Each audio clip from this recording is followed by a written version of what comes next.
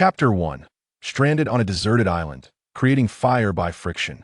The briny sea surged against his body, and Fang Jie was violently cast onto a beach strewn with jagged stones. His drenched garments clung to his skin as the biting winter wind penetrated to his very bones, causing his teeth to chatter uncontrollably. Shivering, Fang Jie managed to rise, immediately shedding all his clothing. He leaped and danced upon the beach, striving to warm his nearly frozen body, while goosebumps erupted across his pale skin. I must create fire. In this frigid weather, succumbing to hypothermia would spell certain doom, he thought, desperately rubbing his fingers, which had turned a dismal shade of purple, with sand embedded beneath his nails. He tore the laces from his shoes and gathered 2 branches of varying thickness nearby, a slender hardwood for the drill and a softer, thicker piece as a base. Wrapping the shoelaces around the drill, he fashioned a rudimentary bow drill apparatus, firmly pressing his knee against the base. With each pull of the shoelace, the drill rotated laboriously atop the coarse branch, fine wood shavings cascading down. The howling sea wind filled his ears, yet all he could discern was the harshness of his own labored breathing. The prolonged effort left his arms aching. One more time, he gritted his teeth, switching hands to continue the arduous task. Gathered beside him was a pile of dry moss and grass, eagerly awaiting ignition. However, after an exhausting duration of drilling, the only result was a heated piece of wood, devoid of even a spark. This friction fire-making truly demands physical endurance. After all this time, I have yet to succeed. Fang Jie felt disheartened. No, I must persevere. I cannot allow myself to perish in this desolate place. He admonished himself. Taking a deep breath, he gradually adjusted his posture, ensuring the drill was vertically aligned with the base's groove, and resumed a steady pull of the shoelace. Time passed, and at last, a wisp of smoke began to rise from the friction site. Fang Jie's heart raced, nearly leaping from his throat. Cautiously, he leaned in the dry moss, gently blowing upon it. With a spark, a flame erupted, flickering to life. I did it! Fang Jie exclaimed joyfully, hopping barefoot along the beach. He hurriedly gathered slender branches from nearby trees to feed the fire, tossing larger logs into the growing blaze once it had stabilized. Subsequently, he excavated an elliptical pit approximately half a meter deep in the sand, a meter away from the bonfire. He compacted the sand along the pit's inner walls and laid a layer of flat stones at the bottom, creating a natural insulative barrier. Then, he carefully placed the burning branches within the pit and constructed a windbreak at the opening using stones, leaving 2 opposing vents for airflow. This arrangement ensured a continuous supply of air to fuel the fire, while shielding the flames from strong winds and allowing heat to concentrate above the fire pit. The warmth of the bonfire gradually dispelled the chill, and Fang Jie hung his wet clothes on a stick to dry, tossing additional branches into the fire to stoke its intensity. Once he felt sufficiently warmed, he began to survey his surroundings. Beneath the overcast sky, the distant sea appeared dark and foreboding, waves relentlessly crashing against the rocky shore. The north wind howled as it swept across the seemingly endless beach. Gazing inland towards the desolate island, layers of mist enveloped the dense forest, shrouding its depths in impenetrable mystery. Alas, what a stroke of misfortune my inaugural cruise has been marred by a maritime disaster. There must be at least 2,000 to 3,000 souls aboard this vessel. How many will survive? And how long must we wait for rescue? Contemplating rescue, he promptly rose and inscribed a colossal SOS in the sand with a branch. Yet, the relentless waves swiftly erased his desperate message. With a resigned sigh, Fang Jie turned and plunged into the thicket in search of something useful. As he meticulously scoured the underbrush, he stumbled upon a straight and sturdy hardwood branch, roughly the diameter of his forearm and about 1.5 meters long.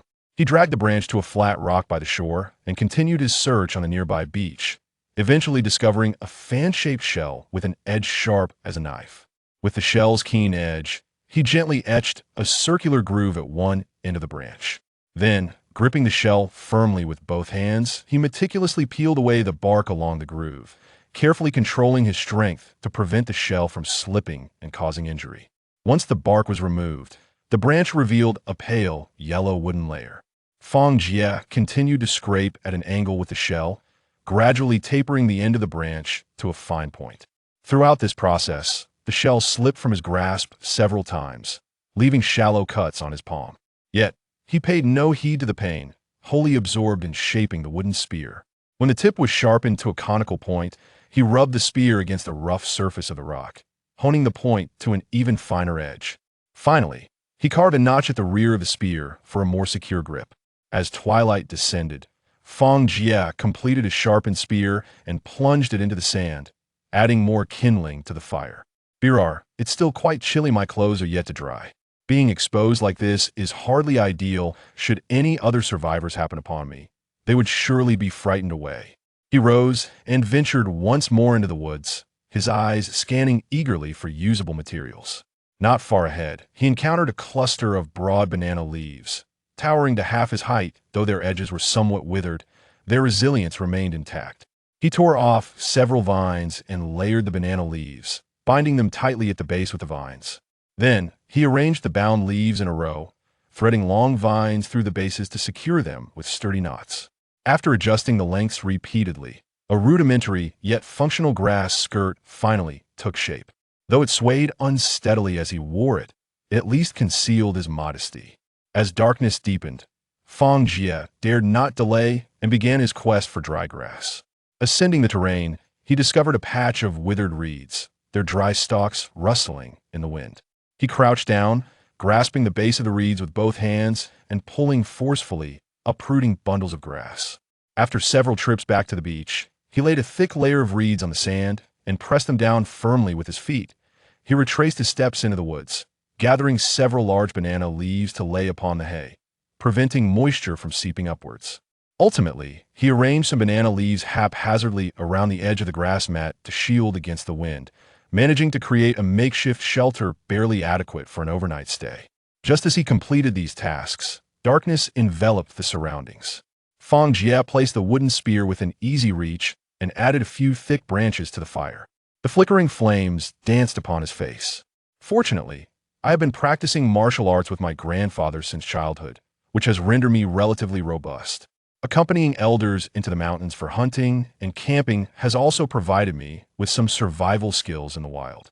Otherwise, an ordinary person, after such a tumultuous experience, would either succumb to drowning or freeze to death.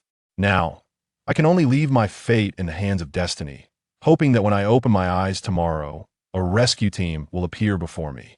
As these thoughts occupied his mind, he suddenly heard rustling sounds emanating from the nearby thicket, as if something was moving through the underbrush. Fang Jie grasped his wooden spear tightly, fixated on the slowly emerging shadow from the bushes. The hunched figure stumbled into the light of the fire. To his surprise, it was an elderly woman, appearing to be in her 60s. Her soaked cotton coat was encrusted with ice, and the frayed holes revealed a pilled woolen sweater beneath. The iron water bottle hanging from her neck clanked rhythmically with her steps, and in her hand, she clutched a frying pan with seaweed still clinging to its edges. Cold, the old woman mumbled indistinctly, her lips tinged with a purplish hue, as she trembled and sat beside the fire. Fang Jie paused momentarily, then slowly lowered his spear.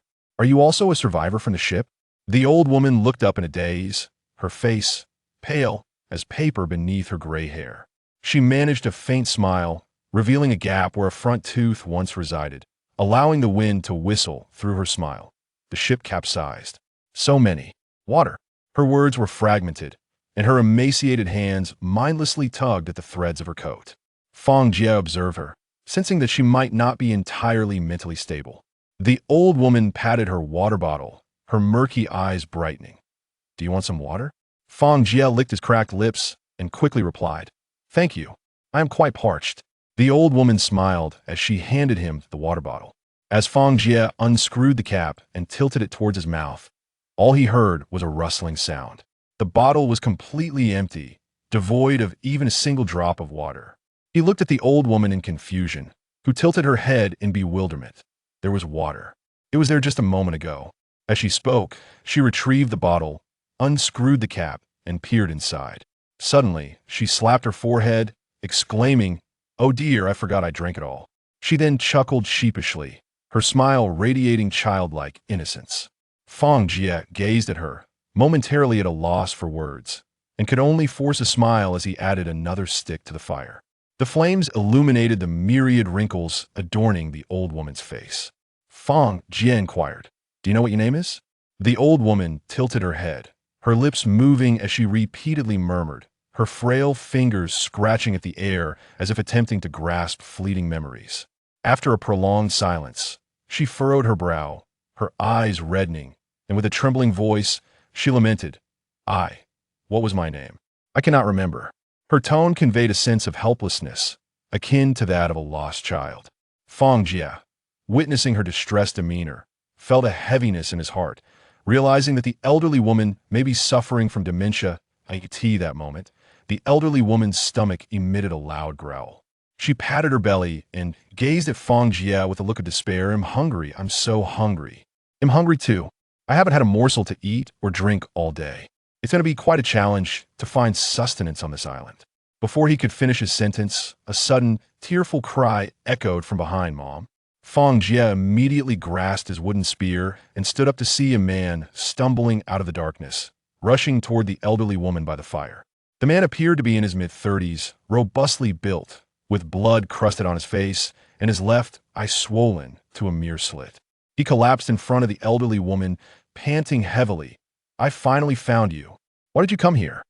However, the elderly woman recoiled sharply, clutching Fang Jie's pant leg tightly. "Who are you? Don't come any closer." "Mom, it's me, Imdachong." The man, anxious, wrung his hands and turned to Fang Jie, explaining, "Brother, my mother has been suffering from dementia for 2 or 3 years now. She doesn't even recognize me anymore." "Are you a survivor from the ship? Thank you for taking care of my mother." Fang Jie lowered his spear. "You were on the ship too? What happened to you? How did you get hurt?" "We were on a company retreat, taking our families on a cruise. Who knew we would encounter a maritime disaster? A dozen of us managed to scramble onto a lifeboat and drifted to this island." His fists clenched tightly, a look of resentment etched on his face as he continued. "All the food and water on the boat, along with the fire axe and first aid kit, were monopolized by the manager and his 2 lackeys. I just wanted to get some water for my mother, but they beat me black and blue with sticks." Suddenly, the elderly woman pointed at Dachong, her voice tinged with fear. "He hits people. I won't go with him." "Mom, how could I ever hit you?" "This afternoon, it was they who were beating me. You must have remembered wrong." With tears in his eyes, Dachong turned to Fang Jie. "Brother, the few of us left are starving. I see that you are strong and armed. If you're willing to help, shall we go demand supplies? Although they have weapons, we are many if they refuse to comply. We can take it by force." Fang Jie stared at the flickering flames, a burning sensation in his throat. Upon hearing Dachong mention supplies, he hesitated for barely a moment. "All right, count me in. If we don't find food and water soon, we'll surely perish here." He donned his dried clothes and picked up his wooden spear, ready to set off. Dachong crouched down, allowing the elderly woman to climb onto his back. "Mom, hold on tight. He'll carry you." However, the elderly woman grasped his neck tightly, her nails digging in his flesh. "You're a bad person. I won't go with you." Dachong let out a muffled groan, refraining from struggling, his temples throbbing. "It's me, Mom, Imdachong. Please loosen your grip." Seeing this, Fang Jie hurriedly approached and gently pried the elderly woman's fingers away. "Dear lady, do not be afraid. I will accompany you." At last, the elderly woman released her grip and scrutinized Fang Jie. "You go with me, otherwise I'm scared." "Of course, we'll go together. Just please don't make a fuss." The 3 of them ventured into the depths of the forest, the dry branches occasionally snagging their clothing, and the gravel underfoot slipping continuously. Dachong, burdened by his mother, felt his steps grow heavier and his breath more labored. After an indeterminate period, a flicker of orange-eared light emerged ahead, accompanied by the increasingly distinct sound of waves crashing against the shore. As he navigated past the last thicket of bushes, Fang Jie squinted against the dazzling scene before him. A colossal bonfire crackled, illuminating the surroundings as brightly as day. A group of men and women sprawled haphazardly across the beach, some wrapped in tattered blankets, while others lay directly on the sand. "How did you manage to ignite such a large bonfire?" Fang Jie inquired, curiosity piqued. "They have lighters. Starting a fire isn't difficult. Lu de Gouet forced us to gather firewood in the forest for an entire afternoon. That's how we managed to kindle this bonfire," Dachong explained in a hushed tone. A portly middle-aged man, having overheard Chang's voice, swayed to his feet. His collar was open, revealing a glimpse of a gold chain. A cigarette dangled from his lips, and the firelight glistened off the flesh of his face, unmistakably identifying him as manager Lu Degay. "Oh, Chang, have you returned with your mother to beg for alms? Have you managed to secure any food?" Lu Degay exhaled a puff of smoke, reveling in his own arrogance. "Aren't you the one who could run away? What brings you back now? You have the ability to leave, so why return?" "Oh, I see. You've come back to receive another beating, haven't you?" Behind him, two burly subordinates laughed, one of them brandishing a fire axe. Lu Degay's gaze landed on Fang Jie, appraising him from head to toe. "Well, Chang, who is this brother of yours? Aren't you going to introduce us?" Chapter 3. The enchanting sisters Su Daqiang furrowed his brow and remarked, "This brother is also a survivor of the ship." Lu Degay cast a sideways glance at Fang Jie. Smirking with a cigarette in his mouth, "What brings you here? What do you want?" Taking a step forward, Fang Jie replied, "I have no supplies. I merely seek to borrow some water and food." "Borrow?" Lu Degay and his companions erupted into laughter, pointing at the huddled crowd behind them. "Do you see them? They are all from my company, and they have no share. Why should we lend you anything?" Fang Jie raised an eyebrow. "The provisions from the lifeboat are meant for everyone. Why should the three of you monopolize them, leaving the rest without even a sip of water? Why is that?" Lu Degay seized a nearby fire axe, its blade gleaming coldly in the firelight. "Because I have the strength to back it up." "I see." Fang Jie tightened his grip on the wooden spear. "So it's merely a matter of strength, is it?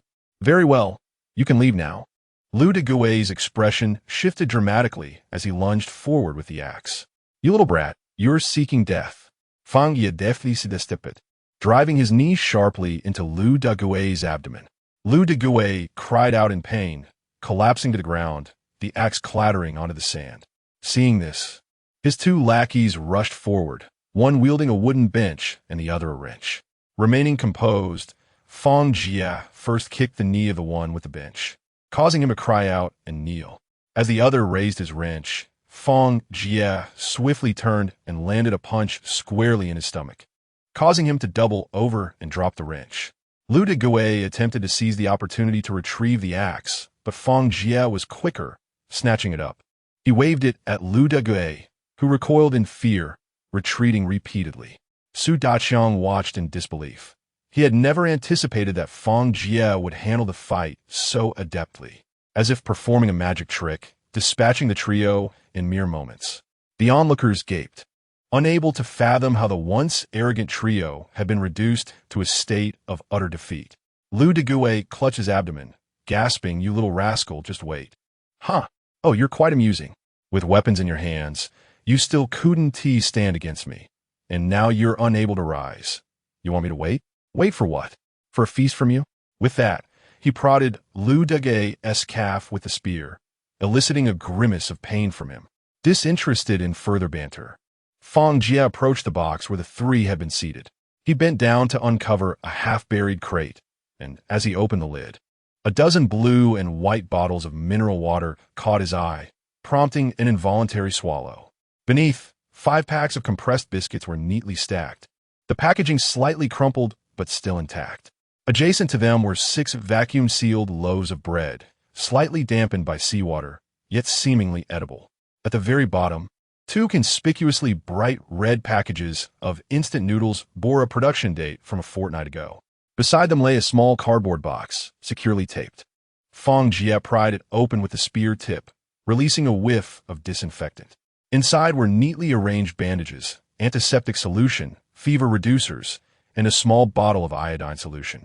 He seized a bottle of water and took 2 swift gulps from its mouth, then tore open a loaf of bread and devoured it ravenously. Su Daqiang, hunched over, leaned closer and implored, "Brother, my mother's lips are cracked and bleeding. Could you spare some water?" Fang Jie remained silent and tossed a bottle of water towards him. Su Daqiang's hands trembled as he carefully unscrewed the cap and extended it to the elderly woman. This scene illuminated the eyes of the onlookers, drawing a crowd that buzzed with anticipation. Some swallowed hard, others rubbed their hands together, their breaths quickening. Fang Jie surveyed the eager faces and then glanced at the supplies at his feet. He rummaged through a box and retrieved 3 bottles of water, 2 buckets of instant noodles, 2 loaves of bread, and 2 packets of compressed biscuits, declaring, "I will keep these. The weapons and medicine are mine. The rest you may divide among yourselves. This seems fair, considering I obtained them." The crowd initially froze, then erupted in suppressed cheers. "Thank you. You're truly a kind person. Once help arrives, I will express my gratitude." Some could hardly contain their excitement as they rummaged through the boxes. Those who snatched the bread devoured it hastily, choking and pounding their chests while shoving more into their mouths. In a corner, a pair of twin sisters remained still. The elder cradled her feverish sister in her arms, the girl's flushed face radiating heat, mumbling incoherently. The elder sister, perhaps in her early 20s, possessed delicate features and a striking beauty. Her damp, long hair clung to her cheeks, and even caked with dirt, her beauty was undeniable. Biting her lip, she hesitated before speaking. "We do not need food. Could we have some fever medicine? My sister has been burning up all day. I fear she won't tea last much longer."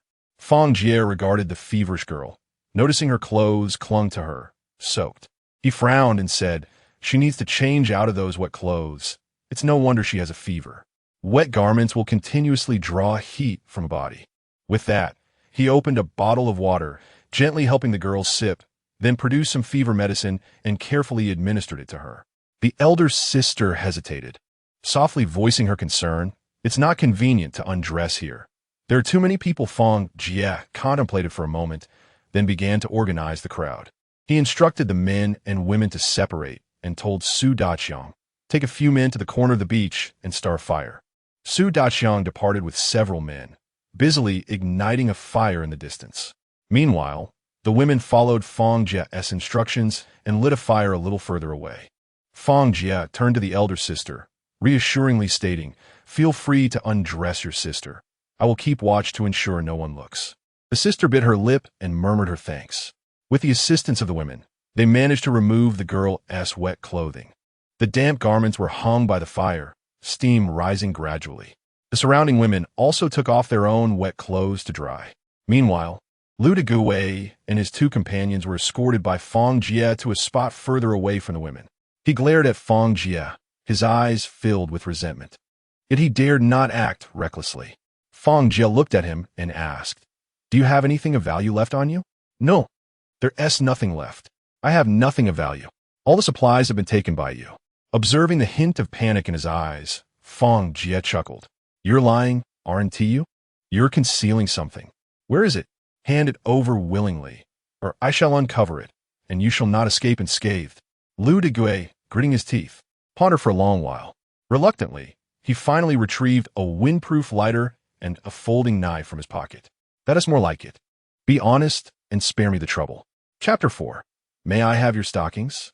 Fang Jie crouched down, rummaging through Lu Deguai and his companions, leaving no pocket or shoe sole unchecked.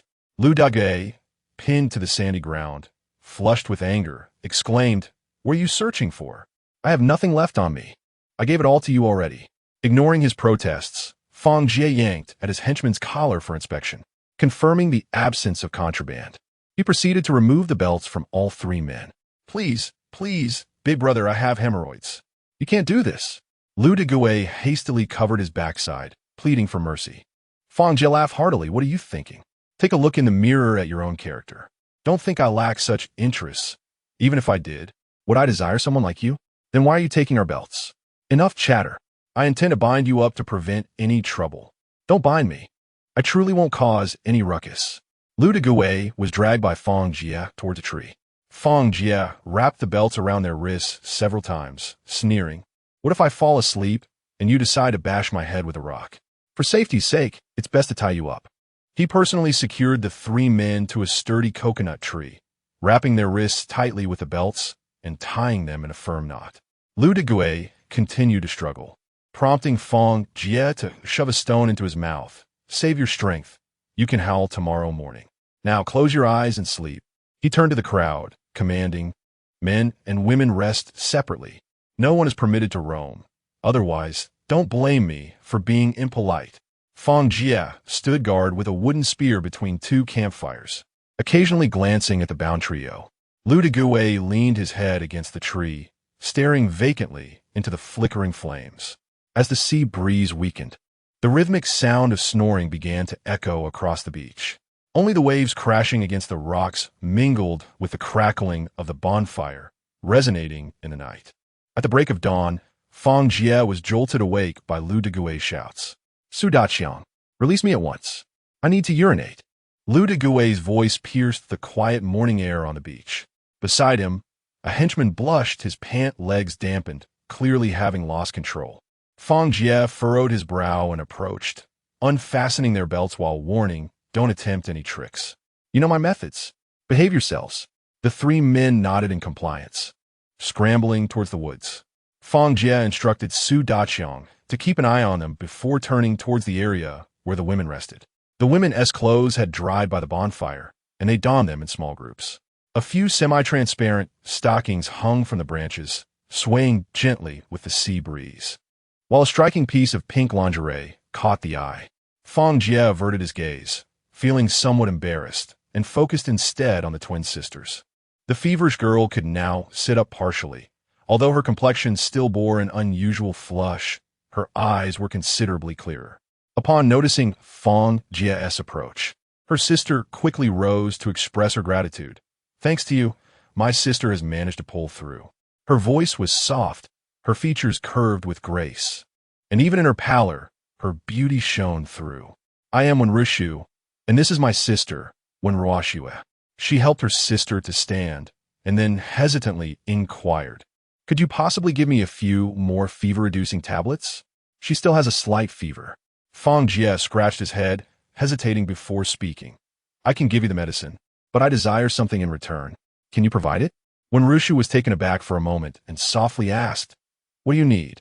Please feel free to ask. As long as we have it, I am willing to exchange. Fang Jie's gaze drifted toward the swaying pink undergarments hanging from the tree branches. His throat bobbed as he stammered, the lingerie and stockings, are they yours? Could you give them to me? Wenrishu's face flushed crimson, instinctively protecting her chest. Why do you want that? Fang Jie hurriedly waved his hands in explanation. Do not misunderstand. I have no ulterior motives. The underwire of ladies' lingerie, along with stockings, can serve practical purposes. They can be tools. Wenrishu bit her lip, her voice barely above a whisper. That belongs to my sister. Hers does not have an underwire. At that moment, Wenruoxue had tugged at her sister's sleeve and whispered something in her ear. Wenrishu's face burned all the way to her neck. After much hesitation, she turned her back to Fang Jie, her hands slipping inside her clothing to fumble for a moment. With the sound of fabric rustling, she shyly extended a piece of lace lingerie, her body trembling slightly. I have one with an underwire. Why, you can take it. Fang Jie felt somewhat embarrassed as he reached for the lingerie. He accidentally brushed against Wenrishu's icy fingers, and both of them instinctively recoiled. Thank you. I only need the underwire. If it is truly inconvenient for you, you could traverse the forest to find me at the beach. I will return it. No, that's unnecessary. You can keep it. Fang Jie expressed his gratitude once more, handing over the fever-reducing tablets to the two before turning to leave with the lingerie and stockings in hand. Upon arriving near Su Daqiang, he found Lu Degue and the others had already returned. On the beach, several men were gathering firewood, piling dry branches beside the bonfire. Fang Jie patted Su Daqiang on the shoulder. I am heading back. Everyone should unite. Do not let anyone bully you again, and take good care of your mother. With that, he tightened his grip on the axe, slinging the looted supplies over his back. Su Daqiang quickly grasped his arm. Brother, it would be better to stay here together. Why go back alone? Fang Jie pointed into the depths of the forest. This island is vast. There must be more than one beach. If the rescue team heads to my side, wouldn't it'd be a waste of time for us to remain here? He crouched down, picked up a stick, and drew a rudimentary map in the sand. We will guard two directions. As soon as one side receives rescue, we will immediately send word. The others nodded in agreement. All right, you do have a point. We will follow your lead. However, what about the three of them? Su Daqiang's gaze shifted toward Lu Degue and his companions, clearly harboring doubts about them. Fang Jie tightened his grip on the axe, his gaze piercing as he addressed Lu Degue and the others. Listen closely. We are all trapped on this desolate island, and no one has it easy. To survive, we must look out for one another. Do not entertain any thoughts of bullying. Lu Degue, about to retort, caught sight of the glinting axe in Fang Jie's hand and swallowed his words back down. The two companions beside him lowered their heads, not daring to utter a sound. Fang Jie cast a sweeping glance over the crowd, his tone softening slightly. Only by uniting can we hope to escape this place. Do not squander your energy on infighting. Under Fang Jie's imposing presence, Lu Degue reluctantly nodded. Understood. Rest assured, we are colleagues in the same unit. We have shared years of camaraderie, and upon our return, we shall continue to work together without further conflict. The other two, witnessing this, also hastily nodded in agreement. It was only then that Fang Jie sheathed his axe. He waved farewell to the group and once more stepped into the depths of the forest. Chapter 5. Erecting the tent, the overcast sky hung low, the heavy clouds threatening to descend at any moment. The biting winter wind swept through the treetops, producing a mournful sound. A sense of foreboding settled within Fang Jie. Given the weather, snow seemed imminent. He treaded upon a carpet of withered leaves as he ventured deeper into the forest, where the bare trunks stood tall against the sky, their rough bark capable of lacerating a palm. As he caressed a pine tree as thick as a bowl, he abruptly halted. The interlacing branches and the sturdy wood suggested that a wooden cabin could be constructed from these trees, resilient enough to withstand the tempestuous elements. Clenching his fist, he struck the trunk, the dull thud reverberating among the trees, and a plan began to form in his mind. Lost in thought, a flash of brilliant red caught his eye. Parting the thorns, he discovered several wild fruit trees growing askew on the slope. Many of the ripe fruits lay half-rotten on the ground, encrusted in a layer of gray dirt, while a few still clung precariously to the branches. Fang Jie's eyes sparkled with excitement as he crouched down to gather them, carefully inspecting the skins with his nails to ensure they were not spoiled before delicately placing them into his pocket. The wind intensified, and sporadic snowflakes began to drift down. Fang Jie lifted his gaze to the somber sky and quickened his pace deeper into the woods.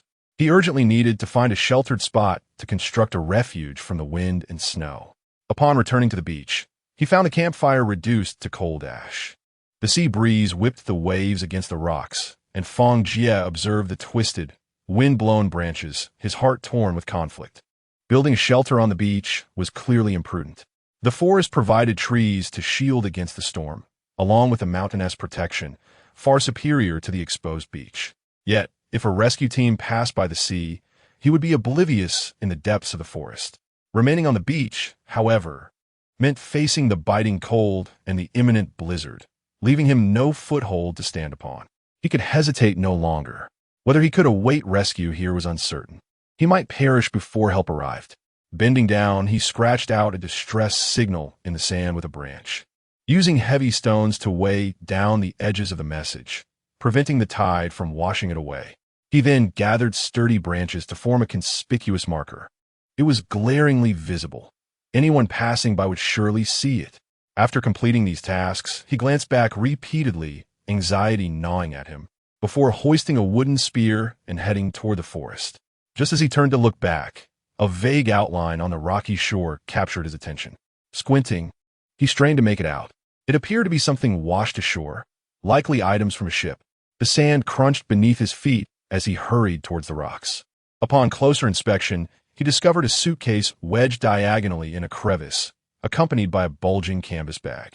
The relentless waves battered them, threatening to sweep them away at any moment. Ignoring the laceration on his palm from the rocks, Fang Jie vigorously yanked the suitcase free, then seized the canvas bag and hurled it onto the beach. Trembling with excitement, he realized that these items represented a glimmer of hope for survival. Regardless of their contents, they now held potential value. I must search further. One might find themselves washed ashore, yet the contents of the vessel need not all succumb to the depths. With his gaze lowered, he continued to scour the vicinity. Indeed, not far off on the shallow banks, a box was partially buried in the sand, alongside a pot handle and the rim of a kettle peeking out. He rushed over and dug fervently to unearth the box. Upon opening it, he discovered it contained an entire stash of ham sausages. Fortunately, they were encased in a plastic box. Had it been a mere cardboard container, it would have disintegrated long ago.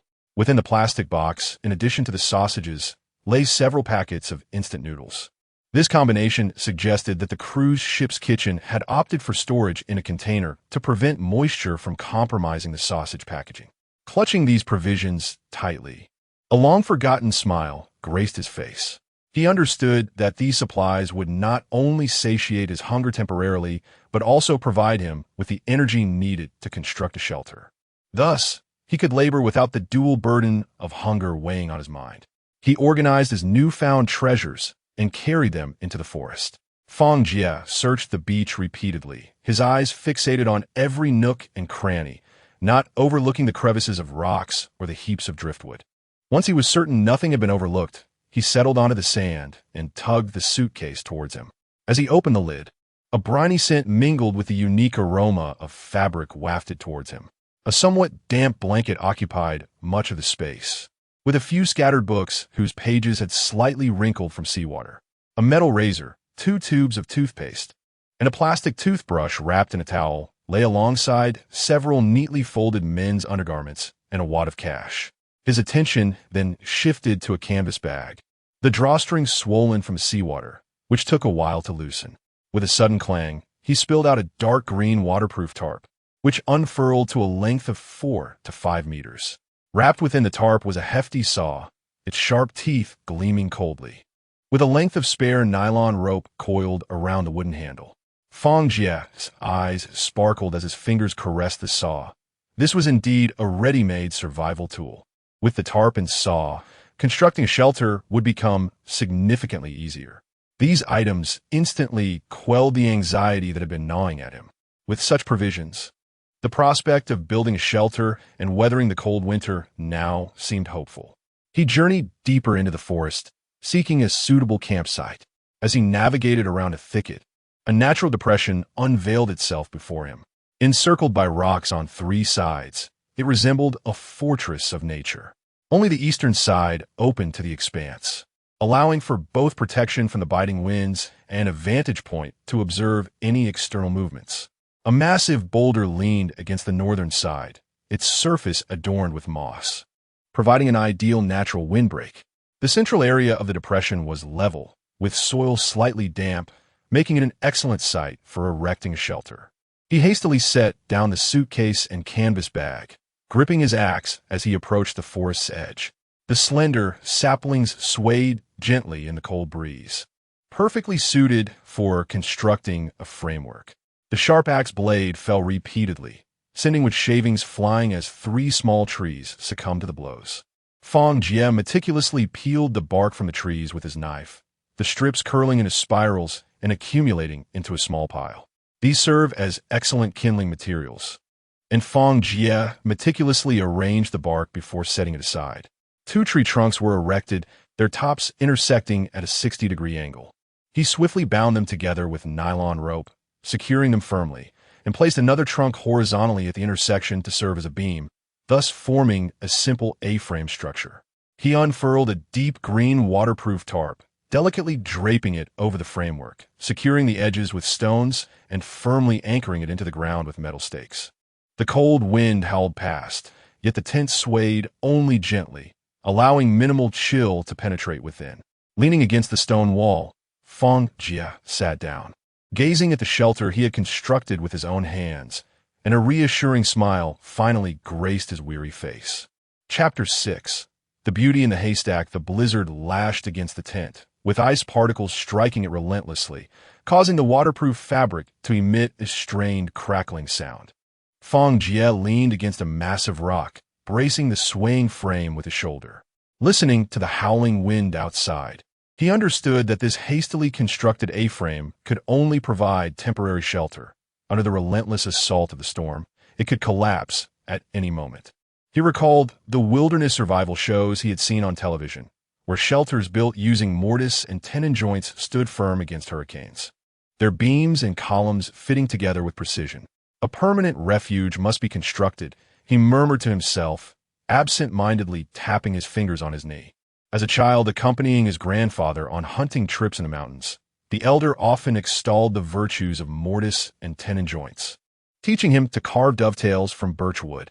Now, stranded on a deserted island, those survival skills, buried deep in his memory, had become his lifeline. Outside the tent, the snowfall intensified. Fang Jie gazed at the flurries cascading from the sky. He seized a pot and dashed outside, allowing the wind and snow to blind him. By the time he returned to the tent, his hair was encrusted with ice, and the pot brimmed with fluffy white snow. Without pausing to brush off the snowflakes from his body, he grasped his axe and plunged back into the blizzard. He began stacking the stones he had collected beside the giant rock, slowly forming a rudimentary stove amid the tempest. Fang Jie retrieved some dry grass and ignited a fire. The flames licked the bottom of the pot, and the snow water emitted a faint bubbling sound. He squatted beside the stove, watching the rising white vapor. Although the storm posed challenges to his survival, it also brought with it a glimmer of hope. The seawater was undrinkable, laden with harmful substances even when boiled. However, the snow water was safe. With this snowfall, at least he need not worry about water for the time being. As the first warm sip of snow water slid down his throat, he gazed at the tent being battered by the fierce winds, his mind already formulating plans. Once the storm abated, he must act swiftly to build a proper shelter using mortise and tenon joints. Nightfall descended quickly. The howling of the blizzard began to wane, and the biting cold wind was no longer as fierce, although large flakes of snow continued to fall, blanketing the world in white. Leaning against the frigid rock, Fang Jie listened to the sound of snowflakes softly striking the waterproof fabric of the tent, and the tautness in his nerves finally began to ease. From being washed ashore to facing Liu Dage, from discovering supplies to erecting a temporary tent, and now struggling to survive in the blizzard. This day and a half had seemingly drained him of all his strength. The dampness of his clothes still clung to him, but fatigue washed over him like a tide. He wrapped himself tightly in the salt-tinged blanket and curled up in the pile of dry grass, swiftly succumbing to a deep slumber. Outside the tent, the heavy snow silently accumulated, gently enveloping this makeshift refuge in its embrace. Only the faint embers of the campfire flickered intermittently in the darkness. As the morning light pierced through the clouds, Fang Jie lifted the tent, weighed down by the snow. The night's blizzard had transformed the deserted island into a silvery realm, with snow that rose to his ankles crunching beneath his feet. He used a branch to clear the snow from the entrance of the tent, recalling his plan to fish from the previous night. He retrieved his warm underwear. Gazing at the alluring lingerie styles, Fang Jie inexplicably brought it to his nose and inhaled deeply. The faint fragrance lingering on the fabric seemed to retain the youthful shyness and charm of a maiden. What was he thinking at such a time?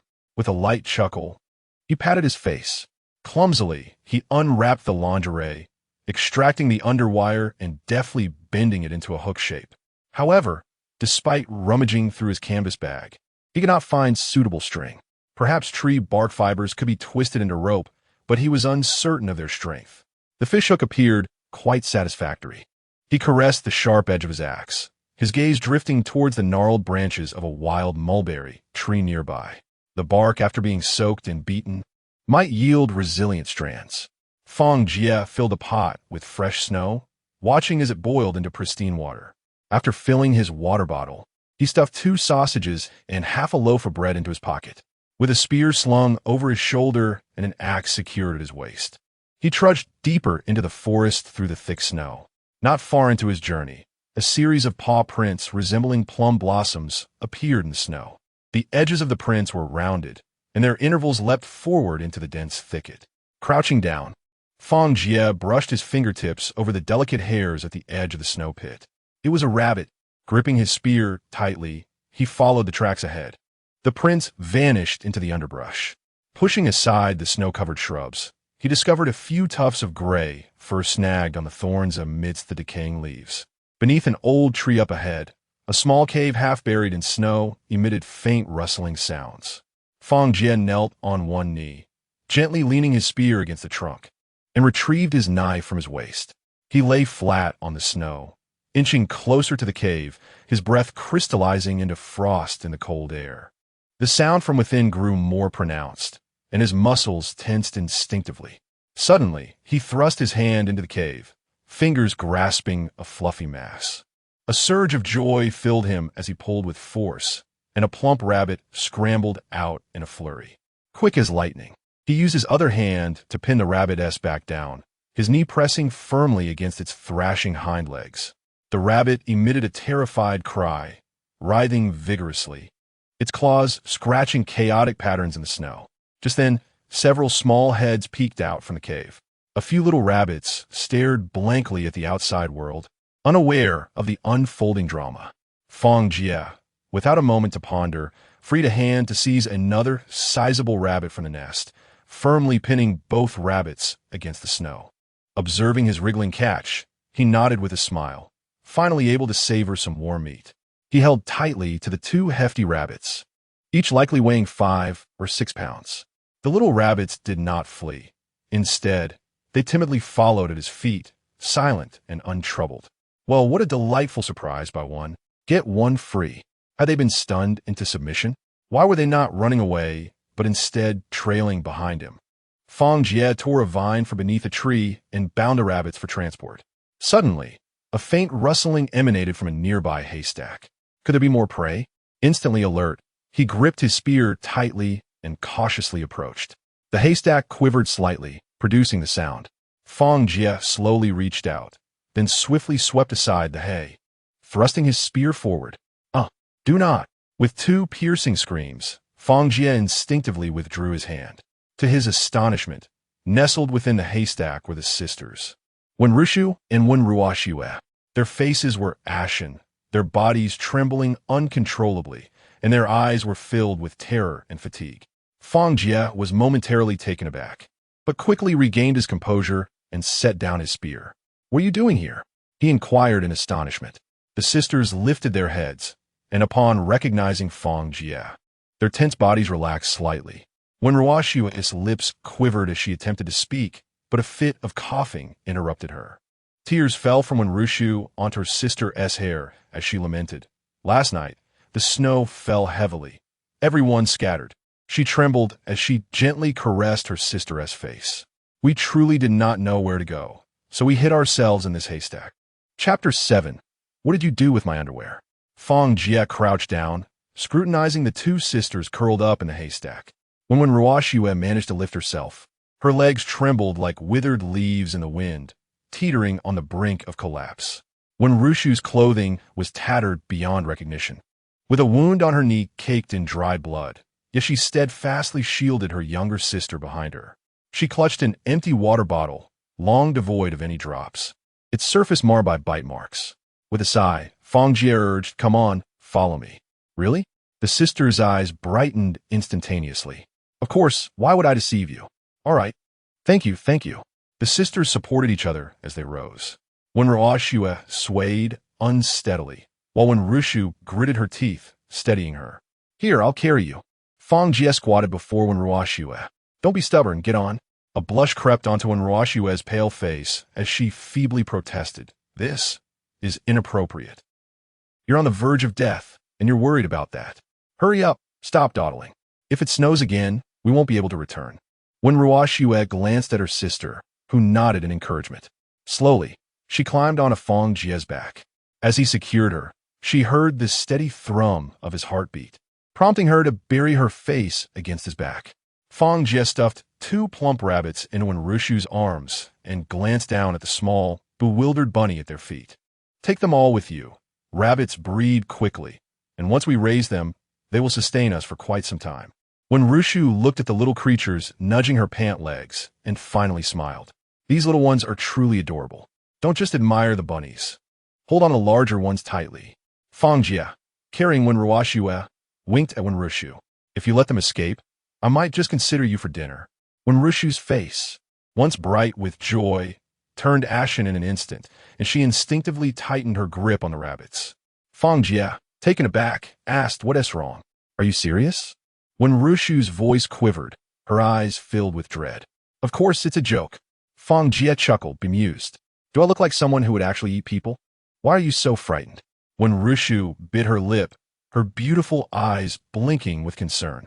I watched a horror movie before. It said that people stranded on deserted islands without food would. Fang Jie's heart softened, and he softened his tone. Don't think about that nonsense. You know, it's just a movie. I promise I won't do anything like that. Rest assured. He paused before adding, besides, human flesh isn't palatable. It's rather sour. When Rushu caressed her full chest. That's good as long as you... How do you know human flesh is sour? Ha! Cough, cough. When Ruoshua, perched on his back, burst into laughter. Sister, this big brother is teasing you. By the way, big brother, what is your name? I still don't know. I'm Fang Jie, 22 years old this year. And you too? When Rushu replied, you know both our names. I'm the elder sister. And she asked the younger sister. We are both 21. The prime age of a young girl, combined with her exquisite beauty and melodious name, creates an enchanting pair. Fang Jie gazed at the two sisters in admiration. Thank you. I didn't expect you to be quite adept at charming young ladies, when Rushu remarked, her eyes sparkling with amusement as she scrutinized Fang Jie. Not at all. I merely speak the truth, he replied. By the way, why aren't you with Lu de Gouet and the others? Did you venture out on your own? When Rushu immediately pouted, he constantly cast lecherous glances at us at the workplace. That gaze of his, mentioning Lu de Gouet, filled her with disdain. My sister and I prefer not to associate with those people. And yet you dare to accompany a stranger like me. Aren't you afraid I might be a villain? When Rushu lifted her gaze to Fang Jie's windblown, flushed profile, her voice softened. You are willing to share your food with us and even save Ruoshua. You clearly possess a good heart. We trust you. Just then, Fang Jie abruptly halted. Ahead, an old tree was entwined with vines and long roots. Hurry, he called out urgently to when Rushu, tear down the thickest vines. We'll need them to reinforce the tent, and gather some of those finer roots as well. I can make use of them. When Rushu quickly set down the rabbit, tiptoeing to tug at the vines, the coarse fibers leaving red imprints on her palms, yet she persevered and managed to pull down several of the thickest ones. Drag those vines along and cut some tree tendrils with the small knife, Fang Jie instructed, gesturing towards the small knife in his pocket. When Rushu extracted the knife and bent down to sever the slender tree tendrils, Fang Jie carried when Ruoshua ahead, occasionally glancing back to remind her, hold on tight. Make sure the vines don't trip you. With one hand gripping the vines and the other cradling the rabbit, when Rushu navigated through the snow, a few small bunnies hopping alongside her, occasionally nudging her pant leg with their tiny pink noses. The trio trudged through the deep snow, eventually catching sight of the tent's outline. Fang Jie carefully set when Ruoshua down, and the Wun sisters fixed their gaze upon the modest shelter. When Ruoshua weakly leaned against the edge of the tent, murmuring, we've finally arrived. When Rushu hastened into the tent, gently placing the rabbit on a pile of hay, then turning to survey the mound of supplies, her eyes brimming with delight. I can't believe there's so much stuff here. All of this was gathered by the seaside. Many good items were washed ashore during the tempest. Fang Jie explained while assisting when Ruoshua inside. You should rest. Take some medicine and get plenty of sleep. You'll feel better in no time. As soon as when Ruoshua laid down on the bed of hay Fang Jie had prepared, she caught a whiff of a scent mingled with seawater and sweat. Don't mind it. The blanket was slightly damp when I pulled it from the suitcase. Though it has a smell, it is warm, Fang Jie patiently clarified. Once the sun comes out, we can air it out. Upon hearing this, when Ruoshua gradually nestled into the blankets, suddenly she gasped, pulling out a bundle of pink fabric from within the bedding. It was none other than Rushu's undergarment. When Rushu's face flushed a deep crimson, as she snatched the garment from her sister's hands, her eyes wide with suspicion. W, what are you doing with my underwear and the blanket? What did you bring it for? Fang Jie cleared his throat lightly and remarked, this morning, I dismantled a steel ring to fashion a fishhook and casually placed it here. He gestured toward his pocket, adding, you may not believe it, but the steel ring remains in my possession. When Rushu, somewhat skeptical, unfolded her undergarment and meticulously inspected it, discovering clear signs of having been disassembled. She then took it outside the tent for a closer examination, finding nothing out of the ordinary. Blushing, When Rushu finally tucked the undergarment back into her pocket and murmured, "Since you no longer require it, I shall reclaim it. It is rather inconvenient to be without undergarments." Chapter 8.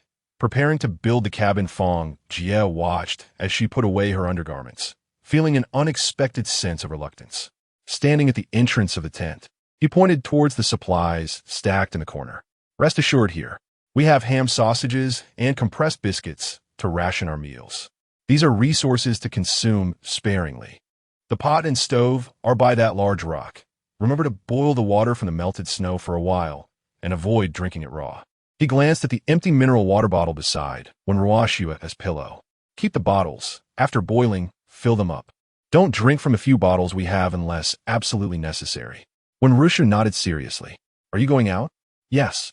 Fang Jie tucked the axe into his belt, his gaze sweeping over the low-hanging clouds outside the tent. "I need to construct a sturdy cabin quickly. Otherwise, the next snowfall will overwhelm this tent." He suddenly turned back. "Do you know where Lu de Gouet and the others are hiding?" "Under the windbreak cliffs at the beach."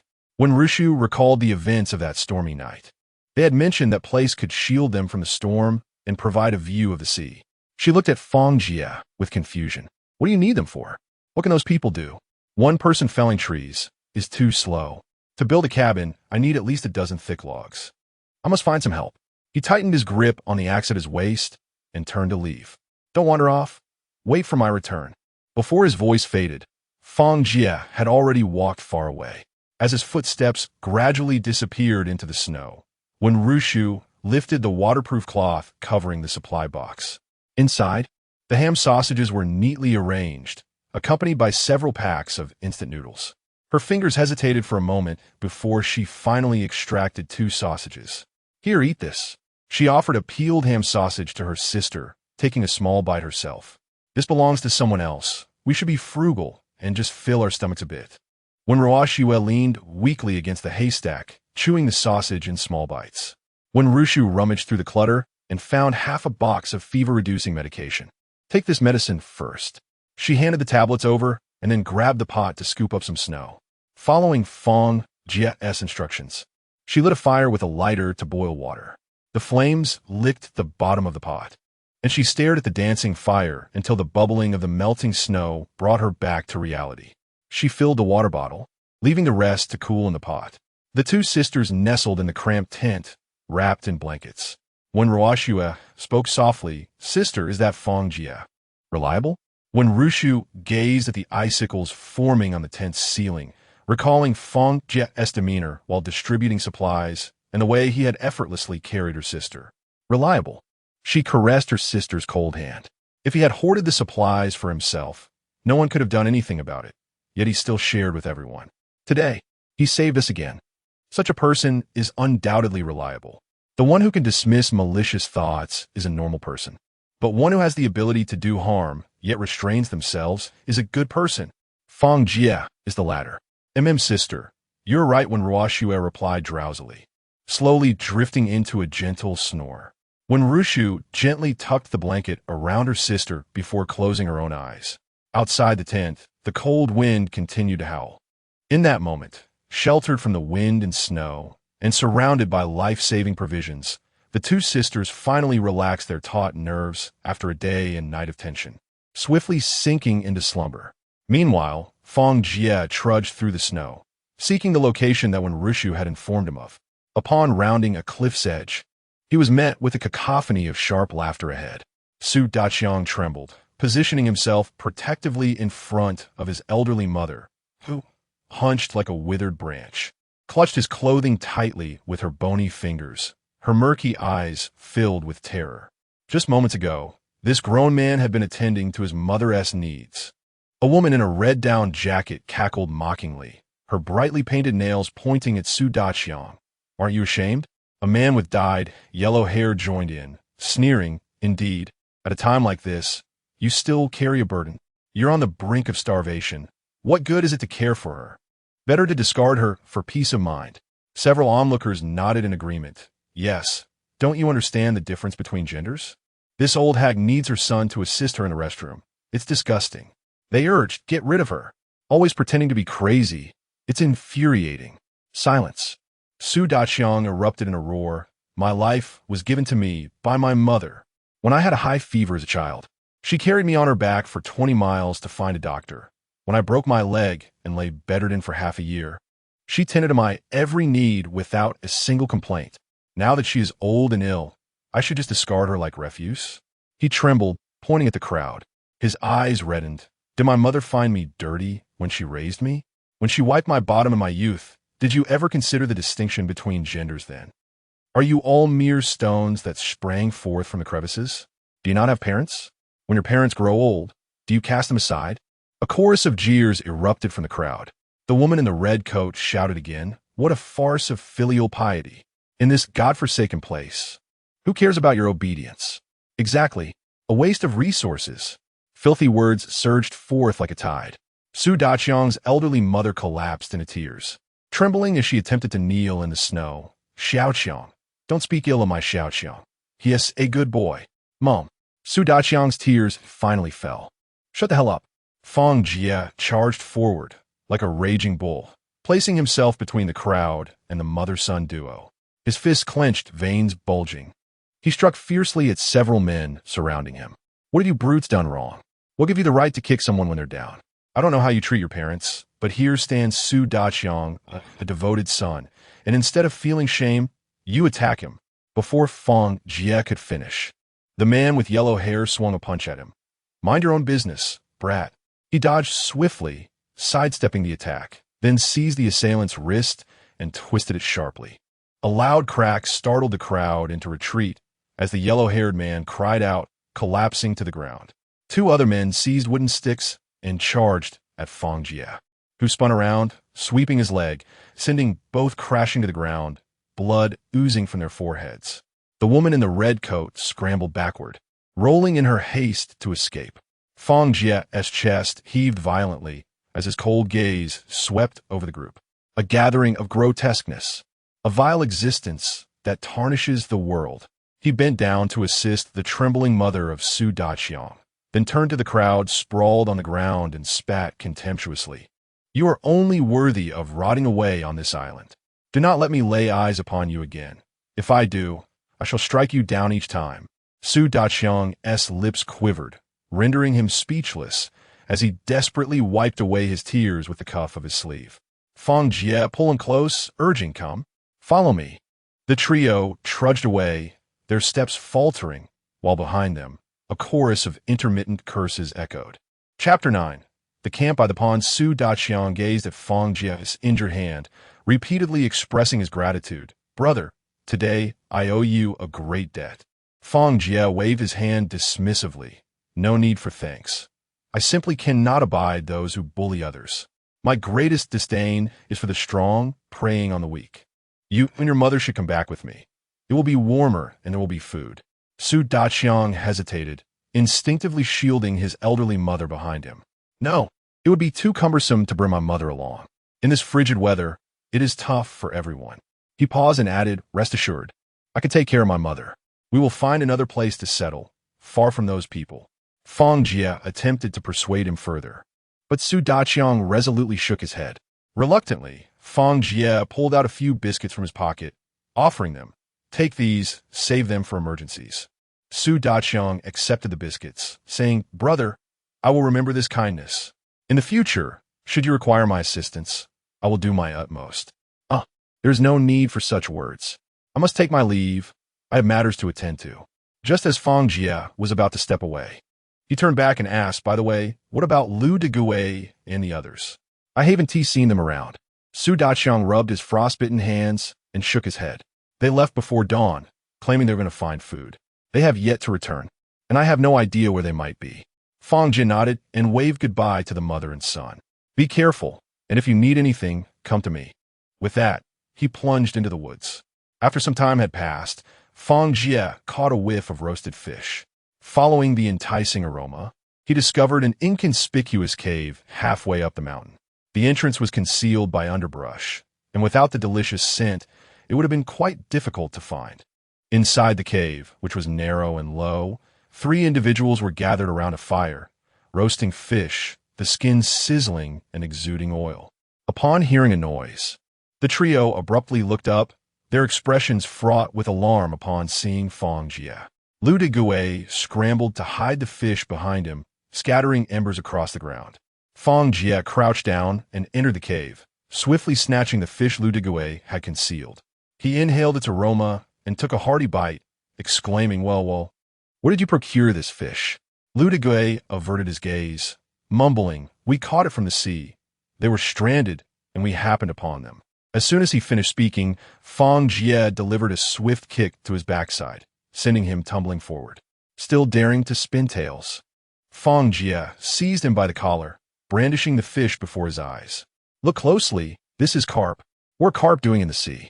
Lu de Gui lay on the ground, groaning, while the other two crouched in the corner, too frightened to make a sound. Fang Jie picked up a wooden stick from the ground and struck it against the rock wall with force. If you do not speak the truth, I shall break your legs today. Wait, brother, I will tell you. Lu de Gui begged, cradling his head. There is a pond behind the mountain, with shallow waters that have frozen over. The fish swim slowly. We spent quite a while catching these. Fang Jie tossed the stick aside and yanked Lu de Gui by his collar, dragging him out. Let us go. Let me there.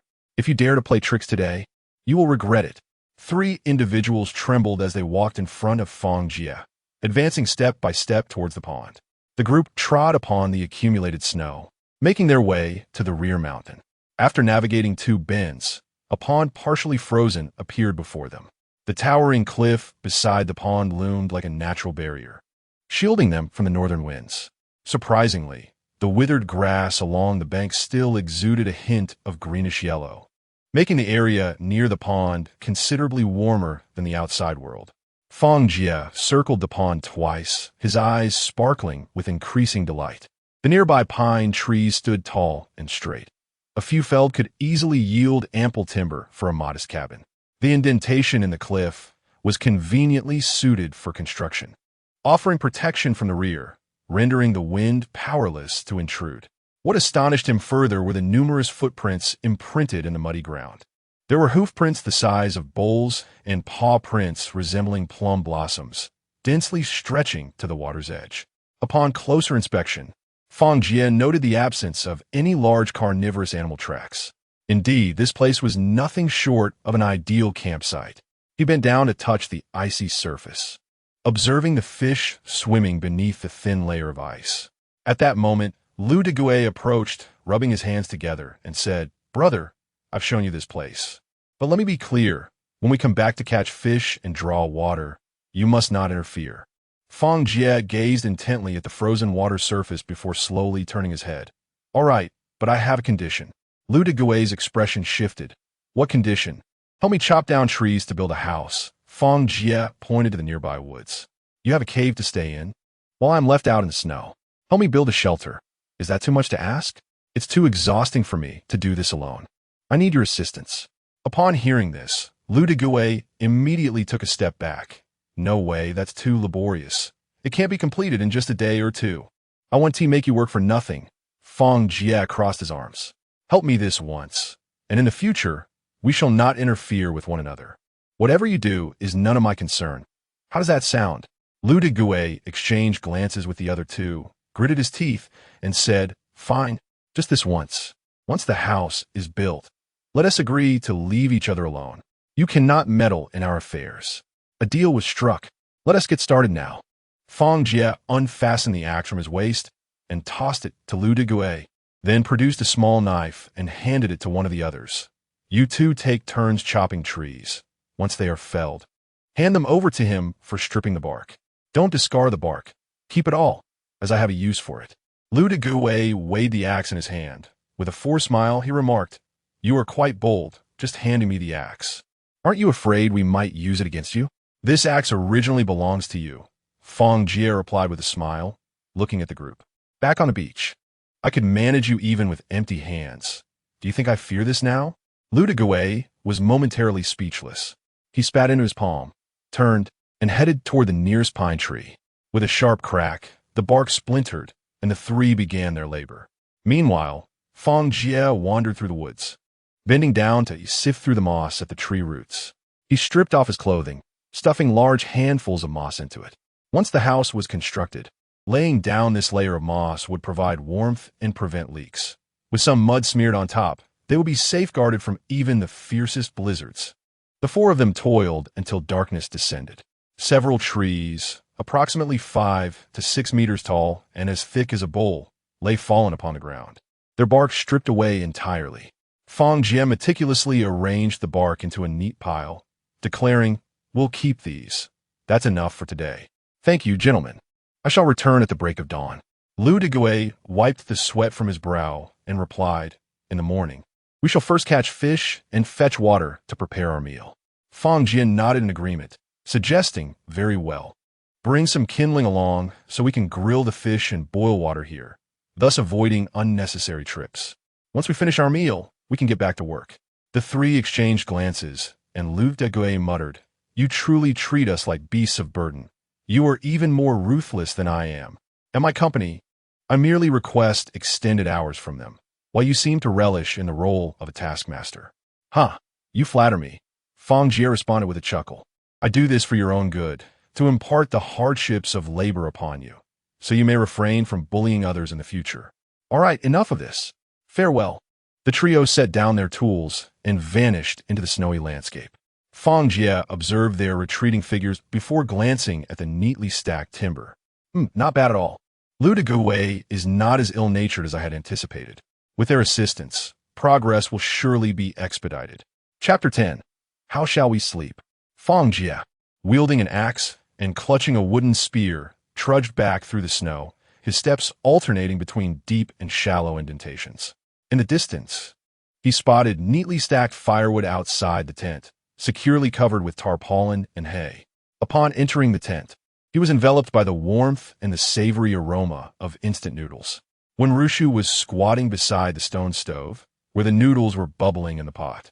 "At last you're back," exclaimed one Ruashua, her keen eyes catching sight of the wooden spear in his hand as she sprang up to take it from him. "Look, we've tidied up the tent and laid hay in the damp areas."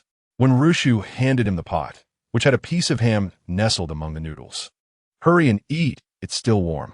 Since we don't have bowls, you'll have to eat directly from the pot." Fang Jie accepted the pot and devoured a few mouthfuls, the heat causing him to exhale sharply. Turning his gaze to the corner, where supplies were neatly bundled in blankets stacked in squares, an indescribable feeling arose within him. "Have you two made this place your home?" He chuckled, wiping his mouth. "You've organized it far more meticulously than I ever could." When Rushu added a piece of dry firewood to the stove, the flames crackling to life. "Now that we've settled here, this is indeed our home. By the way, did you find Lu Degui and the others today?" Fang Jie nodded, recounting his discovery of a water pond and the negotiations he had struck with the three individuals. When Ruashiwe's eyes sparkled with excitement. "Does this mean we will soon have a proper house to live in?" "Almost. Once the wooden house is constructed, we can devise plans for further development. The location is shielded from the wind, has a water source nearby, and wildlife can be found, which is far superior to being cramped in a tent." Outside, the wind and snow howled while the three of them sat around the fire, engaging in light conversation. Fang Jie shared the story of Su Daqiang's mistreatment, prompting Wen Rushu to frown. "The woman in the red down jacket is Zhou Lijuan. She's notoriously sharp-tongued at the company. She enjoys currying favor with Lu Degui and, leveraging her position as a department head, has made life difficult for newcomers." When Ruashua made a face and inched closer to her sister, "Indeed. Last time during the team-building exercise, she secretly hoarded half a bag of beef jerky, claiming it was taken by someone else. Had she not been caught, she would never have intended to share it. It's no wonder she was so eager to bully others today," Fang Jie remarked, setting the pot aside. "Have you two had conflicts with her?" When Rushu sighed, "We have oversupplies. The few bottles of water and pieces of bread you distributed led to daily disputes." Zhou Lijuan would argue for half an hour just to claim an extra bottle of water. "It's a bitter joke. If we stayed any longer, we would inevitably come to blows. My sister and I decided to leave them behind." When Ruashua nodded, hugging her knees, in hindsight, leaving them was indeed the right choice. "At least we no longer have to endure their incessant bickering. It gave me a headache." When Rushu glanced at Fang Jie, given how aggressive that group was today, "What prompted you to stand up for Su Daqiang?" Fang Jie extended his hand toward the fire, his palm warming against the heat. Does one require a reason to harm others? Must one have a motive to assist? Of course, she retorted. Just like when we first arrived on the island. You handed me medicine without hesitation. Surely it wasn't without cause? Fang Jie raised an eyebrow and retorted. Then tell me, why would I assist you? The Wen sisters exchanged glances, and when Ruoxue stifled a laugh. When Rushu, with a knowing smile, confidently raised her chin. What do you think? Fang Jie fixed his gaze on her ample bosom and suddenly chuckled. I see. You believe I would help you out of a desire for beauty, correct? The sisters remained silent, merely locking their eyes onto him. He shook his head with a sigh. You both overestimate yourselves while underestimating me. When Rushu's expression darkened. What do you mean? Are we not beautiful enough? Fang Jie waved his hand dismissively. Beautiful, of course, but on this deserted island, can beauty suffice for sustenance? He gestured towards the howling wind outside the tent.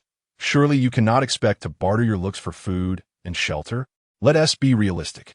This place respects only strength and skill.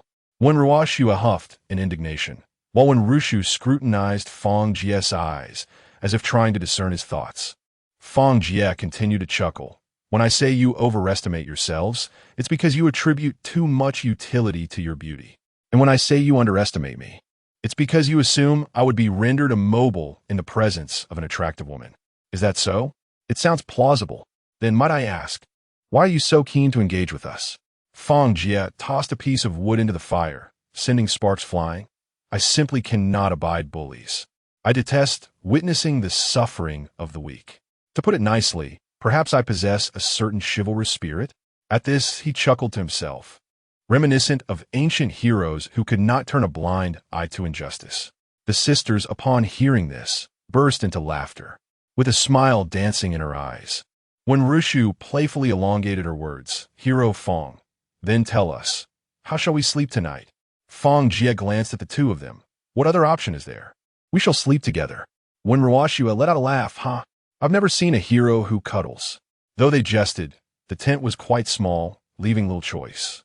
Fang Jie patted the hay piled in the corner. Huddling together keeps us warm. I assure you, this is not merely to take advantage of you. On this island, the nights can be deadly cold, and sleeping close is the best way to stay warm. As the saying goes, 1,000 layers of blankets cannot compare to flesh against flesh. Feel free to test it. Saying this, he lay down, pulling a blanket over himself. A man's warmth could rival that of a small sun. The sisters exchanged glances, and when Rushu spoke first, sharing a bed is acceptable. But how exactly shall we arrange ourselves? We can't just tangle together. Fang Jie boldly pointed to himself. I will sleep in the middle. You two can flank me for warmth. Dream on. You'll sleep on the edge. When Rushu glanced at her sister's pale face and gently tucked away the strands of hair from her forehead, Ruoxue is still unwell. She should sleep in the middle. With that, she nudged her sister into the central position. I'll snuggle up next to you to prevent you from catching a chill at night. When Ruoxue's face flushed bright red, and she waved her hands in a flustered manner. Sister, this is too embarrassing. She stole a glance at Fang Jie, quickly lowering her head. I can sleep on the side. Let the hero take the center. No. When Rushu unceremoniously pressed her down onto the haystack. You are frail. The wind will seep in from both sides, and you won't be able to endure it. Burning with fever and still putting on a brave front? Behave. She then turned to Fang Jie and said, Hero, you should sleep at the edge. What you said earlier was quite beautiful. I hope you can align your words with your actions and refrain from bullying us, the vulnerable. Don't impose moral obligations on me. I promise to behave and be a human wall. Fang Jie lifted his gaze and scanned the tent. Where's my rabbit? Why haven't I seen my rabbit? When Rushu pointed towards the trees outside. There it is, hanging over there. I tied it with vines to the branches to prevent it from running away. Fang Jie peeked outside and saw two large rabbits awkwardly dangling from the tree. Once lively creatures, they now appeared on the brink of death. Meanwhile, a few smaller rabbits were nestled in a plastic box cared for by the sisters. Ham and instant noodles had been taken out and placed elsewhere. They needed to be dealt with tonight. Otherwise, it would be troublesome if other animals got to them. As Fang Jie murmured to himself, he cut the vines with his knife. Just as he set the rabbits down, when Ruoxue approached, pinching her nose. It stinks. When Rushu, however, was fixated on the rabbits, instinctively licking her lips. If we clean them up and stew them, it will be enough for 2 meals. Fang Jie shot her a glance. Stewing won't do. Although it yields a lot, we only have this one pot. We need it for boiling water. Smoking is better. Smoked meat is easier to preserve. He placed the rabbit on the ground and took out his small knife to skin it. The one sister squatted nearby, their eyes fixed on the rabbit meat. When Ruoxue swallowed hard, "Can we have a couple of bites later?" "Ha ha ha, sure. If you want to eat something delicious, you have to work first." With a swift turn of the knife, Fang Jie peeled the rabbit's skin off entirely. The younger sister went to boil water and clean the entrails, while the elder sister prepared a container. Fang Jie handed the knife to Wenrushu, pointing to an empty bottle in the corner. "Help me cut the bottle open. I need the bottom part." Wenrushu took the knife and split the mineral water bottle in 2. Fang Jie retrieved the knife, flipped the rabbit skin over, and poured the fat scraped from the inside into the bottle. He shook the bottle and remarked, "Rabbit fat is quite scarce. This is why many people enjoy rabbit meat. We must use this fat sparingly. It can soothe frostbite and be useful in cooking. It has many applications." When Rushu leaned in for a closer look, "I didn't expect you to have such skills. You truly are impressive, seeming to know everything." Fang Jie nodded with pride. "Of course. You two are genuinely fortunate to have encountered me." He turned to the sisters and asked, "What skills do you possess? You can't just wait to eat what's ready." When Rushu smiled wryly at the question, "We're just ordinary office workers. What can we do? I did study pottery for 2 years, but..." She glanced around at the snowy landscape, realizing it was of no use on this deserted island. "Who says it's useless?" Fang Jie's eyes lit up as he sat up straight. "If you can make pottery, you can fire clay pots. Currently, we find ourselves without even a simple vessel to hold water, necessitating the boiling of water each time we wish to drink. Once the wooden cabin by the pond is completed, it would be impractical to fetch water daily while clutching a pot." He grasped a handful of soft soil, molding it into a compact ball in his hand. The consistency was just right. If the temperature is meticulously controlled, success should be within reach. Should we craft a ceramic pot, we would no longer fret about storing water or cooking. When Rushu also felt a surge of enthusiasm and inquired, "Is it truly feasible? Yet we lack even a kiln. There are always more solutions than obstacles." Fang Jie exclaimed, slamming the lump of clay onto the ground to fashion a few small pots as a trial, intending to construct a rudimentary kiln from stones and carefully regulate the fire. It will surely work. When Rushu gazed at his sparkling eyes, her heart ignited with hope. "Wonderful. Finally, we can contribute. To be honest, living here and enjoying your hospitality without giving back weighs heavily on our consciences. Let us begin tomorrow, if the weather permits. You two sisters can divide tasks and assess the outcome." "All right, leave it to us." Fang Jie called out to Ruoxue, "How's the water? Bring it over once it's ready. I need to blanch the meat to eliminate the odor." "Coming right up." When Ruoxue replied, hastily lifting the pot and carefully placing it before Fang Jie. Amidst the rising steam, the rabbit meat entered the water, releasing waves of blood froth. The two worked in harmonious synchrony. One boiled water while the other prepared the ingredients, and gradually a delicate aroma of meat wafted through the tent. Fang Jie sliced the cleaned rabbit meat into strips the size of a palm, intricately scoring the surface with a sharp knife. The one sisters, following his instructions, constructed a square, smoking rack from stones in the corner of the tent, leaving an opening for ventilation. The smoking process consists of 2 stages. As Fang Jie hung the rabbit meat on the crossbar of the rack, he elaborated, "First, we dehydrate it at a low temperature, then infuse it with the flavor of fruitwood smoke." He had specifically gathered dried cypress branches and pine needles to ignite beneath the smoking rack. Once the flames subsided, he covered it with a layer of damp moss. Thin blue smoke spiraled up through the vent, enveloping the hanging rabbit meat. One Ruoxue, curious, leaned in to observe, rubbing her eyes as the smoke stung them. "With such a small fire, can it really be cooked? This is not roasting." Fang Jie adjusted the height of the smoking rack. "This is smoking. The temperature must be maintained between 50 to 60 degrees Celsius. Too high will char the meat, while too low will fail to sterilize it. He extended his hand to gauge the smoke's warmth and added another piece of wood to the fire. Tonight, I will take turns with Wenrushu to monitor it. Remember to turn the meat every 2 hours to ensure even smoking. Wenrushu glanced at the sky and asked, "How long will it need to smoke?" "At least 12 hours. The rabbit meat must be thoroughly dehydrated for prolonged preservation. Once a golden, glossy crust forms on the surface, it will be complete." "Oh dear, how troublesome. Can't we just roast it?" Wenroshiue felt a twinge of annoyance upon hearing the lengthy smoking time. Fang Jie looked at her. "How long can roasted meat be stored?" "At most 2 to 3 days before it spoils." "Do our current conditions allow for such a method?" "The smoked jerky can be preserved for an extended period. We must store food to adapt to the ever-changing environment and weather." Wenrushu nodded in agreement. "Fang Gu is right. We have so little meat now. We must conserve it." "No worries. I will keep an eye on it while you all take a rest." "Don't you have tasks tomorrow?" "No. Let's switch shifts. You can't manage it alone. If you fall asleep, it could easily cause delays. I'll take the first half of the night, and you can take the latter half. This way, it won't interfere with my work tomorrow." "All right. I will follow your arrangement." Fang Jie urged the two sisters to rest quickly while he vigilantly monitored the smoking of the rabbit meat alone. As time progressed, the rabbit meat gradually shrank in the smoke, transforming from its vibrant red hue to a tantalizing amber color. Fat began to seep along the grain, mingling with the fragrant aroma of cedar and pine needles, permeating the snowy landscape. As midnight approached, Fang Jie felt weary. At that moment, Wenrushu gently approached him from behind. "Brother Fang, you should go rest now. It's my turn to keep watch. If Wenrushu is asleep, please be gentle and avoid waking her." Fang Jie yawned and nodded. "All right, I appreciate your efforts." Chapter 11. The construction of the wooden cabin by the flickering light of the campfire. Fang Jie noticed that Wenrushu was clad rather lightly. She was crouched there, hugging her arms, her body trembling slightly. He removed his jacket and draped it over her shoulders. Wenrushu looked surprised, and soon a sweet smile graced her face as she softly uttered, "Thank you."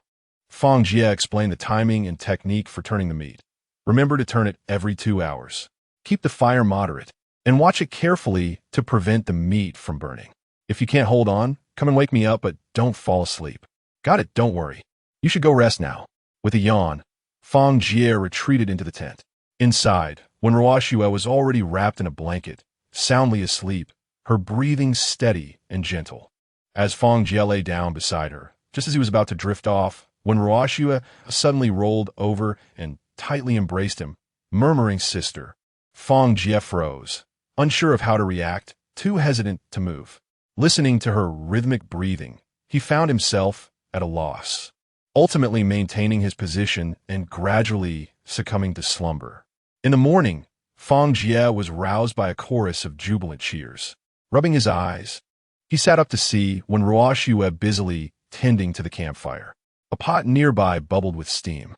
The one sisters stood by the smoking rack, their noses nearly touching the rabbit meat, their faces radiant with delight. "You're awake," Wenrushu exclaimed as she turned to see Fang Jie emerging from the tent, quickly beckoning him over. "Come here. The meat smells absolutely divine." After a night of smoking, the rabbit meat gleamed enticingly, the aroma of cedar mingling with the savory scent, wafting through the crisp morning air. Wenroshu delicately tore off the most tender piece of meat and offered it to Fang Jie.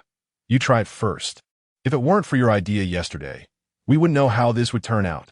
Fang Jie took a bite. The meat was firm and chewy, the smoky flavor bursting on his palate, with a hint of sweet fruitwood.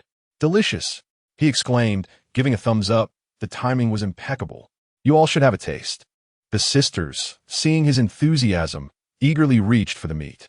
Wenroshiue chose only the smallest piece, and Wenrushu followed suit. "Let us save some for later. We have plenty of days ahead." "Fang Jie, you should eat a few more pieces. You need the energy for the physical work ahead. It's essential to have proper nutrition." Fang Jie nodded with a smile. He noticed the dark circles under Wenrushu's eyes and was about to speak when Wenroshu urged her sister toward the tent. "Go take a nap. You've been awake all night, and your eyes are red. Leave the remaining pieces to me. I will ensure they turn out just as well." Turning back to Fang Jie, she added, "You should hurry and eat. Once you're done, get back to your tasks. I can handle the cleaning and smoking the meat all by myself. When Rushu patted her sister's head affectionately before diving into the tent, Fang Jie watched the spirited Wenruoxue with immense satisfaction. These sisters had not become a burden. Rather, they had added vibrant hues to his life. With their help, he found himself considerably more at ease. Fang Jie picked up the pot and swiftly finished his noodles. He wiped his mouth and turned to remind Wenruoxue, "Don't let the fire get too big. Be careful when flipping, and if you need anything, come find me over there." With that, he slung his tools over his shoulder and headed toward the pond. In the distance, he spotted Lu de Gouet and two others squatting by the water, with smoke rising from the fish rack. "Why did you take so long?" Lu de Gouet waved a fishbone in his hand. "We've been waiting for you. Hurry up and get to work. Once we help you, we have our own matters to attend to. I didn't expect you to be more eager than I am." "All right then, let's get started." The four quickly divided their tasks. Fang Jie bent down, rummaging through the forest, carefully selecting angular stones to bring back. The other three wielded axes as they ventured deeper into the woods. The sounds of logs clashing and shouts echoing through the air. The pile of stones gradually grew, while freshly cut logs lay scattered about. The scent of sawdust mingling with earth permeating the atmosphere. Fang Jie continued deeper, meticulously searching for suitable stones when a rustling sound caught his attention. He looked up to see Su Daqiang supporting his mother, laying down straw in a sheltered hollow. "Brother Daqiang, you've set up camp here?" Fang Jie called out. Su Daqiang turned with a wry smile. "We had no choice. After searching for a while, this was the only place shielded from the wind." "Don't settle here." Fang Jie quickly approached. "I know a spot near the pond where it's easier to fetch water. You should go there." He gestured towards the pond.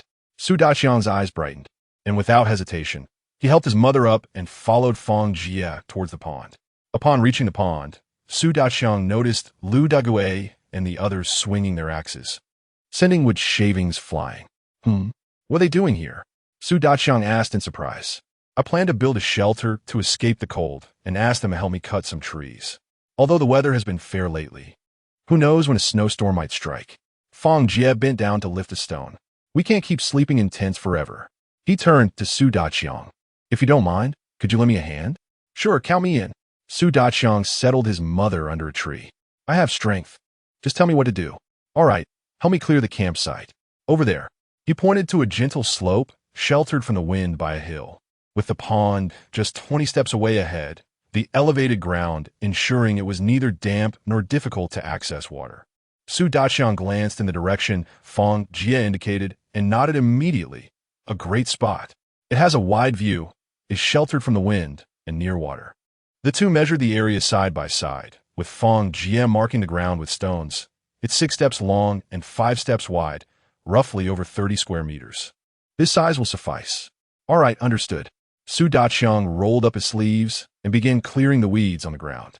Fang Jie bent down to remove the gravel, and when they encountered a large stone lodged in the soil, they worked together to pry it loose with a wooden stick. 1, 2, 3. With a grunt, they shifted the stone aside.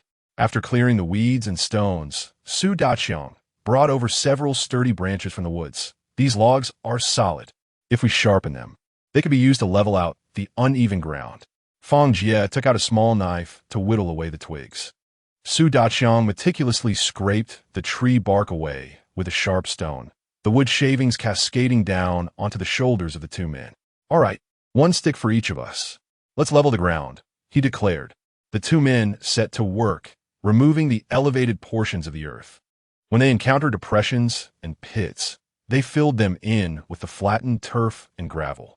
By the time the sun reached its zenith, Lu de Gouet and his companions had felled 5 towering trees. "It's time to nourish ourselves." "Brother, are you going to work without considering your meal?" Lu de Gouet exclaimed, striking the axe onto the tree stump and wiping the sweat from his brow. Su Daqiang, taking the initiative, rose quickly. "Wait a moment, I shall go catch some fish."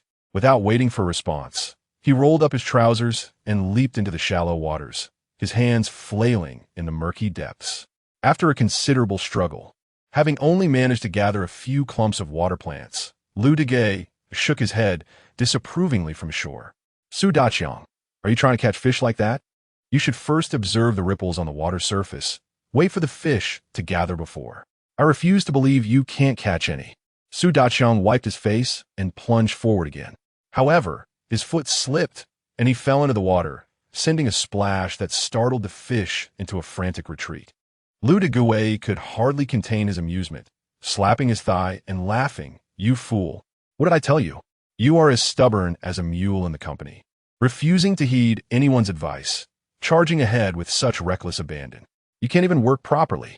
With his face flushed, Su Daqiang crawled back onto the shore, wringing out the wet hem of his shirt and grumbling, I've never caught fish before. Let me get accustomed to it and I'll surely succeed. Succeed at what? Lu Degui scoffed. Look at your clumsy hands. Just take a look at how Lu Ge does it. Chapter 12.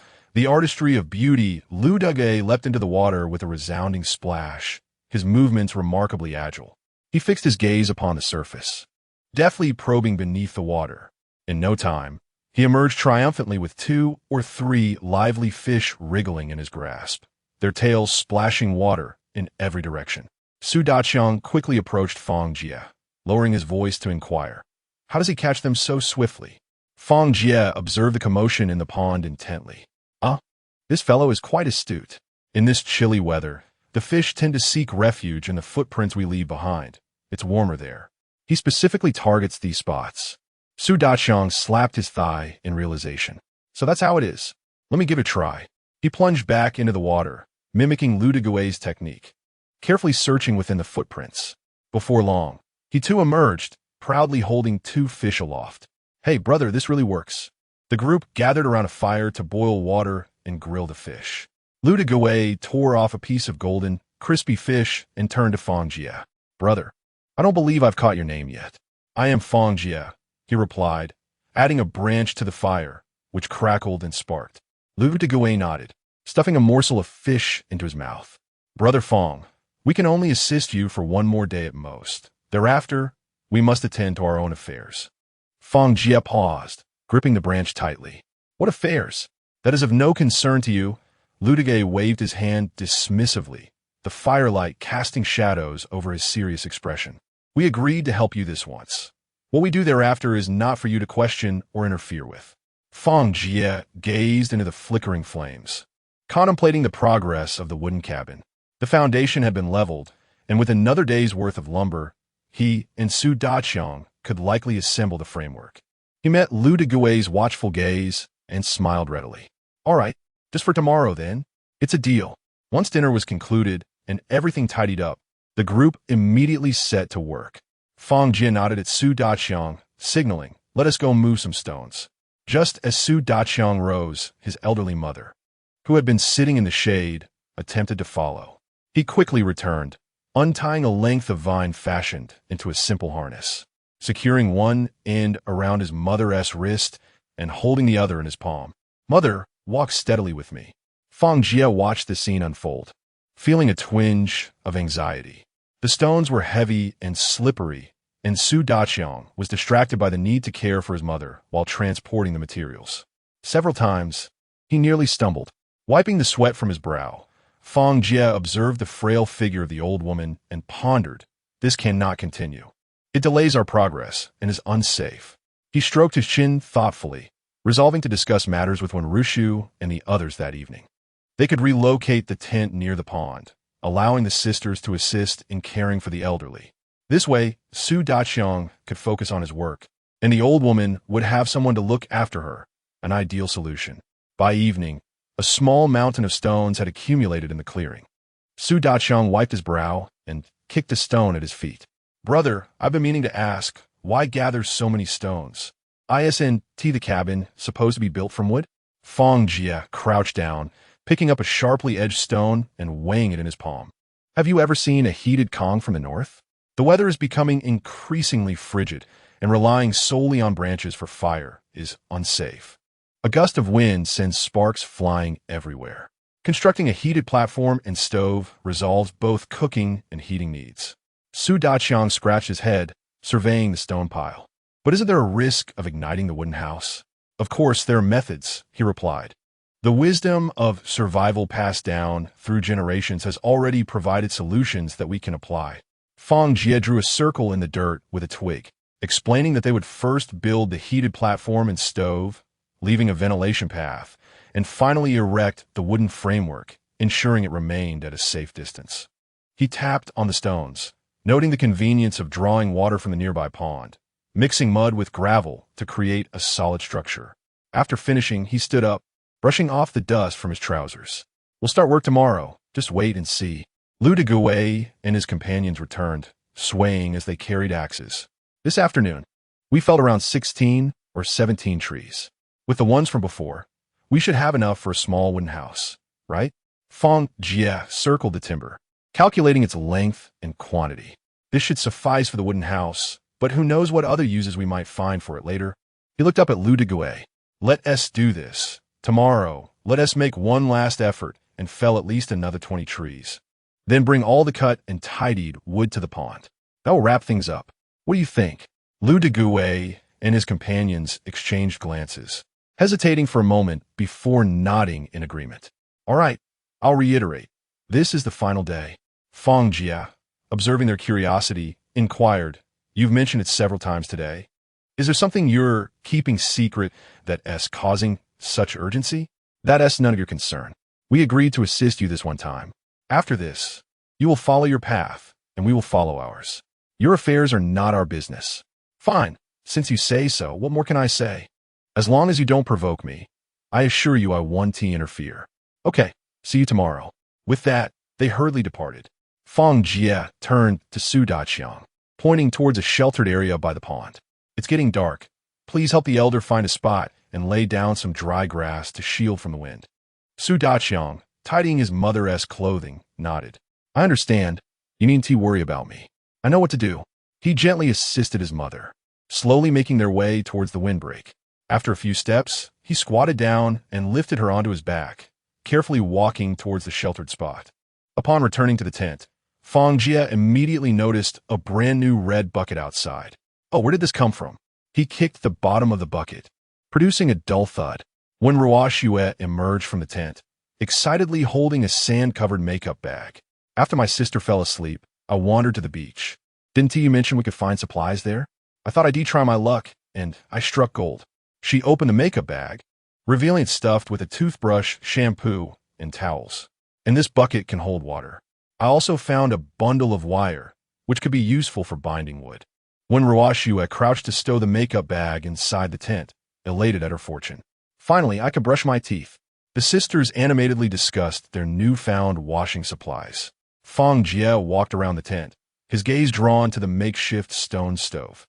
The stone stove was haphazardly constructed from several rough stones, with an opening at the bottom for kindling a fire, while the slab above had been darkened by smoke. Scattered around were numerous shards of clay, mingled with cracked, semi-finished pieces. Fang Jie felt a twinge of disappointment. Had he failed to create anything today? Who said that? Despite the multitude of fragments, there was still some yield. When Rusha leaned closer, gesturing towards two palm-sized small bowls and a coarse clay jar behind the stove. The bowls were crooked at the rims, their surfaces marred by unburned patches of earthy color. The jar, though more intact, bore mottled scorch marks at the bottom. Fang Jie reached out to touch the jar, but when Rushu quickly intervened, "You mustn't touch it carelessly. The clay mixed with sand had to be shaped and then air-dried for 2 days before being slowly fired with a gentle flame." This was their first attempt. The temperature had not been well controlled, resulting in the breakage of most pieces, leaving only these few barely usable items. Moreover, they needed to soak in water overnight to allow the clay to absorb moisture. Otherwise, they would crack easily. When Rushu poured a bit of water into the jar, and the droplets gradually seeped into the clay through its uneven textures. "Tomorrow, it can be used to hold things, and the small bowls can serve soup." She smiled as she poked at the air bubbles in the jar, acknowledging that while it might be somewhat unsightly, it was certainly better than having to hold everything in one's hands. Chapter 13.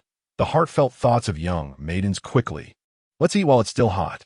The food is nearly cold." One Ruoxue called out to the two as she settled down beside the campfire. The three of them gathered around the flames, the only sounds being the crunching of their food and the crackling of the firewood. Fang Jie wiped his mouth and said, I was thinking we could move the tent closer to the pond tomorrow. What do you think? When Rushu and when Ruashue's eyes lit up. Really? Are we moving now? Huh? I originally planned to do it tomorrow, but it seems like you're eager to go right now. Of course. When you're not around during the day, we feel so anxious. Strange noises echo through the woods, and we can hardly sleep, fearing a wolf might suddenly appear. Indeed, we have no weapons and are utterly defenseless. This tent doesn't even have a door. If danger were to arise, we wouldn't know what to do. It's much better to be near you. When Ruhu smiled. Moreover, it will be more convenient to fetch water without having to melt snow. It has been snowing for 2 days, and it's almost all melted. She glanced at her sister. Since she found a makeup bag, she has been talking about how long it's been since she washed her face. Once we get there, she can freshen up. Then let us move tonight, Fang Jie exclaimed, slapping his thigh. With the moonlight illuminating our path, we can pack up and leave right away.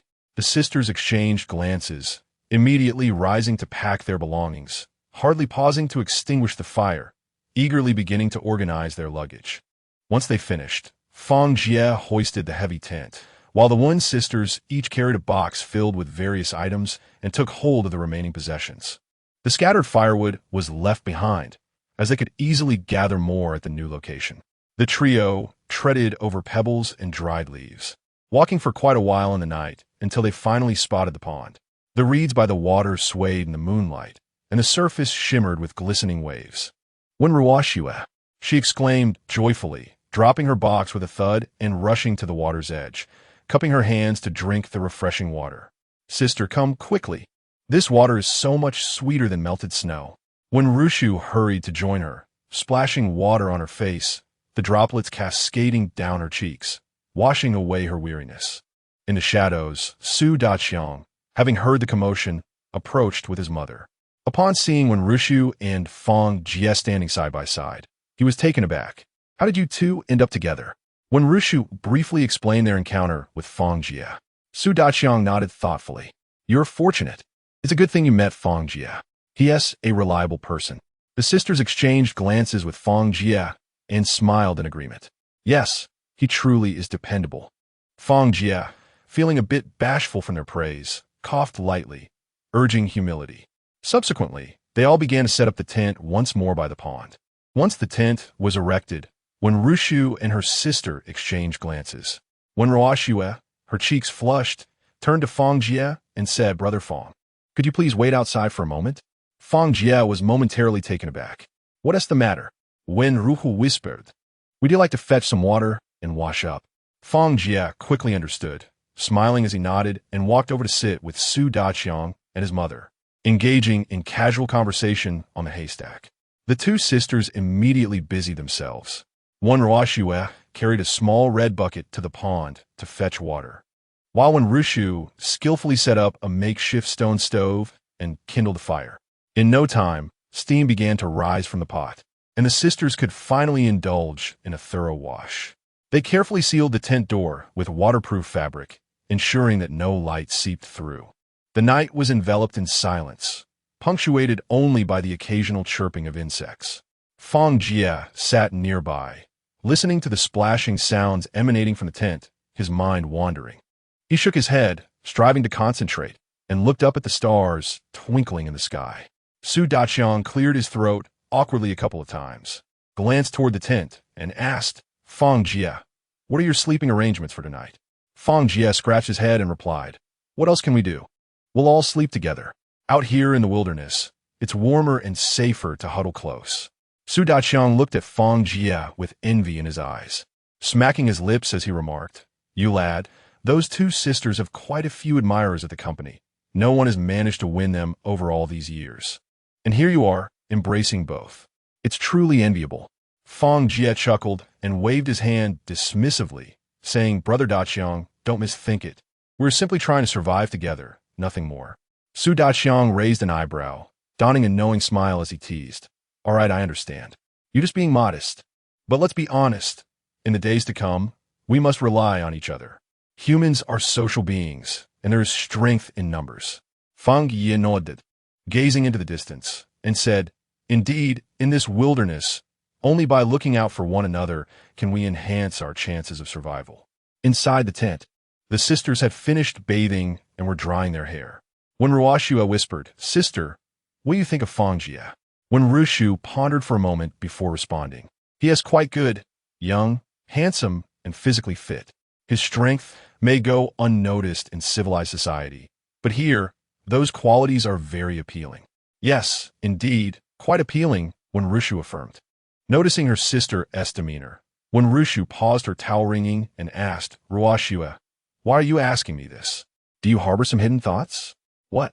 No, nothing." When Ruoxue's hand trembled, splashing water droplets on her wrist. "You're overthinking it, sister. I have no such thoughts." When Ruhu leaned closer, playfully poking her sister's flushed earlobe with her fingertip. "Come on, confess honestly. Have you developed feelings for him, sister?" When Ruoxue's face turned crimson as she grabbed a towel and lunged at her sister. "Don't say such things. Fang Jie saved us. I'm just grateful to him." The sisters laughed and playfully tussled, the waterproof fabric rustling in the commotion. Once they had dried off and tidied the tent, when Rushu lifted the waterproof cloth and called out, "Hero Fang, you can come in now." Hearing her voice, Fang Jie stood up, brushing off the dry grass clinging to his pants. Beside him, Su Daqiang chuckled and nudged his shoulder, winking mischievously. "All right, go on, enjoy yourself."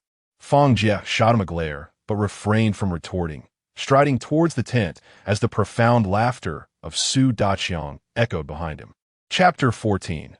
The temptation of beauty. The moment Fang Jie lifted the waterproof cover, a wave of fragrant warmth enveloped him. Amidst the rising steam, the one sisters knelt gracefully upon a bed of hay, the moonlight filtering through the tent's seams, casting a soft, ethereal glow upon them. Their previously dirt-streaked cheeks now appeared fair and translucent, blushing gently from the heat of the steam. Their long, dark hair was casually gathered, with a few stray strands cascading down their necks, while their full, rounded figures made their already tattered garments cling even more closely to their forms. He stood frozen, his throat involuntarily tightening. One Ruoxue was the first to chuckle, playfully poking her sister. "Sister, look at Fang Jie, his eyes are all glazed over." When Rushu also smiled softly, her fingers unconsciously fidgeting with the hem of her clothing. "Am I beautiful?" Only then did Fang Jie regain his composure, though he stubbornly replied, It's all right. Cleaned up, they look somewhat presentable." The sister simultaneously shot him disapproving glares, when Ruoxue, hands on her hips, huffed. "What do you mean? Fang Jie, how many beautiful girls have you seen to have such high standards?" When Rushu remained silent, awaiting his response, Fang Jie waved his hand dismissively. All right, I misspoke. I should wash up as well." He bent down and rummaged through his luggage for the toothpaste, toothbrush, and a small towel he had previously collected. "Once I'm done, let us have a good rest." With that, he stepped out of the tent and headed toward the pond. "Ugh, who wants to sleep with you?" Not long after, Fang Jie returned, freshly washed. The three of them laid down on their respective beds of hay, and the tent gradually fell into a tranquil silence. The weather was pleasant today, and the sisters had aired out the blankets, which now bore no unpleasant odors. Fang Jie nestled into the fluffy, sun-dried bedding, enveloped by a faint, alluring fragrance.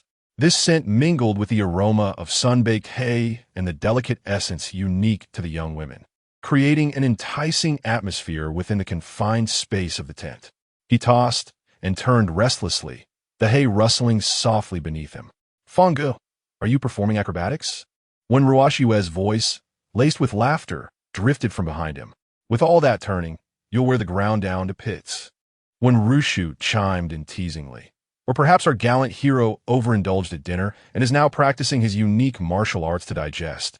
Fang Jie shielded his face with his arm, muttering, "Stop teasing me. I just can't seem to sleep." The tent echoed with the sisters' suppressed giggles, accompanied by the sound of their subtle movements. After a while of restless tossing, just as Fang Jie began to feel drowsy, he suddenly felt warmth on his shoulder.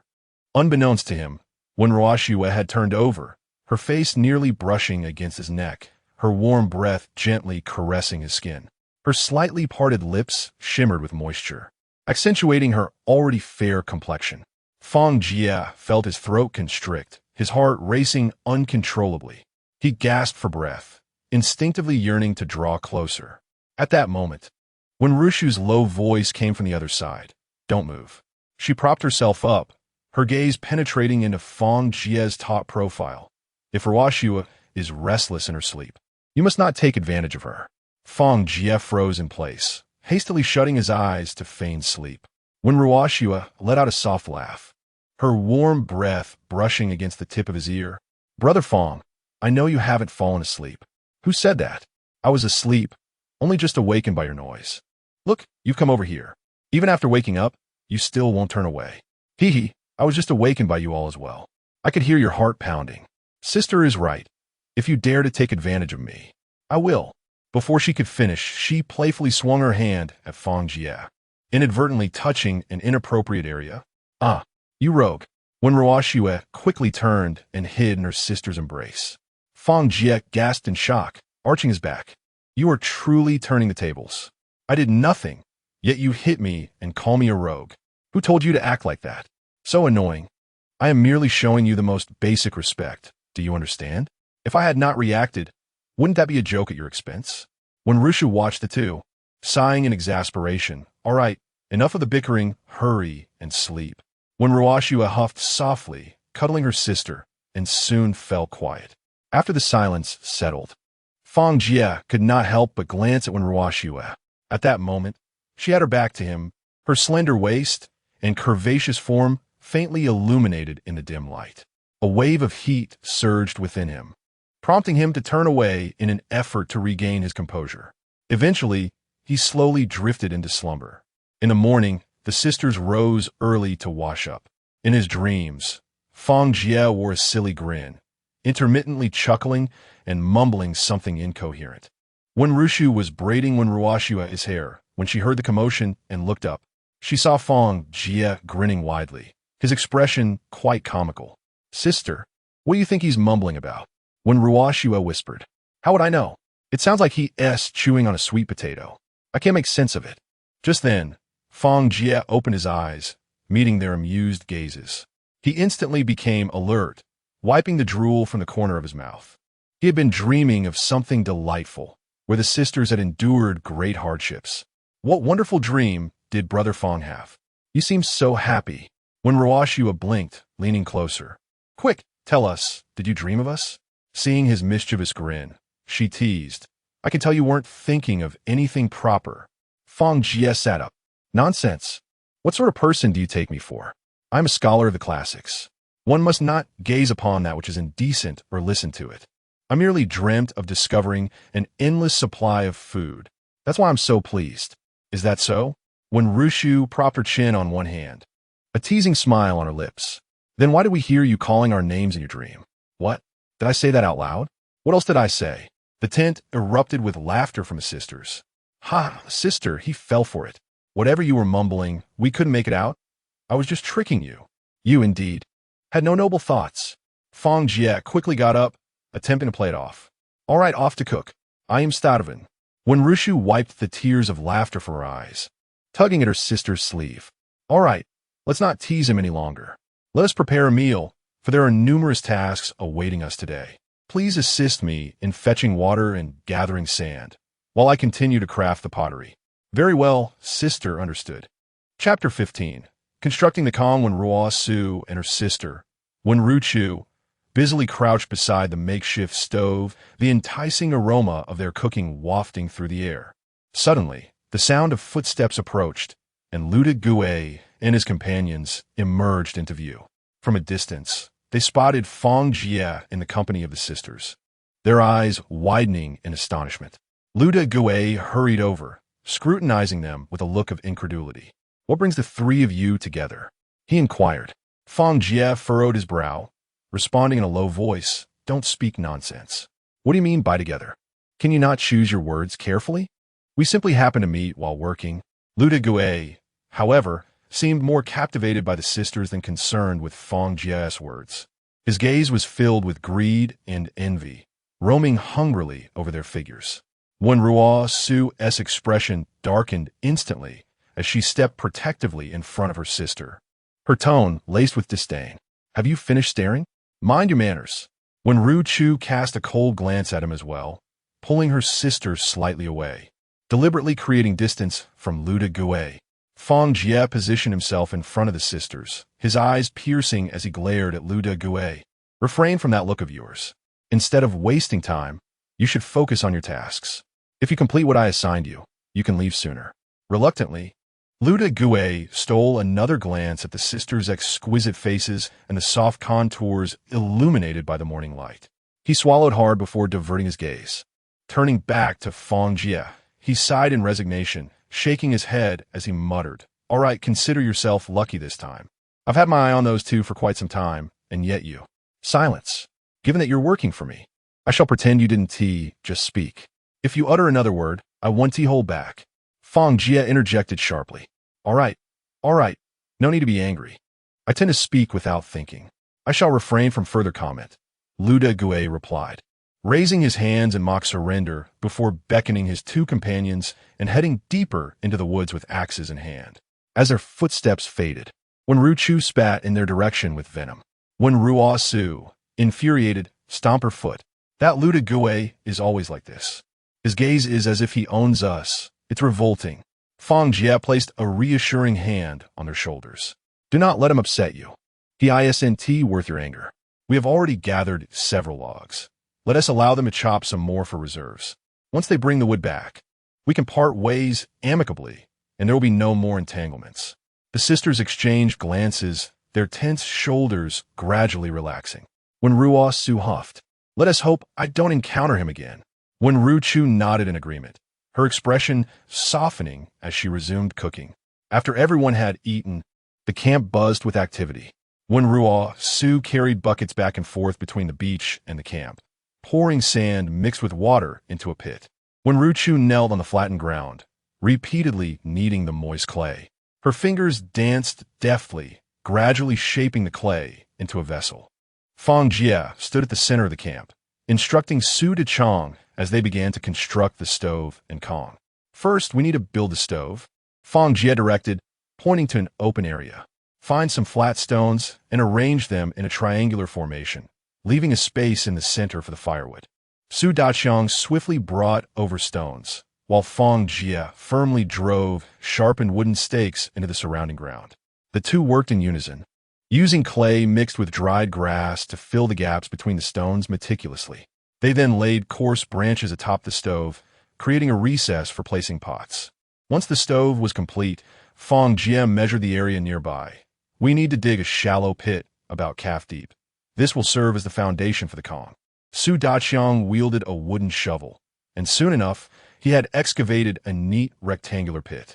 Fang Jie arranged the stones within the pit into a grid-like framework, reinforcing each frame with large stones and thick wooden sticks, before applying a layer of mud to ensure stability. The flue would extend from the stove, winding outside the camp.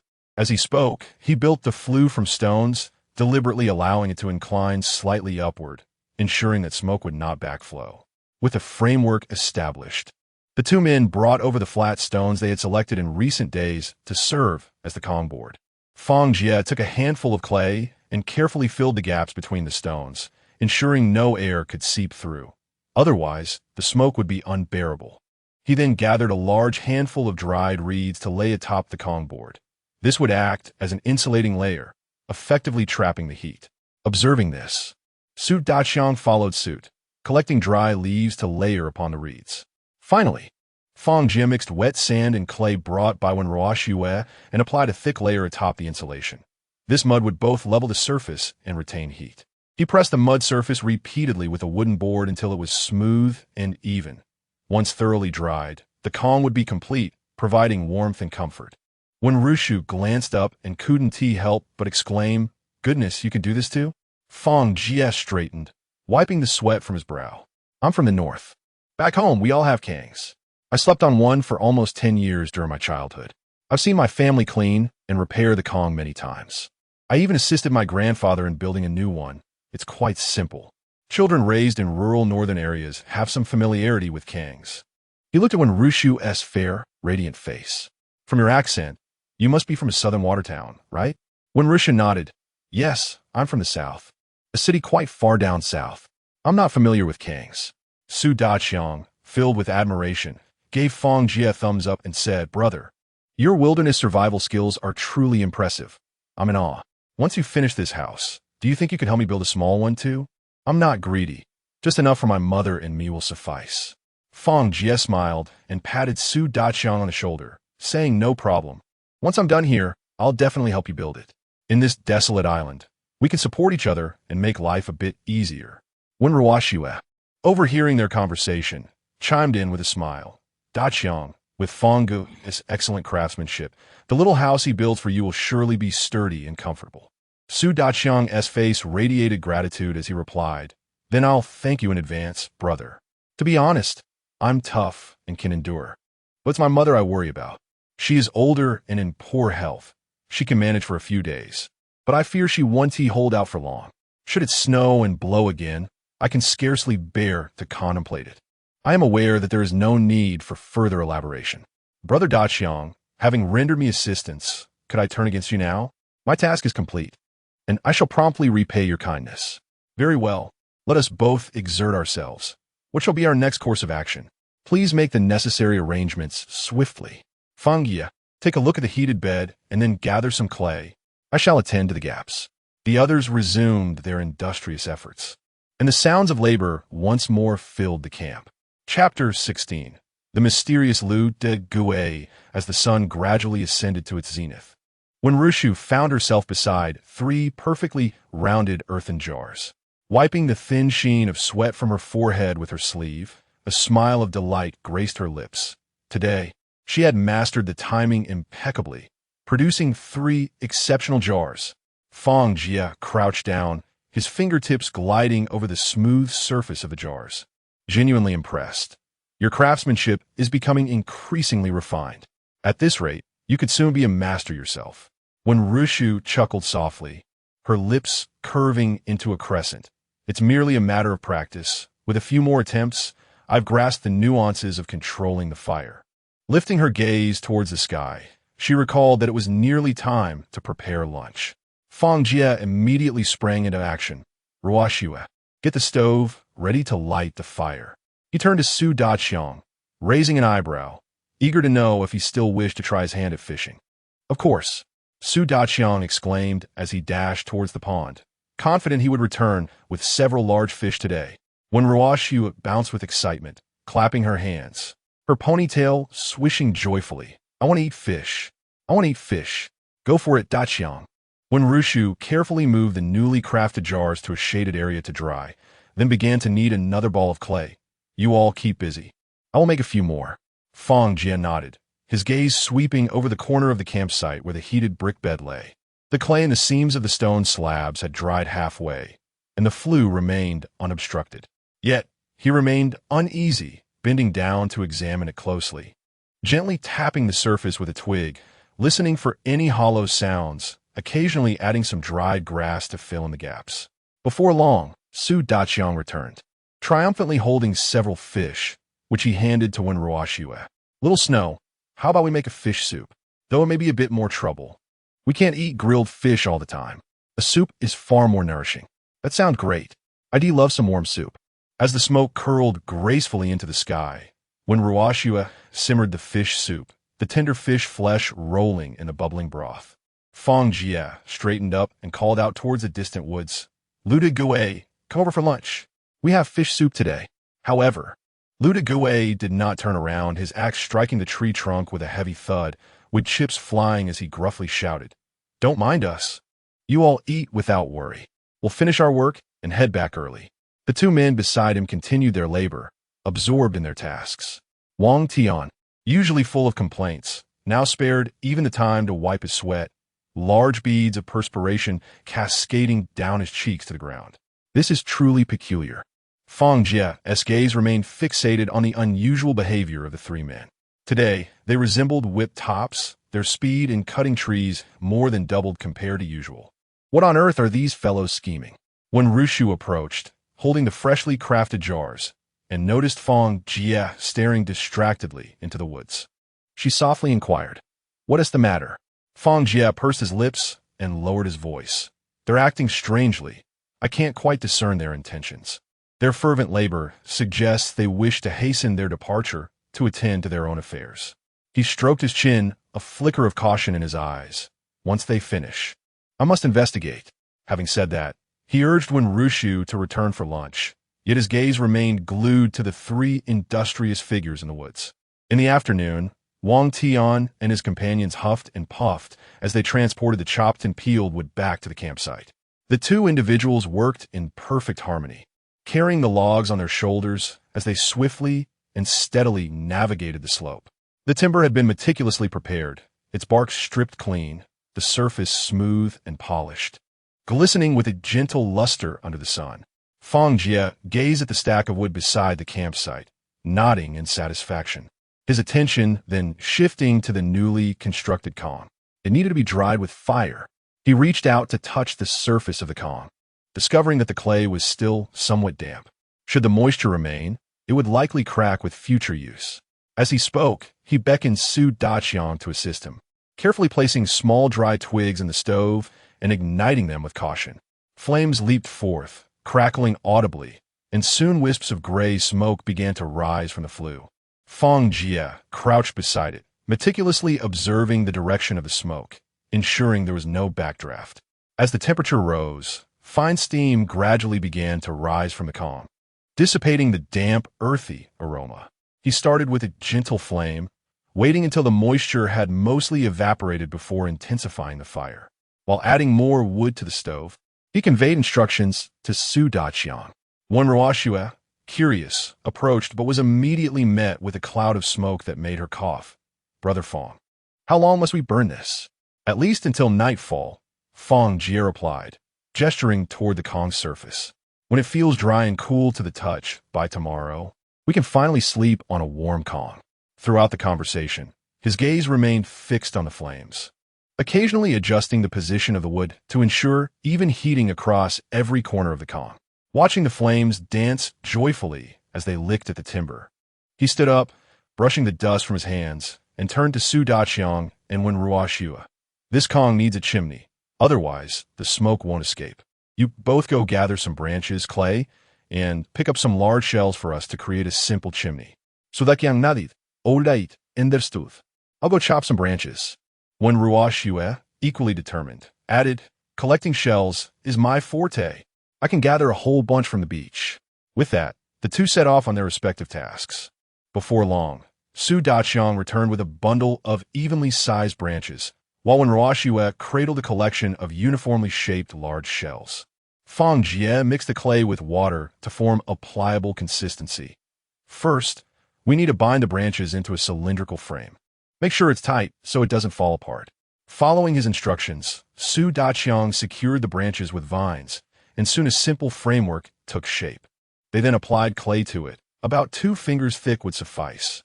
Fang Jie spread the clay evenly over the surface of the frame. Wen Ruoxue assisted nearby, carefully embedding the shells into the clay with their openings facing downwards, arranged closely together. These shells would not only reinforce the structure, but also provide waterproofing. Once the chimney was initially formed, Fang Jie moved it into the sunlight to dry, allowing it to set for a while before placing it beside the Kong to gradually dry further. After approximately 2 hours, he secured the base of the chimney to a stone beside the Kong with vines, ensuring its stability. Once the chimney is completely dry, we will leave an opening in the wooden house for it, and take care of waterproofing and sealing. Once the house is built, we can enjoy a comfortable sleep on a warm Kong. Wen Ruoxue squatted nearby, gazing eagerly at the chimney. "Brother Fang, will this Kong be comfortable?" Fang Jie chuckled as he affectionately ruffled her hair. "Of course, outside the north wind howls and the blizzard rages. You are nestled within the wooden cabin, lying on the warm heated bed. Just imagine the sensation." Wen Ruoxue tilted her head in contemplation. "Wouldn't that be akin to grilled squid? The fire roasting below while one lies above." "Haha, silly. Do you truly believe that the heated bed is warmed by a fire? Though it is called a heated bed, it actually utilizes the warmth from the stove for heating. It serves the dual purpose of cooking and providing warmth, which is precisely why the heated bed is so beloved." "Oh, I see now." Wen Ruoxue nodded obediently. Suddenly, her eyes sparkled mischievously. You just call me silly, and you took advantage of me by ruffling my hair. Pay up. Chapter 17. A ground covered in timber hay. Are you trying to swindle me? Fang Jie chuckled, raising his chin as he spoke to Wenruoshue. I assure you, I am not afraid of your tricks. I possess wealth. With that, he turned to open his suitcase and pulled out a stack of water damage bills, shaking them out before her. Wenruoshue glanced at the colorful currency with a look of disdain, curling her lip. This is so damp that it wouldn't even ignite a fire. It's not even fit for wiping. I don't want this. She tiptoed closer to Fang Jie, her bright eyes fixed on him. I want 2 pieces of rabbit jerky. The richest kind. All right, fine. Who told you to swindle me? Fang Jie sighed, smiling helplessly as he retrieved 2 glistening pieces of rabbit jerky from the innermost part of the suitcase. Wenruoshue cheered, reaching out to snatch them, only for Fang Jie to hold them high out of her reach. I said 2 pieces, so make them last. Wenruoshue stuck out her tongue and bounced on her toes, successfully grabbing the jerky from his hand. She turned away, not forgetting to make a face at Fang Jie. She sprinted to her sister's side, stuffing the shiny rabbit jerky into Wenrushu's mouth. Wenrushu took a bite and asked in confusion, "Why would you give up your jerky for me?" Wenruoshue's eyes curved in a crescent. She leaned close to her sister's ear and recounted the events. Wenrushu was momentarily taken aback, but soon her sister's antics made her chuckle softly. She then looked at Fang Jie, who was squatting beside the fire pit, his profile softened by the flames, with bits of grass caught in his hair. She bit her lip and remarked, "He seems to dote on you." "What are you talking about, sister? What do you mean by dote? Don't say such nonsense." "All right, I won't say anything more. Just let me have another bite. It's quite delicious." Before evening arrived, Lu Fugue and his companions returned, their faces flushed and breathing heavily. They tossed their axes and tools at Fang Jie. Lu Fugue wiped the sweat from his brow and said gruffly, "Today, as promised, we've cut down the 20 logs you requested, every single one." The campsite was densely packed with timber, approximately 50 or 60 logs. Fang Jie surveyed the pile and then looked at the trio's exhausted yet restless expressions. He clasped his hands together and expressed, "Thank you, brothers, for your assistance. Your efficiency is commendable." He paused, his gaze fixed intently on Lu Fugue. "However, I must inquire once more, why the urgency? What matter requires your attention?" Lu Fugue's expression darkened, and he waved his hand impatiently. "Just remember what you said. We've helped you. What we do is none of your concern. Stop prying." The other 2 echoed his sentiments, hastily turning to leave, realizing further inquiries would yield no answers. Fang Jie resigned himself to silence, watching as they hurriedly disappeared into the depths of the forest. Once they were far away, Fang Jie contemplated their unusual behavior, unable to shake off his unease. Unbeknownst to him, Wenrushu had approached his side, gently patting his shoulder and softly saying, "Don't overthink it. Why concern yourself with them? As long as they don't disrupt our lives here, let them stir up their own chaos." Fang Jie nodded, his tense expression gradually softening. He took a deep breath and turned to Wenrushu, saying, "Indeed, since they pose no threat to us, there is no need for us to court trouble. Let them be. As long as they do not interfere with our affairs, we shall let them fend for themselves." He gazed at the freshly cut timber within the camp, the clay pots basking in the sun, the heat emanating from the cooking stove, and Wenruoshue humming a tune while preparing dinner, and his heart began to settle. As long as we can manage this little camp well, that will suffice. The evening breeze swept through, dispelling the doubts lingering in Fang Jie's mind. The 2 exchanged a smile and turned back to the camp. Fang Jie pointed to the newly built stove and said to the sisters, "Let us cook here and see how well this new stove works." Wenrushu and Wenruoshue's eyes sparkled with curiosity, having grown up in a bustling metropolis. They had never encountered a stove before, although they had been cooking on a stone stove since arriving on the deserted island. The haphazardly piled stones were nothing compared to this exquisite stove. Wenruoshue rolled up her sleeves and carefully placed the pot on the stove, while Wenrushu began to organize the ingredients. Su Daqiang, nearby, constructed a simple stove with extra stones. His mother sat beside him, holding a small frying pan, a tool they typically use for cooking and boiling water. "Brother Daqiang, don't cook alone. Come over and eat with us, Wen Rushu called. Su Daqiang replied, while tending to the fire. No need to worry about us. We can manage ourselves. I must not grow reliant on others. I need to take good care of my mother. Fang Jie nodded slightly, offering an understanding smile. All right, just let me know if you need any assistance. Su Daqiang acknowledged him and focused on adding firewood to the stove. Wen Rushu rummaged through a plastic box in the corner and unearthed a bag of instant noodles, covered in a thin layer of dust. She brushed it off and approached the stove, pouring the leftover fish soup from lunch into the pot to heat it up. The fish soup bubbled pleasantly, filling the air with a rich aroma. She added the instant noodles to the soup, picked up a small knife, and diced a piece of rabbit meat. The slender strips of meat were neatly arranged under the blade and then mixed into the noodles. She then took out a piece of ham, slicing it thinly and sprinkling it evenly over the dish. Regrettably, the ingredients were limited, allowing for only this simple meal. Wen Ruoxua leaned in curiously, her nose twitching as she inhaled the tantalizing scent wafting from the pot. Wen Rushu smiled and retrieved her handmade ceramic bowl. Though the bowl surface was not smooth, it was sturdy enough for serving food. She carefully ladled the cooked noodles and hot fish soup into the bowl, steam rising and the aroma intensifying. Let us taste it and see how it is, she suggested. Wen Ruoxua eagerly accepted the bowl and slurped a hefty mouthful of noodles, her eyes squinting in satisfaction. Sister, it's incredibly delicious. Wen Rushu waved to Fang Jie, beckoning him over.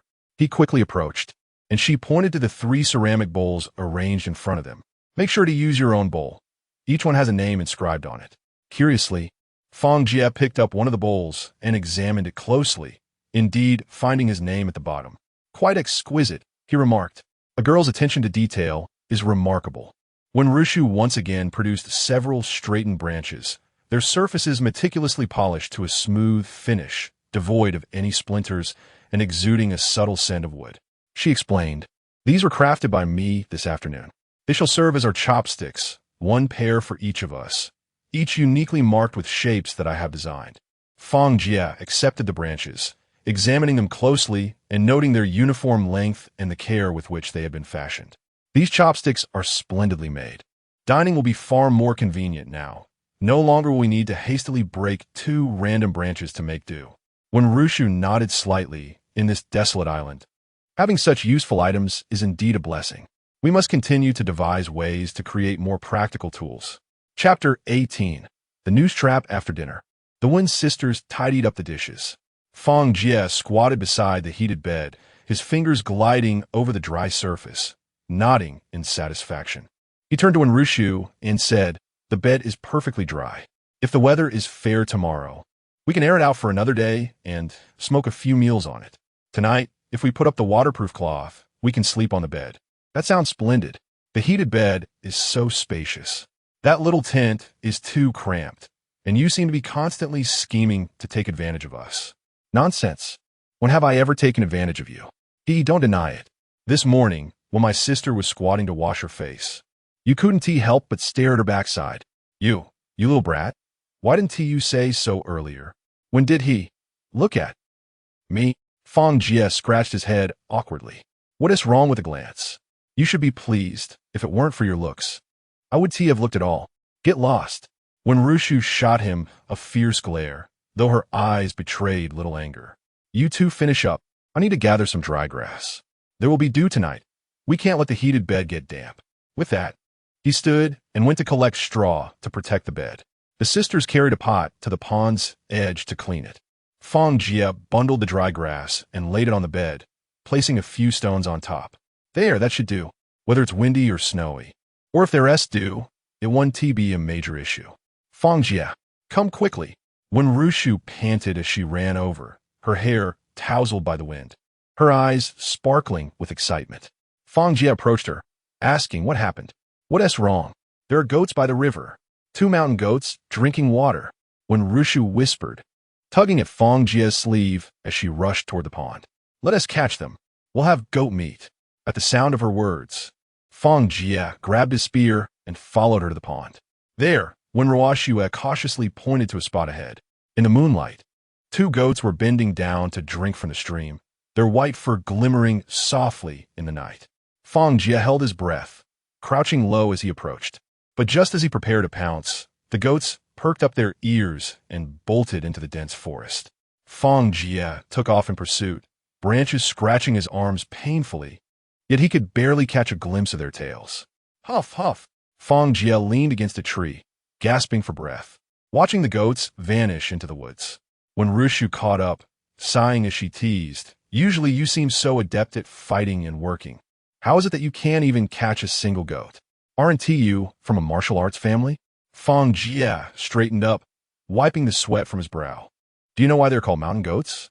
They're not domesticated sheep.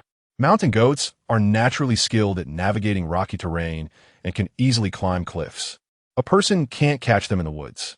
He gazed at the dark forest, clicking his tongue. "But since there are goats nearby, there will surely be opportunities to catch them in the future."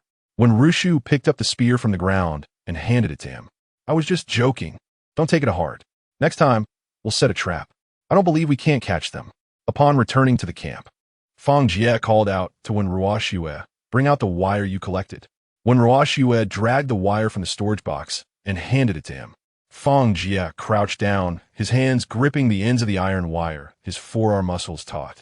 He repeatedly bent and twisted the wire, the metallic friction producing a piercing screech.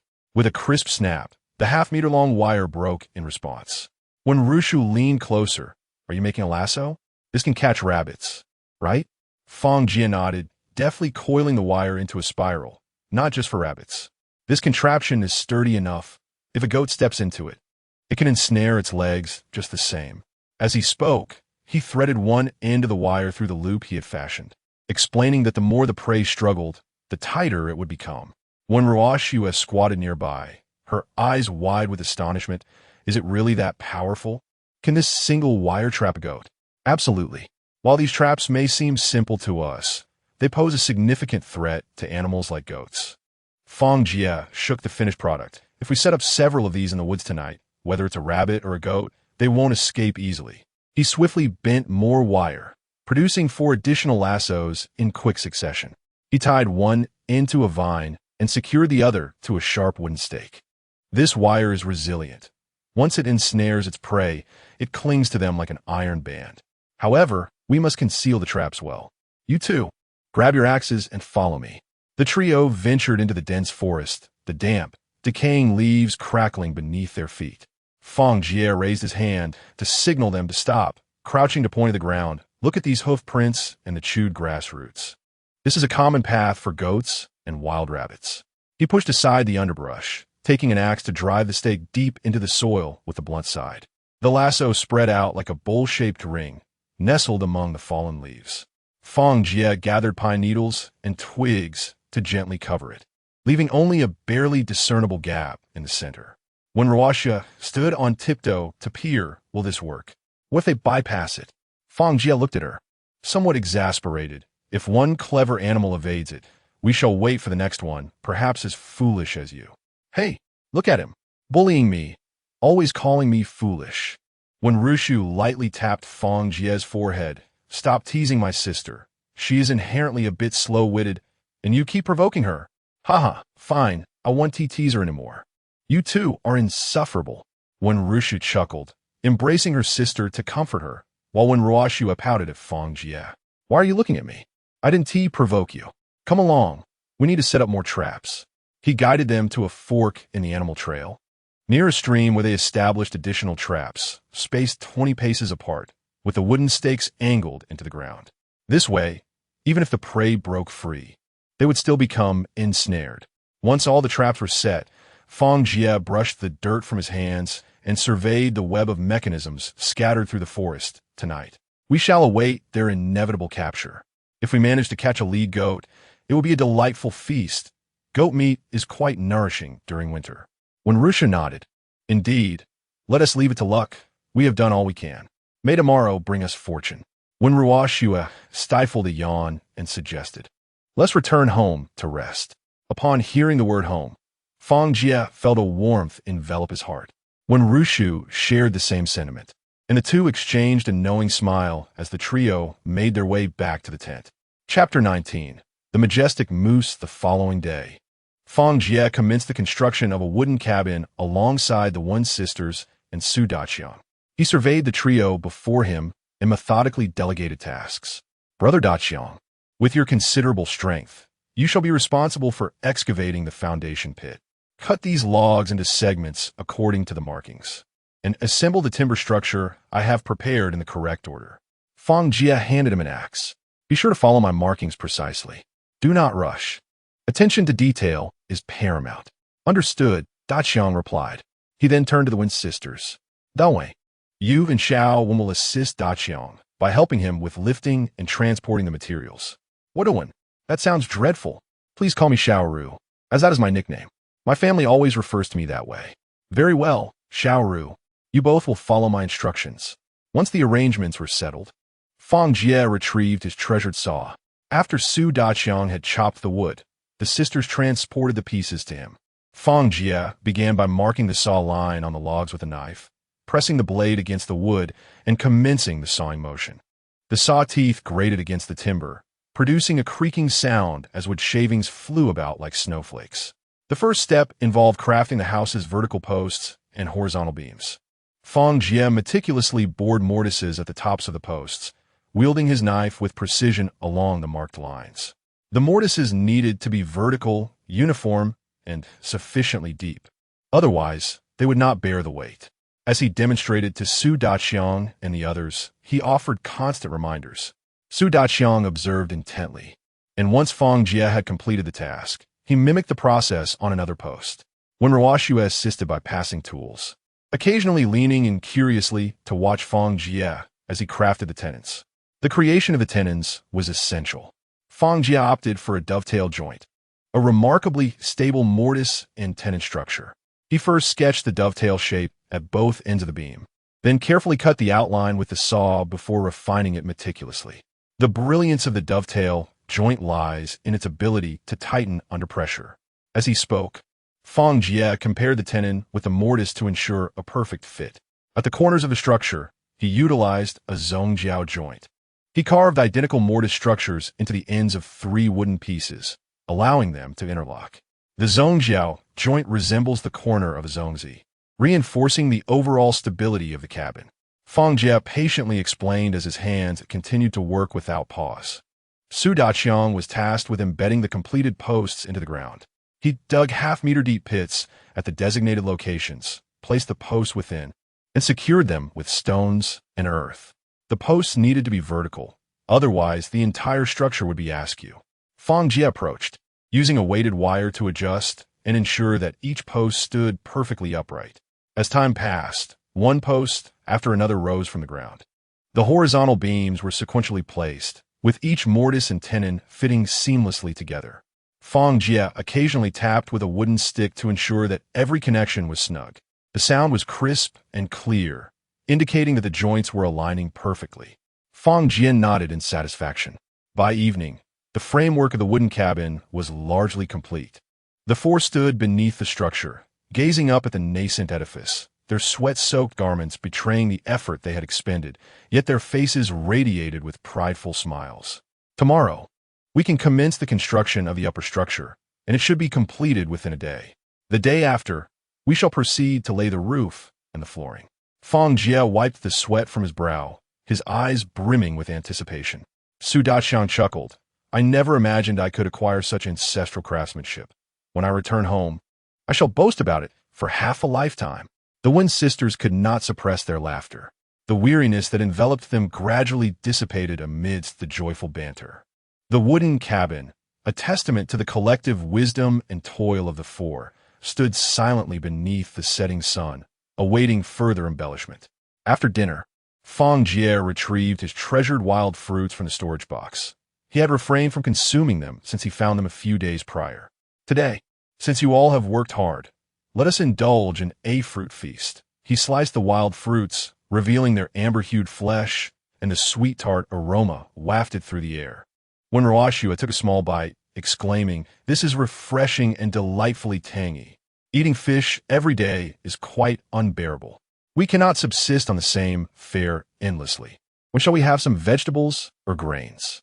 When Ruoxue carefully divided the fruit into small pieces and offered them to Su Daqiang's mother. Su Daqiang scratched his head with a silly grin, "Thank you, sister." Fang Jie took a ceramic bowl and filled it with water, remarking, "In this season, it is quite uncommon. If we wish to have vegetables, it is merely a matter of luck. It would be splendid to unearth some wild greens. As for grains, one can hardly hope for that. If we desire something different, we must seek berries or venture to the shore for seaweed and seafood." When Ruoxue felt somewhat disheartened upon hearing this, Fang Jie continued to comfort her, urging her not to be sad. "This island is vast. We have yet to explore its depths. There may be treasures hidden within. Come spring and summer, the forest will burst back to life and an abundance of fruits. Wild vegetables and various creatures will abound. I assure you, you shall experience the joys of island living." "Do you truly mean it? Do not deceive me." "Of course not. Why would I deceive you?" When Ruoxue looked at Fang Jie with hope, it was a solace amidst the arduous days. "I find myself yearning for home." The group gathered around the campfire, and silence fell over them, each feeling the weight of their thoughts. Longing for home. This sentiment is inscribed in the very essence of every Chinese person. The longer one is away, the deeper the yearning. The flickering firelight illuminated their faces, the sounds of chewing mingling with occasional sighs. Suddenly, a crack echoed from a distance, followed by the heart-wrenching cries of an animal. "It's a trap. We've caught something." Fang Jie sprang to his feet, seizing the axe beside him, its blade gleaming coldly in the firelight. Su Daqiang gripped his spear tightly. "It must be a goat. That noise is considerable. Let us go investigate."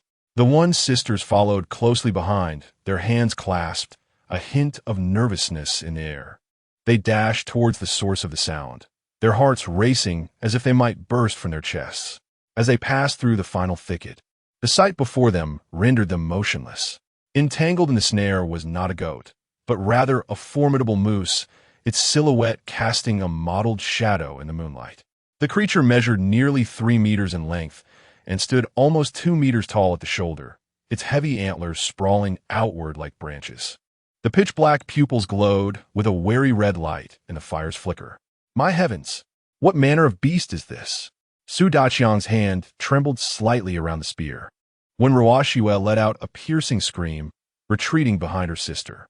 When Rushu's complexion turned pale as she stumbled back 2 steps. The moose, sensing the threat posed by humans, emitted a low, rumbling roar, its hooves frantically digging into the ground, the vines ensnaring, its legs creaking under the strain. "Run. This is beyond your capabilities. Keep your distance and do not get hurt." Fang Jie forcefully pushed the Wan sisters back while raising his axe in a defensive posture. No sooner had he spoken than the moose suddenly surged forward, the muscles in its neck rippling. With a powerful thrust of its sturdy hind legs, the vine connecting to the lasso snapped. The broken vine whipped through the air like a long lash, striking the tree trunk and causing the trees to sway violently. The moose, dragging the severed vine, careened wildly, breaking through the underbrush in its wake. Fang Jie and the others, still in shock, felt the ground tremble slightly beneath the giant creature's charge. Once the forest returned to its eerie silence, when Ruoxue timidly peered out, This is utterly terrifying. How could we ensnare such a massive animal? Is this truly a deer? Its antlers appear to resemble those of a deer." Su Daqiang wiped the cold sweat from his forehead, offering a wry smile. "Fortunately, it broke free. Otherwise, we would all meet our end here." Fang Jie, gazing in the direction the moose had vanished, tightened his grip on the axe. "You all must return. I will pursue it." Chapter 20. The hunt for the moose, with its cumbersome form, dashed through the forest, scattering fallen leaves in a frenzy. As Fang Jie gazed at the receding colossal figure, his eyes sharpened with intensity. Before Su Daqiang and the others could react, he snatched the spear from his side. "Brother, have you lost your mind? That creature towers over us, weighing several hundred pounds. Even if it is herbivorous, it won't be easy to tackle." Su Daqiang stumbled back, his voice trembling. When Rushu's exclamation echoed almost simultaneously with Fang Jie's determined strides. "Don't pursue. Come back. We aren't at the point of risking our lives yet." She reached out to grasp Fang Jie's clothing but clutched only the biting wind. Without a glance back, Fang Jie adeptly maneuvered through the underbrush, the spear tip parting the obstructing branches. You all return to the camp. No one follows. I have hunting experience. Rest assured, I will return. The sound of the moose snapping branches grew increasingly closer, and Fang Jie fixated on its fleeing direction. When Rushu watched him vanish into the shadows, her nails nearly digging in her palms. When Ruoshua trembled as she clutched her sister's sleeve. Sister, Fang Jie, we must return to the camp. When Rushu forced herself to remain composed, preparing ropes and a lighter. We will find him. Perhaps we can support him. Okay, came when Ruoshua's voice, tinged with tears. Don't cry. We must believe in him. All we can do is help him to the best of our ability. Fang Jie crouched low, meticulously observing the moose's escape route. Under the moonlight, splotches of blood dripped onto the leaves. If not for his keen observation, such traces would have easily gone unnoticed. It seems this behemoth, though it escaped the trap, is far from unscathed. Fang Jie cautiously surveyed his surroundings, his gaze fixed on the direction of the blood. Step by step, he approached the moose, following the trail. The heavy sound of the moose's labored breathing resonated sharply in the stillness of the woods. The wire had embedded itself deeply into its hind leg, and the winding blood trail left a dark crimson mark on the dry leaves. Leaning against a sturdy tree trunk, the moose dug its front hooves into the ground, its neck rising and falling violently with each breath. Fang Jie narrowed his eyes, using the moonlight to assess its condition. The antlers had broken halfway due to violent struggles, exposing raw, white bone. Prolonged running had caused vines to ensnare its hind legs, severely hampering its mobility. He tightened his grip on the spear and cautiously circled to the leeward side, striving to avoid the brittle twigs beneath his feet, even moderating his breath. Suddenly, the moose's ears perked up, its murky eyes swiveling towards Fang Jie's hidden position. Fang Jie's heart raced. Before the creature could rise, he launched the spear like an arrow. The moose, caught off guard, felt the spear plunge deep into its shoulder. It let out a thunderous roar, thrashing violently and crashing into a nearby sapling. Fang Jie narrowly evaded, his lower back colliding forcefully with the tree trunk. This creature possesses immense strength. I cannot confront it head-on. With a successful strike, Fang Jie immediately retreated from the moose's attack range. The moose's massive body swayed unsteadily, its leg injury already impairing its movement. Now, with an additional severe wound, it was on the brink of losing its capacity to resist. Fang Jie exhibited remarkable patience as he awaited the moment when the moose could no longer endure and sank to the ground. Drawing an axe from his waist, he seized the opportunity to launch a fierce strike at its neck during its moment of weakness. The moose, in a frenzied display, thrashed its head violently, prompting Fang Jie to retreat swiftly. This pattern repeated 4 or 5 times, each time he aimed for its throat. At last, warm blood splattered across his face, and the moose's movements gradually slowed until it collapsed with a thunderous crash, stirring up a cloud of dust. Fang Jie knelt beside the moose, his fingertips sinking deeply into its thick fur.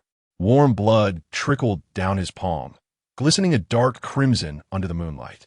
He gazed up at the star-studded night sky, an overwhelming ecstasy surging within him, nearly bursting forth from his throat. We have struck it rich. We shall survive. His hoarse roar tore through the night, startling the birds roosting in the trees. When Rushu trembled at the sound of his shout, her complexion turning ashen, her hands trembling uncontrollably. It's Fang Jie. He.S. in trouble. We must hurry. Before she could finish her words, she sprinted towards the source of the sound. Behind her, when Ruoshua stumbled in pursuit, with Su Daqiang close behind. Fang Jie, where are you? When Ruoshua called out, her voice choked with emotion, tears brimming in her eyes. Thorns grazed her calves, yet she remained oblivious. As they navigated through a thicket, they finally caught sight of Fang Jie. He stood beside the enormous beast, covered in blood, his chest heaving. Yet a nearly euphoric smile adorned his face. Look, Fang Jie exclaimed, pointing at the moose. This colossal creature weighs at least 500 or 600 kilograms. It will sustain us throughout the winter. No more hunger. When Rushu stood frozen, unable to comprehend the scene before her. When Ruoshua gasped, covering her mouth in astonishment. Su Daqiang stared in disbelief at the massive beast, his Adam's apple bobbing. Is this truly something a person with a cold weapon can fell? When Ruoshue's legs trembled, her eyes wide as she pointed at the moose. This is a creature weighing hundreds of kilograms. You nearly scared us to death. Fang Jie bent down to wipe the blood from his axe, chuckling at her remark. Don't be intimidated by its size. He kicked the moose's broken antler, remarking that a herbivore, even when robust, is merely a decorative pillow without sharp teeth or claws. Su Daqiang crouched to examine the gruesome wire marks on the moose's leg, clicking his tongue. Yet if this beast goes wild, a single kick could send a person flying, right? Certainly. But why would you give it the chance to kick you away? Its leg was injured beforehand. Thus, you must patiently outlast it. Once it sits for the first time, its life is forfeit. Fang Jie spoke with a hint of pride. There was once a wilderness survival show where a great expert took down a moose with just a short knife. And that was while the moose was uninjured. He struck it once, and then followed it, waiting for the moment it began to weaken, choosing his opportunities to attack gradually. The key is not to engage in a direct confrontation. Wait until its strength is exhausted before striking. You are truly amazing. A hero. When Ruoshua listened to Fang Jie's discourse with eyes full of admiration. When Rushu picked up the lighter that had fallen to the ground and gathered some twigs to ignite a flame, the fire illuminated the massive form of the moose, as well as Fang Jie's bloodstained face. She sighed, feeling both exasperated and relieved. Next time, let us not take such risks. You nearly frightened us to death. What would we do if something happened to you? Fang Jie chuckled heartily. What can we do? You two sisters would just have to remarry. Haha, you rascal. Even at a time like this, you're still so glib. All right, let us get down to business. I'll skin and dismantle, and you three will carry the meat back. Daqiang will lead the way, and you sisters must follow him. No splitting up. You must stick together as a trio. Understood. Chapter 21. A treasure in every part, the three individuals dispersed to gather an abundance of branches, with Su Daqiang even wielding an axe to fell 2 small trees, which he then shouldered.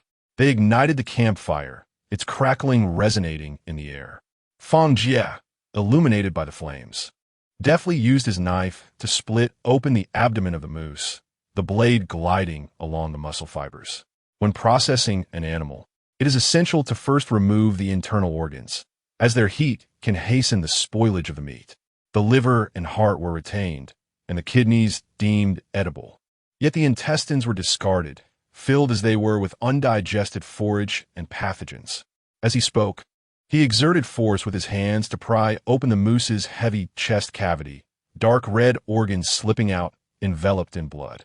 When Ruoshua instinctively covered her mouth and nose, while when Rushu felt a wave of discomfort, retreating slightly. Su Daqiang leaned in closer, noticing how the firelight highlighted the moose's thick layer of fat, glistening like oil. Fang Jie severed the bladder, pouring out its contents before handing it to Su Daqiang, remarking, "This can serve as a water pouch. Be sure to clean and disinfect it thoroughly before we set out again. It will prove quite convenient." He then turned his knife towards the neck, slicing along the tendons. While the trachea and esophagus were of no use, the flesh here was tender and ideal for roasting. When Rushu squatted nearby, neatly arranging the cut pieces of meat, Fang Jie paused, pointing at the dark fascia at the joints of the moose's legs. This fascia is remarkably resilient. If dried, it can be fashioned into rope, or even bowstrings. If we craft bows and arrows, we shall have nothing to fear from the beasts of the forest. When Rushu quickly placed a hand over his mouth, hushing him, "Do not speak of such things. It is quite frightening. What if a tiger were to leap out? We would become its evening meal." Indeed. Speak no more," Fang Jie retorted, carefully peeling the fascia away in one piece, folding it into squares to tuck into his belt. "Let us not waste the deer's blood. It is highly nourishing. I felt a pang of regret when I struck it down." He tilted the wound in the moose's neck, allowing the warm blood to flow into his water canteen. When boiled and consumed, it replenishes strength and helps to prevent infection. He then cut out the moose's tongue, declaring it a delicacy that, when cured, surpasses even cured meat in flavor. As the dismemberment progressed, the moose's massive body was gradually transformed into various parts. Fang Jie wielded the axe to cleave through the ribs, extracting the tender meat nestled within. This cut was perfect for jerky, which could be preserved by smoking over the fire. He buried the inedible internal parts in a pit to deter any wild animals from approaching. Su Daqiang, along with the two sisters, began transporting the gathered items in successive trips. As the first rays of dawn painted the horizon crimson, only a complete skeleton remained on the ground. Fang Jie, having prepared the most tender cuts, instructed Wen Rushu, "Take this meat back to the camp and weigh it down with stones to prevent birds from carrying it off. I will stay here with Brother Daqiang to process the remaining hide and bones." The Wen sisters placed the fascia and bladder into a plastic container. Before departing, Wen Rushu turned back to remind them, "Be careful. Do not overexert yourselves." Fang Jie smiled and waved, accepting the ceramic jar from her hands. "Rest assured, you two sisters should return and properly store the meat, constructing a larger bonfire in preparation for my return to smoke it. Once you have completed your task, you may rest. It has been a long night." When Rushu smiled softly, saying, "What hardship? We are filled with excitement, unable to sleep at all, as if we have won a fortune. Indeed, you two burly fellows can finish up here while we take care of the meat, beginning the smoking process as you instructed us. We will also look after the Chang's mother, so do not worry." After the sisters finished speaking, they embraced their final spoils and departed. Su Daqiang gazed at the retreating figures of the Wen sisters, unable to suppress his admiration. These two girls are truly remarkable. In their work unit, they are both steady and efficient, and it is surprising to see how reliable they are on this deserted island. Following Fang Jie's instructions, he bent down to hoist the heavy moose hide, feeling the weight pressing down on his shoulder. Fang Jie knelt beside the hide, using a dagger to slice through the thick layer of fat beneath the skin. As he had anticipated, the layer of fat beneath the moose hide was indeed 3 fingers thick, glistening with a pale yellow sheen, resembling layers of solidified cream. This layer of fat is essential for herbivores to survive the winter, and now it is ours to utilize. He tossed the scraped fat into a ceramic jar, the chunks hitting the bottom with a dull thud. The rendered fat can be used for lighting, creating waterproof agents, and mixed with wood ash to make soap. "Wait a moment, brother. Why is this so heavy? I will fetch some sticks for support." Su Daqiang retrieved several sturdy sticks and laboriously propped the corners of the hide, securing it to the ground. Wiping the sweat from his brow, he inquired, "What about these bones? What purpose do they serve? Why not just discard them?" Fang Jie picked up a rib and tapped it in his palm. "Bones are immensely useful."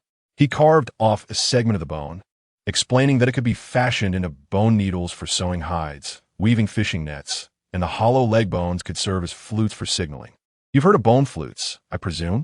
The larger bones can be transformed into containers for holding water. Once processed and polished, bones also make excellent weapons. As he spoke, he kicked a nearby antler, declaring a natural pickaxe, effective for digging traps and carving wood. Sudakian nadie repeatedly, realizing that listening to him was equivalent to a decade of education. Who would have thought that every part of the moose would prove to be a treasure? His knowledge had certainly expanded. The edge of the ceramic jar was spilling over with golden fat. Fang Jie straightened up and glanced at the overflowing container. This won't do. The fat is about to overflow. He thrust the jar into Su Daqiang's hands, urging, "Hurry, take it back to the camp and bring the plastic container. This moose fat cannot fit in the jar." Su Daqiang clasped the container tightly and sprinted away. Fang Jie observed his retreating figure, casually grabbing some vines to bind the remaining blocks of fat. During the wait, Fang Jie picked up broken bones and began to etch markings into the tree bark. He sorted the leg bones by thickness, using stones to break open the hollow femurs, envisioning their future use as storage jars. He sliced the ribs into thin strips, preparing to polish them into sharp bone knives. Once he had finished organizing, he heard hurried footsteps approaching from a distance. Su Daqiang, holding the plastic container and panting heavily, exclaimed, "I made it just in time. This should be sufficient." Fang Jie immediately seized his knife, and fresh fat cascaded into the container. The plastic box was swiftly filled, its surface adorned with a layer of shimmering oil, reflecting delicate golden glimmers in the morning light. "Well, that's just perfect, a whole box. This oil will sustain us until spring." Fang Jie let out a long sigh of relief, wiping his greasy face. Su Daqiang bent down, preparing to lift the box. "Whoa, goodness, I can barely manage it." Fang Jie pulled over a vine from the side, meticulously securing the box. No rush, we'll carry it back together. We can't lift this plastic box directly. In winter, plastic becomes brittle, and should it fail to bear the weight, the oil would spill. Our efforts would be in vain. Chapter 22. The purpose of stockings. Fang Jie threaded 2 sturdy wooden sticks through the loops of vines on either side of the box, then laid the deer hide flat atop the lever. He placed the fragmented bone knives upon the box and patted the connection of the makeshift stretcher, confirming its stability before calling out to Su Daqiang. Come, I'll go in front, you follow. Su Daqiang slung the spear across his back, gripping the wooden stick tightly, his shoulders instantly sinking as he grit his teeth and replied, Goodness, this is just like carrying a palanquin. Let us move. The two of them began to walk, the stretcher gently swaying with their steps. Fang Jie occasionally glanced back to check the binding of the box, the sunlight stretching their shadows long as they fell upon the box filled with bone artifacts. Walk slowly, don't spill the oil. Keep an eye on the box from behind. If anything seems off, stop immediately, Fang Jie cautioned, tightening the axe at his waist. Su Daqiang wiped the sweat from his brow, his gaze sweeping through the depths of the forest. I wonder if there are any more moose in this woods. Another one would be splendid. Before he could finish his thought, a sudden crack of breaking branches echoed from afar. Instantly, both men tensed, Su Daqiang gripping his spear and raising the tip slightly. Don't panic, it could be a wild boar. Moose make much more noise, Fang Jie whispered, casting a sidelong glance at the spoils upon the stretcher. We have various weapons now. Even if we encounter a wild boar, we're not defenseless. The two held their breath, listening intently until the sound gradually faded away, allowing them to exhale and continue on. The smoke from the campfire was already curling upwards, where the One sisters busied themselves by the flames, the aroma of roasting meat mingling with the scent of sizzling fat wafting toward them. You're finally back. When Ruoshua jogged over, her eyes fixated on the box atop the stretcher. Oh my, is that box filled with oil? So much of it. Can this oil really be used for lighting? Indeed, not only can it be used for lighting, but once processed, it can also be used for cooking, Fang Jie replied. Didn't you express a desire to eat vegetables? If we find wild greens, we can stir-fry them with the fat. Then could you accompany me to gather wild greens? I really long to eat vegetables, when Rushu interjected, taking Su Daqiang's spear. Enough, Ruoshua, don't be silly. Let them rest. We can discuss this later.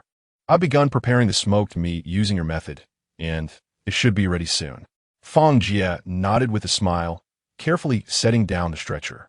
Brother, I'll go check on my mother first. I'll return right away. Su Daqiang hurried toward the haystack. Before he left the previous night, he had chosen pliable vines to bind his mother securely to the tree trunk, fearing she might wander off due to her unclear consciousness. Upon when Rushu's return, she immediately unfastened the vines and settled the elderly woman beside her. At that moment, his mother lay curled up, sleeping soundly on the grass mat, her gray-white hair scattered in disarray. Su Daqiang crouched down, gently tucking the stray hairs from her forehead behind her ear, carefully confirming her steady breathing and peaceful slumber before he felt a sense of relief wash over him. Fang Jie rummaged through the cluttered corners of the tent, searching the luggage for quite some time, but failing to find what he needed. He called out to Wenrushu, who was focused on the meat. Have you seen the stockings I packed in the box? It was indeed the pair of black stockings with lace trim that you gifted me. A blush instantly spread across Wenrushu's face as she exclaimed, Why are you shouting? Can't you keep your voice down? That belongs to me. You've kept it in use for so long that I simply reclaimed it. She lowered her head, tucking a strand of hair behind her ear, her fingertips unconsciously brushing against her trousers. Hand it over. Fang Jie approached, holding a ceramic jar smeared with grease, the murky elk fat swaying within. Since I asked for it, it must be of some use, though I had no need for it at that moment. To filter the grease, one must use this fine mesh to remove impurities from the fat. When Rushu bit her lower lip, hesitating for a moment before turning to enter the tent. When she emerged, she held a ball of stockings, still warm to the touch. As she handed it over, she mumbled, Had I known it was useful, I wouldn't have put on my legs. Fang Jie unfurled the stockings and, noticing her flushed cheeks, felt tempted to tease her. He deliberately held the stockings up to his face, provoking her into a squeal. Fang Jie, you pervert, as she reached to snatch them back. Her hair brushed against Fang Jie's chin, leaving a faint scent in the air. Laughing heartily, he tossed the stockings back, tapping the jar with his fingertip. Quickly boil some water. You need to soak these properly. The oil extracted with sweat will have an unpleasant odor. When Rushu placed her hands on her hips, her eyes wide with surprise. What do you mean? Do you think I'm dirty? It's not about being dirty. The filtering equipment must be spotless. Otherwise, the dishes cooked with the oil will upset your stomach. Even if you haven't worn them, they were kept in a box, and I will disinfect them well when I need them. He glanced up to see when Rushu was still stamping her feet in place, and he feigned a stern expression. Hurry up, or I'll spank you. With a huff, when Rushu turned on her heel, clutching the stockings and muttering under her breath about stinky straight men. Su Daqiang approached Fang Jie. What is the plan for today? I'll follow your lead. Fang Jie surveyed the trio, who appeared quite energetic. When Rushu was boiling water, while when Ruoshu knelt nearby, attentively turning the cured meat. After a moment's contemplation, he spoke in a deep tone, while everyone is still motivated. Let's quickly seal the main cabin. You and your mother's little house must also be built without delay. The weather can change abruptly, and the elderly need a secure place. Su Daqiang straightened his back, nodding vigorously. No problem. Just point the way, and I'll take care of it. With that, he rolled up his sleeves, ready to begin. Fang Jie turned to Ruoshu. Shui, the task of curing the meat is yours. Keep a close eye on the fire. We need it to be fragrant, as this is our sustenance. When Ruoshu gave an okay gesture, leave it to me. I guarantee the meat will be so aromatic that it will entice beasts from 10 miles away. Let us go. Time to get to work. Fang Jie picked up an axe and led the way to the construction site. He meticulously adjusted the wood with his tools, expertly crafting the mortise and tenon joints. Nearby, Su Daqiang observed intently. Following your advice yesterday made things go smoothly. Today is even quicker. Fang Jie nodded. Indeed, with yesterday's experience, we can finish faster today. Practice makes perfect. After all, we will only get quicker. The two individuals worked in harmonious coordination, layering the meticulously prepared timber with precision. Meanwhile, when Rushu hung the freshly washed stockings on a clean wooden rod, she clapped her hands and, noticing the progress made by the duo in constructing the wooden house, approached them, saying, You two are quite efficient. Allow me to lend a hand. Fang Jie gestured toward the timber nearby. All right, please pass me the wood over there, while Su Daqiang and I focus on the assembly above. Let us strive to complete the upper half of this wooden house today, aiming for the roof to be finished by tomorrow. Su Daqiang, busy with his tasks, smiled and remarked, Once the house is completed, you will be able to enjoy a comfortable night's sleep, free from the worries of wind and rain. You too. Once ours is finished, we shall construct yours immediately. Chapter 23. The completion of the cabin. As the sun began its descent, the three individuals were weary, their backs aching from the day's labor. Yet, the sight of the newly formed cabin brought wide smiles to their faces. Fang Jie gestured with a branch at the front of the cabin, stating that only the roof was left to be completed, and they would likely finish by tomorrow morning. We need to install a vent here. Otherwise, if we cook inside, it could suffocate us, he remarked. Su Daqiang leaned in for a closer look. Indeed, a vent is essential to allow fresh air and sunlight to enter. Otherwise, the interior would be dark and oppressive.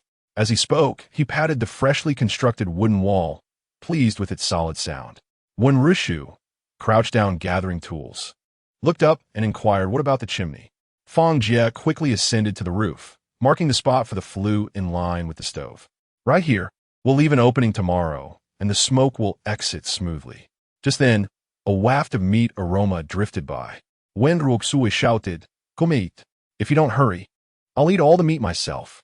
When Rushu chuckled and chided her, You glutton, always sneaking bites. The three of them brushed off the wood shavings from their clothes and stepped into the warm glow of the setting sun towards the pot. When Ruoxue, biting into a piece of smoked camel meat, grimaced slightly.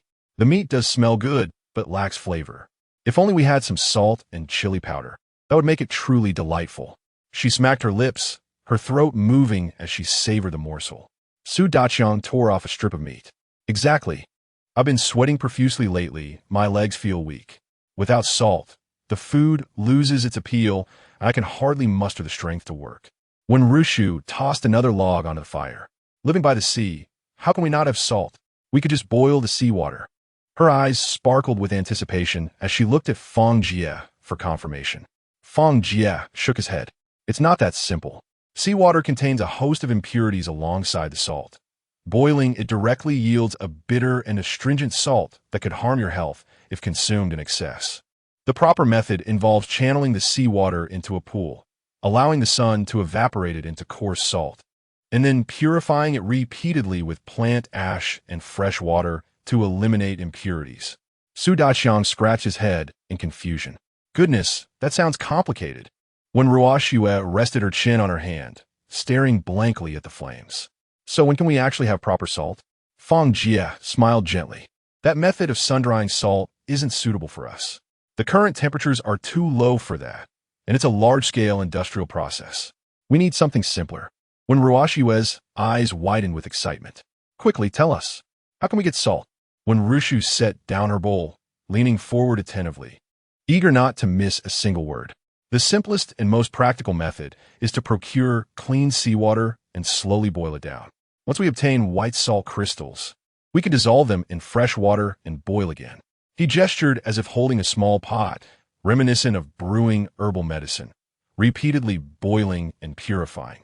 Although it requires more firewood and time, the amount we need is manageable. Su Daqiang scratched his head again, muttering, "Isn't that just like rendering lard? Just takes a bit more effort." When Ruoxue had already sprung to her feet, seizing the nearby water bucket. "I shall head to the seaside to fetch water right now. Whether we can feast upon salted meat tonight hinges on this pot." Fang Jie abruptly grasped her by the collar. "What's the rush? It's pitch dark. Everyone is exhausted from the day's toil. Who has the energy to boil salt? Let us do it in the morning." "Well, all right then." When Rushu returned the ceramic bowl to her hand. "The hero speaks wisely. What's the hurry? Just take a whiff of your own sweat. Your eyes can barely stay open, and yet you wish to run to the seaside?" She reached out to tidy when Ruoxue's messy ponytail.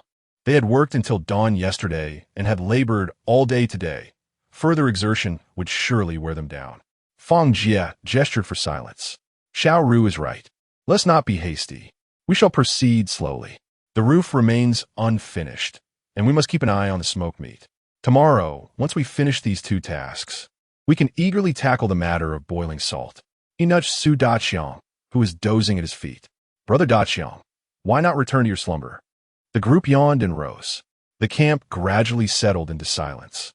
The night breeze whistled through the wooden framework of the cabin, mingling with the distant sounds of the waves, lulling the weary souls into the realm of dreams.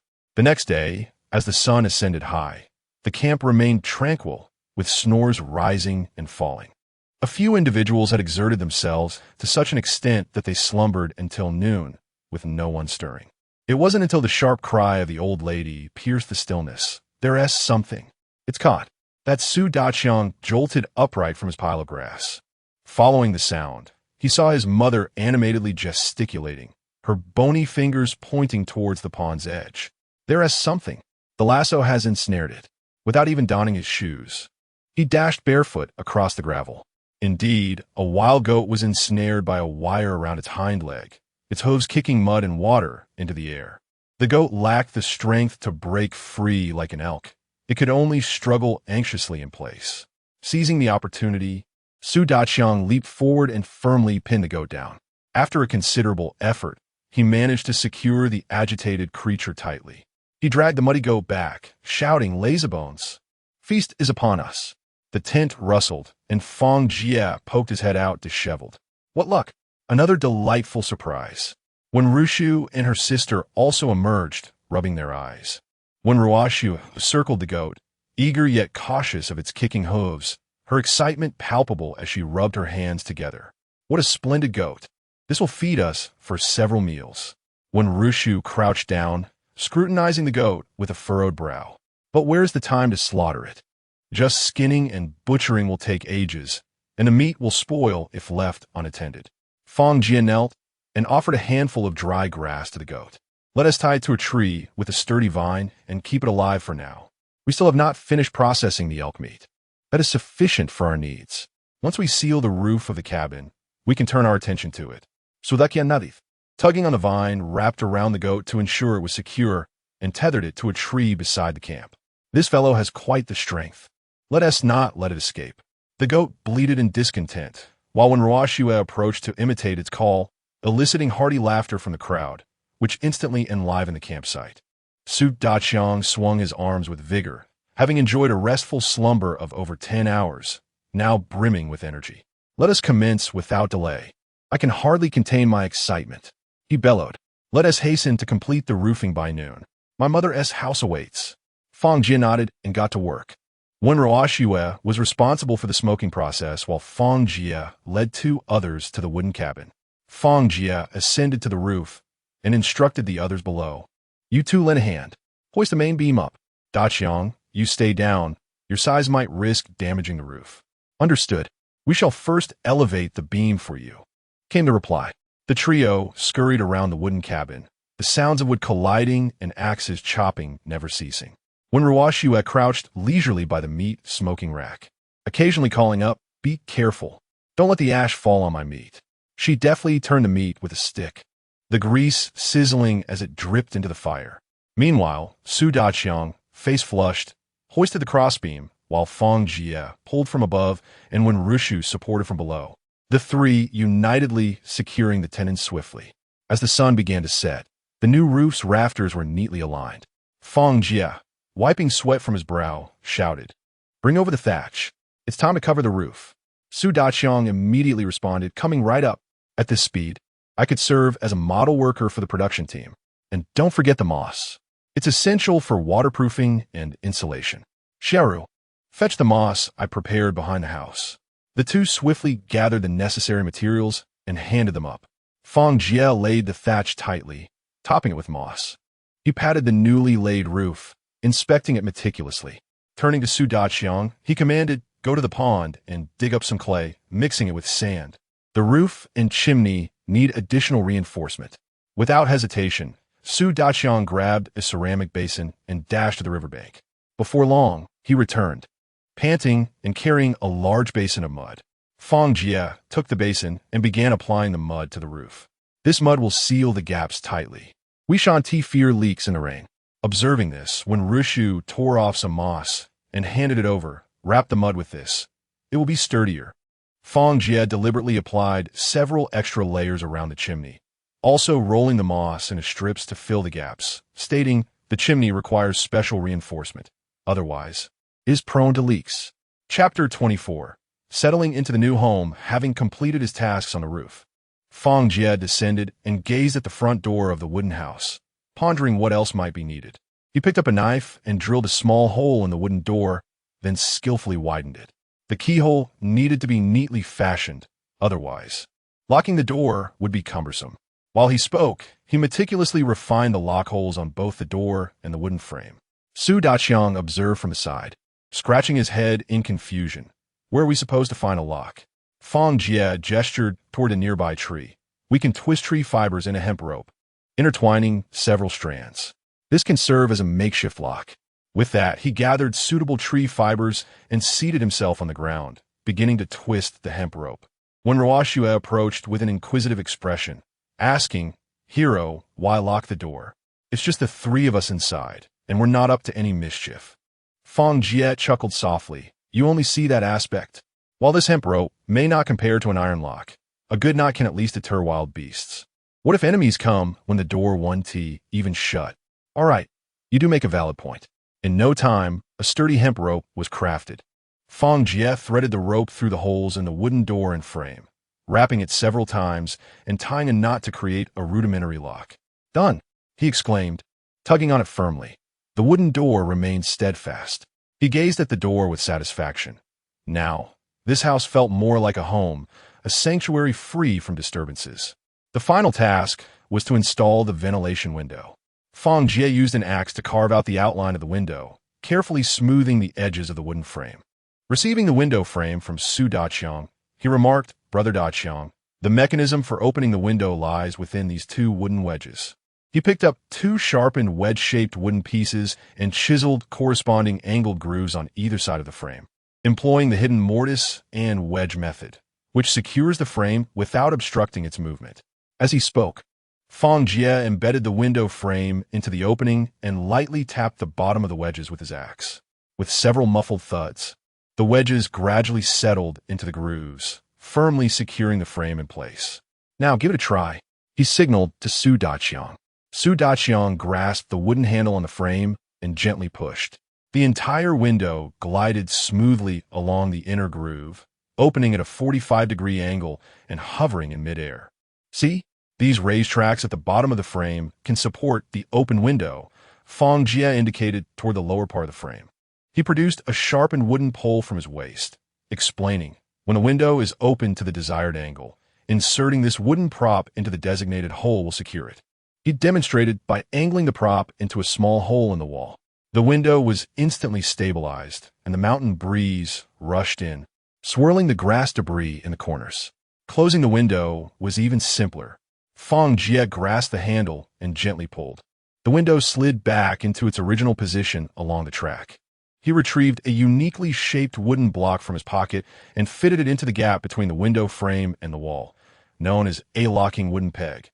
Once inserted, it sealed tightly, impervious to even the strongest winds. He pushed against the window frame with force, and it did not budge. Turning to the three onlookers, he smiled. "Now we have achieved ventilation, rain protection, and security all at once." As Fang Jie concluded his words, the trio stared wide-eyed at one another, their gazes reflecting an innocent clarity. When Ruoxue burst into laughter, exclaiming, "Brother Jie, what you've said sounds like an ancient script. My mind is all tangled up. I don't quite understand, but it sounds impressive. Regardless of what you say, I shall follow your lead. From now on, you shall be my leader." She gave Fang Jie a thumbs up, her eyes sparkling with admiration. When Rushu nodded in agreement, "Indeed, it sounds utterly baffling, yet it appears exquisitely crafted. You have demonstrated its effectiveness as well. It's perfect. With you here, we can simply assist." Su Daqiang scratched the back of his head and chuckled sheepishly. "I'll just handle the work and ensure I don't hold anyone back." The three gathered around Fang Jie, each expressing their loyalty. Fang Jie looked into their eyes, which could not hide their trust, and a warm sensation surged within him. He earnestly stated, "Thank you for your trust. Please remember what I say today. Although your combat skills may not match mine, I will never use force to coerce you. While your experience in wilderness survival may be less than mine, I shall not ridicule you for it. As long as you are willing to believe in me, together we shall unite to overcome numerous challenges. No matter the difficulties we encounter in the future, we shall face them together." The trio erupted into enthusiastic applause and cheers. When Ruoxue excitedly whistled loudly, jumping with joy, "Hero, you have spoken splendidly. I wholeheartedly agree." At that moment, the elderly lady, hunched over, called out from the doorway in a gravelly voice, "I'm hungry, hungry. Time to eat." The group paused momentarily before bursting into hearty laughter. Su Daqiang rushed over to assist his mother, saying, "All right, the matriarch has spoken. Let us hasten to the meal." When Rushu nodded with a smile and turned to fetch the already prepared dishes, the campfire illuminated their smiling faces, while the aroma of the food mingled with their laughter, drifting far into the twilight. After the meal, Fang Jie organized the evening's tasks. "Now, let us discuss the division of labor. Xiaoru, Ruoxue, please move everything from the tent into the wooden house and remember to organize them by category." When Rushu nodded in response, "Rest assured, I will ensure everything is neatly arranged." Fang Jie tourned tosudetyang. "We shall use the waterproof cloth to set up a new tent for you too, right in the old spot by the haystack." Su Daqiang immediately agreed, "Great. Finally, a place to shield us from the wind and rain." Next, the smoked meat would be the highlight of the evening. "We will take turns, the four of us. You sisters will cover the first half of the night, while Daqiang and I will take the second half. The fire must not go out, and the meat needs to be turned frequently." His gaze swept over the weary yet resolute faces of the others, urging them to stay alert. They must complete their task before dawn. The meat had already been set aside for the second day. The weather had been favorable lately, and they could not afford any delays, lest it spoil. The trio nodded in agreement. The One sisters immediately sprang into action. When Ruoxue lifted the tent, rolling up the bedding, and called out, "Sister, catch!" When Rushu, quick on her feet, caught it deftly and neatly stacked it at the wooden house's entrance. Subsequently, the two began categorizing and transporting the scattered ceramic jars, tools, sausages, and small rabbits one by one. When Rushu, ever mindful, reminded, "Place the knife and axe in the corner, be cautious not to touch them." Meanwhile, Fang Jie and Su Daqiang had already begun to unfurl the waterproof fabric at their chosen location. Brother Daqiang pulled the diagonal tight. Fang Jie commanded, while securing it with wooden stakes. Su Daqiang tugged at the material with all his might, exclaiming, "This fabric is remarkably sturdy." The duo firmly anchored the four corners into the ground and reinforced the perimeter with vines. In no time, a spacious tent was erected. Su Daqiang lifted the tent flap to inspect their handiwork, grinning with satisfaction as he remarked, "Now my mother can surely sleep soundly.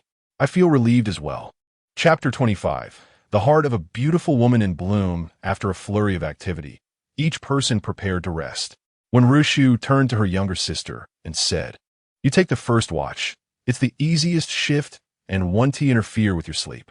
When Ruashu, playfully shaking her sister's arm, replied, "I knew you cared for me."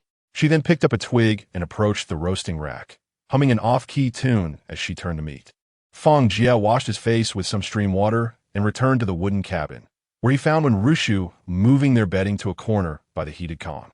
As she lay down, smoothing out the blankets, her rounded hips became even more pronounced. Fang Jie swallowed hard and approached to assist. However, when his fingers grazed hers, when Rushu flinched as if burned, "You've worked hard during the latter half of the night. You must keep an eye on Su Daqiang. He could sleep through a thunderstorm." When Rushu teased in a hushed voice, "I can hear his snoring from this distance." Fang Jie chuckled at her jest, and the flirtatious atmosphere between them dissipated in an instant. Outside the tent, when Ruashu's rhythmic humming could be heard, while inside the cabin, Fang Jie had already succumbed to slumber. When Rushu lay on her side, moonlight streamed through the window, softening his typically sharp features. She recalled their shared moments over the past few days, especially his earnest demeanor when he urged her to trust him before dinner. Her fingers absent-mindedly toyed with the hem of her clothing. This man always seemed to uphold the hopes of everyone during the most desperate times. She gently propped herself up, leaning in to observe his face. Impulsively, when Rushu extended her hand, her fingertips hovering above his countenance, hesitant to make contact. It was only when Fang Jie unconsciously turned over that she quickly lay flat again, her heart racing as if struck by a fawn, echoing in the stillness of the night. When Rushu tossed and turned, counting the interlaced beams overhead countless times. Outside, the intermittent sound of when Ruashu's humming mingled with the sizzling from the roasting meat, clear and pronounced in the quiet night. Finally, she let out a soft sigh, lifted the covers, and rose. In the night, when Ruashu was crouched by the roasting rack, her twig moving rhythmically over the meat. Upon seeing her sister approach, she immediately stood up. "Sister, why aren't you sleeping? It's still early." When Rushu reached out to smooth her sister's wind-tousled hair and gently urged, "Go to sleep. I'll take care of the rest. You've been at it for so long, your eyes are red." "It's nothing. It hasn't been that long." When Ruashu tried to argue, but when Rushu gently pushed her toward the cabin. "Be obedient. You'll need to help clean up in the morning. Go on. I can't sleep. I'll cover for you." "All right."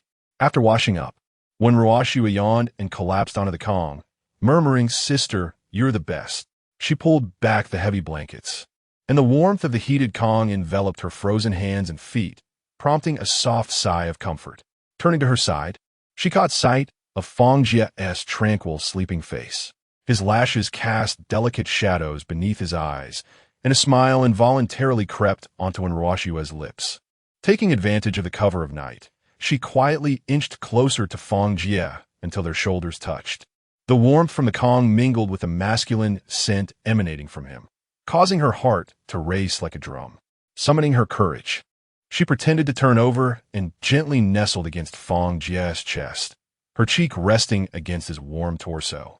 In the depths of sleep, Fang Jie furrowed his brow slightly, vaguely sensing a weight upon him. He struggled to open his eyes, and through the moonlight, he beheld when Ruashu curled up against him. Her hair, cascading over his neck.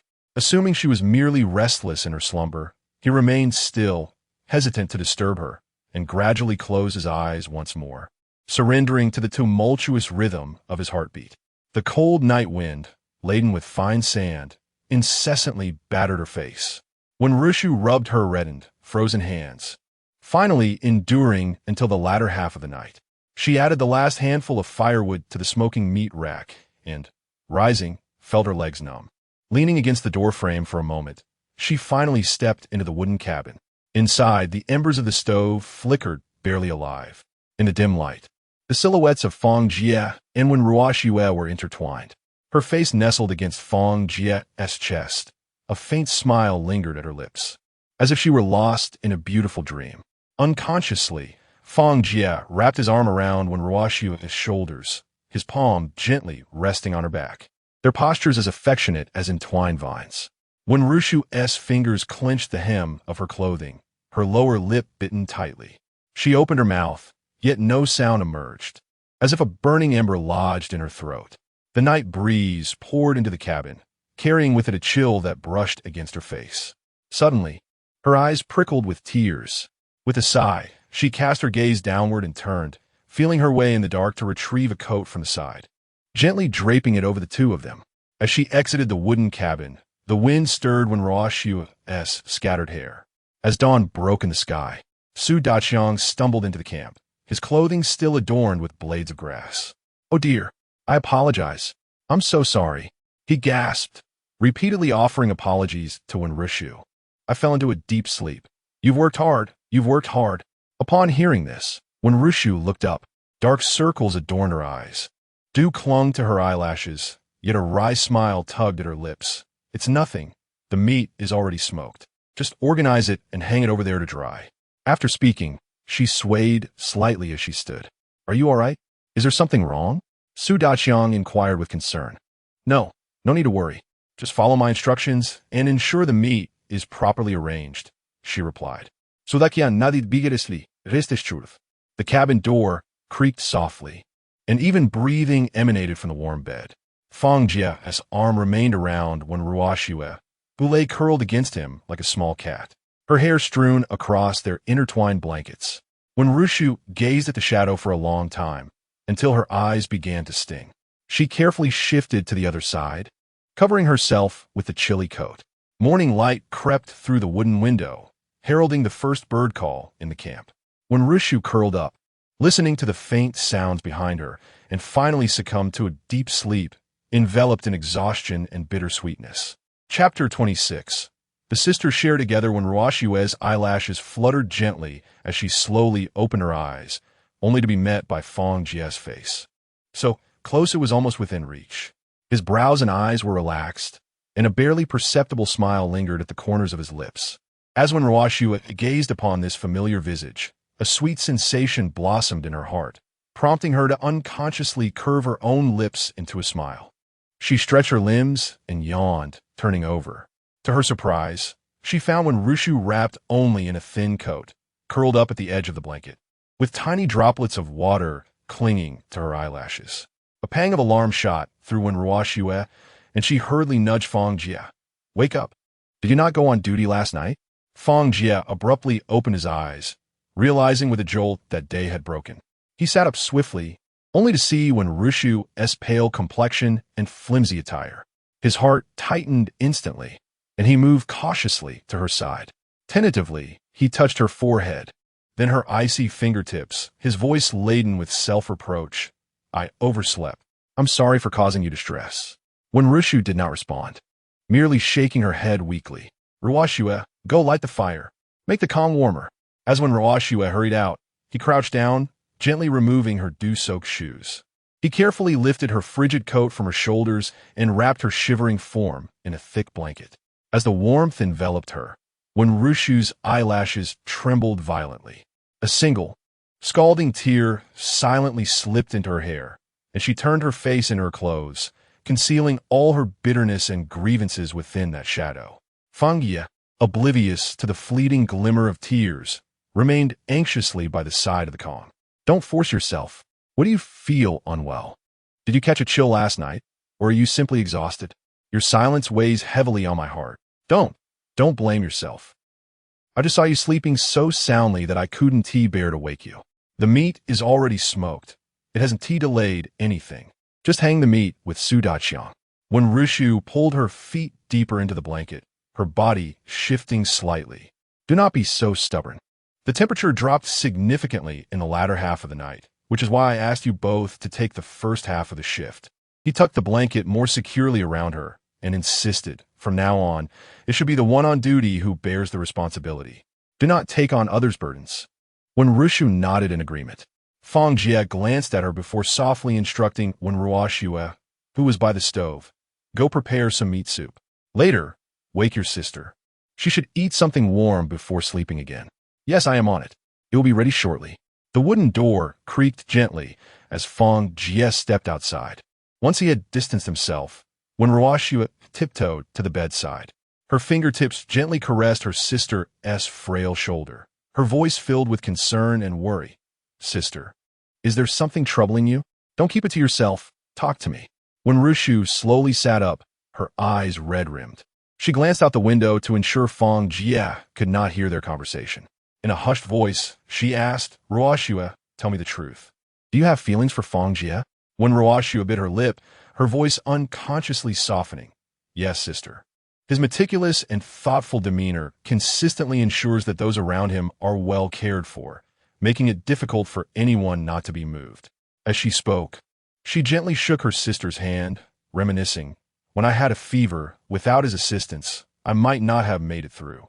When Rushu silently observed their intertwined hands, letting out a soft sigh. Before she could voice her thoughts, when Ruoxue leaned closer, whispering in her ear, Sister, do you feel the same way I do? Don't speak such foolishness, when Rushu replied, her cheeks tinged with a blush. We are sisters. How could I possibly covet a man that you fancy? When Ruoxue teased with a playful grin, see, you do like him. It's just that considering our sisterhood, you cannot act, can you? Sister, we have shared everything from snacks to new clothes since childhood. What is there to prevent us from sharing a man we both admire? I don't mind. Stop spouting nonsense. When Rushu raised her hand to swat away her sister's grip, only to have Wen Ruoxue entwine her fingers even tighter. Observing the twinkle of mirth in her sister's eyes, when Rushu's feigned annoyance began to falter, her lips curving upward uncontrollably. The burdensome thoughts that once loomed between them were dissipated by a few light-hearted words. Wen Ruoxue then affectionately draped her arm over Wen Rushu's shoulder, playfully nuzzling her neck. At worst, we can compete fairly. Whoever wins, the loser will serve as the other's romantic advisor. This remark elicited a burst of laughter from Wen Rushu as she pinched her sister's cheek. Shameless girl. This is the second time you've snuggled into his embrace. When Ruoxue cheekily stuck out her tongue. Last night was intentional, but the first time was genuine. I truly fell asleep, and when I woke up, I felt utterly embarrassed. Oh, are you sure it was embarrassment and not something else? When Rushu elongated her tone, her eyes twinkling with humor as she gazed at her sister. Ugh, how can there be a sister like you in this world? Who teases their sister like that? I will make you any meat soup. Huh? Hurry up and bring it to me. I'm famished. I am both exhausted and hungry now. The two sisters exchanged playful banter, easing their hearts. As Fang Jie stepped outside, Su Daqiang was hanging large pieces of smoked meat on a drying rack. My apologies, brother, Su Daqiang said, scratching the back of his head awkwardly upon noticing Fang Jie approaching. I was utterly exhausted last night and slept until dawn. Xiaowen helped me with quite a bit of work. Feeling a bit guilty, Fang Jie patted his shoulder, his gaze drifting over the crooked drying rack. No worries, let's not dwell on that. We should tidy up quickly. There is still much to do after we finish with the meat today. The two set to work. Fang Jie sorted the smoked meat by fat and lean cuts, while Su Daqiang secured the pieces with vines to ensure they wouldn't be blown away by the wind. The sunlight glinted off the meat's surface, creating an enticing sheen. When the last piece was hung, when Ruoxue's bright voice rang out from the cabin, dinner's ready. Come and taste the freshly made meat soup. Su Daqiang swallowed hard. I could smell it from outside. The aroma is making my stomach growl. Fang Jie nodded and turned back. Let us proceed. After finishing our meal, We shall complete our tasks and then take a well-deserved rest. Chapter 27. Purifying and boiling salt. As Fang Jie stepped into the wooden cabin, the swirling steam enveloped him, bringing with it the enticing aroma of meat. When Rushu sat by the Kong, lost in thought, her hair cascading down, partially veiling her profile, Fang Jie's gaze inadvertently settled upon her. When Rushu lifted her head, her eyes momentarily evasive. "What are you staring at? Hurry and eat," she chided playfully. "You look well. Your vigor is back, so I can rest easy." Fang Jie smiled as he accepted the earthen bowl, inhaling deeply the savory fragrance. When Rushu noticed her sister, when Ruoxua beside her, gnawing on smoked meat, the little one's cheeks were puffed like a squirrel hoarding pine cones, juices trickling down the corners of her mouth. Upon noticing her elder sister's gaze, she mumbled adorably, her voice muffled. Su Daqiang paused mid-bite, sensing the subtle atmosphere, and stifled a chuckle. When Ruoxua swallowed her mouthful and looked up at Fang Jie with bright, eager eyes. "Hero, what shall we do today?" Her expression brimmed with anticipation. Fang Jie set down his bowl and lightly tapped the table, pondering for a moment before declaring, "The cabin and Kong are complete, and the smoked meat is ready. Next, we need to assist Brother Su in chopping wood for the house." He turned to Wenrushu. "Xiaoru, you should take a good rest today. You've been exhausted for so long. It's time to rejuvenate your spirit. Xiao Shui, you could try to extract sea salt as I mentioned before. When fetching water by the sea, keep an eye out for kelp. Bring some back, as it can be used for soup and to supplement our salt intake." Instantly invigorated, when Ruoxua sprang to her feet. "Don't worry, it's on me. I can also search the woods for wild fruits and vegetables. Perhaps I'll discover new treasures." Fang Jie nodded affirmatively. "All right, you may explore freely, just ensure your safety. Take my wooden spear. If danger arises, run swiftly." "Got it. I'm not foolish. Just as long as you know to head home when it rains," he joked, eliciting laughter from Wenrushu and Su Daqiang. Fang Jie turned to Su Daqiang, suggesting, "Let us go chop some trees and gather the wood for your house." Su Daqiang waved his hand dismissively. "I can handle the tree chopping myself." He gestured toward the corner where ceramic jars and plastic bins were overflowing with moose fat. "Look at all this fat. If it's not processed soon, it might spoil. You should focus on these tasks." Before Fang Jie could respond, Su Daqiang pointed at Wenruoxua. "The process of boiling salt requires precision and technique. The little girl has never done it before, so you must guide her. Chopping trees only requires an axe. Having two of us would just hinder the work. I can manage this." Seeing Fang Jie still hesitating, Su Daqiang patted his chest confidently. "I'm only building a small shelter for the two of us to shield from the wind and rain. It won't compare to your spacious abode, and one require much wood. Once I finish chopping, you can help carry it back, smooth it out, and assist in assembling it." Fang Jie met his determined gaze and nodded. "Very well, then. You take on the labor. Look for wood that is evenly thick, long, and straight." "Understood. I'll get right on it." After their meal, the two set off to attend to their respective tasks. When Rushu lay down on the Kong, drifting into a deep slumber, Fang Jie placed the clean pot on the stove, pouring in half a jar of moose fat and adding some water. Adding water serves to prevent splattering when the fat is heated directly, while ensuring a more uniform rendering process. When Rushu's delicate stocking was carefully fitted over a ceramic jar, fashioned into a makeshift filtration device, set aside for future use. As the temperature rose, the fat within the jar began to melt slowly, emitting a gentle, sizzling sound. Fang Jie occasionally stirred with chopsticks, ensuring that each piece of fat was thoroughly heated. Gradually, the pale yellow fat transitioned from solid to liquid, floating atop while impurities settled at the bottom of the jar. He lifted the rendered fat and poured it slowly into the jar lined with the stocking. The fine mesh of the stocking effectively trapped the impurities, allowing only the pure fat to flow into the lower jar. The filtered fat emerged crystal clear, glistening with a soft sheen. After achieving a uniform mixture, he sealed the jar and placed it in a cool, ventilated corner. This processed fat could not only be used for cooking, but also impart a unique aroma during culinary endeavors, with the added benefit of long-term preservation. Having finished with the fat, Fang Jie glanced at Wenrushu, who lay sleeping on the Kong. Her breathing was steady and elongated, her face adorned with a serene expression. He turned his attention back to the remaining fat. Suddenly, when Ruashua burst in, stumbling slightly, causing some seawater from the small bucket to slosh out, leaving a serpentine trail behind her. She clutched the ceramic jar tightly, with damp seaweed draped over her shoulder and several oyster shells peeking from her pocket, producing a soft clattering sound as she moved. Yee, she gasped, placing the bucket down with a thud, her hair plastered to her sweat-drenched cheeks. The sea has returned. Look at this seaweed and the oysters. As she spoke, she pulled out a few oysters still coated in sand and shook the ceramic jar. It's filled with seawater. We can start making salt right now. The seaweed slipped down her arm, spreading out on the ground, presenting deep brown folds imbued with a briny aroma. Fang Jie steadied the swaying bucket and noticed a scrape on her knee. Why the rush? What if you get infected? You should apply some ointment. Yet, when Ruashua merely chuckled, I can't wait. Soon we'll be able to enjoy salted grilled meat. Fang Jie pointed towards Su Daqiang's tent. Go fetch Daqiang's frying pan.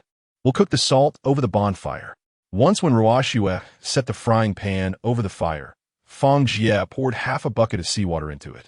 The flames danced beneath the pan, producing a subtle, sizzling sound. Patience was essential in salt making.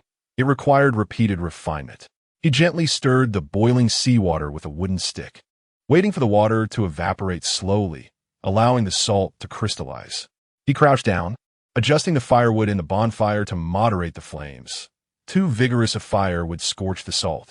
As the water neared evaporation, he delicately scraped the surface of the salt crystals with a shell. This process was repeated several times until the salt became pure white, fine, and devoid of any unpleasant odor. When Ruashua squatted beside him, her eyes fixated on the increasingly concentrated brine in the pot. I've got it. Fang Ge, you go ahead and finish rendering the oil. I got this covered. Fang Jie rose with a smile, gently patting her shoulder before turning back to the cabin to continue processing the moose fat. The door of the wooden cabin stood ajar, the rising steam intertwining with the briny aroma of boiling salt in the air. Outside, the occasional excited exclamations of when Ruashua added a touch of vibrancy to the campsite nestled in the wilderness. Chapter 28. Crafting the water jar. Twilight seeped through the gaps in the wooden window, casting an amber hue upon the room. When Rushu languidly stretched her limbs, the subtle sound of cracking bones accompanying her movements, she sat up, rubbed her eyes, and exhaled a contented sigh. Where is everyone? She pondered, surveying her surroundings, her gaze drawn to the corner of the room. The once empty ceramic jars were now brimming with freshly rendered moose oil. Even more delightful was the sight of a ceramic bowl on the stove, piled high with pristine coarse salt that sparkled with tiny glimmers. With brisk steps, when Rushu approached, dipping her fingers into the salt and tasting a few grains, the briny flavor unfurled on her tongue, accompanied by a faint herbal fragrance. How refreshing! It has been ages since I savored this taste. Awake? A voice interrupted her reverie. She turned to see Fang Jie, who entered with another bowl of sea salt. Smiling broadly, this is the first time Xiaoxue has made salt, and the results surpassed my expectations. What do you think? He waved the ceramic bowl in the air. Later, we shall saute some kelp in this new oil and sprinkle on the salt for a meat stew, guaranteed to tantalize your senses. Sounds delightful. After sleeping all day, I am quite famished. Where's Ruashua? Fang Jie gestured towards the door. Your sister has become quite entranced with salt making. She found it enjoyable and has gone to fetch more water from the beach. That girl has also gathered a fair amount of small shells and seafood. She has nearly filled half a pot with her finds. When Rusha rose and walked to the entrance, under the setting sun, she spotted when Ruashua swaying as she returned with a heavy water bucket. Fang Jie hurried to meet her, taking the laden bucket from her grasp. No more trips for you tonight. It is getting late. We have enough salt for a while. We shall manage from here. When Ruashua appeared somewhat reluctant, but nodded obediently. Understood. I also collected a plethora of oysters and clams. We must clean them while they are fresh. The three gathered by the pond, washing the little treasures under the sunset's glow. When Ruashua gently pried open an oyster shell, revealing its tender meat. When Rushu meticulously scrubbed the shells, rinsing away the sand lodged within the crevices. Fang Jie kindled a bonfire, setting a pot over it and pouring in fresh water. As the flames licked upward, the water began to bubble, and the seafood danced within. The rich aroma of the cooking delicacies mingled with the scent of burning wood, prompting Wen Ruoxue to swallow hard. Can you smell that? It's heavenly. These treasures are from my own collection. Wen Rushu smiled, wiping the water from her sister's face with her sleeve. Indeed, our great contributor. You are the best. She then turned to Fang Jie. Where's Brother Su? I have yet to see him. Fang Jie, threading oysters onto a branch, looked towards the depths of the forest. He has been tirelessly chopping wood. He didn't come for lunch, so he should be returning soon. Speak of the devil, and he shall appear, she remarked as Su Daqiang returned to the camp, axe slung over his shoulder. His clothing was soaked with sweat, which shavings clung to his face, and a fresh scratch marked his neck. Today I felled 8 trees. With another day's work, we will have enough timber for the house. Fang Jie handed him a sizzling oyster, his eyes glancing at the axe marks on Su's shoulder. It would be wise to cut down a few more. We will have ample need for them. We cannot remain seated on stones forever. The air is growing cooler. He needed to construct some furniture. He prodded the campfire with a stick and, while working, kept an eye out for sturdier trees, planning to chop them down together later. If we managed to fell a thick tree, we could craft a small stool and saw planks to create a table using wire and tools. Su Daqiang bit into an oyster, the juice scalding him, and exclaimed, "Perfect! Tomorrow, after I finish chopping wood for the house, I'll take a stroll the day after. I'll specifically target the larger trees. You need not worry about the tree felling. I have already mastered the technique, and it has become much easier. I can handle it alone. You focus on your tasks, and once you're done, just help me move the wood to build the house." All right, I want to be polite then.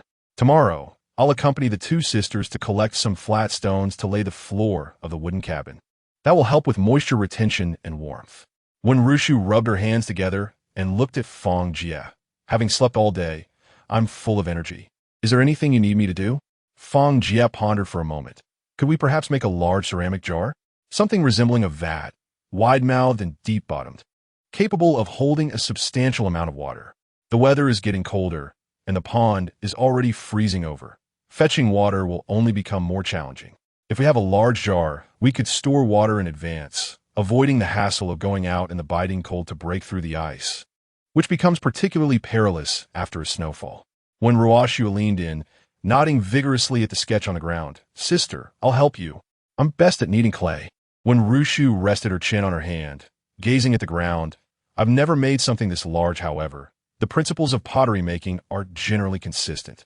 It should be similar." She lifted her gaze, surveying everyone. "It will require some effort. I'll need your assistance." "Absolutely," Su Daqiang assured, thumping his chest after dinner. "I'll follow your lead." "All right, once we're well fed, we'll get to work. I can't guarantee success, but we can certainly give it a try." "Oh dear. Sister, you needn't be modest. I'm well aware of your skills. You've even won awards for your pottery." Fang Jie chimed in. "We'll all follow Wen Jie's lead tonight. She is the boss." Fang Jie nodded in agreement. "Good. Let us stick with Wen Jie. 3 days, 9 meals." Su Daqiang blurted out. When Rushu shot him a sharp glance, Fang Jie quickly corrected himself. 3 days, and we'll feast 9 times. That seems more appropriate. When Rushu sketched the steps for making the jar in the sand and methodically assigned tasks, the first step is to find clay, and it needs to be sufficiently sticky. Ruoxue and I will dig for mud by the pond, while Daxiao will gather thin branches to strip into splints, and Su Daqiang, please collect some appropriately sized pebbles. The 4 of them set off on their respective tasks. When Rushu, alongside Wen Ruoxue, excavated deep brown clay, kneading and purifying it meticulously, akin to preparing dough. She demonstrated as she spoke, meticulously removing stones and roots. Meanwhile, Fang Jie wove flexible branches into a grid-like framework, Sudakiang returneth, cradling pebbles in his arms and stacking them into a small mound. "Now, let us begin shaping," Wen Rushu proclaimed as she pounded the clay into elongated strips, spiraling around the branch framework. Wen Ruoxue carefully followed her sister's example, meticulously stacking the clay strips, her fingertips coated in damp earth. with each layer added. When Rushu gently tapped the outer wall with smooth pebbles, ensuring the clay was compacted to prevent cracking, Fang Jie and his companion nodded in approval as they observed. When the vessel reached half a person's height, when Rushu instructed Fang Jie to use a heated wooden stick to create 3 supporting legs at the base, Su Daqiang was tasked with adjusting the curvature of the branch framework, leaving an opening for easy water filling. When Rushu then smoothed the top with a sharp shell and repeatedly wiped the inner walls with a damp cloth. The pottery must not be too dry, lest it crack, nor too wet, as it would not fire through properly.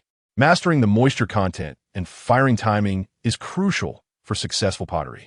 In truth, many can shape the clay at a glance. The challenge lies in knowing when to fire it. When Rushu directed the others to build a fire around the vessel, gradually drying out its moisture. When the surface of the pot turned pale, the 4 of them worked together to dig a conical kiln pit in the open ground. The bottom was lined with brushwood, and the pottery was suspended in the center, surrounded by piles of splintered wood and dry grass.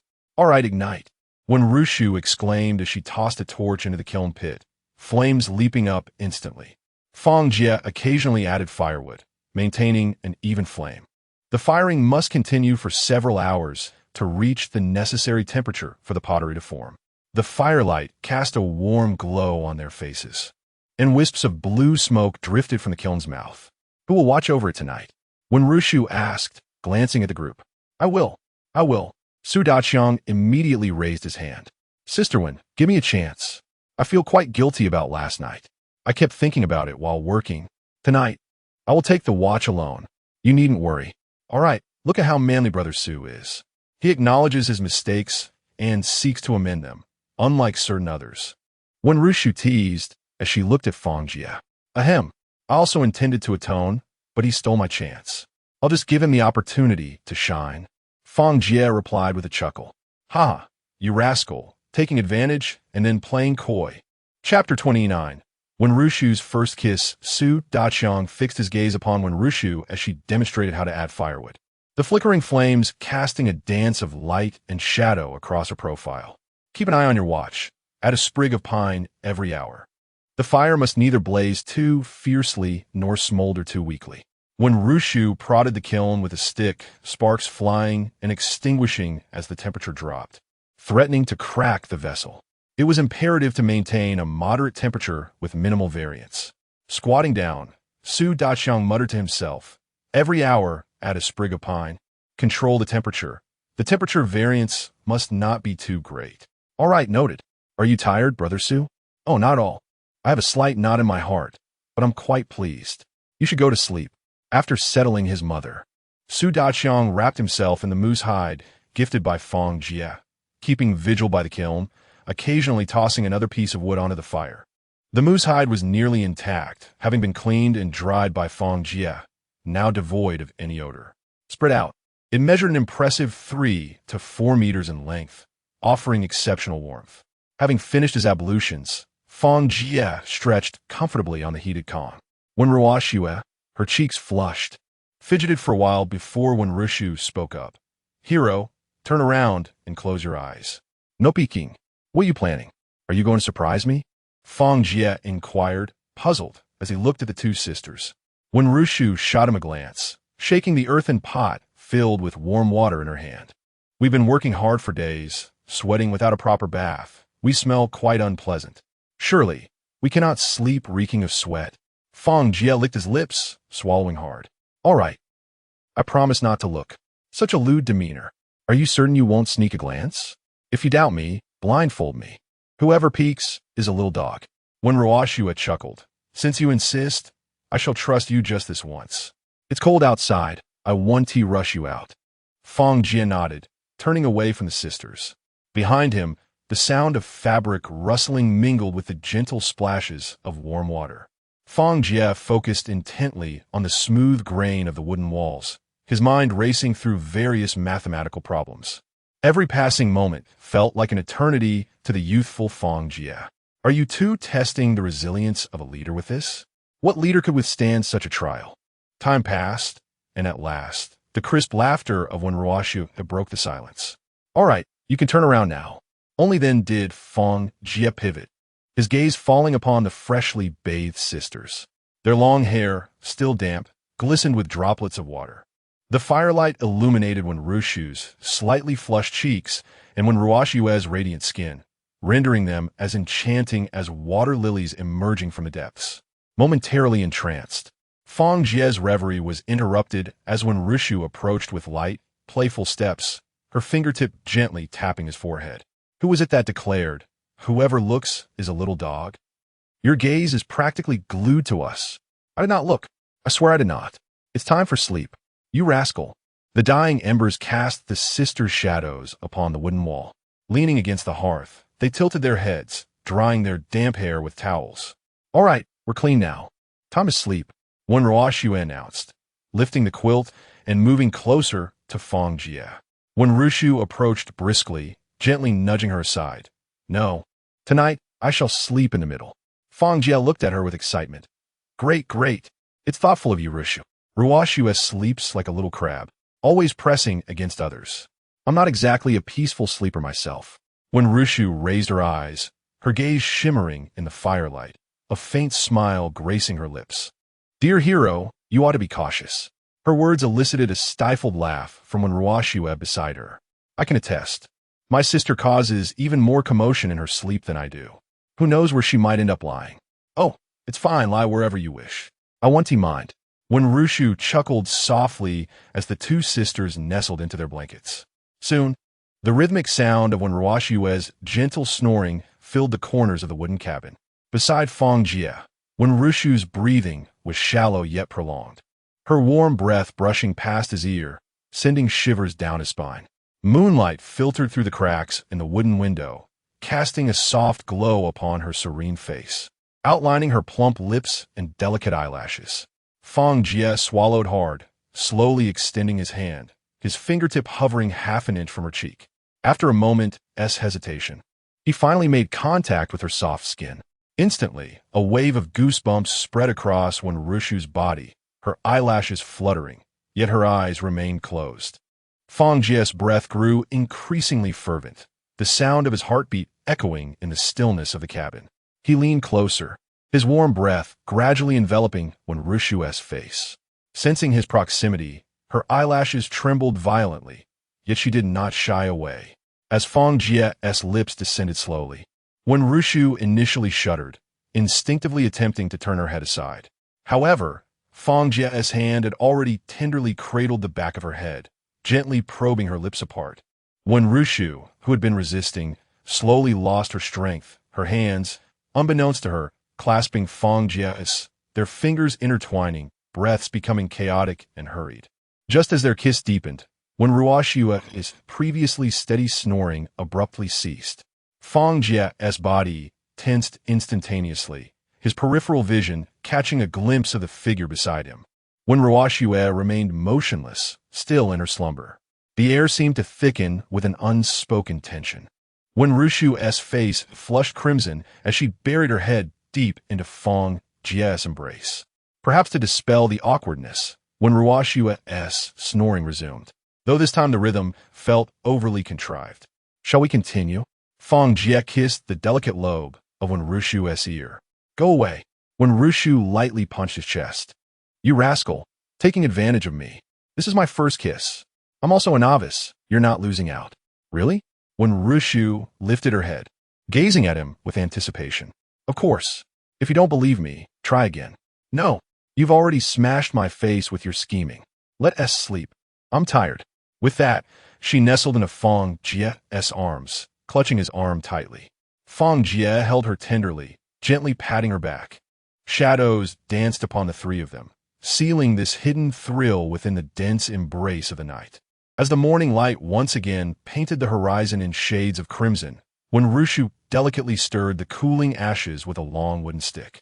The pottery, refined over the course of several hours, gleamed with an ancient reddish-brown hue, its surface adorned with a fine sheen of glaze. Success! Brother Su, you're truly remarkable. Not a moment was wasted, Wen Ruoxue exclaimed joyfully, rushing forward. However, Wen Wuxiu extended a hand to halt her.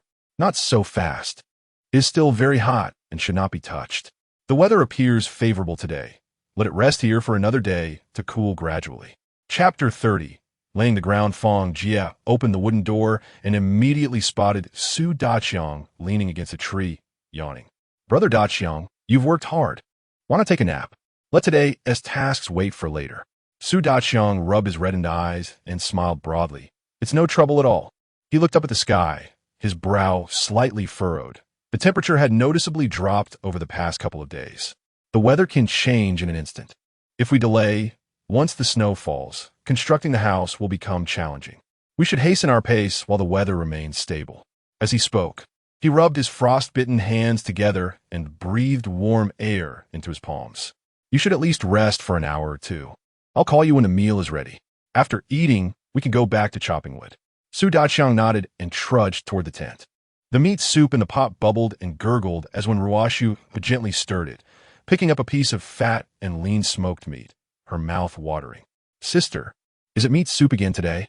When Rushu tossed a few pieces of kelp into the pot and sighed with resignation, we've run out of instant noodles, and there's not much ham left. All we have left are these dried meats. Fang Jie squatted down. We can't keep eating like this.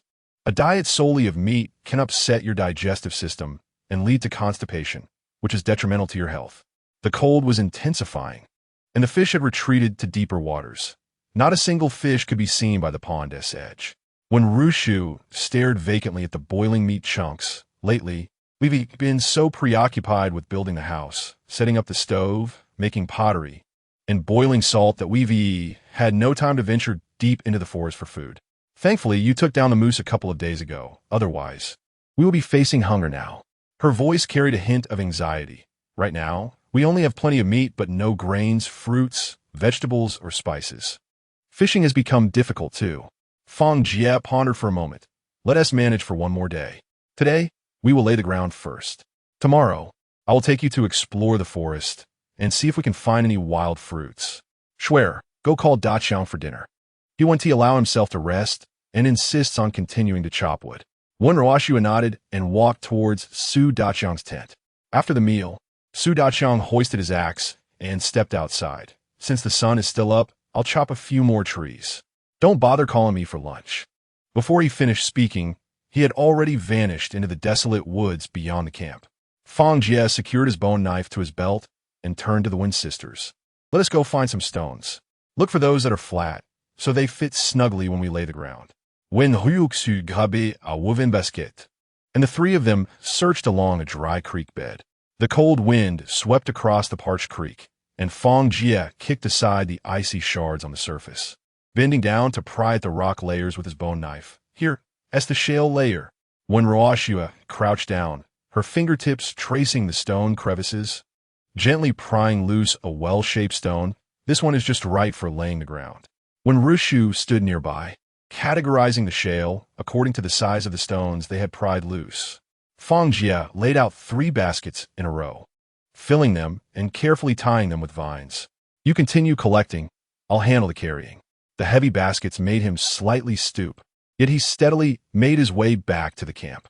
On the return trip, he deliberately detoured to gather smooth pebbles from the creek's edge, as these small stones could fill the gaps between the shale. As the sun ascended to its zenith, Fang Jie set down the last basket of stones. He straightened his back and patted his aching shoulders, gazing at the neatly stacked shale slabs in the camp and the dense array of pebbles beneath his feet. A sigh of relief escaped his lips.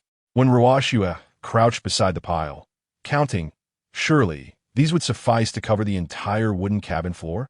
Indeed, there were more than enough. After we finish our meal, we shall commence the task. In the afternoon, the trio began laying the floor. Fang Jie first spread the larger stones across the bottom layer, stamping them down firmly. A stable foundation would ensure the upper layers remained steady. As he spoke, he meticulously arranged the shale slabs according to size and shape, piecing them together like a delicate construction of building blocks. Whenever he encountered gaps, he would fill them with smooth pebbles. When Ruoshua, squatting nearby, mimicked Fang Jie's actions, aligning the shale slabs one by one, occasionally looking up to ask, "Is this piece suitable here?" When Rushu followed behind, using mortar to fill the joints. The trio worked in perfect harmony, swiftly achieving a seamless floor. when Ruoshua joyfully bounded back and forth, her shoes producing a crisp sound against the shale slabs. It's quite sturdy, not a hint of dampness. It's far superior to the previous soggy ground.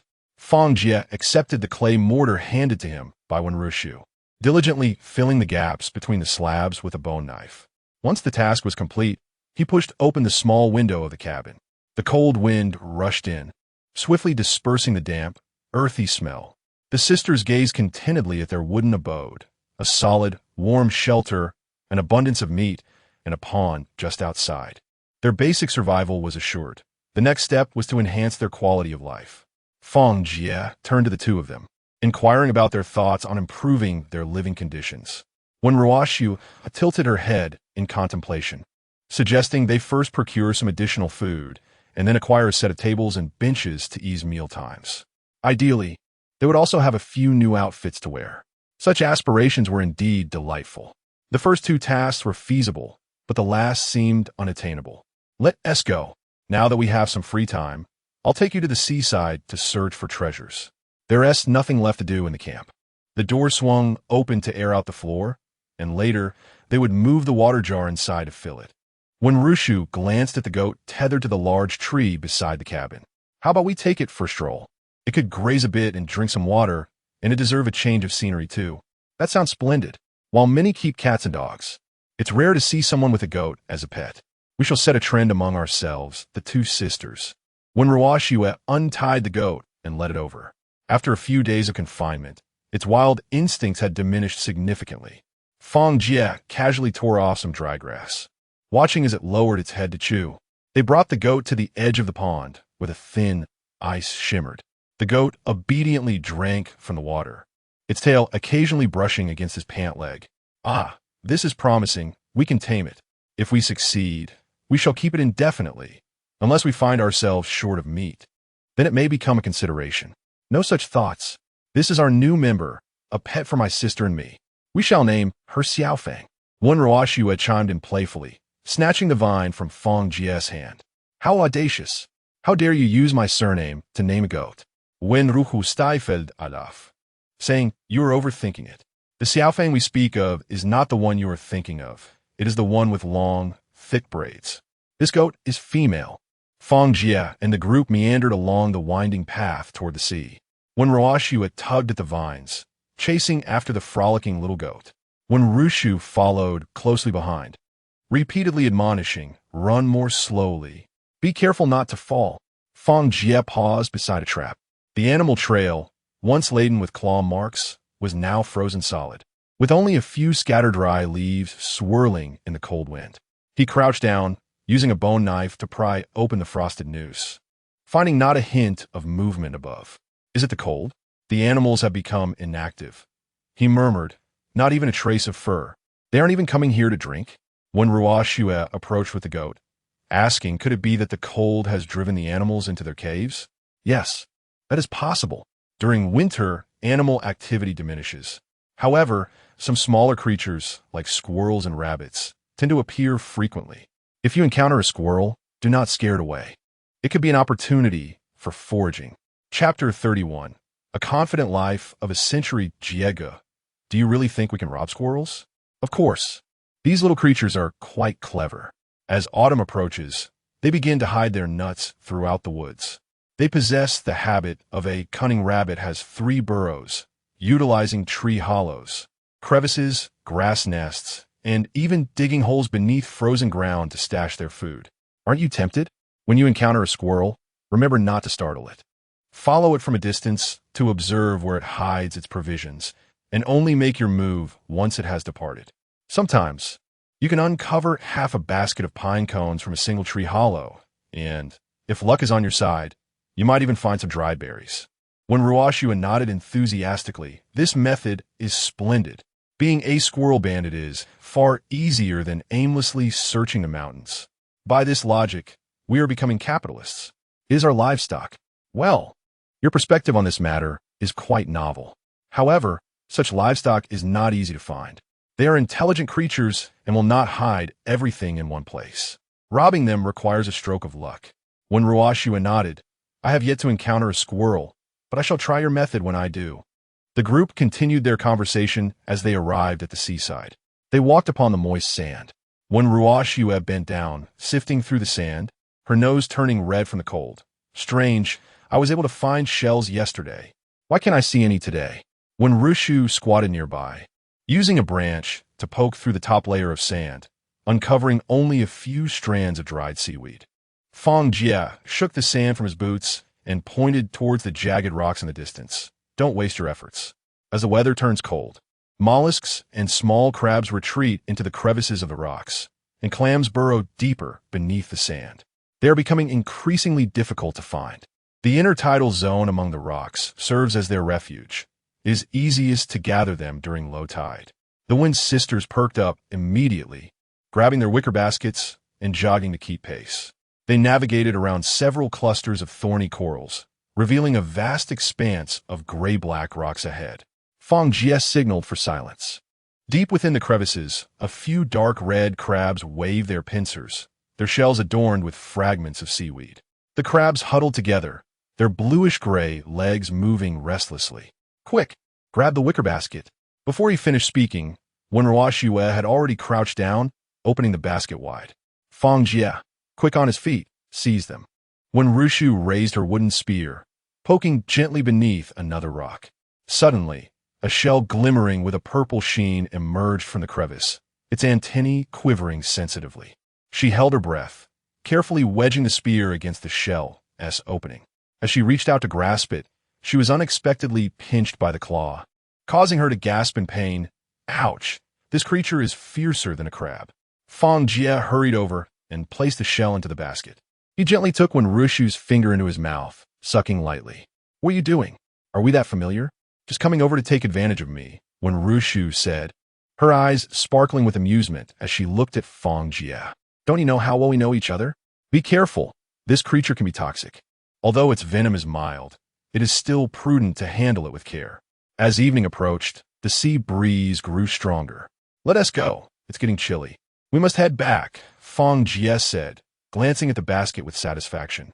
It was already brimming with clawing crabs, lustrous sea snails, and a few mudskippers.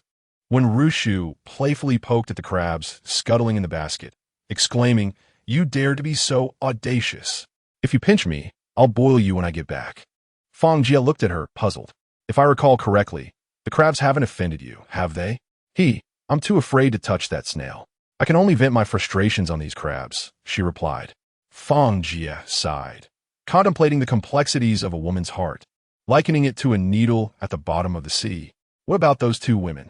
When Ruoxue squeezed between the two, what does it mean to have a woman's heart? Fang Jie pondered. That's an excellent question, much like our trio at this very moment. He gazed at the two sisters and continued, if managed well, it brings joy to life. If not, it can lead to chaos. Would you agree? When Rushu linked her arm through his, do you believe you can handle it well? When Ruoxue looked at him with a teasing smile. Xiaoru, you know me well. I've always been confident. As Fang Jie spoke, he turned to face the sea, inhaling deeply before spreading his arms wide to embrace the chilly wind and crashing waves. A confident life spans 100 years. We shall traverse the vast expanse of 90,000 miles. When Rushu joined him, shouting, May I be like the stars, and you like the moon, shining brightly together every night. This. When Ruoxue shyly approached Fang Jie. The ambience and emotions are just right. I should compose a poem too. However, I find myself unable to do so. I am but a humble cultural enterprise. Ha ha, you fool. You dare call me a fool. I'll get you for that. Xiao Fang playfully threatened him, and the three of them strolled back, splashing through the waves. When Ruoxue balanced the basket on her head, the crab claws poking out and causing her to giggle uncontrollably. Upon returning to the campsite, the sisters began preparing dinner. Fang Jie surveyed the wooden cabin's interior. The floor was well-dried, free from cracks and moisture. Everything was proceeding smoothly. Wisps of smoke curled upward, twisted by the wind. The crackling of the campfire echoed as the crabs bubbled in the iron pot, and the mud skippers sizzled with oil. When Rushu added a pine branch to the fire, remarking, I wonder when Brother Su will return. He's been working so hard. Just then, Su Daqiang stumbled back, a swollen lump on his head resembling a small hat. Damn it, I saw a ghost. He tossed aside his axe and gulped from his water pouch, exclaiming, "This afternoon, while chopping wood, things kept falling down as if it were raining. But I couldn't see anything above when I looked up." Su Daqiang slumped beside the fire, grimacing as he rubbed his swollen bump. "What hit you?" Fang Jie inquired.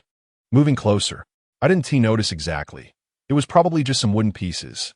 I couldn't see what was falling from the tree," he replied. The branches were swaying violently, as if something was flailing above. Fang Jie crouched down, examining the injury by the firelight. Several red bruises bore the faint marks of scratches, resembling the shape of a pine cone's hard shell. He stroked his chin thoughtfully before chuckling softly. "You likely encountered a squirrel protecting its food. The tree you chopped down was probably its hiding place, and it wanted you to leave."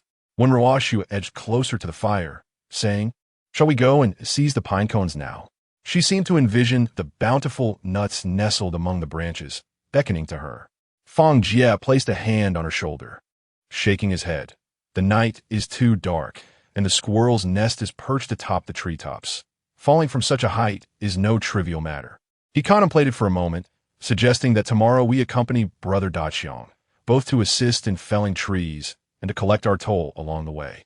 When Rushu offered a golden-brown grilled mudfish, "Let's dine first, for only with full bellies can we muster the strength to seek revenge." Laughter erupted among the group. Su Daqiang took a hearty bite of the fish, mumbling indistinctly, "Tomorrow, we must certainly uproot that little beast's lair. Today, it has left me with a bruised and battered visage." Chapter 32.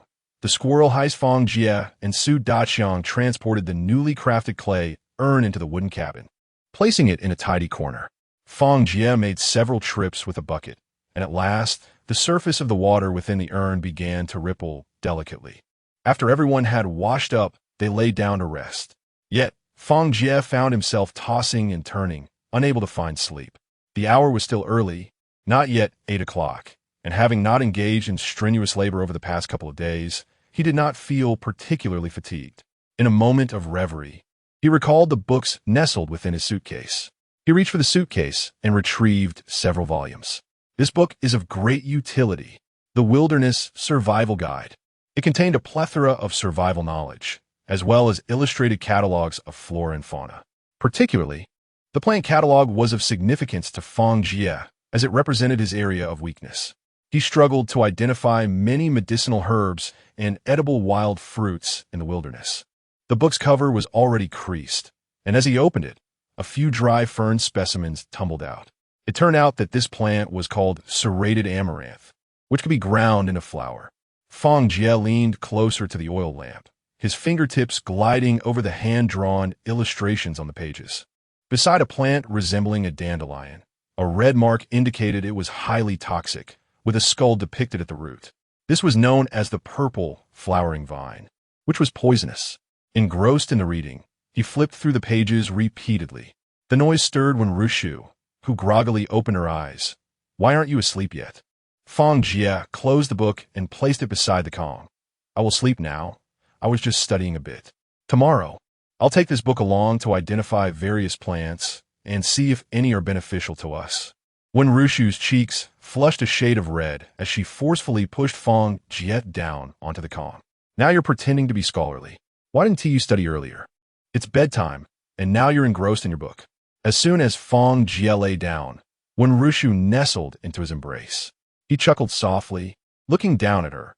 "Is it that you cannot sleep without me by your side?" She gently nodded, her face pressed against his chest. "Yes, I have grown accustomed to having you near. Otherwise, my heart feels empty." Hearing this, Fang Jie felt warmth spread within him as he tightened his embrace around Rushu, planting a soft kiss on her forehead. "Then I shall remain by your side, ensuring your heart is never empty." A smile graced Rushu's lips as she adjusted herself into a more comfortable position within his arms. Before long, a steady rhythm of breathing filled the tranquil wooden cabin. Fang Jie gazed at Rushu as she slept peacefully, then glanced at the island survival guide lying nearby. He closed his eyes slowly, drifting into a serene slumber.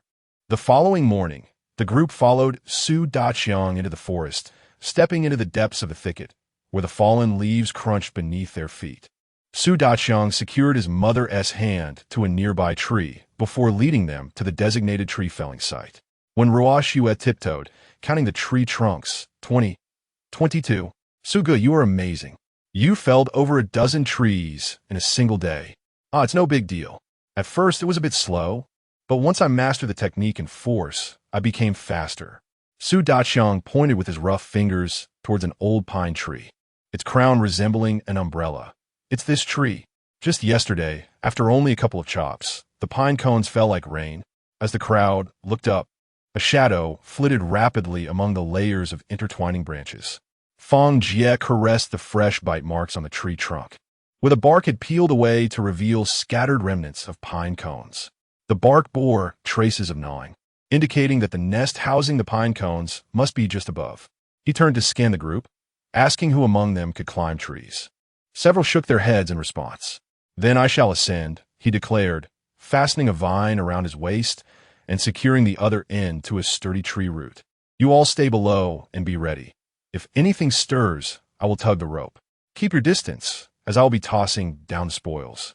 With hands and feet working in tandem, he began to scale the trunk. With each upward movement, he could hear the rustling activity above, aware that vigilant eyes were fixated on his every move. As soon as his hand grazed a protruding burl, a furry figure surged forward, propelled by a gust of wind.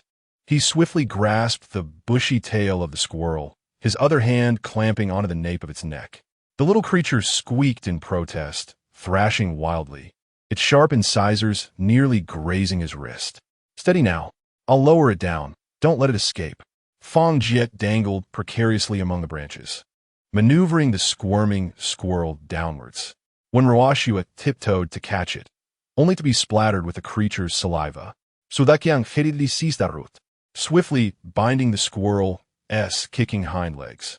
The gray-furred critter was unceremoniously tossed into a nearby pile of dry grass, sulking with its tail draped over its head, leaving only its twitching nose visible. Fang Jie continued his ascent, finally discovering a rough opening deep within the tree's crown. He brushed aside the moss covering it, and a warm breeze laden with a mingled scents of pine resin and nuts wafted towards him. Hazelnuts, pine nuts, and chestnuts were stacked in layers. At the bottom lay a few wild hawthorns, encased in ice shards, glimmering enticingly in the dimness of the tree hollow.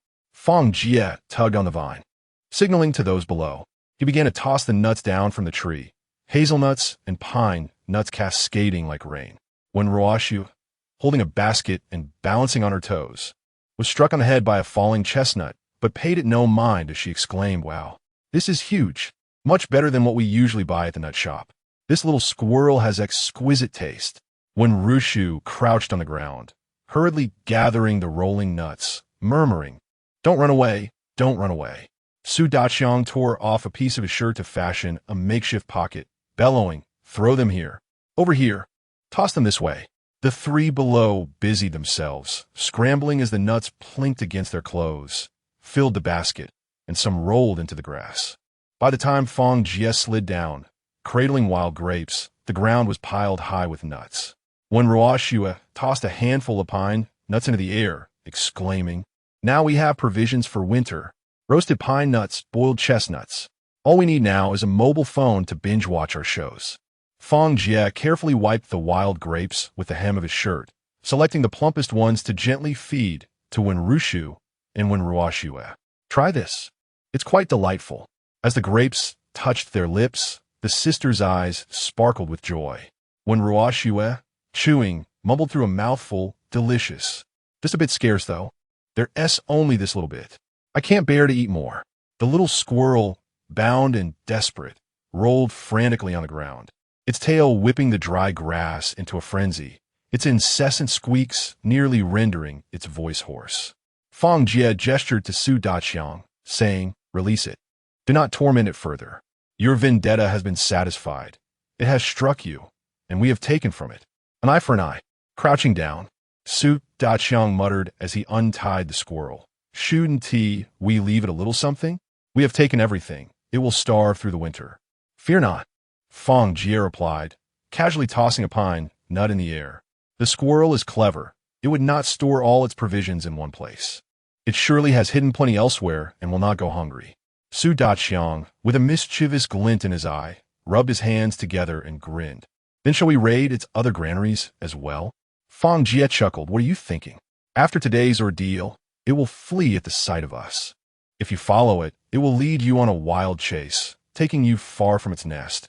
It will only lead you in circles. Chapter 33.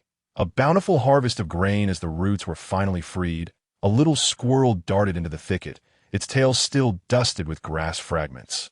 It hid behind a tree, peering out with its beady black eyes glaring fiercely at the group, its whiskers quivering in indignation, as if harboring a grudge.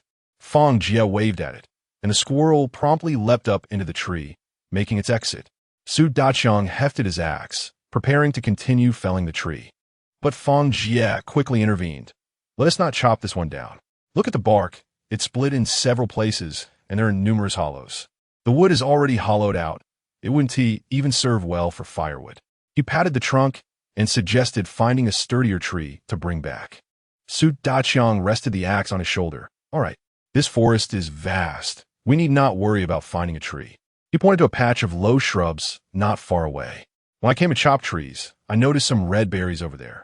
I tasted a couple. They were pleasantly sweet and sour. I didn't return for lunch because I was foraging with my mother for something to eat. However, I'm not well versed in this, so I didn't dare to pick too many. Perhaps you could take a look if you're passing by. Fang Jie's eyes brightened as he pulled out the Wilderness Survival Guide from his pocket and tapped it. Perfect. Let us use the book to identify the fruits. With Su Daqiang carrying the axe and supporting his mother, they ventured deeper into the dense forest, the dry twigs crunching beneath their feet. Let us go to the low-lying area Su Daqiang mentioned and try our luck. The trio navigated through layers of bushes until a broad, open lowland unfolded before them.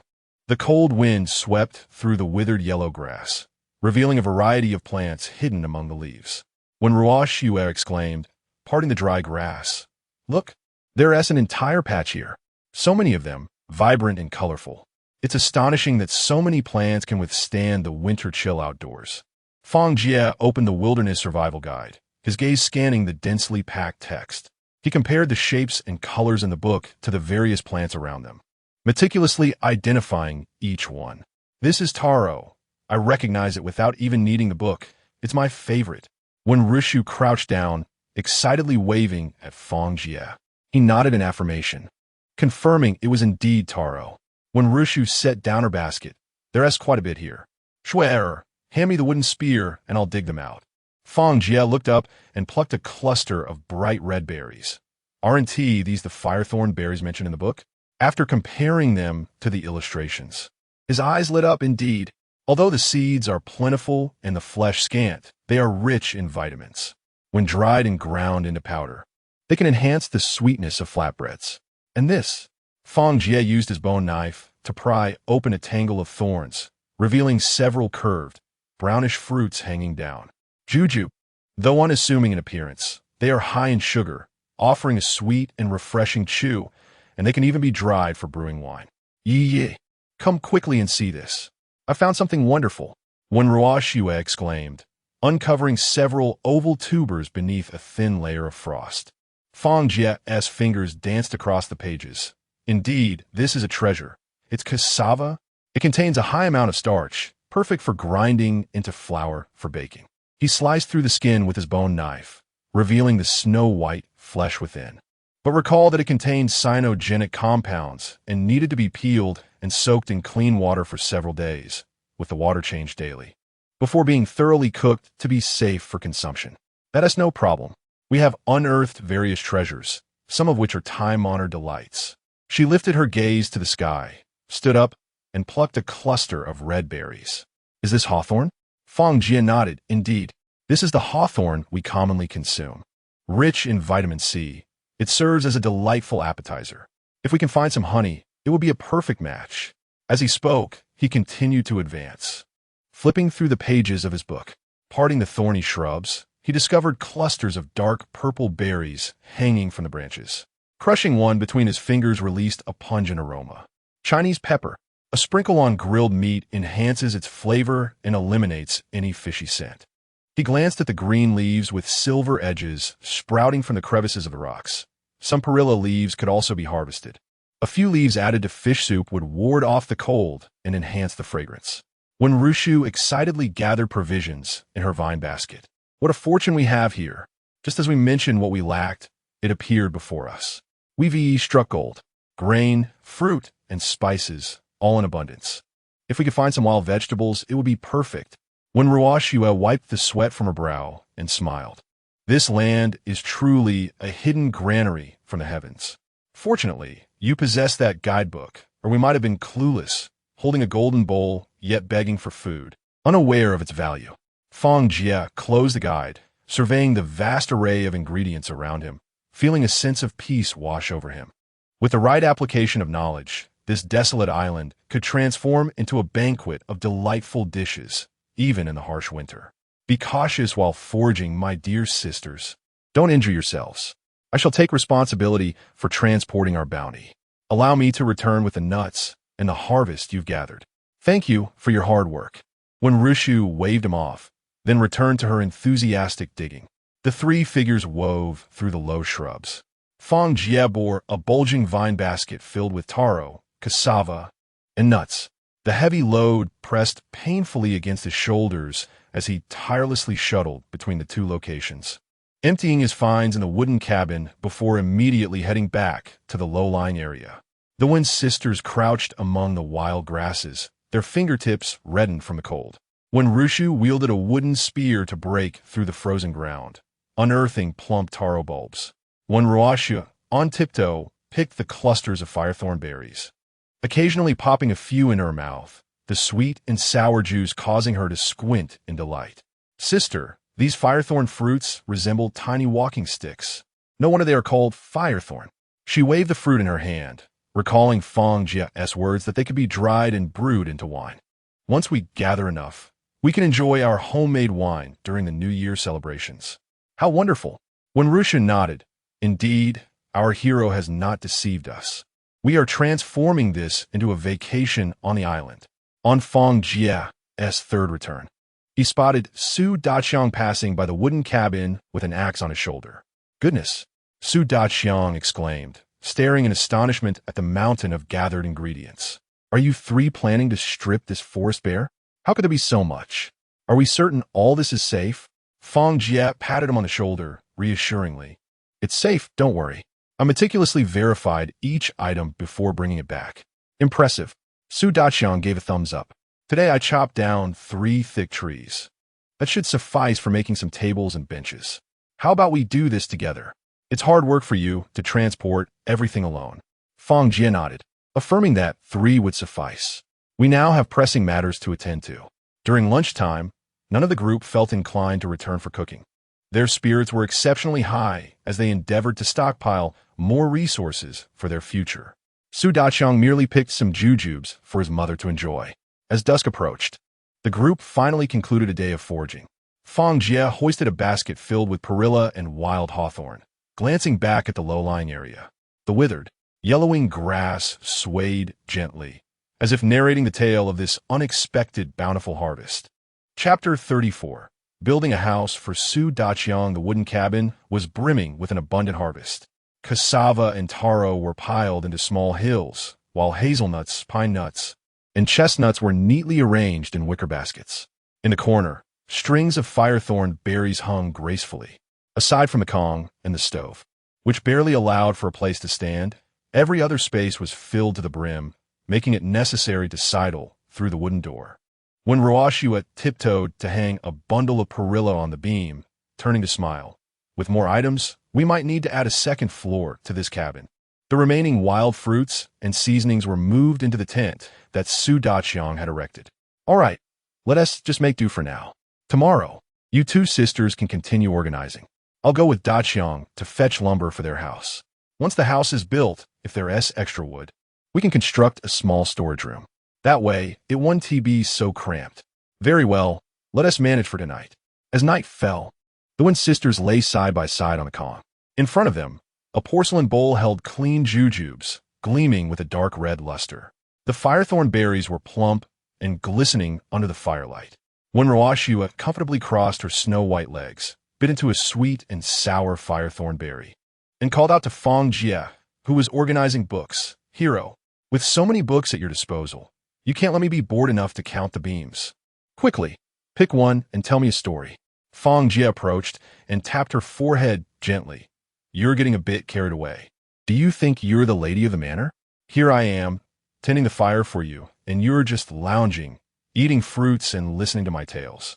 Oh, Jiegu, when Ruoshua rolled over, her hair tousled and cascading onto the calm. We've worked hard to gather so much food. Shouldn't we enjoy ourselves tonight? Just tell one story. As she spoke, she tugged at Fang Jie's clothing playfully. Fang Jie replied with a hint of annoyance. There are many ways to enjoy oneself. Why don't you suggest how I should entertain you?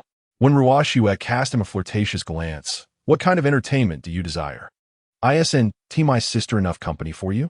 Every night, you hold a great beauty in your arms, and suddenly you steal a kiss. When Rishu pinched Fang Jie, how does she know? Did you tell her? Who are you asking? Why would I tell her? It must have been that night when you were humming and she overheard you. You, stop talking and tell her a story. When Rishu commanded fiercely, Fang Jie smiled helplessly and pulled out a hefty volume of 24 histories. He ran his fingers along the spine, sighing. The owner of this box is indeed like Confucius with a sword, skilled in both literature and martial arts. He understands survival in the wild and carries historical texts. What a pity. As he opened the yellowed pages, he felt a bit troubled. Most of the contents were about dynastic changes, warfare, and political intrigue, hardly suitable stories for young ladies. What would you like to hear? Romantic stories. When Ruoshua immediately perked up, resting her chin on her hands, gazing at him eagerly. Tell one about handsome men and beautiful women overcoming all obstacles to be together. History isn't filled with such romantic tales, Fang Jie said, both amused and exasperated, flipping through the pages. However, he did find a story within the fables about Wei Sheng embracing the pillar. In ancient times, there was a man named Wei Sheng who had arranged to meet his beloved beneath a bridge. Alas, the lady did not arrive, and the river swelled dramatically. In a bid to honor his promise, Wei Sheng clung desperately to the bridge's pillar, refusing to let go, ultimately drowning in the torrent. Is this truly a tale of love? How tragic! When Ruoshua's eyes widened in astonishment. And what happened next? There was no next. This parable, as Fang Jie closed the book, imparts a lesson that one must uphold their commitments while also exhibiting adaptability. Having concluded the story, it was time for slumber, for tomorrow they would seek sustenance once more. When Ruoshua pouted, murmuring her disappointment, yet complied and laid down obediently. The room was suffused with warmth, accompanied by the crackling of the fire, as the trio gradually drifted into slumber. At the break of dawn, Fang Jie and Su Daqiang shouldered axes and ventured into the woods. Sturdy trunks lay amidst the fallen leaves, and the two men diligently chopped the timber into manageable lengths. Once the wood was suitably cut, they exchanged knowing glances and nodded in unison. Fang Jie grasped the middle of a log, while Su Daqiang lifted one end. Together, they exerted their strength to raise the timber, their steps steady as they made their way back to the camp. Despite the weight of the wood, their accustomed labor rendered them capable of the task. They tirelessly shuttled between the woods and the camp, each trip arduous, yet none complained of fatigue. After transporting over 20 logs to the camp, the Wen sisters rushed to meet them. Quick, drink some water to quench your thirst. You two are incredible. Fang Jie and Su Daqiang accepted the water, gulping it down eagerly. In the afternoon, we'll tackle those 3 thick ones. I must bring a saw to cut them before transporting. We cannot carry them as they are. When Rishu hurried inside to retrieve the saw and handed it to Fang Jie, he filled a water pouch and pocketed a handful of jujubes. We won't be eating lunch. You two manage the cooking. We aim to bring back all the timber today. When Ruoshua quickly grasped his arm, why the rush? Take your time. Fang Jie shook his head, urging her to observe the sky. Since morning, it had remained overcast, and the wind had begun to pick up. They needed to act swiftly, as inclement weather was imminent. The house must be completed before the snow fell, or the elderly would suffer. Su Daqiang looked at Fang Jie with gratitude. What can I say? Thank you. We need not speak of such matters between us. You have always been there to assist me." With that, the two men lifted their axes and exited the camp. When Rushu shook her head helplessly, acknowledging the wisdom in his words. Su Daqiang was indeed a good person. He was well liked at work too. When Ruoshua pouted, "I never said I wouldn't help him. I just worry for Fang Jie." She sighed. "All right, if you won't concern yourself, then I shan't either. Let's focus on our own tasks and strive not to hinder them." The sisters busied themselves organizing supplies. When Rushu sorted the cassava by size, deftly slicing through the rough skin with a sharp knife, the snow-white flesh tumbling into a nearby wicker basket. When Ruoshua stood on tiptoe to pluck the firethorn fruits from the beam above, meticulously gathering the dark red berries into a clay jar, occasionally stealing a taste, wincing at their tartness. "Let's first create a water hole by the pond. These cassavas must soak for at least 3 days, and we lack a vessel of adequate size. It would be far simpler to dig a pit," she suggested. The sisters employed wooden spears and bone knives to excavate a square pit 1/2 meter deep by the pond's edge, reinforcing its perimeter with stones. Clear water was poured into the pit, creating delicate ripples upon its surface. When Rushu submerged the peeled cassavas into the water, then secured them with vines to prevent the tubers from drifting apart. Having prepared the staple food, the sisters turned their attention to gathering seasonings. Perilla leaves were spread out in a single layer to dry upon the ground.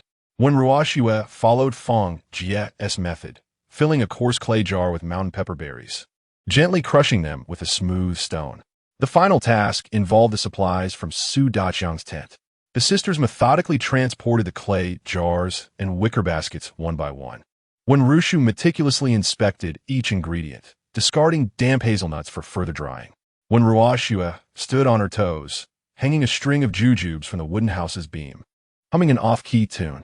Once all the supplies were neatly organized, the once chaotic tent transformed into an airy space. In contrast, the wooden house stood orderly, with ingredients stacked neatly and nuts drying in the corner. Even the spice jars by the stove arranged with precision. When Ruoshua clapped her hands, surveying the revitalized campsite, "Sister, we've tidied up more efficiently than a wealthy household. When Brother Jie and Brother Su return, they shall surely be pleased." When Rushu smiled and affectionately ruffled her sister's hair. Chapter 35. The onset of the blizzard as the sun gradually sank in the west. Fang Jie and Su Daqiang, breathless and fatigued, finally managed to transport the last segment of timber into the camp. At this moment, their arms ached and their shoulders throbbed. Yet they persevered without pausing their labor. The two squatted beside the pile of wood, diligently using axes and bone knives to smooth the protruding surfaces of the timber. The one sisters emerged from the wooden cabin.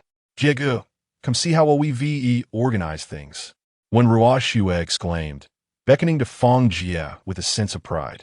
Fang Jie followed her inside to inspect their work.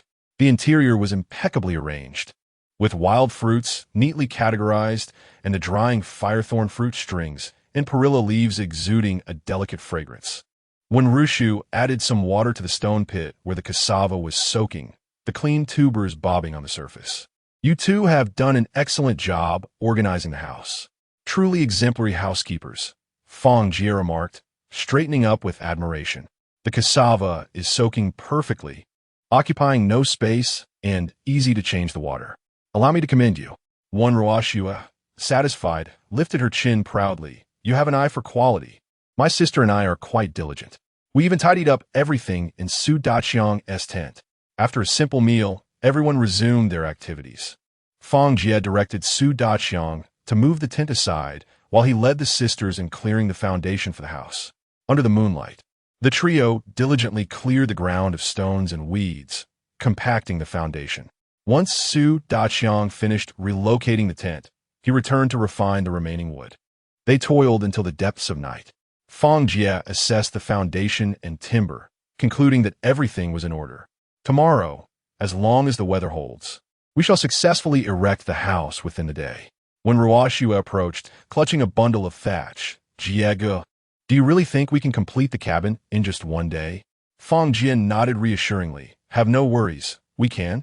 This cabin is not large and does not require a raised bed. We only need to leave space for a stove for cooking and warmth. We shall work in concert, and it will surely succeed." Daqiang will handle the timber, and you and Rushu will assist in passing the wood while I take care of the mortise and tenon. Su Daqiang chuckled amiably. All right, we'll follow your lead. We'll start at dawn and aim to move in as soon as possible. Fang Jie stood, brushing off the dust from his clothes. Very well, we shall commence at first light. If we all collaborate, this cabin will undoubtedly be completed before sunset. They nodded in agreement and hurried to rest. The moment they lay down, the weariness of the day washed over them like a tide, and they quickly slipped into slumber. In the temporary tent, Su Daqiang pulled a hide over his shoulders, his thunderous snoring soon blending with the night breeze. As dawn broke, at 5 o'clock in the morning, Su Daqiang emerged from the tent, dew glistening on him. Rubbing his frostbitten palms, he gently knocked on the wooden cabin. It's time to rise. The wind has picked up and some snowflakes are drifting down. We must get to work. Inside, sounds of rustling emerged as when Ruoxue, rubbing her eyes, poked her head out. Su Daqiang, you are even more punctual than a rooster. With the first light of dawn, the four were already diligently attending to their respective tasks by the foundation. Fang Jie, wielding a chisel, expertly carved a mortise at the end of the timber. Su Daqiang swung his axe, driving the wooden post deep into the foundation. The Wen sisters hurried back and forth, transporting wood and assisting on both sides. Lifted a tad higher on the left, Fang Jie assessed the tilt of the pillar, swiftly marking the wood with charcoal. Big brother Daqiang, we need to insert a wedge here. When Ruchu promptly handed Su Daqiang a sharpened wooden wedge. When Ruoxue, on tiptoe, stuffed moss into the gaps of the beam, pointing towards the horizon. Look, those clouds are darkening. They're moving in fast. Everyone, let us pick up the pace. We aim to finish by noon. Upon hearing this, the group hastened their efforts. By around 10 o'clock in the morning, the four walls of the wooden house were beginning to take shape. Fang Jie stood atop the roof, adjusting the crossbeam, the tools at his waist clinking with his movements. Su Daqiang wiped the mud from his face, grinning at the emerging structure. At this rate, we'll have the stove built by afternoon. My daughter and I will finally have a place to call home. Fang Jie's steady voice replied, Don't worry. I won't delay what I promised. When the wind and snow arrive, I assure you both will be warm and well-fed. Amidst the sounds of timber clashing and labored breaths, the new wooden house rose from the barren land. By noon, the final crossbeam clicked into place. Fang Jie straightened up. The roof frame had solidly taken shape. A cold wind swept through, carrying scattered snowflakes, and the snow began to fall. Fang Jie shouted down to gather hay and moss to finish the roof. Su Daqiang looked up and replied, Got it. I'll fetch the hay. No sooner had he spoken than he dashed towards the pile of fodder. The snowflakes intensified, stinging his cheeks. Su Daqiang wrapped his arms around 2 large bundles of hay, with several bunches of moss draped over his shoulder, trudging back with uneven steps. Hay shreds were whipped up by the wind, mingling with snowflakes that stuck to his lashes. But he paid no mind to wipe them away. He only thought, the wind and snow must not enter the house. It is imperative to make the wooden shelter windproof and waterproof. Fang Jie crouched at the edge of the roof, reaching out to receive the tossed hay. The moss, imbued with a damp, earthy scent, rustled between his fingers. He laid the moss in the crevices of the beams, carefully covering it with hay, then pressed another layer of moss on top. Layer upon layer was compacted to ensure no wind could seep through or water could enter. When Ruoxue called out, Jiege, we still need a piece for the northwest corner. At that moment, Su Daqiang braved the wind and snow, bringing more fodder to further secure the rooftop. The snow gradually blurred his vision, and Fang Jie's fingertips turned crimson from the cold, yet he continued to search through the hay for the thickest moss. When the last gap was finally filled, the entire roof was covered with a fuzzy light brown layer, merging with the swirling snow into a hazy white. Su Daqiang gazed at the hard-earned refuge, finally breaking into a smile, his breath forming mist in the storm. Now, I won't have to huddle in a drafty tent anymore. The snow had swiftly blanketed the ground in a white carpet. Fang Jie, kneeling on the roof, caught sight of the 3 below, gazing up. He shouted at the top of his lungs, Big brother Daqiang, don't just stand there. Hurry and place the elderly woman inside the house. Then transfer everything from the tent. I need the waterproof cloth.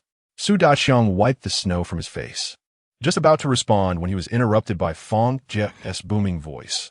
The removed waterproof cloth must be laid over the remaining timber, ensuring it is tightly secured. Weigh down the edges with stones. Not a single piece must be exposed to moisture. I have grand plans ahead. The two sisters exchanged glances, immediately jogging towards the tent. The fierce wind whipped snow into their collars, as Su Daqiang hurriedly dashed into the tent, stuffing furs and pottery into a wicker basket. The elderly woman rose unsteadily, and Su Daqiang scooped her up, rushing into the wooden house. "Mother, please rest in the new home and do not come out. It's snowing heavily outside." He quickly settled his mother before turning back into the storm. At that moment, when Ruoxue was on tiptoe, struggling with the waterproof cloth, which billowed ominously in the wind. "Brother Daqiang, come quickly." Her nose was reddened from the cold, and she could hardly hold onto the fabric. The three of them bent low, pressing the waterproof cloth down with all their might. They maneuvered the large cloth over to the pile of timber, securely draping it over. Su Daqiang brought several large stones to weigh down the edges and reinforced it with vines. Amidst the howling wind and snow, Fang Jie completed all the construction work on the wooden house. Chapter 36. Reminiscing about the glorious past, Fang Jie leapt from the rooftop, the snow beneath his boots crunching audibly. The howling wind, laden with snowflakes, struck him forcefully, prompting him to squint as he staggered towards the three individuals struggling with the waterproof tarp. "Press down 2 more stones. The wind and snow are ferocious." He pressed the edges of the tarp firmly with both hands, the coarse vines digging into his palms, leaving red marks.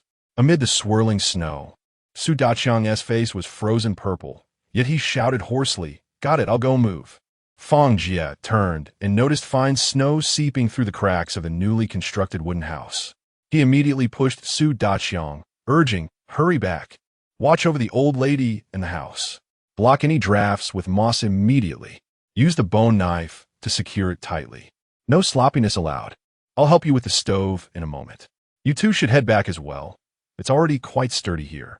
I can manage moving a couple of stones by myself." As he spoke, he took hold of the unsteady sisters and guided them towards the wooden house. When Ruoxue's hair tips were encrusted with ice, her lips pale from the cold, yet she forced a smile. "Yee, don't we look like snowmen?" Before she could finish her thought, the howling wind swallowed her words. The three stumbled into the wooden house, immediately enveloped by a wave of warmth, while a goat bleated and nestled at Ruoxue's feet. "Phew, it's still warm inside. I thought I'd defreeze to death. The snow just came down so suddenly." Fang Jie brushed off the snowflakes from his clothes. "Now I understand why I was so eager to help Daqiang build a house. If we had delayed even a moment longer, it wouldn't have been finished. This weather could turn at any time. If the wooden house isn't properly constructed, the two of them might freeze to death here, or they'd have to squeeze in with us. But I suspect you two would find that quite inconvenient." When Ruoxue nodded, "Yes, it certainly is inconvenient. It's only because of you that we sisters can accept it. If others got too close to me, I would feel uncomfortable. It feels quite awkward. Oh no, I forgot something. Cassava." Fang Jie suddenly turned, only to find the outside world shrouded in a white blanket. The dark clouds loomed low, and despite it being just past 1 in the afternoon, the world appeared as dark as midnight. The wind battered the wooden house with a beastly roar, and the snowflakes pelted the wooden walls like countless tiny needles. He grabbed a bucket, ready to rush outside, but when Ruoxue seized the edge of his clothing, "It's too dangerous. Don't go, we don't need it. We have plenty of food inside." "No, if the cassava stays submerged in water, it will freeze and rot. That's our food, our lifeline in a critical moment. No one knows how long this blizzard will last. We cannot waste a single resource." Fang Jie pried her hand away and vanished into the storm. The biting cold instantly penetrated his cotton clothing, and he could scarcely open his eyes. Relying on memory, he groped his way to the stone pit. A thin layer of ice covered the water's surface, and he struck it forcefully with the bucket, splashing icy water onto his face, mixed with melting snow. As he filled the bucket with cassava, his fingers grew numb from the cold. Gritting his teeth, he hoisted the heavy bucket and sprinted back. Behind him, the blizzard surged forth with relentless fury, seemingly intent on swallowing the entire world. Fang Jie stumbled through the door, kicking it open, and poured the entire bucket of cassava onto the dry floor, the icy chunks rolling about. As when Ruashua cried out to offer her assistance. He waved her off, commanding her not to come out. Without another word, he plunged back into the howling blizzard. The fierce wind clawed at his clothing like an invisible giant, and snowflakes slipped into his collar, chilling him to the bone. Fang Jie braved the tempest 4 times, until he finally retrieved the last cassava. When he collapsed at the doorstep, drenched and exhausted, the room was already filled with a pile of cassava. When Rushu hurriedly handed him a dry towel, while when Ruashu silently added firewood to the stove, the flames leaped up, casting a glow on Fang Jie's lips, which had turned a deep shade of purple from the cold. When Rushu knelt beside him, gently wiping the ice from his face, with a tremor in her voice, one Ruashua, holding a steaming ceramic bowl, said, "Jiego, could you please not frighten us like this? If you keep pushing yourself so hard, what will we do? We cannot survive without you." However, Fang Jie merely waved his hand dismissively, a smile breaking across his face as he gazed at the untouched cassava. "Haha, it's nothing to worry about. A man must be strong. What is a little wind and snow?" He stood up, shedding his wet clothes to reveal his robust physique. The 2 girls felt their cheeks heat up slightly. Although they had shared a bed for a week, they had never unveiled their bodies before one another, partly due to modesty, and partly because it was more convenient to remain clothed, especially on a deserted island where vigilance was paramount, as one never knew when they might need to rush outside. Fang Jie glanced at the sisters, raising an eyebrow playfully. "So what do you think? Is my physique passable?" When Ruashua stifled a giggle, nodding slightly. When Rushu turned her face away, her ears flushed with embarrassment. "You rogue, how can you be so shameless?" Fang Jie seized her wrist, the coolness of his palm startling her. "What? Don't you believe me? My 8-pack abs are available for your inspection, free of charge." "Pervert," Wen Ruhu retorted, swiftly yanking her hand away and flinging the towel at his face with vigor. She then hurried to the stove to add more wood. "Ruashua, boil him some hot water," he asked, parading around without a stitch of clothing, while will not stoop to his level. "Let him have a hot bath, and I'll wash his clothes." When Ruashua made a face at Fang Jie before darting after her. Leaning against the stove, Fang Jie allowed the warmth to dispel the chill clinging to him. The flickering flames danced across his face, and in a moment of reverie, memories surged back. When he first washed ashore on the deserted island, he had been in a similar drenched state. To prevent hypothermia, he had been stark naked, awkwardly struggling to make fire on the beach. Now outside, a blizzard raged, while inside, warmth enveloped him, accompanied by 2 stunning twin beauties bustling about, observing the industrious sisters and the abundance of supplies in the room. A smile involuntarily crept onto his lips. Fate is indeed wondrous. From a state of utter despair, unexpected blossoms had emerged. Noticing the smile lingering on his lips, when Rushu couldn't help but ask, "What are you so secretly amused about?" she added a piece of dry wood to the fire, the flames crackling and illuminating their flushed faces. "I was reminiscing about the time I first drifted onto the island," Fang Jie replied, extending his hand toward the fire, his fingertips unconsciously tracing the red marks left by the wooden barrel. In those days, huddled on the beach, naked and attempting to kindle a fire, one thought consumed my mind. I must not perish in this desolate wilderness. Fang Jie gazed at the flickering flames, his thoughts drifting back to that fateful night. The briny sea breeze, cracked lips, and a heart steeped in despair, teetering on the brink of numbness. Who could have imagined that now a wooden cabin shields us from the biting wind and snow? He turned to look at the 2 sisters, now also accompanied by you 2 little troubles. Fang Jie paused, gazing earnestly at them. "I must express my gratitude. Thank you for your companionship. Had it not been for unforeseen circumstances, beings as celestial as you 2 would scarcely have spoken a word to someone like me." One Rushu stirred the fire with a branch, her voice soft yet commanding the attention of both Fang Jie and Wen Ruashua. "In truth, we should be the ones expressing our thanks. Were it not for your guidance in foraging for food and establishing our camp, we would have perished long ago. Frankly, your generosity knows no bounds. Indeed, even if you were to request that we serve you together, we would have no grounds to decline. Yet, you have never imposed any demands upon us, always respecting our choices. This kindness we shall forever hold in our hearts. Enough, enough. Let us cease this topic here. Fang Jie chuckled, waving his hand. If we continue, I might just end up in tears. I still dream of the spring when we shall erect a grander home, raise chickens and sheep, transforming this desolate island into a paradise. The sisters exchanged glances, their eyes brimming with mirth. Outside, the blizzard howled relentlessly, yet within the cabin, the warmth of the fire enveloped them. The hardships of the past melted away into the tenderness of their present banter. May all friends reading this find the strength to bloom in times of confusion and uncertainty. Keep pushing forward. Chapter 37. An ominous, foreboding Fang Jie wiped the droplets of water from his body, the steam lingering in the wooden cabin. The Wen sisters turned their backs, allowing him the privacy to dry off. All right, I am done washing. You may turn around now. When Rushu shook her head, indicating that she would simply crawl into bed after shedding her clothes, Fang Jie lay comfortably on the heated Kong, stretching his limbs with delight. Hand me your clothes. I shall wash them for you.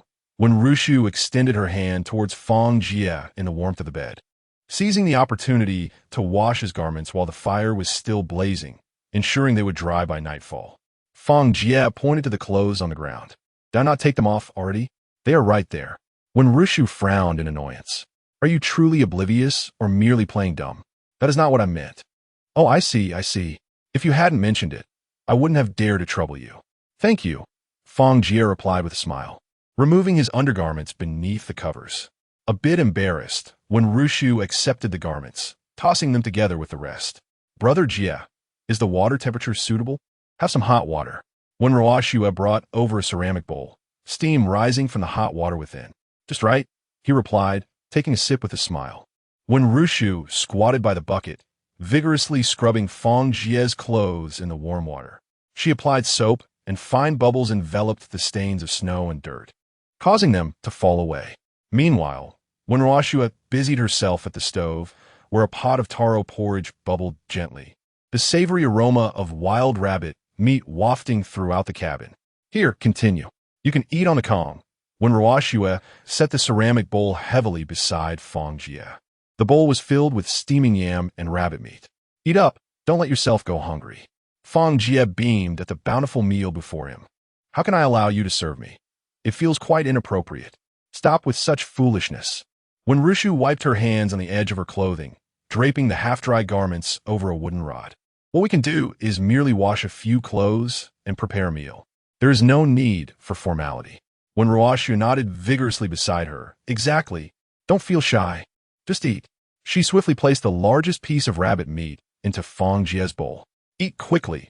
One tea tastes as good if it cools. As the three of them dined, a loud knocking at the door accompanied by the howling wind and snow interrupted their meal. The moment when Ruoshua opened the door, a biting cold wind swept in, carrying snowflakes with it. Su Daqiang hunched his back as he rushed inside, his heavy coat laden with ice shards. Just as he was about to speak, his gaze inadvertently fell upon the Kong, freezing him in place. Fang Jie, with his well-defined chest exposed and the blanket barely concealing his waist, appeared striking against the firelight. Su Daqiang hurriedly averted his gaze, rubbing his rough hands against his coat. Oh, my apologies, brother. I seem to have interrupted your moment. Oh, no, you misunderstand. My clothes are completely soaked, and I have nothing to change into, hence my state, Fang Jie explained, noticing the awkwardness when Rushu lifted the ceramic bowl to break the tension. Brother Su, please have some hot porridge to warm yourself. Su Daqiang quickly waved his hands in refusal, his speech slightly stammering. No, it's unnecessary. In my dwelling, there's still wild fruits. He steeled himself to glance at Fang Jie. I came to inquire about the chimney. A few days ago, we discussed constructing a stove. Did you not mention crafting a flue for me? The room is indeed windproof and waterproof. There is no issue at all. I wish to build a stove to ensure it is warmer. Before he could finish his sentence, Fang Jie raised his hand to point towards the corner. It has already been prepared, right there. You can see that when the wind and snow are light, the smoke will easily escape through the chimney vent I left on the roof. In the corner, a chimney made of branches and vines leaned at an angle. Su Daqiang's eyes brightened as he quickly approached to touch the chimney's interface, his rough palm caressing the tightly woven vine pattern. Goodness, it fits perfectly. With this, no matter how strong the wind and snow, we need not fear smoke backflow. Fang Jie turned to his bedding, sat up, and took a sip of warm congee from a ceramic bowl. For the stove, we need to find thick stones, and remember to leave a vent when building the stove platform. Su Daqiang cradled the chimney, nodding, rest assured, having built this house alongside you for so long, I have grasped this bit of knowledge. Once I set up the stove in my place, it will be complete. You need not worry about the two of us. My place is right by the pond. I have fashioned a stone hammer myself. If we run low on water, I can break the ice to fetch it. There's food over there as well. You can simply remain in your cozy abode and enjoy your time together. He ventured outside, snowflakes adorning his hair, and then leaned back in. You all take a rest. By the way, I left my watch for you. It will help you keep track of time. Outside, it is darkening. Day and night are becoming indistinguishable. After he spoke, he vanished into the swirling snow, leaving behind a trail of varying footprints, quickly covered by fresh snow. When Ruoxue bent down to pick up the watch Su Daqiang had placed on the ground, the metal face was chilling to the bone, with the hands pointing directly at 3 o'clock. She held the watch close to her ear, the sound of its mechanical gears, mingling with the howling wind and snow outside, seemed particularly pronounced. It was 3 in the afternoon. When Ruoxue shook the watch, her voice rising involuntarily. In this dreadful weather, the snow falls even more fiercely than at noon. If it continues for a day, we will be unable to step outside. The three of them opened the window to observe the snow, which had already accumulated past their ankles. The distant landscape had long been swallowed by the white curtain of snow, rendering the world a chaotic blur. When Ruoxue furrowed her brow, estimating that the only survivors might be the 4 of us. In such weather, without shelter and food, one could not endure even a single day outdoors. When Ruoxue, holding Su Daqiang's watch, sighed heavily. In this severe weather, the rescue team is unlikely to arrive anytime soon. Who knows how long we must endure in this wretched place? Fang Jie reassured the sisters, do not lose heart. We have a wooden cabin and stored provisions. Even if we do not receive rescue, so what? Can the living be suffocated by nature? Suddenly, when Ruoxue recalled something, speaking of which, since Lu Deguay and the others finished their work for us, they have seemingly vanished from existence. It has been nearly a week, and I have not seen a soul at the water fetching or fishing spots. Indeed, I have always found it strange. Fang Jie stroked his chin, his gaze filled with curiosity. It stands to reason they should also be seeking water sources and food. I had reached an agreement with them, allowing them to come for water, yet they have not returned even once. A sudden exclamation escaped when Ruoxue's lips. Could it be that they have already? No, it cannot be. That scoundrel Lu Deguay. Her words trailed off, and an eerie silence enveloped the wooden cabin. Chapter 38. Embracing hope upon hearing her sister's words, when Ruoxue suddenly slammed her thigh, incredulity lacing her voice. Are you implying that Lu Deguay and his gang fled at the first sign of rescue, leaving us here to fend for ourselves? When Ruoxue's complexion turned ashen, it's quite possible. How else can we explain this? People need sustenance, don't they? Yet since their departure, not even a trace of them has graced this island. Moreover, consider their behavior just 2 days prior. They were acting rather mysteriously, as if they were in a hurry to attend to something urgent. Fang Jie reached out, gently restraining when Ruoxue's flailing arm, and spoke in a measured tone. There's no need to rush to conclusions. How can I not be anxious? When Ruoxue fumed, stamping her foot, her cheeks flushed with frustration as a torrent of expletives escaped her lips, directed at Lu Deguay.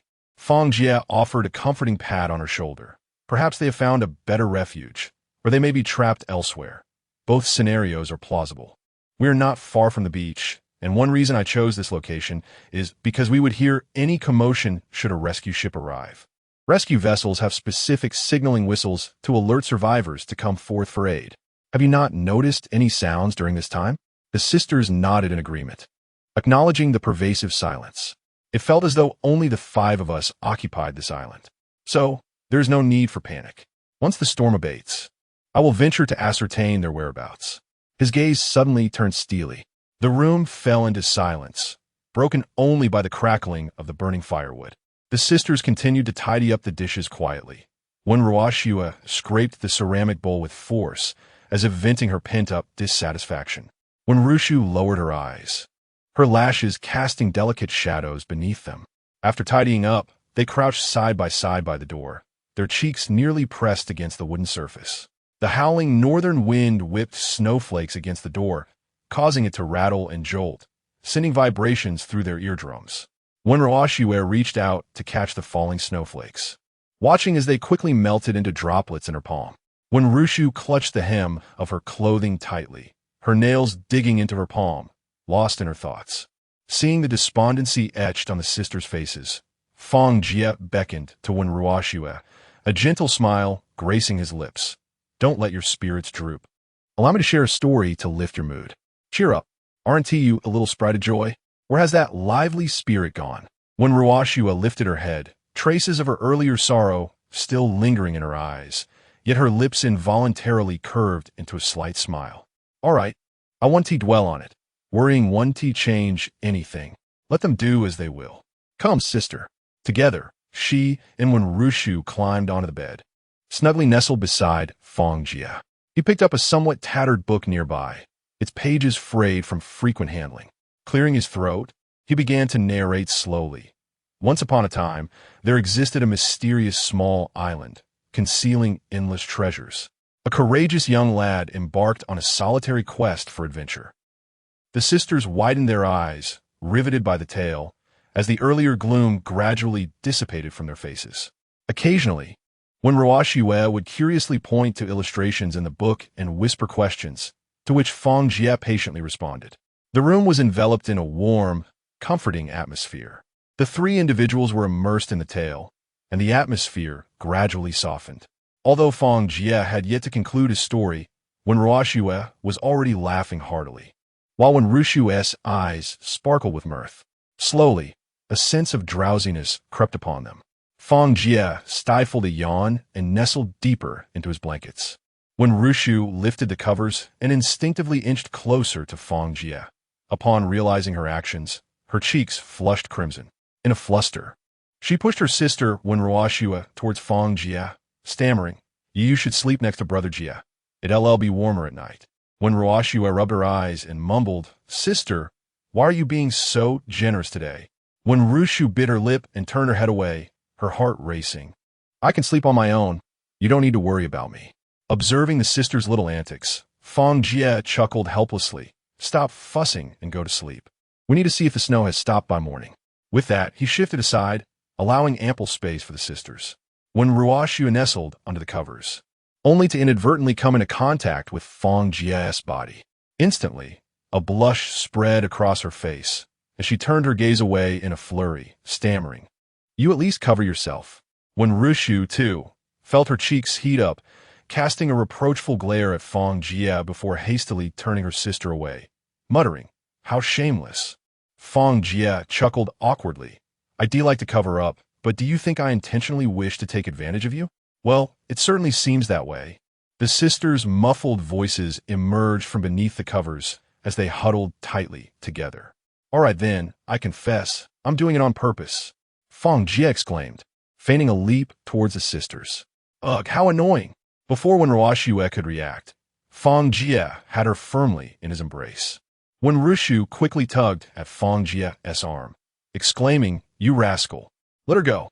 If you have the courage, come at me instead." "Oh dear sister, that is a perilous thought. In the face of a rogue, I shall protect you. I willingly offer myself to the tiger. Just ignore me." Wen Ruoshua's face was a vivid crimson, her heart racing. Nestled in Fang Jie's warm embrace, Wen Ruoshua soon drifted into slumber, emitting soft snores. Meanwhile, Wen Rushu tossed and turned, unable to sleep, stealing glances at Fang Jie before hastily averting her gaze. Fang Jie looked at Wen Rushu with a hint of expectation in his eyes, suggesting, "Why don't you come over to my side? That way, you two can each have your own space, and it'll be warmer." Wen Rushu bit her lower lip, a faint blush gracing her cheeks. Quietly, she rose and crawled to Fang Jie's side, gently tugging at the blanket beside her before slowly settling into his embrace. When Ruoxue stirred awake, pouting and snuggling closer to Fang Jie, I knew you favored sister more. Now I'm cold. The blanket has been pulled away. Fang Jie shutked, ruffling when Ruoxue's hair. There's no favoritism here. You're both right next to me, so don't catch a chill. Leaning against Fang Jie. When Rushu listened to the steady rhythm of his heartbeat, her cheeks ablaze. Fang Jie gently patted her shoulder, murmuring, "Sleep now. When the snow stops tomorrow, we shall build a snowman." When Ruoxue nodded with delight, curling deeper into the blanket, her breathing soon becoming steady.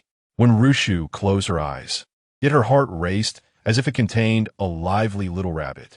Sensing the warmth of the man's body, she shifted restlessly.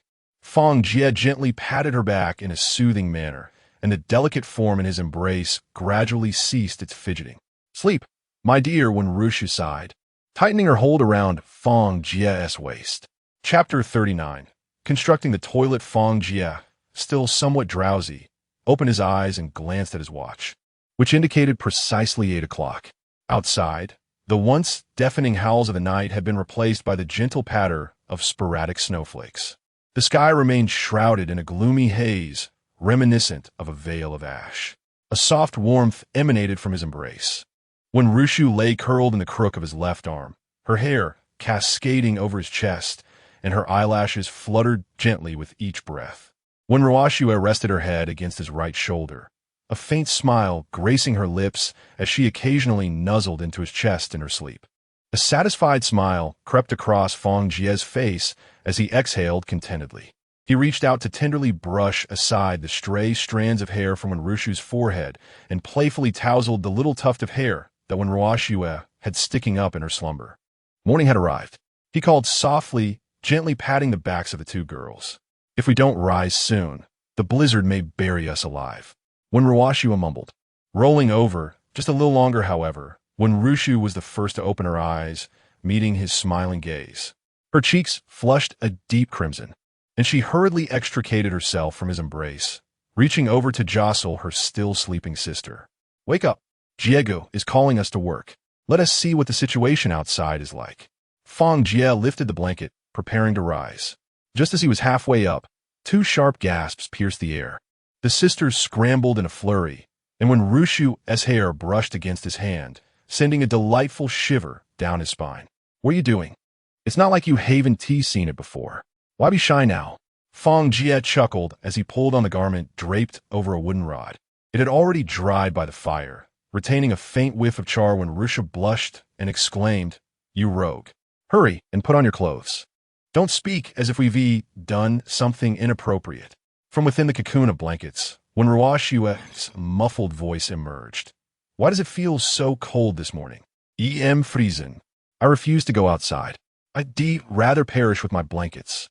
Bending down, Fang Jie added some dry grass to the cold stove and lit it with a lighter. The fire had surely extinguished during the night, leaving it chilly.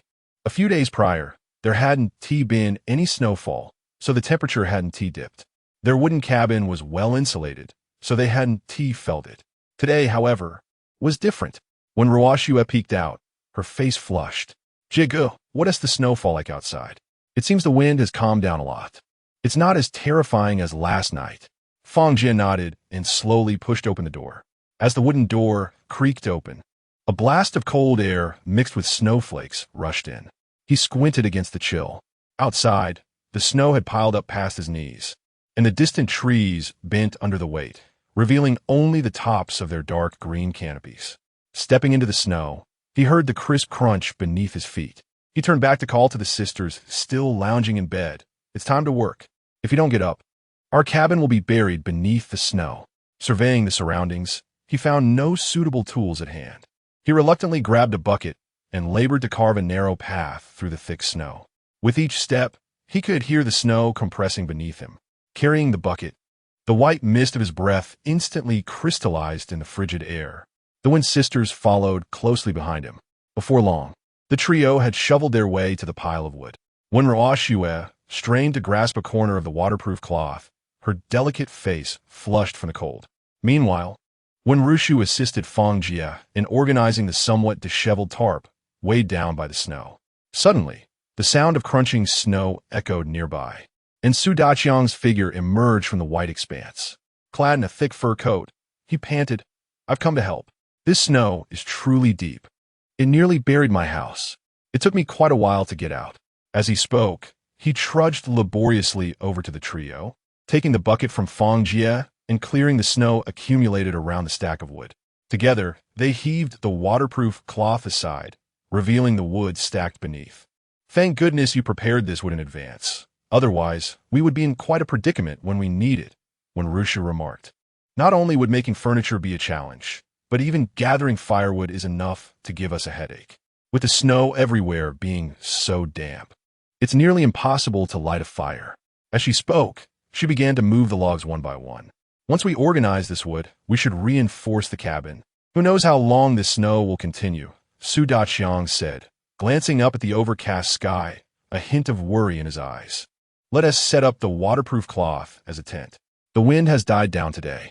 Although there is still some light snow, it won't hinder our work." Fang Jie looked at the wood and instructed the others. "I'll take charge of crafting tables and benches, along with some practical tools. Brother Daqiang will handle chopping firewood. The wood I've deemed unsuitable, you can split it into smaller pieces for kindling. You two sisters can assist me. I also want to make a simple wooden toilet. After all, using the restroom has become quite an issue." "That sounds excellent. Your planning is very thoughtful. It really is inconvenient right now. Sometimes I hold it in until I absolutely have to go," when Ruoxue admitted, feeling a bit embarrassed as she glanced at Fang Jie. Fang Jie, "We could also dig a pit, similar to a rural dry toilet, to collect waste. When spring comes, we can use it as fertilizer for our crops." "All right, we'll follow your lead. Let us get started," they agreed. Fang Jie picked up a chisel and precisely outlined the shapes of the tables and chairs on the rough wood. "First, carve out the legs, remembering to leave space for the mortise and tenon joints."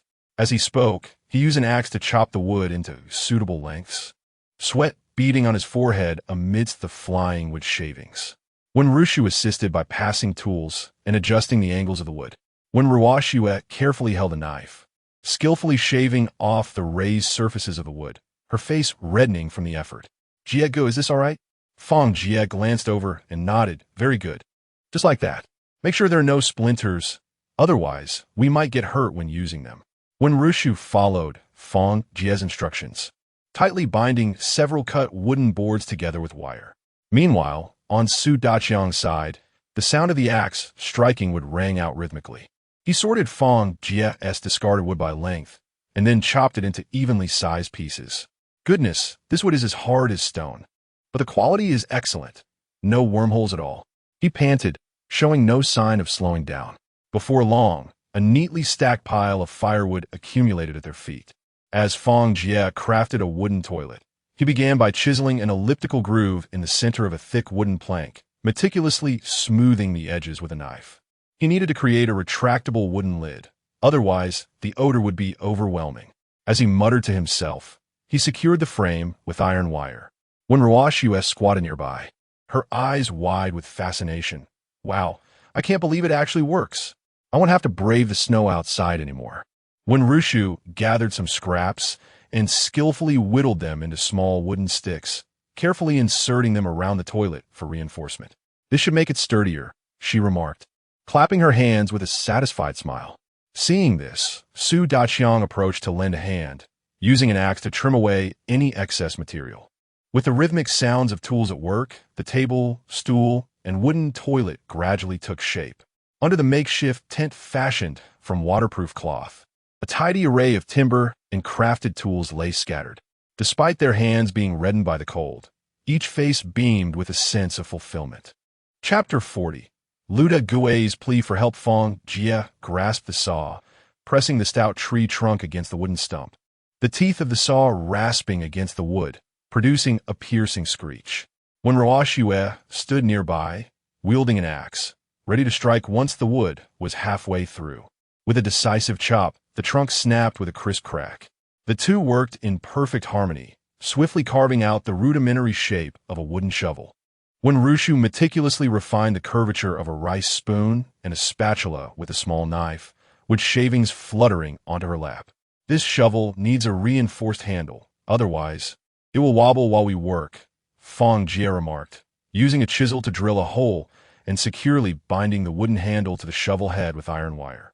Su Daqiang, unable to contain his excitement, seized the newly crafted shovel and plunged it into the snow, exclaiming as he scooped up a mound of snow.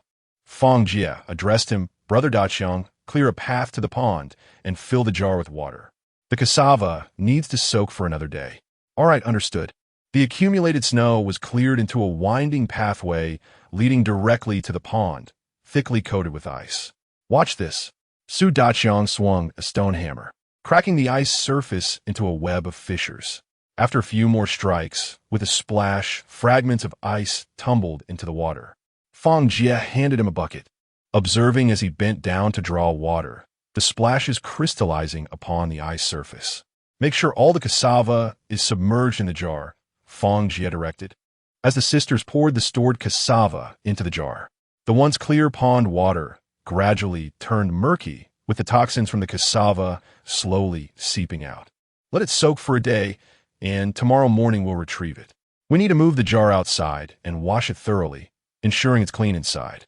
Once the cassava is processed, it can be ground into flour or consumed directly." When Rusha nodded, glancing at the wooden toilet. "Where should we place this? Is it wise to keep it indoors? The smell might be overwhelming in such a confined space." Fang Jie surveyed the cramped room, realizing there was indeed no suitable spot for the wooden toilet. He ventured outside, using the shovel to clear away the snow, revealing the dark soil beneath. Crouching down, he drew a circle in the ground and called out, "Brother Daqiang, dig a hole right here." Su Daqiang approached at his call, rolling up his sleeves and vigorously digging with a spade. The earth was gradually unearthed, and the hole deepened. Fang Jie waited attentively, occasionally using the shovel to smooth the walls of the pit. Once the hole was complete, Fang Jie and Su Daqiang constructed a square frame from wood and draped a cut piece of waterproof fabric over it. Thus, a toilet the size of a phone booth was created. They positioned the toilet over the hole and reinforced it, while the sisters assisted by placing stones around the edges of the waterproof fabric to prevent it from being blown away by the wind. "All right, it should be usable now." Fang Jie clapped his hands, admiring the completed latrine. When Ruoxue frowned, saying, "I hope this contraption proves effective. It appears rather flimsy." When Rushu nodded in agreement, replying, "It's certainly better than having it indoors. Let us be grateful."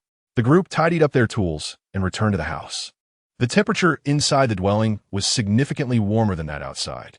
They gathered around the stove, basking in the comforting glow of the fire. Fang Jie picked up a roasted sweet potato and took a bite. "All right, everyone, let's have something to eat. We have completed everything we could prepare. The remaining wood I will chop into firewood with the chong this afternoon and stack it beside the cabin. I will then use a waterproof cloth to create a cozy nest for the lamb against the woodpile, providing it with some hay to keep it outside as long as it doesn't snow." When Ruoxu gently caressed the lamb, feeling a pang of reluctance. When Rushu reassured her, "Let us place it outside, properly shielded from the wind with the waterproof cloth. It will be fine. It's indeed troublesome to deal with its mess inside." "All right, let's do that then. We'll eat first, and I'll take it out after the meal." After dining, Fang Jie and Su Daqiang armed themselves with axes and approached the woodpile. "Dachong, let us chop the remaining wood into manageable lengths so we can burn it gradually," Fang Jie suggested, swinging his axe and sending wood chips flying. Su Daqiang, not to be outdone, took the axe from Fang Jie, insisting, "Leave this laborious task to me. You shouldn't strain yourself. You can handle something else, like building a nest for the lamb." When Rushu assisted by organizing the chopped wood. When Ruoxue picked up a bundle of firewood and walked towards the cabin. "The lamb's nest needs to be constructed securely. We must ensure it remains warm." As she spoke, she meticulously wrapped one side of the woodpile with a waterproof cloth. "Rest assured, I'm here," Fang Jie said, grasping a corner of the cloth and helping when Ruoxue secure it. At that moment, the lamb bleated a few times, seemingly expressing its discontent. When Ruoxue knelt down and stroked the lamb's head, saying, "Don't worry, we'll have it ready for you shortly." Once they finished their tasks, the lamb was settled in a warm nest, the hay exuding a delicate fragrance. When Ruoxue beamed at the sight of the lamb, "Now it can stay comfortably." "Yes, we can take a break too," Fang Jie leaned against the wall of the cabin, gazing at the distant snow-covered landscape, pondering when the snow would fall again. The group sat in front of the cabin, savoring a moment of tranquility, the only sound being the wind rustling through the snowy expanse. Suddenly, when Ruoshua pointed into the distance, "Look, those dark shapes. Are they people? It seems they are coming towards us." Fang Jie's heart tightened, his pulse quickened, and his gaze fixated on the figures. When Ruoshua anxiously grasped Rushu's hand, her knuckles whitening from the pressure. Su Daqiang stood nearby, slightly leaning forward, ready to respond to any unexpected situation. Who could they be? It couldn't be Lu Deguei and his group, could it? When Ruoshua murmured, a hint of concern in her voice. "Don't frighten yourself. It might be a rescue team," when Rushu consoled, though her eyes betrayed her unease. When Ruoshua's expression brightened, "Yes, a rescue team. It's possible. Could they really be here? I hope they are here to save us. May heaven protect us." As the figures drew closer, they finally discerned three silhouettes. One of the individuals was tall and stout, and his gait seemed somewhat familiar. Fang Jie squinted his eyes, striving to discern the situation. "I fear I must disappoint you. It appears to be Lu Deguei and his companions." Moments later, the three individuals approached the wooden cabin. Indeed, it was Lu Deguei along with his two associates. Lu Deguei's face bore bruises of various hues, his eyes reflecting a profound sense of fear and helplessness. The three of them knelt before Fang Jie in the snow, pleading earnestly, "Elder brother, please save us. We implore you." Chapter 41. The plan to retrieve the container. Lu Deguei's actions astonished several individuals. Fang Jie swiftly sidestepped, exclaiming, "Do not attempt this with me. At your age, I cannot bear it. Get up." Lu Deguei, with tears streaming down his face, pleaded, "Please help me, or we shall perish. If you do not agree, we will not rise." "All right, then you may remain on your knees," Fang Jie replied, pulling the two sisters away as he turned to return indoors. The three exchanged glances, perplexed. "Brother, are we truly to remain kneeling? What nonsense! He is not moved by such theatrics. Who are you kneeling for? Hurry inside and find him." The trio promptly stood and followed Lu Deguei into the wooden house. Upon entering, Lu Deguei surveyed the surroundings, astonished. "Ah, Brother Fang, you possess remarkable skills. Look how in just a few days you have constructed this house. You even have a stove set up and an abundance of food and drink. Truly impressive." The other two, understanding the cue, quickly joined Lu Deguei in flattery. Indeed. How fortunate you are, Xiaowen, to encounter such an extraordinary man. You are well matched. Truly, a hero deserves a beauty by his side." "Yes, a hero and a beauty. Brother Fang is also fortunate, surrounded by such lovely sisters, evoking envy in others." Fang Jie, maintaining his composure, regarded the group sternly. "Have you finished? Who permitted your entry? Leave at once." Liu Dei hastily pleaded. No. Brother, let us converse amicably. I acknowledge my flaws, greedy and lascivious. I am prone to bullying the weak while fearing the strong. Yet, you must admit, I have never provoked you. It has always been you seeking trouble with me. I have wronged you in no way, have I?" Seeing Fang Jie's expression soften, Lu Deguei seized the moment. "Consider this. On the very first day on the island, Brother Daqiang brought you to me. You seized my resources and assaulted us. While my hoarding of supplies was selfish, it was not your concern, was it? You were merely acting as the enforcer of justice. Furthermore, regarding the construction of your house, you sought our assistance to fell trees. Without hesitation, we complied, and it was we who guided you to the pond." Wang Tian quickly chimed in. "Indeed, brother, we have wronged you in no way. We would not presume to claim you owe us a favor. However, we do have a matter to discuss. Will you lend an ear? Your assistance can be contemplated later." Fang Jie fixed his gaze upon Lu Deguei's bloodied arm. "First, clarify what you've been up to during your absence these past few days." Lu Deguei recoiled to a corner, his demeanor betraying guilt as he spoke. "On the day you sought us for tree felling, we stumbled upon a container while passing the seaside. It was lodged among the rocks. We exerted ourselves for quite some time to open it and found several corpses inside, dressed in numbered uniforms, surrounded by boxes filled with down jackets, canned goods, bottled water, and medical supplies chaotic, a veritable mishmash. We intended to retrieve them after dinner, but I came to find you, did I not? Fang Jie's eyes hardened. No wonder you were so eager to leave that day, hastily proclaiming, from now on, each to their own. Let no one provoke another, for it appears they have long harbored intentions of hoarding the provisions. Are you afraid I will cause you trouble? When Ruoshua seized a wooden spoon from the table and hurled it. You scoundrel, you are hardly human. With so many containers brimming with resources, can you truly utilize them all? Why refuse to communicate with us? The spoon whizzed past Lu Degue's ear, crashing against the wall and splintering into 2 pieces. If we had informed you, would it still belong to us? Lu Degue muttered under his breath. What did you say? Repeat that. Fang Jie glared at him, slightly irritated. Nothing. What I meant was, who would willingly share their hard-earned resources with others? We have no idea what sort of place this is or how long we must endure it. It is only prudent to keep the provisions firmly within our grasp. When Ruoshua was about to press further, when Fang Jie raised his hand to halt her. Enough. Although Lu Degue is no saint, he is, in fact, a rather despicable character. Speak, what do you need from me? I am listening. Wang Tian lowered his gaze to his bleeding, severed arm.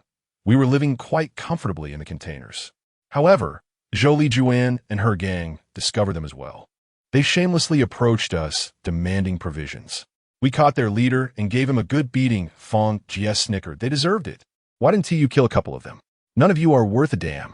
Yes, we're simply dogs fighting amongst ourselves, Lu Degue hastily replied. Are you displeased with that remark? When Rushu rolled her eyes at him, did you not drive them away? Why then are you in this predicament? Alas, they did flee, and for 2 days we saw no sign of them. We thought the coast was clear, but yesterday, during the heavy snowfall, that wretched Zhou Lijuan returned with over 30 men. They were ferocious. We nearly lost our lives, another gang. Wen Ruhu frowned. But aren't we the only survivors from the cruise ship on this island? Lu Degue shook his head. They are not from the cruise ship. They are from a cargo ship. Like us, they capsized in that storm. They escaped to the other side of the deserted island. Zhou Lijuan wandered around looking for food and discovered them. She brought them here, claiming the containers were theirs, driving us away. That vile woman, he suddenly knelt, grasping Fang Jie's trousers. I beg you, help us retrieve them. There are still plenty of resources in those containers. Fang Jie kicked his hand away. What does that have to do with me? Why should I assist you? Just because Lu Degue gritted his teeth. You would take the majority of the provisions from those containers. Leave just enough for us to survive until the spring. I know you may not lack for food, but there is more than just sustenance in there. There are clothes, weapons, and medical supplies. Do you not require these? Should there be wild beasts on the island? What use is your broken axe? What weapons? Do tell. Fang Jie's interest piqued as he urged him to continue. I didn't see everything clearly, as we were too busy feasting, but there are indeed controlled knives and various tools. I can guarantee that. Fang Jie furrowed his brow, expressing his disbelief. You yourself have stated that there are over 30 individuals on their side, in addition to the 10 or so under Zhou Lijuan's command. That totals more than 50 people, armed no less. Do you truly believe I possess the prowess of a scion? I can manage 3 or 5 ordinary individuals. But you expect me to lead you 3 misfits to certain doom against an organized group of dozens? Upon hearing Fang Jie's reluctant tone, Lu Degue sensed an opportunity and continued. I've devised a plan. We certainly cannot confront them head on. I have a strategy. Fang Jie, taken aback, responded, Oh, I must admit, I did not realize you brought not only your voice, but also your intellect this time. Pray, share your insights. Well, Zhou Lijuan is nothing but a fickle opportunist. She aligns herself with whoever possesses the most power. In the past, my interactions with her, Lu Degue's face flushed slightly, eliciting a feeling of revulsion in Fang Jie. Enough. There's no need to delve into your sordid affairs with her. I can surmise that much. What comes next? Although she has come to trouble me, I understand her motives are merely to survive and acquire some resources. I can approach her, promise her advantages, and turn her to our side.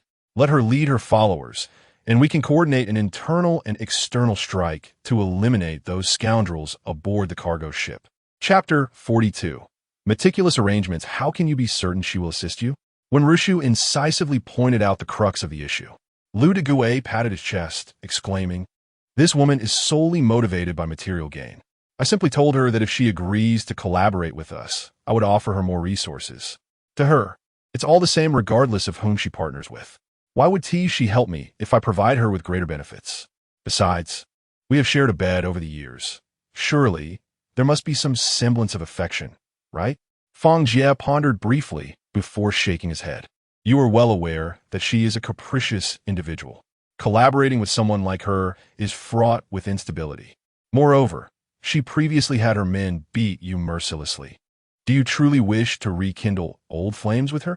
His gaze pierced Lu de Gay like a blade, questioning the notion of affection. Would affection lead one to dislocate an arm? Lu de Gay swallowed hard, his cracked lips moving slightly as he ultimately averted his gaze to the blood-soaked bandage on his arm. He recalled the moment during the snowy night when Zhou Lijuan had kicked open the iron doors of the container, and over 20 individuals had surged in wielding paddles. As she personally struck him with one, fracturing his shoulder, clenching the blood-stained hem of his shirt, he looked pleadingly at Fang Jie.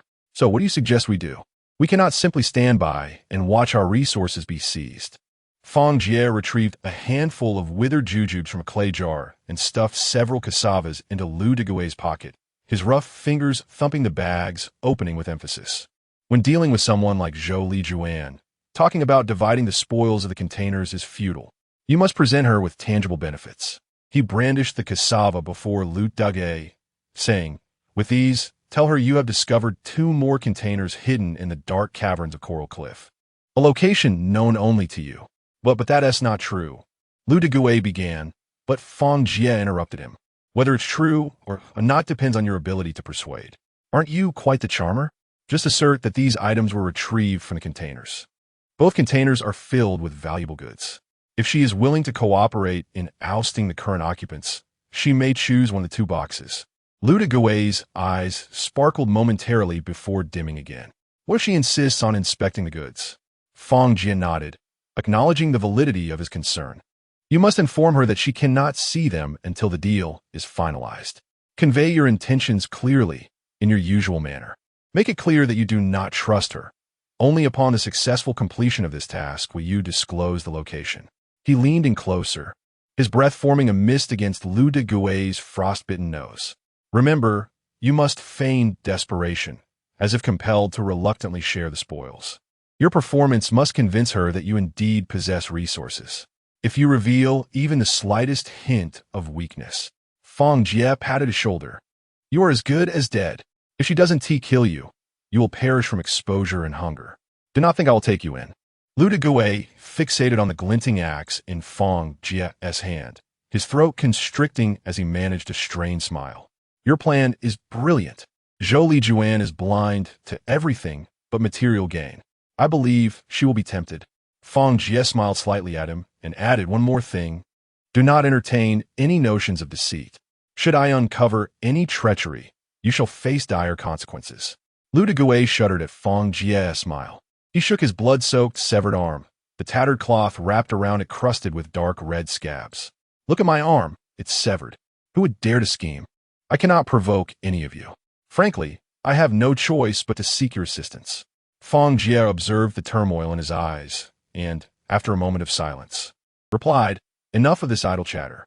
Your intentions to manipulate are all too clear. When night falls, find an opportunity to lure Zhou Lijuan out alone. Remember, do not mention anything about me." He tossed a rag from the corner, instructing, "Wipe the blood off. Don't appear so moribund. Approach the negotiation with enthusiasm. Display the exhilaration of discovering resources. Pull yourself together. Maintain your dignity." Lu de Gouet quietly acquiesced, leading 2 others to the water's edge to drink and wash their faces. The trio tidied themselves up, waved goodbye to Fang Jie, and departed, stepping cautiously. After Lu de Gouet left, when Ruoxue furrowed her brow and looked at Fang Jie, "Do you truly believe this plan is sound? That rascal Lu de Gouet is quite cunning. What if he schemes against us?" Su Daqiang nodded in agreement, nervously rubbing a stone hammer. "Indeed, I fear he might conspire with Zhou Lijuan against us." Fang Jie gazed at the fading footprints in the snow. remaining silent for a moment before speaking. I have been observing him for quite some time, from his demeanor and the state of his wounds. He does not appear to be lying. He paused before continuing. Although Lu Degui is not trustworthy, he has no reason to deceive us this time. When Rushu still harbor doubts. But what if he and Zhou Lijuan have orchestrated a trap to ensnare us? Fang Jie interjected. If they wish to harm us, they wouldn't need such elaborate schemes. Lu Degui knows our camp's location well. If he and Zhou Lijuan intended to launch a direct assault with a dozen men, our chances of survival would be slim. Do you think they possess that level of patience? He tightened his grip on the axe at his waist. Thus, I believe his words are trustworthy. In a balance of harm, he must collaborate with us, as those individuals are even more ruthless, directly stripping them of their right to exist. When he returns tomorrow, Su Daqiang and I will assess the situation. You two should stay indoors with the old lady and refrain from wandering. The cabin fell into silence. The sisters exchanged glances, although doubts lingered. Fang Jie's reasoning was indeed compelling. Su Daqiang sighed. I hope we can successfully procure the supplies this time. While we have food and shelter, we are sorely lacking in clothing and medicine. We each wear tattered garments, resembling savages. Weapons are also necessary. It is imperative that we go. Fang Jie surveyed the group, noting their expressions of concern yet discernment in their silence. He decisively nodded. Since there are no objections, let us proceed. Today, we shall complete the remaining tasks, stacking all the firewood in the shed and securing the tools inside. He cast a sweeping glance over the two sisters and Su Daqiang, his tone growing more serious. Tomorrow, neither of you is to step outside this house. Do not reveal yourselves at the slightest sound. Simply await our return. When Ruoshu bit her lip, contemplating a response, but was gently restrained by when Rushu's hand upon her shoulder. Su Daqiang replied in a low voice, Rest assured, I shall set up the lasso around the perimeter of the cabin. I will be the first to know if anything stirs outside. The group immediately sprang into action. Chapter 43. The cunning Zhou Lijuan, Lu Degui, crawled along the crevices of the reef, his knees scraping against the sharp coral and drawing blood. As he peered over the rocky ledge, he gasped in shock. The once desolate area surrounding the shipping containers was now teeming with shadows. Canvas tents and makeshift wooden shelters sprawling out in every direction, with at least 100 more people present. The cries of children, women sharing food around a bonfire, and burly men patrolling with pickaxes were evident. These were obviously the new survivors from the cargo ship. What on earth happened overnight to bring so many people? Clenching his bloodied arm, his nails digging into his palm, he scanned the crowd before the containers, his gaze locking onto a tent shrouded in darkness. The moonlight pierced through the night, illuminating the distorted, intertwined figures within. Zhou Lijuan lay in the embrace of a stranger, his hands roaming down her waist and abdomen. Kneading incessantly, Zhou Lijuan, with sultry eyes, provocatively teased the man. Wretched woman. Lu Degui clenched his teeth, unleashing a torrent of curses, a suppressed growl escaping his throat. This woman had just broken her old lover's arm. Yet here, she writhed like a lustful creature in another man's arms. He reached for the cassava hidden at his waist, remembering Fang Jie's warning, and forced himself to swallow his rage. He could only remain in the biting cold of the snow, waiting for the moment Zhou Lijuan would be alone. The trio waited until the latter half of the night, the raucous sounds on the beach gradually subsiding. As the cold dawn wind swept across the sand, Lu Degui lay behind the icy rocks, his teeth chattering from the chill. Where the hell is that woman? Just as the thought crossed his mind, Zhou Lijuan lifted the tent flap and, disheveled, made her way to the edge of the camp. She cautiously glanced around, stopping in front of a thicket about 20 paces from the tent. Just as Zhou Lijuan began to lower her pants, a pair of bloodied hands reached out from behind her. Zhou Lijuan let out a muffled groan as Lu Degui pressed her firmly against the frozen ground. The dry leaves and ice shards pricked her cheek, while the man's heated breath fanned against her neck. Don't move. Scream, and I'll snap your neck. The moonlight illuminated their contorted faces, and upon recognizing him, Zhou Lijuan's pupils constricted. Her struggling ceased, her voice tinged with a cry. Degui, don't blame me. I was coerced. That Wang Dafu said if I didn't sleep with him, he'd throw me to his brothers. She reached for Lu Degue's bandaged arm. I didn't mean to betray you. They forced me. Truly, look at the life I'm living now. I can't even get a warm meal. I have to cling to others just to get a sip of water. Please don't kill me.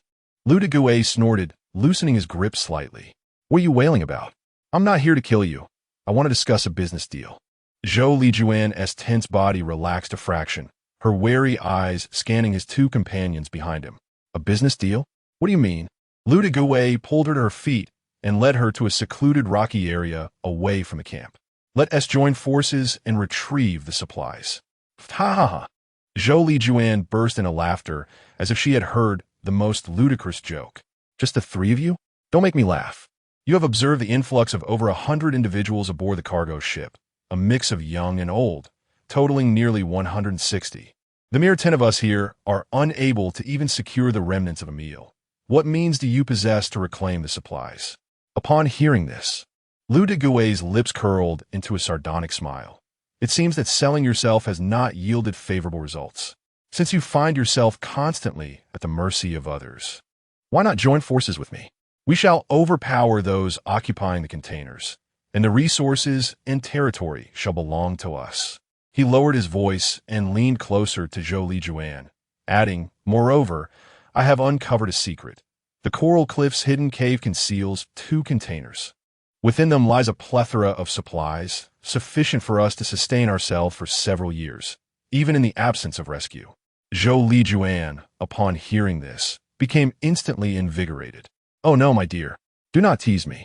My heart can hardly endure such excitement.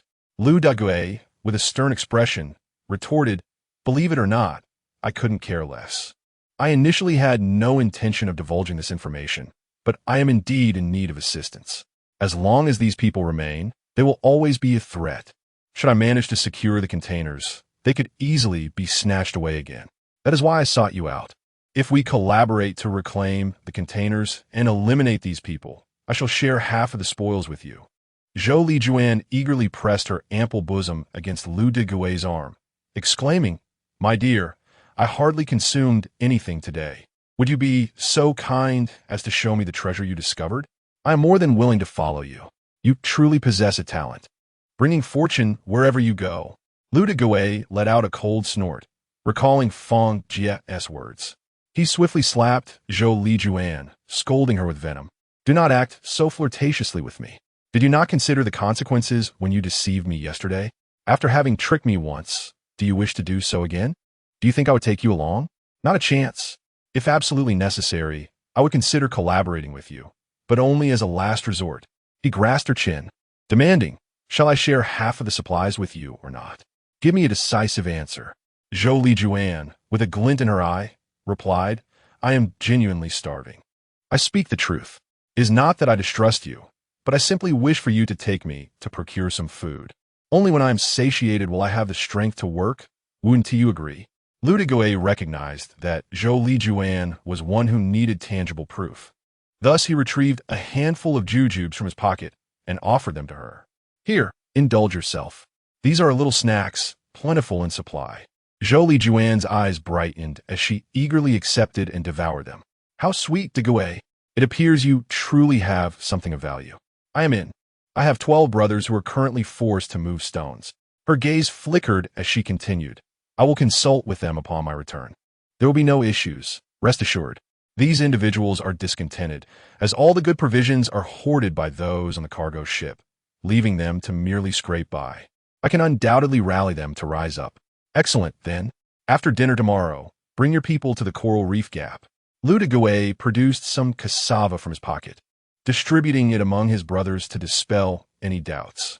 As long as they remain united with me, Lu Degue, I assure them they will be well fed. Very well. I shall follow your lead. So, what shall be our specific plan? Do not inquire now. We shall discuss everything when we meet tomorrow. Zhou Lijuan grasped the cassava tightly, nodding repeatedly. Degue, does your hand still ache?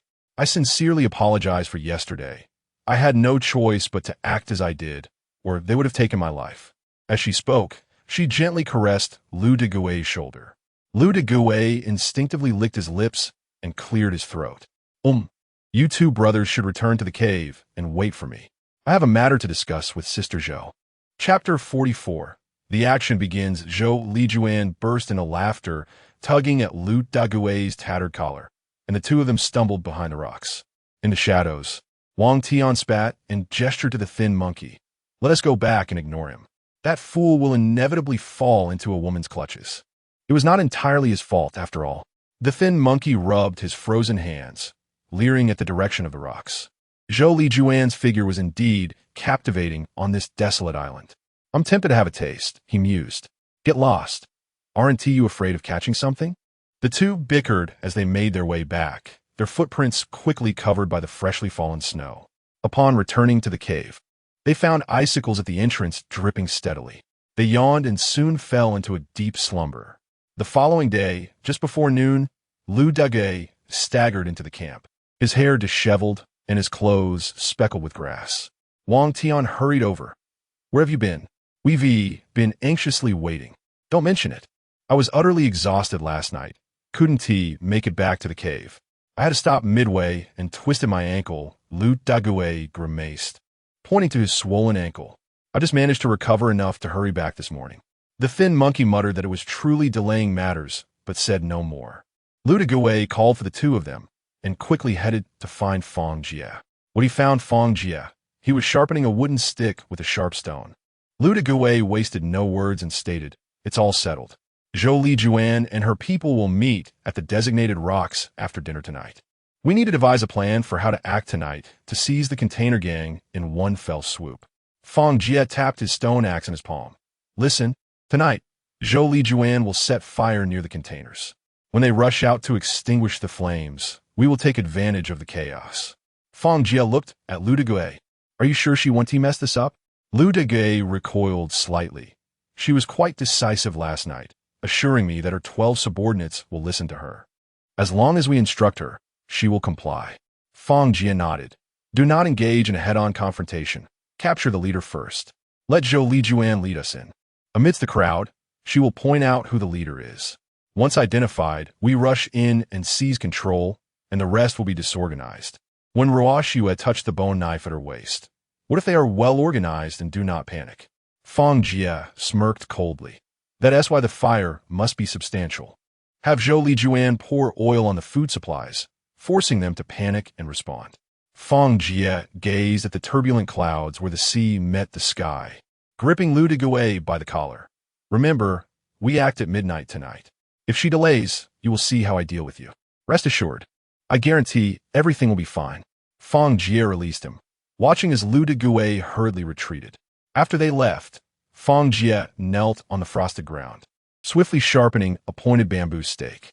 Su Daqiang swung a wooden shovel, laboriously digging a deep pit, each scoop of frozen earth producing a dull thud. The two individuals worked in perfect harmony, meticulously inserting sharpened spikes densely into the pit's bottom, then carefully covering them with dry leaves and weeds. Once the trap was nearly set, Fang Jie straightened up and turned his gaze toward the wooden house not far away. The sisters, Wen Rushu and Wen Ruoxue, were gathered by the calm, while Su Daqiang's mother lay quietly atop it. Look after the elderly. No matter what commotion arises outside, do not open the door. Fang Jie instructed the sisters. When Rushu bit her lip, her eyes instantly shimmering with tears.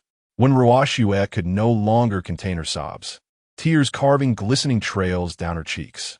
Fang Jie felt a pang of tenderness in his heart. He approached the sisters, gently patting their heads with his rough hands, attempting to muster a reassuring smile. Do not cry. Have faith. I shall return safely.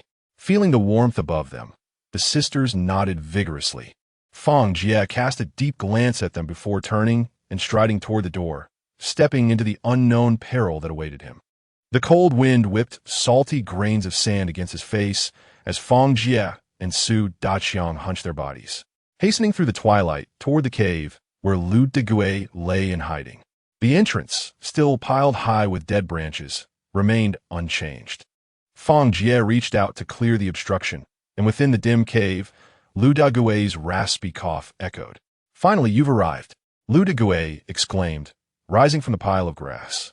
Fang Jie silently crouched down forcefully thrusting the sharpened wooden spear into the ground. He kicked 3 finely sharpened spears toward Lu Dague and his 2 subordinates, his eyes scanning the group. Steady your hands. Concentrate your strength. This can be as lethal as a stab to the gut. Sudakian gripta esto una merta itri. The other hand clutching a spear. I've tested it. Its lethality is considerable. Understood. The 3 nodded, carefully examining their weapons. All right, it's getting late. Let's move. The 5 of them cautiously maneuvered along the damp rock face, oblivious to the sharp edges of the boulders tearing at their trousers. In the distance, containers gleamed with a cold, metallic sheen, and the night watchman's torch elongated their shadows on the beach, resembling monstrous, clawing figures. Fang Jie raised his hand, signaling the group to halt. We wait here for Zhou Lijuan to emerge. Narrowing his eyes, Fang Jie scrutinized the crowd near the containers, illuminated by the flickering light. The beach was densely packed with people. Smoke from cooking rose into the air, mingling with the cries of children carried by the wind. He abruptly elbowed Lu Dague's shoulder, lowering his voice to question, "Why are there so many people? Wasn't it said there would only be 20 or 30? Lu Dague's Adam's apple bobbed nervously as he hastily explained, "These men, women, and children pose no threat. They lack fighting capability. They are likely the families of the crew from the cargo ship. See, they are all accompanied by their kin." Fang Jie surveyed the crowd. Indeed, women cradled crying infants, and elderly individuals leaned on makeshift wooden canes, with robust young men scarce among them. At that moment, the aroma of food wafted from the beach, and the crowd began to gather, sitting together to dine. Fang Jie seized Lu Dague by the collar, pulling him closer. "Keep a close eye on Zhou Lijuan. If she displays any odd behavior, inform me immediately. Remember, tonight we must succeed. Failure is not an option." "Certainly, there is no need for reminders. I am acutely aware, having kept a vigilant watch over her." Fang Jie released his grip and continued to fixate on the movements in the distance. Approximately an hour later, he cast a glance at his wristwatch, the hands frozen at 8 o'clock sharp. The night enveloped the beach like cotton soaked in ink, shrouding the entire expanse, with only the flickering flames near the containers visible in the distance. Suddenly, a swaying figure intruded upon his line of sight. Zhou Lijuan stumbled forward, her gait unsteady, accompanied by 5 men clad in coarse coats, the outlines of weapons subtly discernible at their waists. Fang Jie abruptly seized Lu Dague by the collar, as the 5 men crouched low against the rocky recess. "Dague," Zhou Lijuan's voice, carried by the sea breeze, lingered with a drawn-out and ambiguous inflection. She brushed aside a few strands of hair, her gaze sweeping through the shadows where they concealed themselves. Chapter 45. The hidden master Fang Jie crouched low, repeatedly scanning the rear of Zhou Lijuan and her group through the crevices of the rocks. The moonlight illuminated the beach, revealing no other silhouettes. He struck the rock with his axe. Lu Dague understood and lowered his voice to whistle. Amidst the sound of shifting rubble, Zhou Lijuan turned on the seaweed-covered rocks, followed by 5 individuals. Upon seeing Fang Jie's sharply defined silhouette, their expressions changed dramatically. The leading muscular man instinctively took half a step back, his Adam's apple bobbing violently. "What brings you here?" Zhou Lijuan's pupils constricted as she gripped the short knife at her waist. Fang Jie thrust the axe heavily into the sand, sending a cascade of gravel tumbling onto Zhou Lijuan's shoe tips. "Enough of the chatter. Without me, could your small group possibly contend with that bunch of burly men by the containers?" He deliberately advanced a half step, his taut muscles brushing against Zhou Lijuan's shoulder. The man's presence overwhelming. Zhou Lijuan stared, recalling how this man had single-handedly held his ground against more than a dozen of them. She chuckled, tossing her long hair. "Well, you can be quite bothersome as an adversary. However, as an ally, it's a different matter entirely. With you, the harbinger of destruction, stationed here, I feel considerably more at ease." No wonder Lu Dague dared to step forward. It turns out he has a strong backing. "Now, tell me your plan. What do you need us to do?" Fang Jie lowered his body, leaning closer to Zhou Lijuan's ear. "You will lead us 5 into the camp, moving quietly and without alarming anyone. Once inside, You must provide a detailed account of the situation within the camp, especially identifying the leader and his location. Point them out clearly.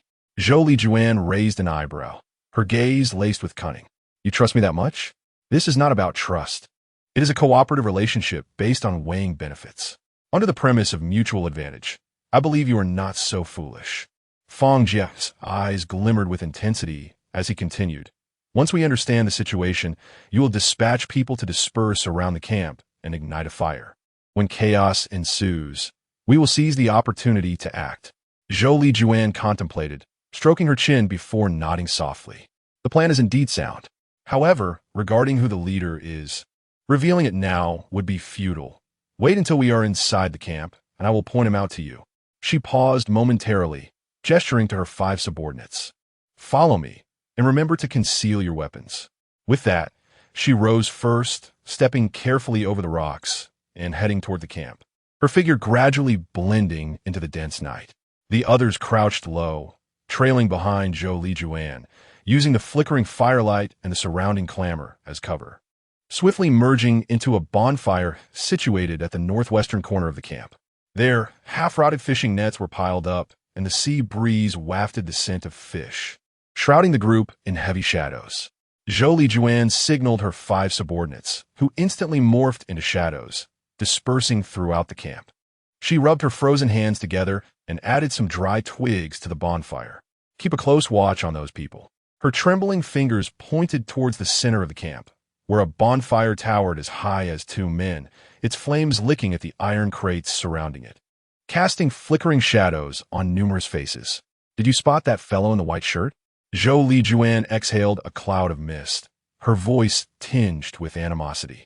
The individual in question was Lin Feng, barely 19 years old, the son of a cargo ship captain. After his father's vessel sank, feeding the sharks, he took advantage of his privileged status to assert his dominance. A cold chuckle escaped her lips as her hair brushed against Fang Jie's shoulder. I have shared his bed on several occasions, allowing him to indulge himself fully. Only then did I discern the preferences of this despicable creature. He specifically targets older women, having defiled no fewer than 5 wives of the crew. Fang Jie's gaze fixated on the youth lounging by the bonfire, legs crossed.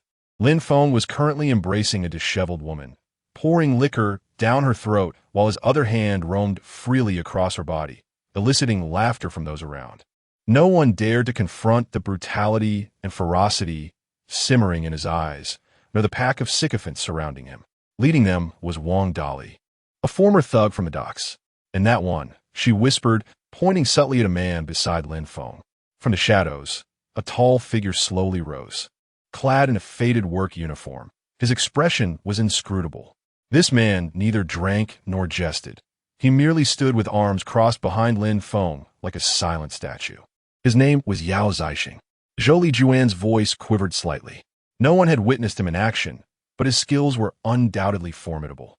Those sycophants, typically arrogant and overbearing, were surprisingly docile in his presence. You must exercise caution. Zhou Lijuan lowered her voice, casting a wary glance around before leaning closer to Fang Jie. If you intend to execute the decapitation plan, you must keep a close eye on Yao Zixing.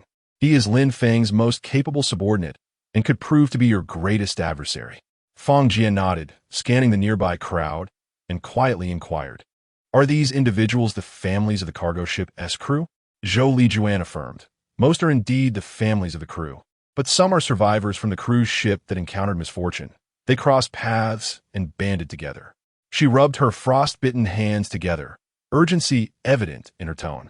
"With so many people around, we must act swiftly to avoid lingering complications." Fang Jie tightened his grip on the axe and exchanged a knowing glance with Zhou Lijuan.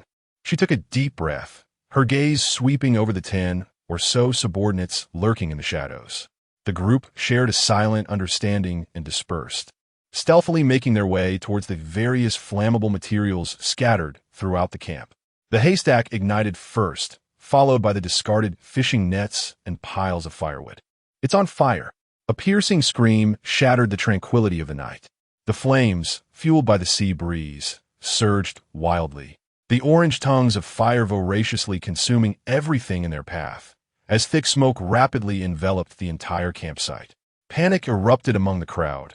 Screams, cries, and the sound of heavy objects crashing mingling chaotically. Frantic individuals fled in all directions amidst the blaze. Lin Feng kicked aside a wooden crate. Springing to his feet in a fury, the dagger at his waist glinting ominously as he shouted, "Don't run amok. Anyone who dares to move will face my wrath. Someone is clearly behind this. Get water to extinguish the flames." His neck veins bulged as he bellowed, spittle flying onto the faces of those nearby. Yao Zixing remained silent, arms crossed protectively in front of him, his eyes scanning the surroundings with the vigilance of a hawk. 2 or 3 others clutched clubs, nervously encircling Lin Feng. The remaining individuals, in a state of panic, hurriedly grasped water buckets and rushed toward the inferno, their footsteps and shouts intertwining into a chaotic symphony. The flames illuminated Fang Jie's taut jaw as he seized a piece of shipboard at his feet for cover. Melding into the throng of fleeing people alongside Su Daqiang and others. A wave of scorching heat, laden with ashes, assailed him, searing his skin, while the air was filled with the anguished cries and the thunderous crash of heavy objects collapsing. As they feigned a dash toward the blaze, passing by Lin Feng, a chilling aura suddenly enveloped him.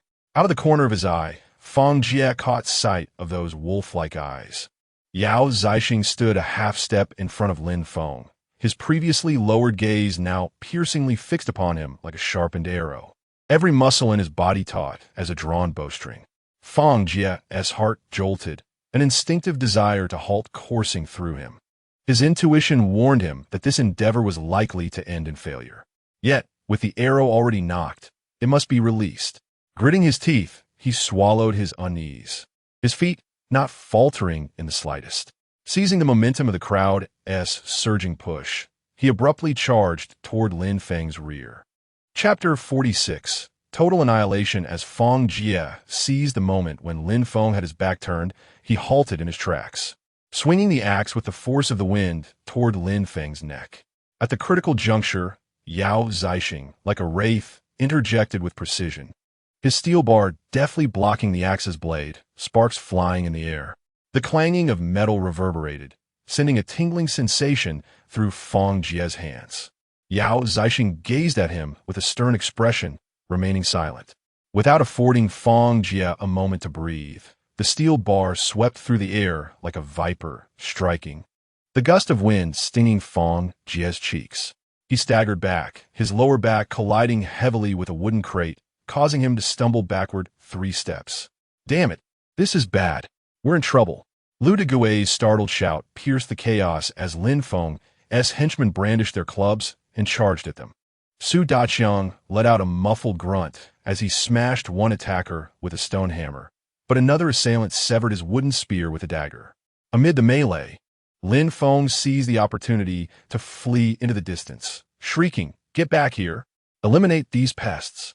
The crowd of firefighters, upon hearing his command, abandoned their wooden buckets and rushed back, a dozen shadows enveloping Lu Degui and his companions. Clubs and fists rained down like a torrential storm, and Lu Degui curled up on the ground, protecting his head as his groans grew fainter. Yao Zixing stood by, a cold observer, casually leaning his steel bar against the ground. The immediate crisis had subsided.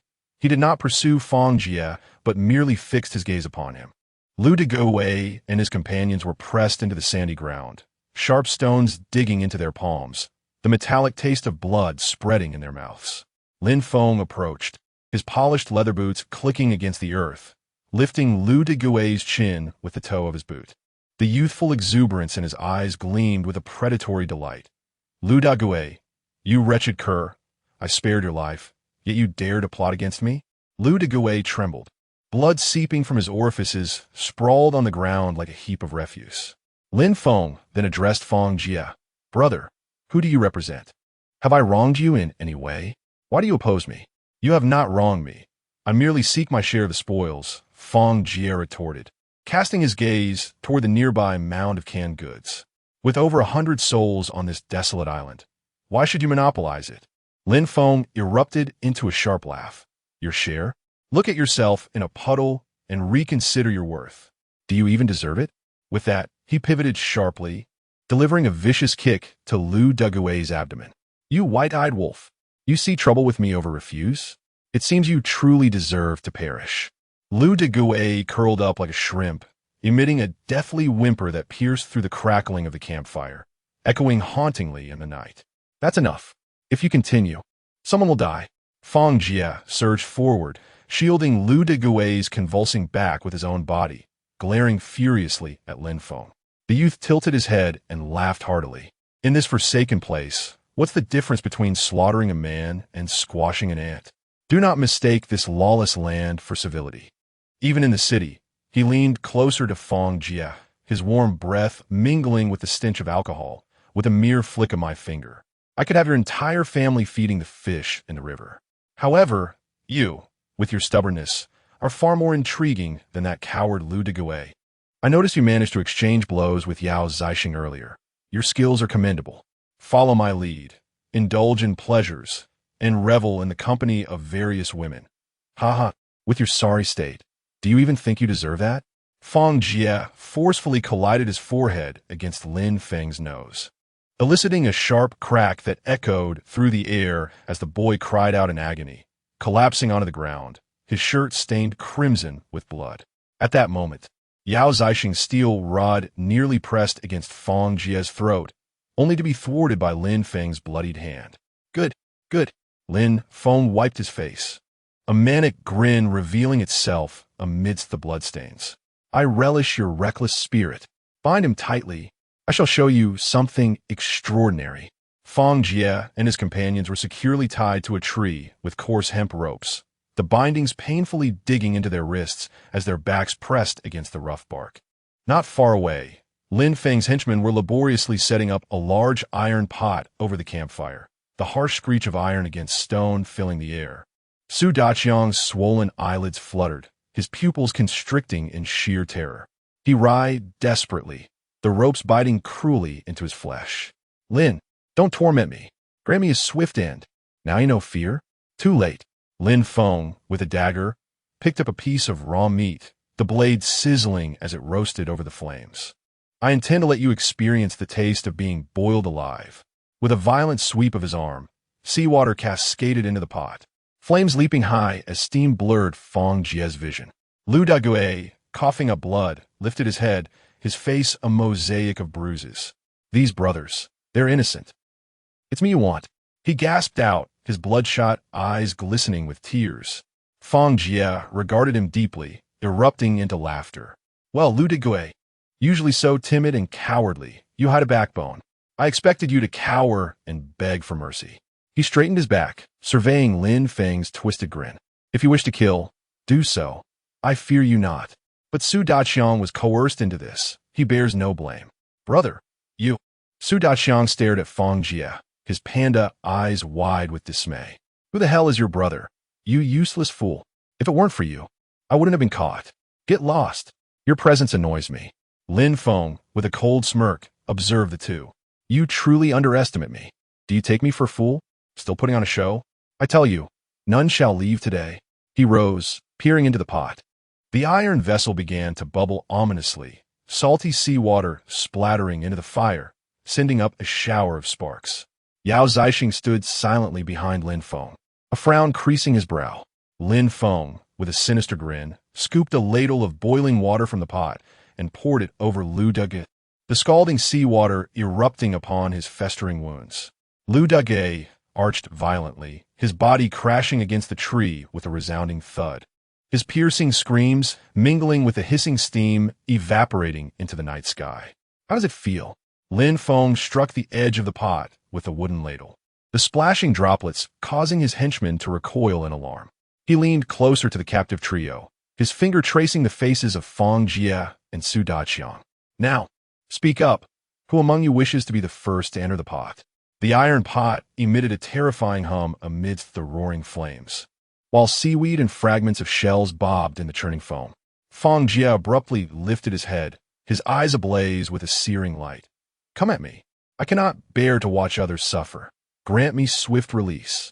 Lin Feng paused momentarily, then erupted into a boisterous laugh. How amusing. I have never encountered someone so eager to embrace death. With a wave of his hand, two lackeys stepped forward to untie Fang Jie's bonds. The instant the rough rope fell to the ground, Fang Jie lunged forward like an enraged beast, delivering two precise punches to their faces. Seizing the moment of their astonishment, he swiftly picked up an axe from the ground and rushed towards Lu Deguay. He severed the ropes binding the four, brandishing the sharp axe blade towards the crowd, and shouted fiercely, "Those who wish to live, step aside. Yao Zixing, stop them." Lin Feng bellowed in a furious rage, pointing accusingly at Fang Jie. Yet Yao Zixing merely stood with his arms crossed, utterly unmoved. Lin Feng shot him a fierce glare, but was too preoccupied to unleash his fury, directing the others to close in. Chapter 47. What constitutes a true man? Fang Jie retreated step by step, wielding his axe to fend off the approaching assailants. Su Daqiang, take him away. However, Su Daqiang clutched his corner tightly, tears mingling with blood cascading down his swollen face. Brother, I cannot leave you. If we must die, let's die together. Get lost. Fang Jie forcefully pushed him away. Think of your mother. Hurry and go. Tell Wen Rushu and her sister to forget about me. Live well. Seeing Su Daqiang still kneeling, unmoving, Fang Jie glared fiercely. If you don't leave now, I swear I'll chop you down myself. You certainly don't want my sacrifice to be in vain. With a heavy bow, Su Daqiang, amidst Fang Jie's roar, stumbled away into the night with Lu Deguay and the others. Fang Jie tightened his grip on the axe, confronting the encroaching thugs alone, with a blazing fire behind him and darkness thickening around. He held the axe with both hands, its blade reflecting the flickering flames, casting elongated shadows of Lin Feng and others on the tree trunks behind him. A dozen figures formed a semicircle, yet all were wary of the axe's sharpness, jostling amongst themselves, reluctant to be the first to charge forth. Yao Zixing, get over here. Capture him. Lin Feng shouted, his face flushed with fury, yanking at Yao Zixing's collar. Are you deaf? If that bastard escapes again, I'll toss you into a pot to boil. Don't forget who saved your sickly parents back in the day. If you disobey me, who will you answer to? You know I've had my eye on your sister for quite some time. If it weren't for your influence, would she be safe till now? Go and handle him. Yao Zixing's previously drooping eyelids abruptly quivered, and for the first time, a flicker of emotion crossed his icy visage. Slowly, he drew the steel rod from his waist and advanced towards Fang Jie. Fang Jie tensed every muscle, the axe gleaming with a cold light in his palm. The steel rod sliced through the air, and Fang Jie narrowly evaded the blow. This strike was slightly less forceful than the previous one, causing him to feel a twinge of suspicion, yet he had no time to ponder. In the ensuing struggle, Yao Zixing's strikes appeared fierce, yet they consistently missed vital points by mere inches. Just as Fang Jie seized an opportunity to break through Yao Zixing's defenses, a sudden jolt of pain shot through his lower back. Yao Zixing frowned, casting a look of disdain towards Fang Jie's rear. An underling had struck Fang Jie from behind, while two others lunged forward, tightly restraining his axe-wielding arm. Fang Jie struggled, toppling the two, but in the chaos, he lost grip of the axe, which flew from his hand. The crowd surged forward, binding Fang Jie tightly. Lin Feng approached with a sinister grin, driving his knee hard into Fang Jie's sunken abdomen, sweet, metallic blood spilling from the corner of Fang Jie's mouth. The youth triumphantly shook his bloodied hand and turned to the gathering crowd, bellowing, "Everyone, come here. Open your eyes and witness. This is what happens to those who oppose me."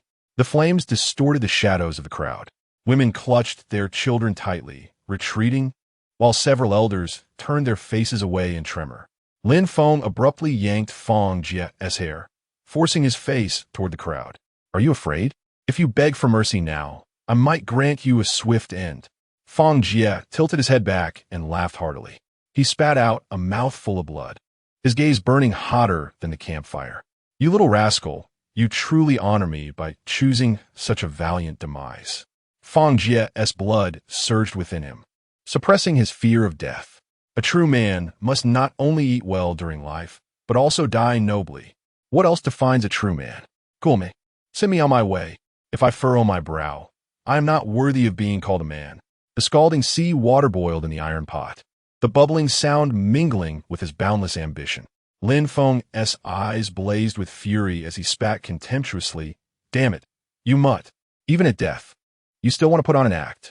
With a wave of his hand, several lackeys immediately stepped forward, roughly dragging Fang Jie toward the boiling pot. Fang Jie stood tall, slowly closing his eyes as the searing steam enveloped his cheeks. Just as he believed he was about to plunge into that inferno, the grip on his arms suddenly loosened. He opened his eyes wide to see Yao Zixing knocking the two lackeys to the ground. Then, Yao Zixing strode forward, drawing a dagger from his waist. The blade glinted coldly as he deftly severed the ropes binding Fang Jie. Hurry and leave. Do not return, Yao Zixing urged in a low voice, a flicker of complex emotion dancing in his eyes. Lin Feng's furious roar erupted behind them. Yao Zixing, do you dare betray me? Yet Yao Zixing merely raised the iron rod in a defensive posture, shielding Fang Jie. Fang Jie steadied himself, gazing at Yao Zixing's stern profile. The sea breeze carried ashes against his face as he deeply bowed to Yao Zixing. The grace of life saving today. Fang Jie shall never forget. Yao Zixing turned his face away, spinning the iron rod in his palm. Enough of the pleasantries.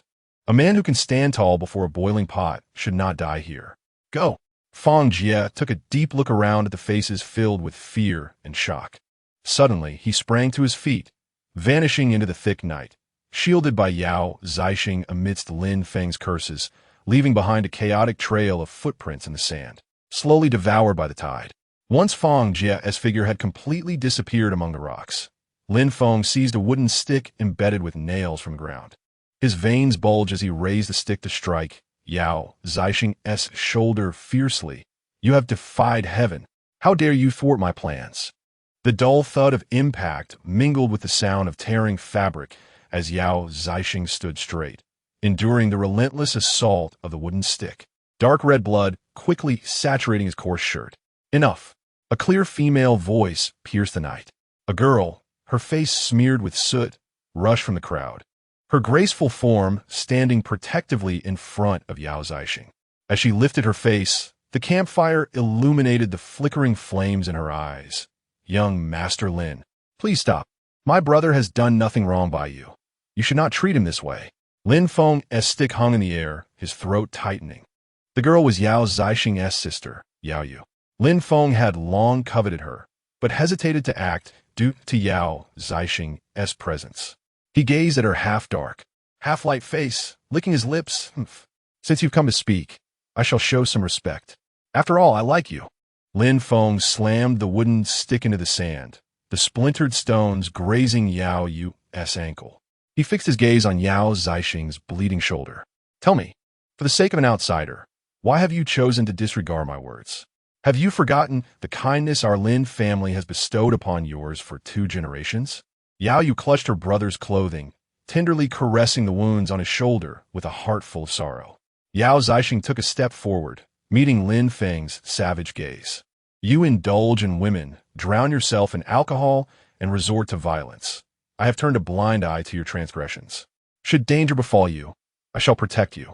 However, to cast a living being into the pot, I cannot stand idly by as you commit such a heinous act against morality. My life may belong to your Lin family, but my conscience does not. Lin Feng suddenly erupted into a frenzied laugh. Conscience? Discussing conscience on this forsaken island? Yao Zixing, I do not believe in conscience even in civilized society. Here, do you think I would possess one? Remember this. Your sister's life rests in my hands.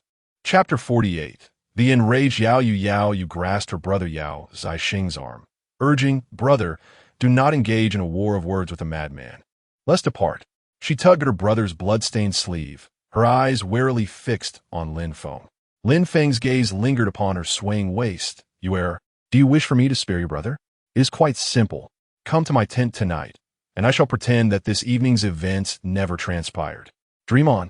Yao Yu retorted fiercely, her cheeks flushed crimson beneath the dim light. She seized a fishbone from the ground and hurled it at Lin Feng before darting into the crowd. Before following his sister, Yao Zixing cast a lingering glance at the scattered remnants of the iron pot then turned to pursue her swaying figure. Lin Feng watched their retreating forms, licking his lips before suddenly kicking over a wooden crate beside the bonfire in a fit of rage. Cans tumbled across the ground as he seized two women cowering in a corner. "Get out. All of you, get in here. I am in a foul mood."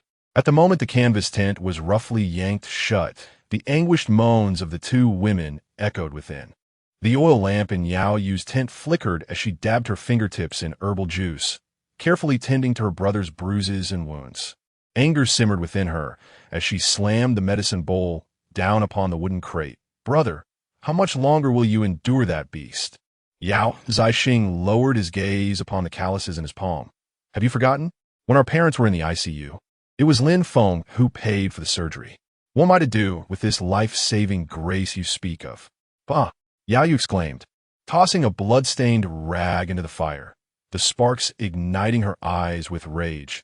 "Do you truly believe he is a good person? He has had his sights set on me since high school. He seeks to exploit our vulnerability.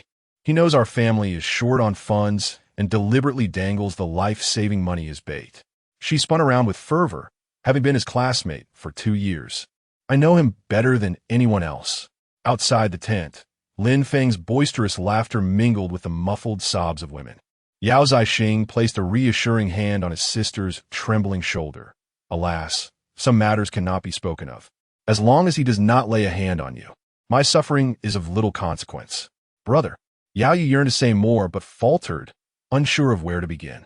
Yao Zixing reached out to pat her head gently. "Do not dwell on such distressing thoughts."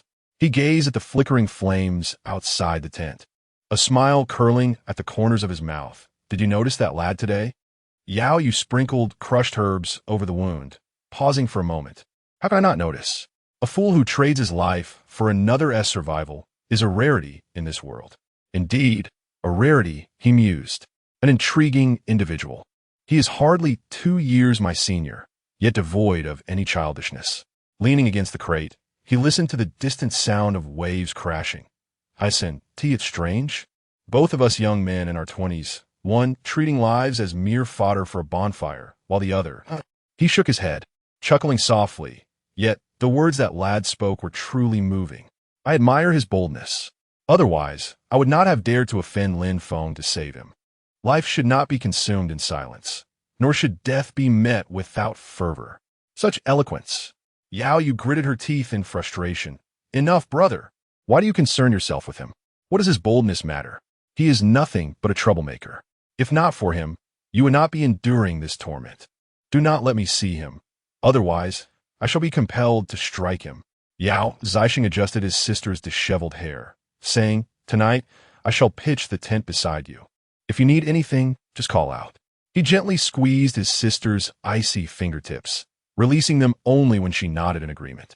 The raucous sounds outside the tent gradually faded, leaving only the crackling of the campfire and the mournful whispers of the waves. As Yao Yu extinguished the oil lamp, she caught sight of her brother's silhouette leaning against a wooden crate. He clutched the steel rebar that had saved Fang Jie, and upon meeting her gaze, he relaxed instantly, managing a tender smile. Fang Jie stumbled on the rocky shore, groping his way through the dark snow. A distant, anguished wail pierced the night, his entire being tensed as he swiftly darted into the thicket. Under the moonlight, 2 frail figures stumbled toward the sea. It was the Wen's sisters. When Ru Chu's braid had come undone, her body trembling uncontrollably. When Ruo Shui's face was streaked with tears, her pale ankles cut and bleeding. "Jiega, slow down. Wait for us," they cried as they ran. "Wait, I'm not dead yet. Don't mourn for me just yet." "How unlucky." Fang Jie rushed out, arms outstretched to block their path. The sisters froze in place, moonlight illuminating their red-rimmed eyes and the remnants of tears on their faces.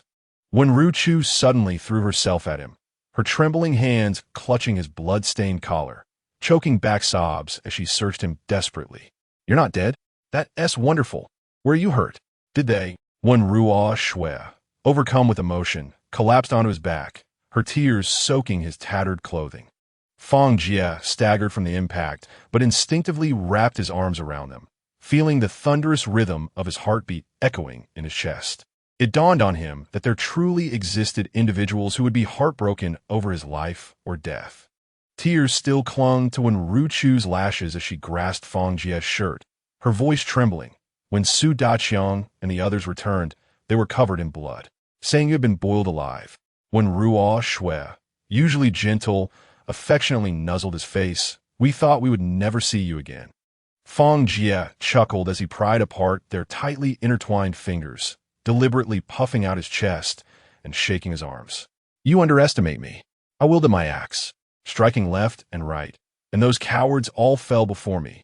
He exaggerated his movements, only to grimace as the action tugged at his wound. When Ruchu broke into a smile, poking at his bleeding shoulder with her fingertip. You're bleeding from your wounds, yet you still brag. Ludige said there's a master among them. You wouldn't last even a few moves against him. Fang Jie's expression faltered at the mention of that scoundrel Ludige. I saved his life, and he speaks ill of me. Upon hearing Ludigue's name, Wen Ruo Shui laughed. Do not scold him. He was in tears, claiming he was responsible for your misfortune, lamenting as if he were dying. When Ruchu scoffed, we should have dealt with him then. Fang Jie nodded. True. Let us not trouble him. He performed reasonably well tonight. I thought, given his character, he would be begging for mercy, kneeling and kowtowing to betray me. Yet, unexpectedly, he held his ground. Enough about him, Wen Ruchu said, gazing up at Fang Jie, the moonlight illuminating the twinkling stars in her eyes once more. You frighten me to death. Come, let me kiss you. As she spoke, she rose on her tiptoes and leaned in closer to Fang Jie. With a swift motion, Fang Jie enveloped her in his embrace. A soft, delicate sigh escaped Wen Ruchu's lips as her arms encircled his neck. The two shared a passionate kiss, and Fang Jie, as hands slid downward, as if guided by an invisible force, precisely finding its mark. Ah, enough, I can't take it anymore, Wen Ruchu exclaimed. Her cheeks flushed as she gently pushed Fang Jie away. When Ruoshua pouted, casting an annoyed glance at the pair.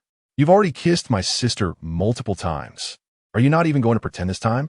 Starting right in front of me? Chapter 49. The return of Fang Jie. Fang Jie approached when Ruoshua and teased. Little fool, do you wish to steal a kiss as well? When Ruoshua blinked playfully and replied with a grin. Not now. You just kissed my sister. I want to take the leftovers. Wait until it's just the two of us, and then I'll let you kiss me. When Rushu strolled over, playfully poking Fang Jie's forehead while chiding, look what you've done. This little girl is becoming increasingly brazen. When Ruoshua immediately retorted, hands on her hips, sister is the one who is shameless, kissing someone else right in front of me. With that, she lunged forward to tickle her sister. When Rushu laughed as she dodged, and the two exchanged playful banter while making their way back. Fang Jie wandered through the room, but could not find Su Daqiang and the others. When Rushu tugged at his sleeve, saying, they are in Su Daqiang's room. I asked them to rest here, but they refused. Nodding, Fang Jie headed towards Su Daqiang's room. He kicked the door open, and a strong scent of blood assaulted his senses. Lu Degue was slumped against the wall, his severed arm wrapped in tattered cloth already soaked in blood. Su Daqiang's leg lay at an unnatural angle, blood seeping from the wound. The thin monkey lay with half-closed eyes, barely breathing, his chest rising and falling faintly. Don't move. Just lie still. Fang Jie rushed over to restrain Lu Degue, who was trying to struggle to his feet. Upon seeing him, Lu Degue widened his murky eyes and, trembling, managed to utter a few words. Brother, you're still alive. Su Daqiang, with great difficulty, lifted his hand to grasp Fang Jie's wrist, exclaiming, you're back. That's wonderful. Fang Jie frowned at the group, saying, you all need to lie still and recuperate. I will fetch medicine right away, so do not move. Su Daqiang, struggling, grabbed Fang Jie's clothing, his breath faint. Where will you find medicine? Don't go. I have a plan. Fang Jie pried his hand away and turned to leave. Do not go to Linfeng, Su Daqiang urged, coughing violently, blood trickling from the corner of his mouth. They're searching for you with bloodshot eyes. Going there is tantamount to walking into a death trap. Fang Jie turned back, flashing a reassuring smile. Do not worry. I have it all under control. Lu Degue, shakily propping himself up, asked, brother, what is your next step? Revenge. Fang Jie clenches fists. Once you all recover, we will return and exact our vengeance. Lu Degui's face turned pale, his throat bobbing nervously, but Lin Feng is a madman. If we fall into his hands again, we will truly have no way out. Fang Jie patted his trembling shoulder, speaking solemnly, "Do not be afraid. This time, our misfortune stemmed from not anticipating that Yao Zixing was hiding beside Lin Feng. Otherwise, we would have succeeded already." He stroked his chin, contemplating seriously. Yao Zixing is indeed skilled, yet he possesses a sense of justice. Had he not let me go, I would have truly met my end this time. What? He let you go? Lu Degui suddenly sat up, wincing in pain. What sense does that make? He captured you and then released you? What was his motive? Su Daqiang, smiling wryly from the side, added, "I thought you, like a character from a martial arts novel, had suddenly mastered the art and made a grand escape on your own." Fang Jie waved his hand, guiding a few individuals back to the haystack. "Do not dwell on these convoluted matters. The priority is to heal your injuries. The sisters will bring you meals and change your dressings. If you need anything, just speak up." Lu Degui's face flushed crimson. "Is that acceptable? I feel quite embarrassed." He turned to look at the door where Rushu stood, stammering, "In the past, I may have been somewhat ungracious. I sincerely apologize. Please, be magnanimous and do not take it to heart." When Rushu tilted her head and smiled, a teasing glint in her eyes, Olu, the manager, is also willing to bow down. "You certainly gave my sister and me a hard time before. I remember it all." Lu Degui scratched the back of his head. "Well, isn't this a form of retribution? Look at me, I've been beaten to a pulp. Can we not turn the page on our past grievances?" When Ruoxue cast him a sidelong glance, gauging his sincerity. A trial of jade requires 3 days of burning. Discerning quality takes 7 years. I shall not alter my perception of you based on a momentary utterance. Caring for you is Jieji's intention, and I will attend to it. So you need not worry." Lu Degui trembled as he extended his thumb, a look of admiration crossing his face. Truly, one is elevated by the company of virtuous individuals. Previously, when I heard the sisters speak, it lacked such depth. Following Brother Fang has indeed sharpened my skills. You see, sister, I knew that one cannot change their nature. He began again, showering compliments. Fang Jie was amused, waving his hand to dismiss him. "Enough, enough. Focus on your recovery. I shall take my leave." After saying this, he exchanged glances with Rushu and Ruoxue, and the three exited the room. Once back in their quarters, Rushu furrowed her brow and asked, "What are your plans? Do you still intend to go to the container for medicine?" Before Fang Jie could respond, Ruoxue slammed the door shut and locked it with a decisive click. She stood defiantly in front of the door, hands on her hips, glaring. "You shall not go. You nearly lost your life. Is that not enough? This time, I will not allow you to leave." Fang Jie, exasperated, spread his hands. "If I did not take the risk to fetch the medicine, how will they treat their injuries?" He reached out to pull Ruoxue closer, but she deftly evaded him. "Listen to me. That band of miscreants led by Lin Feng poses little threat. It is only that enigmatic Yao Zixing who remains unpredictable. However, since he is willing to spare me this time, he is unlikely to go back on his word and complicate matters further. As long as I slip in quietly and retrieve the medicine undetected, I shall be fine. We shall go together, the three of us, or not at all." When Ruoxue clutched the doorknob with determination. When Rushu quickly joined her. "It is too dangerous for you to go alone. We are concerned. Having more people for support is always better." Fang Jie hastily waved his hands in refusal. "For severely injured individuals are incapacitated if we all leave. Who will take care of them? Who will cook? Who will change the dressings?" The sisters exchanged glances and, in unison, declared, "One will stay to care for them while the other accompanies you." With that, they began to argue back and forth about who would go. "Enough of this nonsense." Fang Jie interrupted, his expression darkening. "You can barely wield a kitchen knife. What will happen if something goes awry? You would only distract me and be of no help. It is safer for me to go alone. Taking you with me could very well jeopardize my safety." When Ruoxue wished to argue further, but when Rushu gently pressed her sister's shoulder and sighed softly, "Never mind, we cannot stop him. Let him go. However, do take care of yourself."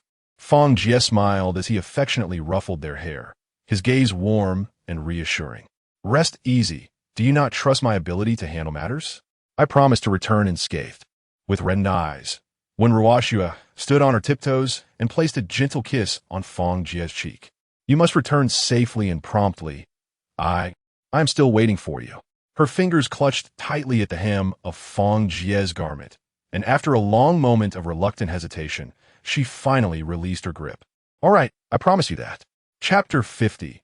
Meeting the beauty under the moon, Fang Jie stealthily navigated through the night, on his way to Lin Feng's place to retrieve medicine, perfectly aligning with his plans, shrouded in darkness. Who could have anticipated that one who had just escaped death would dare to return? As he ventured halfway, Fang Jie noticed shadows thronging beneath the mountain wall ahead. Holding his breath, he crept closer, catching a glimpse of Zhou Lijuan huddled in a recess of the rock, flanked by 7 or 8 disheveled subordinates. Who? Zhou Lijuan spun around, and upon recognizing Fang Jie, she relaxed her stance.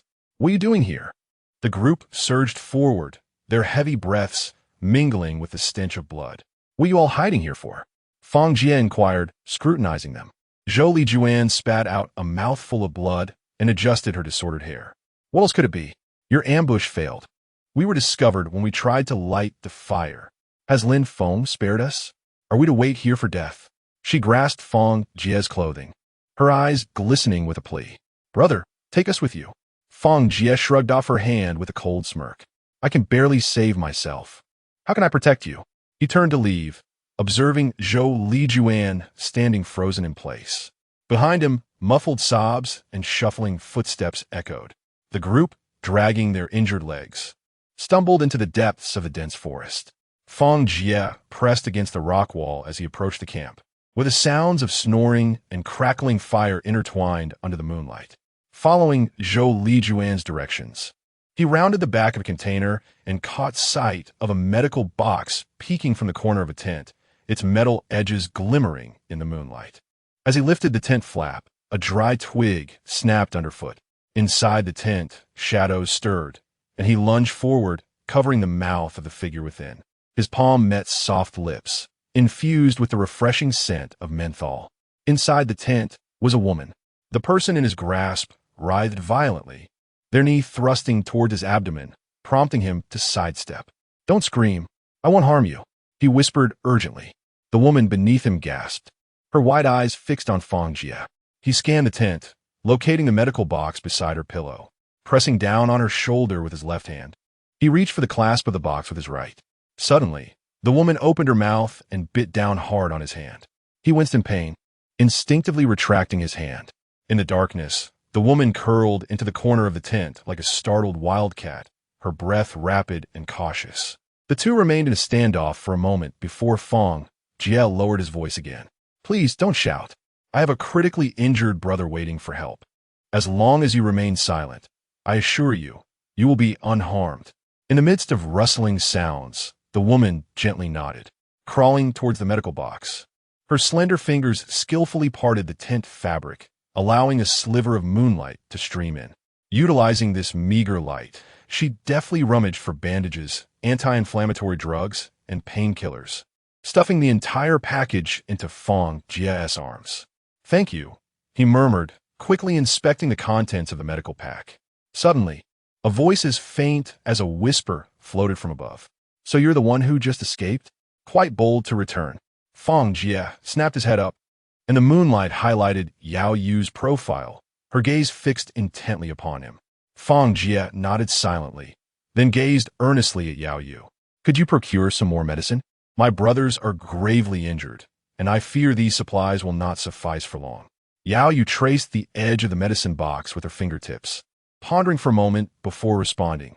Do you understand pharmacology? I can manage basic bandaging, but anything more complex. Fang Jie hesitated, awkwardly shaking his head. Upon hearing this, Yao Yu gently nodded and quickly explained the fundamental methods for changing dressings and stopping bleeding. Take these for now. Tomorrow morning, wait for me by the rocky shore. She lowered her voice. I'll find a way to get more. Fang Jie was overjoyed and expressed his gratitude profusely. I cannot thank you enough, but may I ask your name? Yao Yu mischievously winked and placed a finger on her lips. Let's keep it a secret for now. We shall discuss it when we meet tomorrow. She ushered Fang Jie out of the tent. Thank you. Until tomorrow. Fang Jie clasped the medicine package and bowed as he departed. Concealed in the shadows of the tent, Yao Zixing released the steel rebar he had been holding, watching Fang Jie's figure vanish at the edge of the camp. This lad has quite a bit of courage, he sighed, lying back down. Fang Jie sprinted back to the camp, his clothing billowing in the night wind. Wen Rushu and Wen Ruoxue stood at the entrance, and upon seeing the bulging medicine package in his arms, they finally felt relieved. Quickly lent a hand, Fang Jie tore open his clothing, revealing the bandages and anti-inflammatory medicine concealed within. The sisters immediately sprang into action, boiling water, cleaning wounds, and passing gauze. Following Yao Yu's instructions, he carefully applied the anti-inflammatory ointment to the gruesome wounds of his comrades, then meticulously wrapped them with cloth strips soaked in herbal juice. Lu Gue winced and broke out in a cold sweat, exclaiming, "Damn, this hurts. It's worse than being beaten." Fang Jie looked at him. Be grateful. If it hurts, it means there's still hope. If you can't feel anything, then you're truly done for. What? Liu de panicked, glancing downward. No way. My brother doesn't feel anything right now. Oh no, please. Good. Serve you right for always playing around. When Ruoxue shot him a glance. All right, stop scaring him. Fang Jie chuckled, patting Lu de Gue on the shoulder. If you really end up incapacitated, it may not be all bad. At least you'll have fewer worries. It could even be a blessing in disguise. You have a way with words. Lu de Gue sulked. Would you want this blessing for yourself? Once everyone had disinfected their wounds and properly bandaged them, the bleeding finally ceased. A faint flush appeared on Su Daqiang's pale face as he mumbled his thanks and drifted off to sleep. The room filled with the sound of snoring, and Fang Jie gazed out at the brightening sky, finally feeling a sense of relief. When Rushu yawned, rubbing her tired eyes. At last we've finished. When Ruoxue, fighting off drowsiness, added more firewood to the flames. Fang Jie waved him off. You two should get some rest. I will check around once more. Stepping on the crunching snow, he first inspected the traps set at the entrance of the camp, crafted from vines and sharp sticks. Confirming that the snares were intact, he squatted down to examine the surrounding snow. In the moonlight, the vast expanse of snow lay flat like a blanket, with only their footprints crisscrossing the surface, devoid of any unfamiliar marks. He rubbed his frozen hands together before turning back to the house, where he embraced his two sisters and succumbed to slumber. The following morning, Fang Jie awoke, rubbing the sleep from his eyes. Upon turning, he beheld Wen Rushu and Wen Ruoxue curled up beneath the covers, soundly asleep. He delicately donned his outer garments and made his way to the kitchen to prepare breakfast. The fire crackled cheerfully as he simmered some meat porridge and steamed a few sweet potatoes. Once the meal was ready, he carried the steaming dishes and gently pushed open Su Daqiang's door. The acrid scent of blood had significantly dissipated, replaced by the bitter yet refreshing aroma of medicinal herbs. The four of them lay sprawled in various positions, their faces no longer as pale as the day before, now tinged with a hint of color. Su Daqiang's brow had also unfurled, his expression considerably more relaxed. Fang Jie set down the utensils and softly called out, "Wake up, have something to eat and replenish your strength." Lu de Gue smacked his lips and turned over, mumbling indistinctly, "What is that? It smells delightful." Chapter 51. A visit from Yao Yu. Su Daqiang struggled to prop himself up, gazing at the steaming bowl of porridge. "Brother, I must say, your culinary skills are quite impressive. The aroma is invigorating." Lu de Gue laboriously lifted his arm, took a spoonful of porridge, and mumbled, "Delicious. You are truly a talent." Equally at home on the battlefield and in the kitchen, the group devoured their meal with fervor, broth trickling down their chins. Fang Jie squatted by the hay, his gaze sweeping over their bandaged wounds. "How do you feel?" The lean monkey wiped his mouth. "I feel terribly dizzy, and my legs are as weak as noodles, but at least I don't feel like I'm on the brink of death as I did yesterday. I saw my great-grandmother several times." Laughter erupted among the men, lightening the atmosphere considerably. Fang Jie nodded. "That's good to hear. Aside from using the restroom, no unnecessary movements. When I return, I'll arrange a basin for you in the room." Everything can be taken care of in there. Let us focus on recovery for the next 2 weeks. Su Daqiang cradled his bowl. Thanks to you, the others nodded in gratitude. Fang Jie waved his hand dismissively. No need for thanks. We've shared hardship together. He returned to his wooden cabin and gently roused the still sleeping Wenrushu and Wenruoxue. Get up and eat something. Keep an eye on them in their room. I need to fetch more medicine. Wenrushu rubbed her eyes and sat up. Why do you need to go again? Didn't you just bring some back last night? Fang Jie reheated the now cold porridge. There isn't enough medicine. They will need at least 2 weeks of rest. Don't worry, I have an arrangement from yesterday. It's all sorted. Who did you arrange this with? Wenruoxue leaned closer, her gaze fixed intently on him. Fang Jie scratched his head. I'm not sure. Just a woman from the camp. Before he could finish, both sisters straightened up. Wenrushu took a few steps toward him, her eyes wide with curiosity. A woman? What does she look like? How old is she? Fang Jie shook his head. I didn't get a good look. It was pitch black. Who could tell? I just know she had a pleasant fragrance and a lovely voice. Wenruoxue abruptly turned away. Men are all the same. The moment they see a woman, they start to fantasize. You even notice she smelled good? I think you're just like a dog. Wenrushu crossed her arms, smirking coldly. You're just like that old lecher Lu Dage. You should end up just like him. Rendered useless, then you'd be entirely obedient. Watching the two women's indignant backs, he seized Wenruoxue's wrist and pulled her into his embrace. Jealous, are we? If I were out of the picture, wouldn't you be left alone? Wenrushu quickly pulled her sister behind her. Who wants to be alone? You can find whoever you want. I'm going to find a man too. I'll go after Lu Dage. With that, she turned to leave. Fang Jie laughed heartily and ruffled her hair. Take care of the camp, and don't go out unless necessary. Wait for my return. Reluctantly, the two nodded. He stepped into the morning light, striding purposefully toward the distant rocky shore. Fang Jie nestled within the shadows of the trees, his gaze sweeping over the jagged crevices of the rocky shore. Once he confirmed the absence of lurking figures, he crouched low, inching closer to the largest boulder. He rubbed his numbed fingertips together, hearing the faint sound of footsteps approaching from a distance. A girl's silhouette made its way toward the rock, glancing about, her arms bulging as if filled with an assortment of items. Her face was smudged with cold dust, revealing only a pair of glimmering, watery eyes beneath her lashes. Her wrist peeked out from her sleeves, pale as freshly cut lotus root. She ambled, pausing intermittently, scanning her surroundings. Fang Jie waved her over, and she hurriedly stumbled toward him. Yao Yu gestured with her lips at Fang Jie and, without waiting for him to speak, turned to disappear into the woods. Beneath the ancient banyan tree deep in the forest, the girl lifted her garment, and a cascade of paper packages tumbled out. These were hemostatic powders meant to be mixed with warm water. The wound ointment should be changed twice daily, and the wound must first be rinsed with saline. Her fingers, as delicate as green onions, pointed to the packages, the one at the bottom containing painkillers, to be used only when the pain became unbearable. All right, I'll remember. Thank you. Fang Jie nodded earnestly, his eyes on her soot-streaked face. May I ask, what is your name? Yao Yu smiled slightly, just to avoid complications. Fang Jie, somewhat perplexed, responded, I am Fang Jie. And you? Yao Yu nodded gently. No need for further introductions. After your commotion last night, you have certainly made quite the impression. Here, you're truly a well-known figure on this desolate island. Her fingers absent-mindedly traced the edges of the medicine packages as she suddenly posed a seemingly random question. Do you harbor any hatred for Yao Zixing? Fang Jie paused in his task of organizing the packages, shaking his head. Why would I hate him? Yao Yu regarded him intently. If he hadn't ambushed you midway, perhaps your plan yesterday could have succeeded. Now, you are the leader here.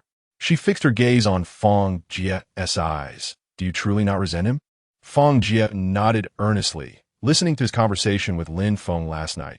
Yao Zixing has his own burdens.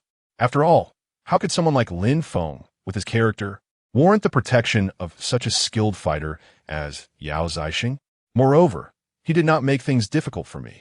He merely blocked my path, and did not put my life in jeopardy. His skills are the finest I have ever encountered. I am no match for him. In the end, he even saved my life. I should be grateful, not harbor hatred. Yao Yu turned her face away. He's my brother. I am Yao Yu. Fang Jie looked at her in surprise. Your brother spared my life, and you saved my brother. I will remember this kindness. If ever you need my assistance, do not hesitate to find me at the camp. I will give my all. Yao Yu twirled a strand of her braid, suddenly lifting her gaze. I will accompany you to your camp for a look. Noticing Fang Jie's momentary daze, she kicked at the gravel at her feet. You are not a doctor. What if complications arise during the dressing change? Who will be responsible for their lives? She tilted her head with a smile, revealing a faint dimple. Consider it a preliminary visit to familiarize myself with your surroundings. Otherwise, how would I find you in case of emergencies? Fang Jie pondered her words for a moment before nodding in agreement. Very well. I hadn't intended to trouble you, but since you put it that way, I shall appreciate your company. Let us not delay any longer. Yao Yu gestured ahead, indicating for him to lead the way. Fang Jie, taking the lead, remarked, do you not need to inform your brother? What if he can't find you and becomes anxious? However, he felt unconcerned. His daily affairs were numerous and demanding. The two of them walked along the edge of the forest, with Fang Jie deliberately guiding her through a convoluted path. At each turn, he would pause behind a tree, peering back for an extended moment to ensure they were not being followed. Chapter 52. The play of three women as Fang Jie stepped into the camp. When Rushu swiftly opened the door, clutching a half-eaten cassava in her hand. When Ruoxue peeked out from behind her, and their gazes simultaneously locked onto Yao Yu. With her head tilted, Yao Yu surveyed them with her autumn water-like eyes, gleaming with curiosity. Wow, Fang Jie, you're quite impressive. Yao Yu exclaimed, playfully patting Fang Jie on the shoulder. You've hidden two celestial sisters here without a word. Such lovely sisters. Which one is your girlfriend? Or, she deliberately elongated her tone, her gaze dancing teasingly between the twin sisters. Fang Jie chuckled softly. Please don't tease me. They're all my good friends. This must be the benefactor who brought the medicine. When Ruoxue sprinted towards her, we were so anxious last night. Thankfully, you came to our rescue. As she spoke, she cautiously touched Yao Yu's medicine bag. You must have put in considerable effort to acquire these herbs. Thank you. Yao Yu felt a touch of embarrassment from her enthusiasm, scratching her face smudged with soot. It's nothing.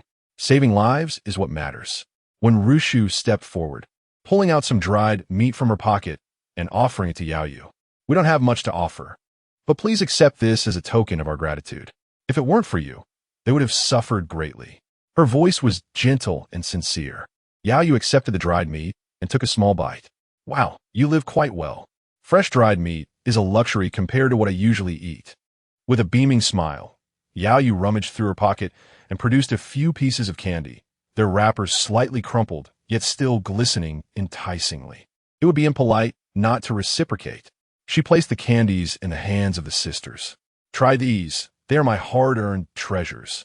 When Rushu and when Ruoxue exchanged glances, their eyes crinkling with delight as they unwrapped the candies and tasted them, the sweetness bursting on their tongues.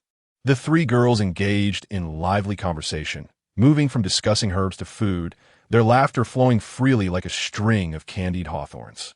Fang Jie observed their spirited exchange and could not help but clear his throat. Ladies, might we allow Yao Yu to attend to the injured first? Once they are settled, we can properly host our guests, and you can continue your delightful chat. Yao Yu smacked her forehead. How could I forget? Of course.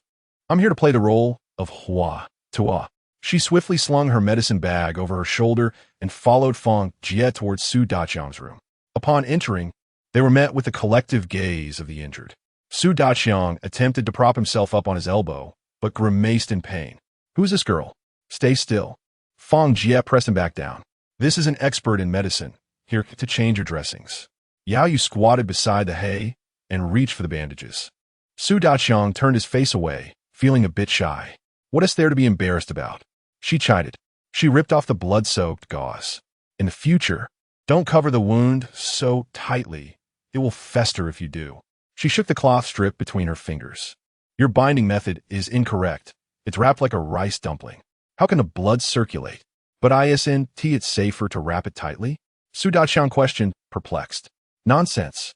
Yao Yu retrieved a clean piece of gauze, explaining that abrasions should be left exposed to breathe, while fractures require a loose bandage to stabilize the bones and prevent misalignment. As she spoke, she demonstrated that the wound should be cleansed daily with saline, acknowledging the pain it might cause, yet emphasizing that it would expedite recovery. She cautioned against picking at scabs and advised those able to move not to remain cooped up in bed, but rather to bask in the sun to promote bone healing. She then produced an oiled paper package and broke off a few dark medicinal cakes, stating, "This is a muscle-growing ointment. Apply it, but keep it dry." Lu Degui, lying nearby, fixated his gaze on Yao Yu's curvaceous figure and, mustering his courage, asked, "Beautiful lady, are you from the seaside camp? How old are you this year? Do you have a partner?" Fang Jie, overhearing, clicked his tongue in annoyance, just as he began to feel unwell again. Yao Yu's expression darkened as she shot Lu Degui a fierce glare, coldly retorting, "Tend to your own wounds. Speak out of turn again, and I'll give you some potent medicine to sample." Startled, Lu Degui recoiled and promptly fell silent, fearing further reprimand. After tending to the injured, Yao Yu stood and brushed off her hands, remarking, "Your recovery is quite swift. These are merely external injuries, with no internal damage. Just take good care of yourselves." When Rushu and when Ruoxue immediately seized her arms, urging, "Come, let us go sit with us. We have much to discuss." The trio entered the wooden cabin, and upon stepping inside, Yao Yu's eyes widened in astonishment. The warm, cozy Kong was still emanating heat, while half a bag of sweet potatoes lay piled by the stove, and smoked bacon hung in the corner, with various fruits adorning the beams above. "Goodness," she exclaimed, reaching to feel the edge of the Kong and lifting the pot lid to peek inside. "I thought you all were hiding under stones gnawing on tree bark. Turns out you have all these delightful provisions. How do you keep this Kong warm? Won't it scorch your backside at night?" When Ruoxue laughed heartily, "Not at all. It's incredibly comfortable. The flue runs beneath the Kong, providing warmth without smoke." As she spoke, she handed her a handful of pine cones. "Here, try these. They're delicious." Yao Yu's eyes sparkled with envy. "Had I known it would be so pleasant to be with you all, I assumed that with the supplies from the containers, the 100 or so of us could last a few days, and that would be fortunate enough, but it seems you've entered vacation mode." Fang Jie leaned against the doorframe, pride unconsciously tinging his voice. "Living well in this desolate place is no stroke of luck. Every beam of wood in this house was carried back from the forest by us, and all this meat and provisions were painstakingly obtained by our small group." Yao Yu paused, her fingers lingering on the pine cone, and then surveyed the cozy wooden house, her expression turning earnest as she gave Fang Jie a thumbs up, her eyes glinting with rare admiration. "You all are impressive, far superior to us." Suddenly, a rustling sound emanated from the direction of a trap. Fang Jie grabbed a wooden stick and dashed over, discovering a gray rabbit ensnared by a noose, its hind legs still thrashing. Well, well," he exclaimed, lifting the rabbit by its ears. "It's been almost a week, but we finally have a catch." He waved the rabbit triumphantly. "Yao Yu, what good fortune you have.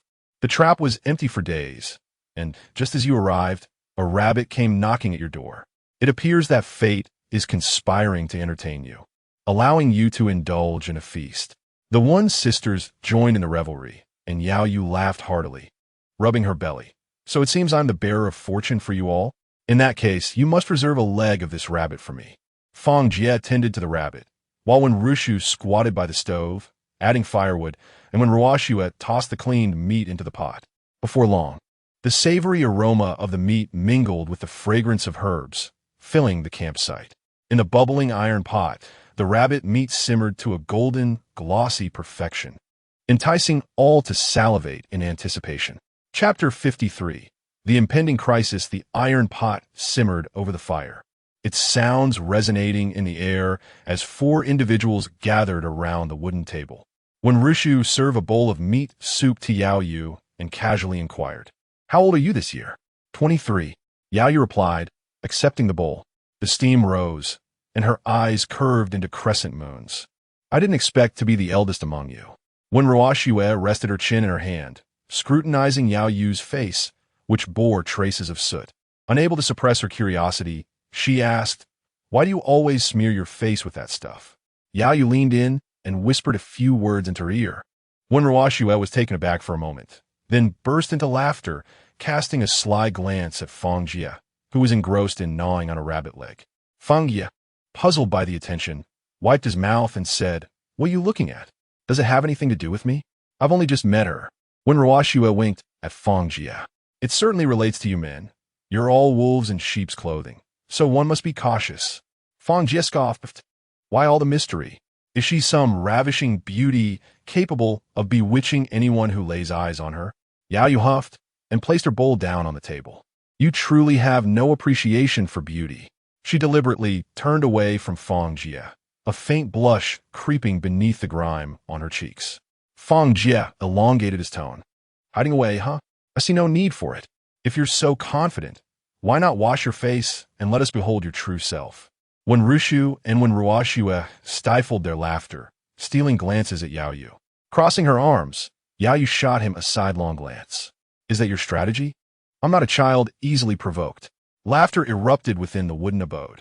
The four continued to eat and converse until dusk crept upon the window panes. Fang Jie picked up an axe and gestured with his chin toward Yao Yu.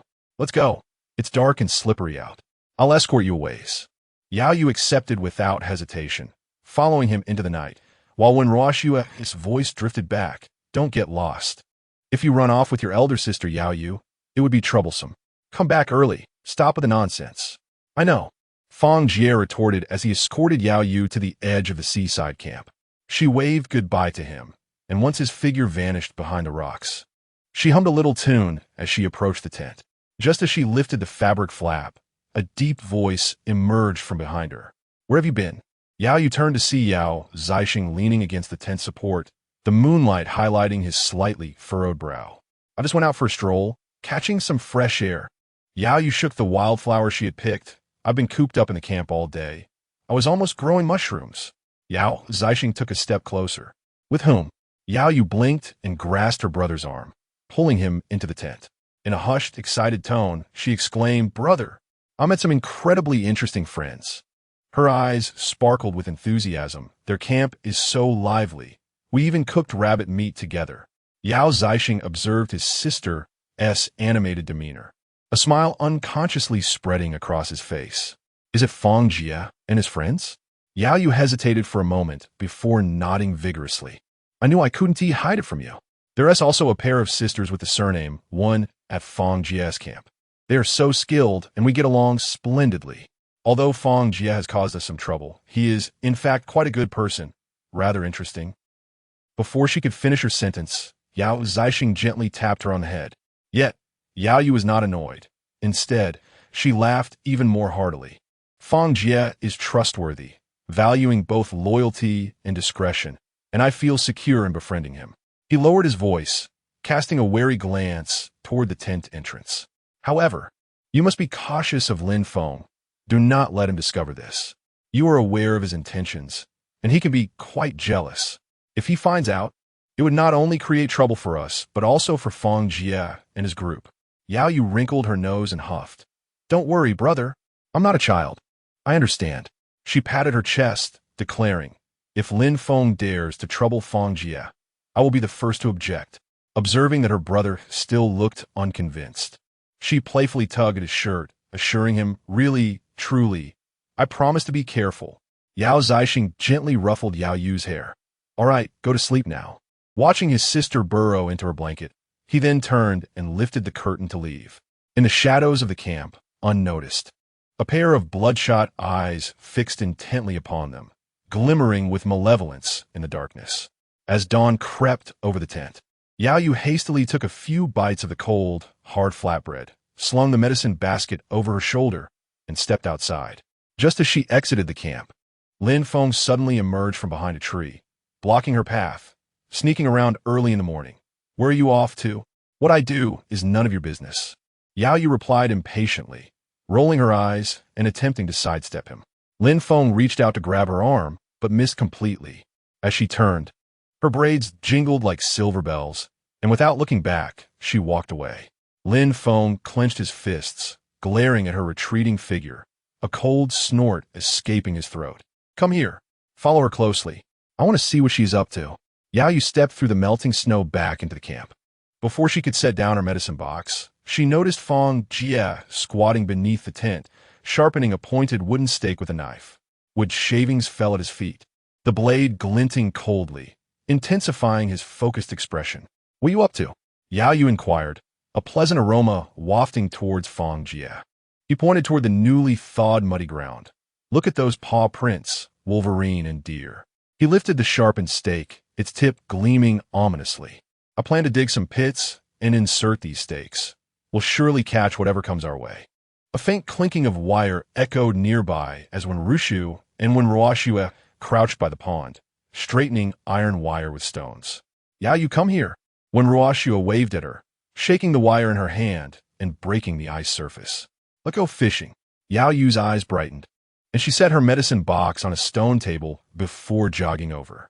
The three girls quickly formed a huddle, their heads close together as they deliberated the curvature of the wire. When Rushu demonstrated how to tie the hook with a piece of twine, while Yao Yu grabbed a branch and drew circles in the mud. "The ice is thin here. There must be a school of fish beneath." Fang Jie, having sharpened the wooden stake to a fine point, casually brushed off the shavings onto his clothing. He hoisted the wooden shovel and, taking advantage of the newly thawed soil, weaved through the bushes surrounding the camp. Before long, the ground was adorned with numerous square pits, each half a person deep, their bottoms meticulously filled with sharpened wooden stakes. The brittle, yellowed leaves and scattered twigs artfully concealed the outlines of these traps. "Here, here, and amidst those 3 pine trees over there." He muttered to himself while breaking small branches to mark the spots, also tearing a strip of cloth from his waist to tie in a conspicuous place. One must ensure that comrades do not fall into these traps. The consequences of injury could be dire. Straightening up after his labors, he grinned with satisfaction. The animals, having hidden away during the snowfall, would surely emerge now that the snow had just melted. Once they ventured here, there would be no escape. Chapter 54. Old grudges and new vengeance. Fang Jie completed his inspection of the final trap, brushed off the dirt from his trousers, and made his way towards the pond.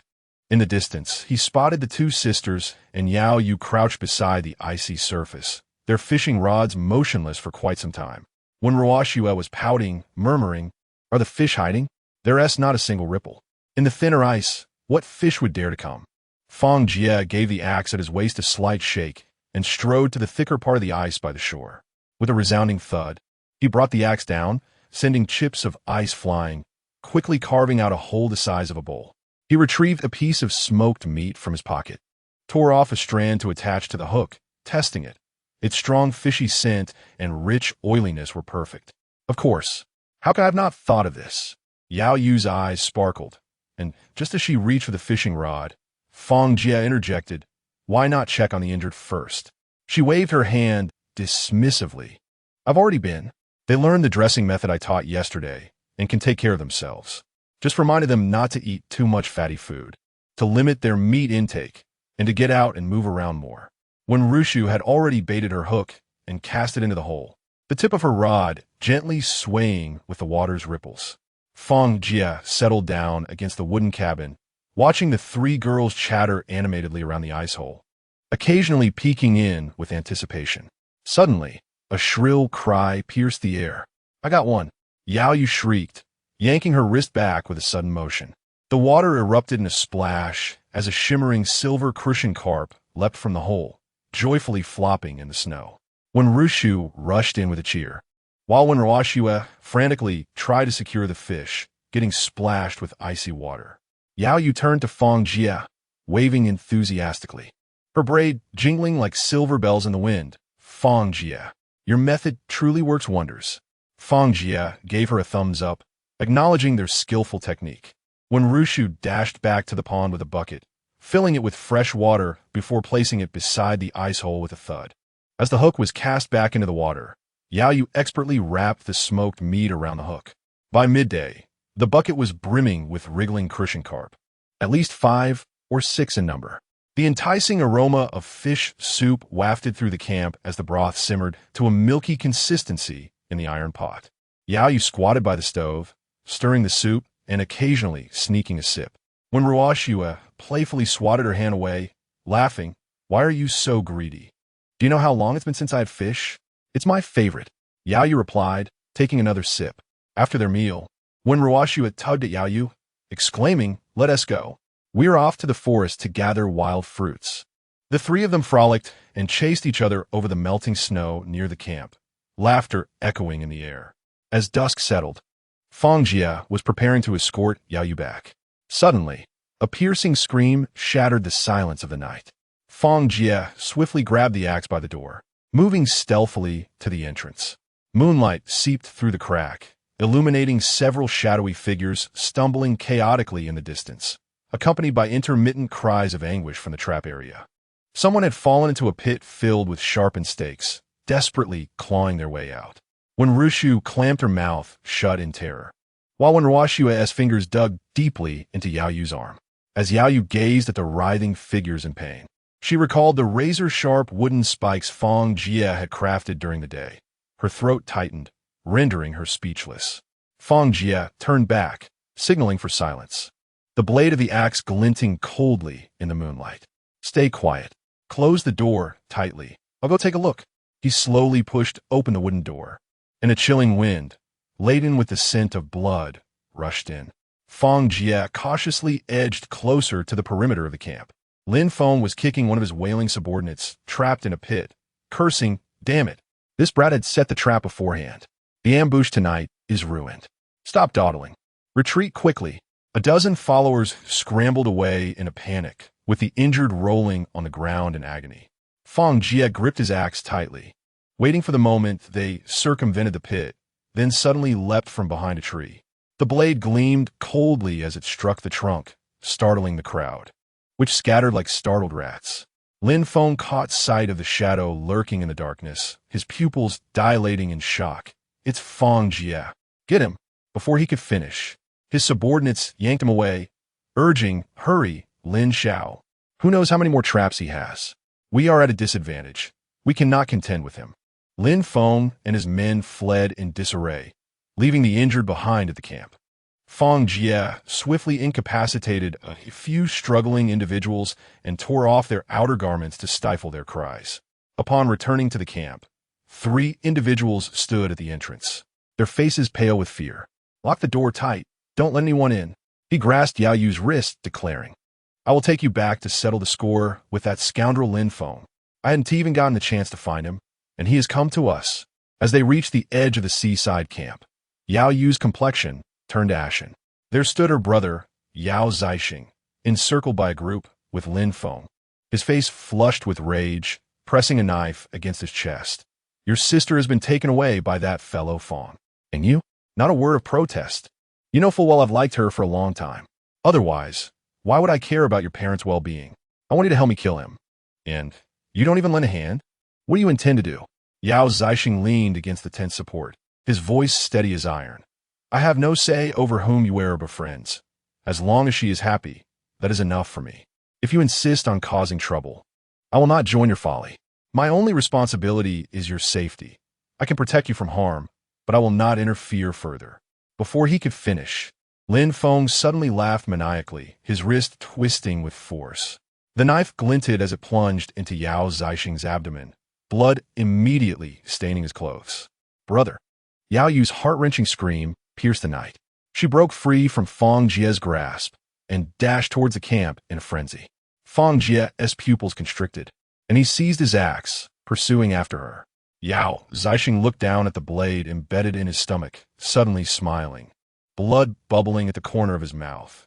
"This blade suffices to repay the debt of gratitude for saving my parents back then, doesn't it?" Lin Feng's laughter grew more deranged. 2 lives. 1 blade is hardly enough. He brandished the dagger again, driving a second blade forcefully into Yao Zixing's side. Yao Yu's scream was nearly deafening. "Lin Feng, you beast! Stop this at once!" Fang Jie leapt forward like an enraged beast, swinging his axe to clear the obstructing branches. Lin Feng pulled the bloodied knife from Yao Zixing's abdomen. The blood trailing from the blade splattered onto the snow as Yao Yu watched her brother collapse like a marionette with severed strings. As Fang Jie rushed towards them, Lin Feng frantically shouted, "Stop him! Quickly block him!" 4 lackeys charged forward, brandishing wooden sticks. only to be momentarily stunned by Fang Jie's thunderous roar. Are you truly willing to serve a madman like Lin Feng? He has betrayed even those who have rescued him. Who among you will be next? Think carefully. Why should you shield such a person? The group swallowed hard, exchanging glances laden with the memories of Lin Feng's past tyranny. They had devoted themselves to Lin Feng, yet he had violated their wives. The sound of wooden clubs striking the ground echoed ominously. One by one, they bowed their heads and parted ways. Fang Jie advanced through the snow, forcing Lin Feng back to the fire's edge, where the flames cast a grotesque red hue upon his twisted face. You dare to lay a hand on me? My family. Before he could finish, Fang Jie lifted his foot and kicked him squarely in the chest, dislodging the dagger from Lin Feng's grasp. Lin Feng's head struck a stone, pain surging through him as he looked up to find the blade of an axe poised threateningly against his throat. Chapter 55. The Killer. Fang Jie pressed down hard with his boot on Lin Feng's chest, the sharp blade of the axe having already sliced through the skin of his neck, causing beads of blood to ooze forth. 2 days ago, I wanted to flay you alive. He spat, his teeth clenched as he glared at the young master beneath him. I haven't come looking for you these past 2 days, yet you dare to come knocking at my door. Yao Zixing saved your wretched life. And this is how you repay him? Today, we shall settle both old and new grievances. Fang Jie raised the gleaming blade, its cold light flashing ominously as it descended. Help! Yo Ye! Save me! Lin Feng cried out in despair, thrashing about helplessly, his voice shattering the stillness of the night. I realize my mistakes, brother. I truly understand now. Please persuade him on my behalf. I swear I won't dare again. Yao Zixing trembled as he propped himself against the tent's support, unsteadily rising to his feet. He pressed his hand against the gushing wound, each step leaving dark red footprints in the snow. Fang Jie, he rasped, reaching out to halt the axe poised above Lin Feng's head. Enough. Fang Jie, rigid with tension, turned to face the pale-faced Yao Zixing. In the moonlight, blood trickled from the corner of Yao's mouth, yet he stubbornly shook his head. He did indeed save my parents. This debt is settled today. There's a righteous path in this world. Good and evil will surely be rewarded. Such a person will meet his end by heaven's decree. You should not bear the burden of his life. We will eventually return to a civilized society, and such deeds will bring you ruin. Lin Feng, weeping profusely, nodded repeatedly. Yes, yes, Yao Zixing is right. You cannot kill me. My family is wealthy and powerful. If you dare to touch me, you will regret it. Fang Jie supported him as he sent him towards Yao Yu. Take care of your brother. Yao Yu hurriedly caught her bloodied sibling, the warm blood seeping through her fingers into her sleeves. Yao Zixing struggled to intervene, but Fang Jie silenced him with a fierce glare. As Fang Jie turned, Lin Feng, in a desperate bid for escape, stumbled and crawled away. Fang Jie swiftly advanced, seizing him by the collar and slamming him back down into the snow. The raised axe blade glinted in the moonlight, reflecting Lin Feng's twisted, terrified visage. No, no, I'll give you everything here, the women. I only trust the blade in my hand, not the ways of the world. Fang Jie roared, the axe slicing through the air with a fierce whoosh. A dark red column of blood shot skyward. Lin Feng's head rolled away, his eyes wide open in horror. Oh no, he's killed someone. The onlookers erupted in screams akin to those of slaughtered pigs. Some soiled themselves, while others stumbled and shoved one another, scattering like birds in flight. Yao Yu bit her lip hard, frozen in place as she gazed at Fang Jie. He lifted the still bleeding head, leaping atop a crate of supplies. The campfire cast a vast shadow of him, engulfing the entire campsite. The killer, Fang Jie. He surveyed the panicking crowd, his voice mingling with the sea breeze. Reaching every ear. Whoever seeks trouble, come forth. The sound of retreating footsteps came to an abrupt halt, and the crowd froze in terror. Staring at Fang Jie standing high above them, he brandished the dripping head, his gaze sweeping over the crowd like that of a hawk. Listen to me. How Lin Feng has oppressed you is well known to you all. Today I have rid you of this scourge. What are your plans now? In the profound silence, a tear-streaked woman raised her voice in fury. What Lin Feng? There is no such person. I have never seen him. The crowd paused in astonishment, then erupted in a chorus of agreement. Yes, there is no such person. We saw nothing. Whoever dares to claim they have seen that beast Lin Feng, I will be the first to oppose it. The shouts echoed in the night, carrying the long-repressed exhilaration. Fang Jie nodded in satisfaction, violently tossing Lin Feng's severed head towards several trembling minions. Pick up the knife. His voice was as cold as ice. One by one, they plunged their blades into his lifeless body. Remember, this act of murder is a shared endeavor. You're complicit in this crime. Whoever dares to utter a single word will meet the same fate. The minions trembled uncontrollably, quaking as they retrieved their daggers. The blades carved chaotic wounds into Lin Feng's corpse. Fang Jie stood with his arms crossed in the moonlight, watching as the others hastily dragged the body into the pit they had prepared. Yao Yu stood nearby, gazing at her brother's pale face amidst the chaos. Fang Jie turned to the remaining minions, shouting, "What are you still doing? Quickly, carry him into the tent." A few men clumsily laid Yao Zixing down on the bedding. Just as Fang Jie was about to tear open his clothing to inspect the wounds, Yao Yu grasped his wrist, her voice quivering with tears. The best wound medicine has been hidden by Lin Feng. Fang Jie scanned the crowd, seizing a trembling man in gray. Do you know where the medicine is hidden? The man nodded frantically. Big brother, I know. Follow me. Fang Jie shoved him forward. Take us there immediately. A group of them rushed into Lin Feng's tent, torches held high. The gray-clad man pulled aside a grass mat in the corner, revealing a sandalwood medicine chest hidden in a secret compartment. Fang Jie grabbed a porcelain vial inlaid with gold thread and handed it to Yao Yu.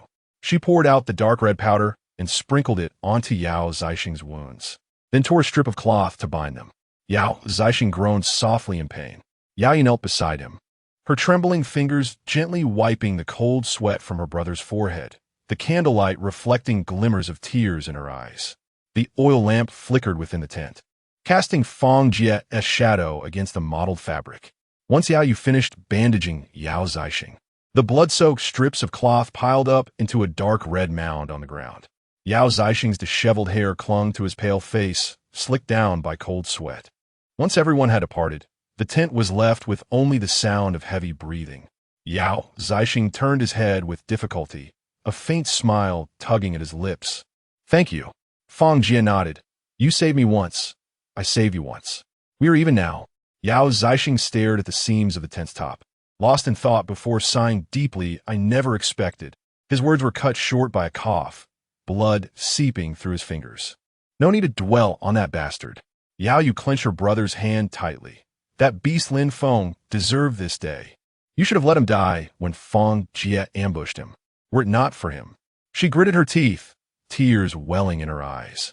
Were it not for him, you would not. Fang Jie gently patted Yao Yu on the shoulder, saying, Enough, there are matters you do not comprehend. The bond of brotherhood among men can, at times, outweigh even life itself. As Fang Jie crouched down to adjust the cushion for Yao Zixing, he continued, I understand your constant remembrance of Lin Feng's kindness in saving your parents. Yao Yu, squatting beside him to offer her brother some water, shook her silver bells with emotion, exclaiming, That is sheer obstinacy. I have long seen Lin Feng's true nature. He is not a good person. Before she could finish, Yao Zixing interrupted her. After today, he turned to Fang Jie. All grievances are resolved. My heart feels considerably lighter now. Chapter 56. A bountiful return. Very well, you should rest. I shall venture outside for a moment. As Fang Jie listened to the cacophony of disputes beyond, he rose and departed. Lifting the tent flap, he beheld a throng of over 100 individuals jostling and grappling around a shipping container. Crumbs of biscuits mingled with spilled liquor scattered across the snow-covered ground. Cease at once, he bellowed, and the crowd froze instantly. The cans they had been fighting over clattered to the ground, and the multitude scrambled backward, leaving chaotic footprints in the snow. The container's doors swung wide open, revealing a scene of utter disarray within. Fang Jie kicked aside an empty liquor bottle that had rolled to his feet and surveyed the chaotic interior. The once orderly supplies lay in disarray, with food bag deflated to mere husks and the water barrels emptied. Is this all that remains?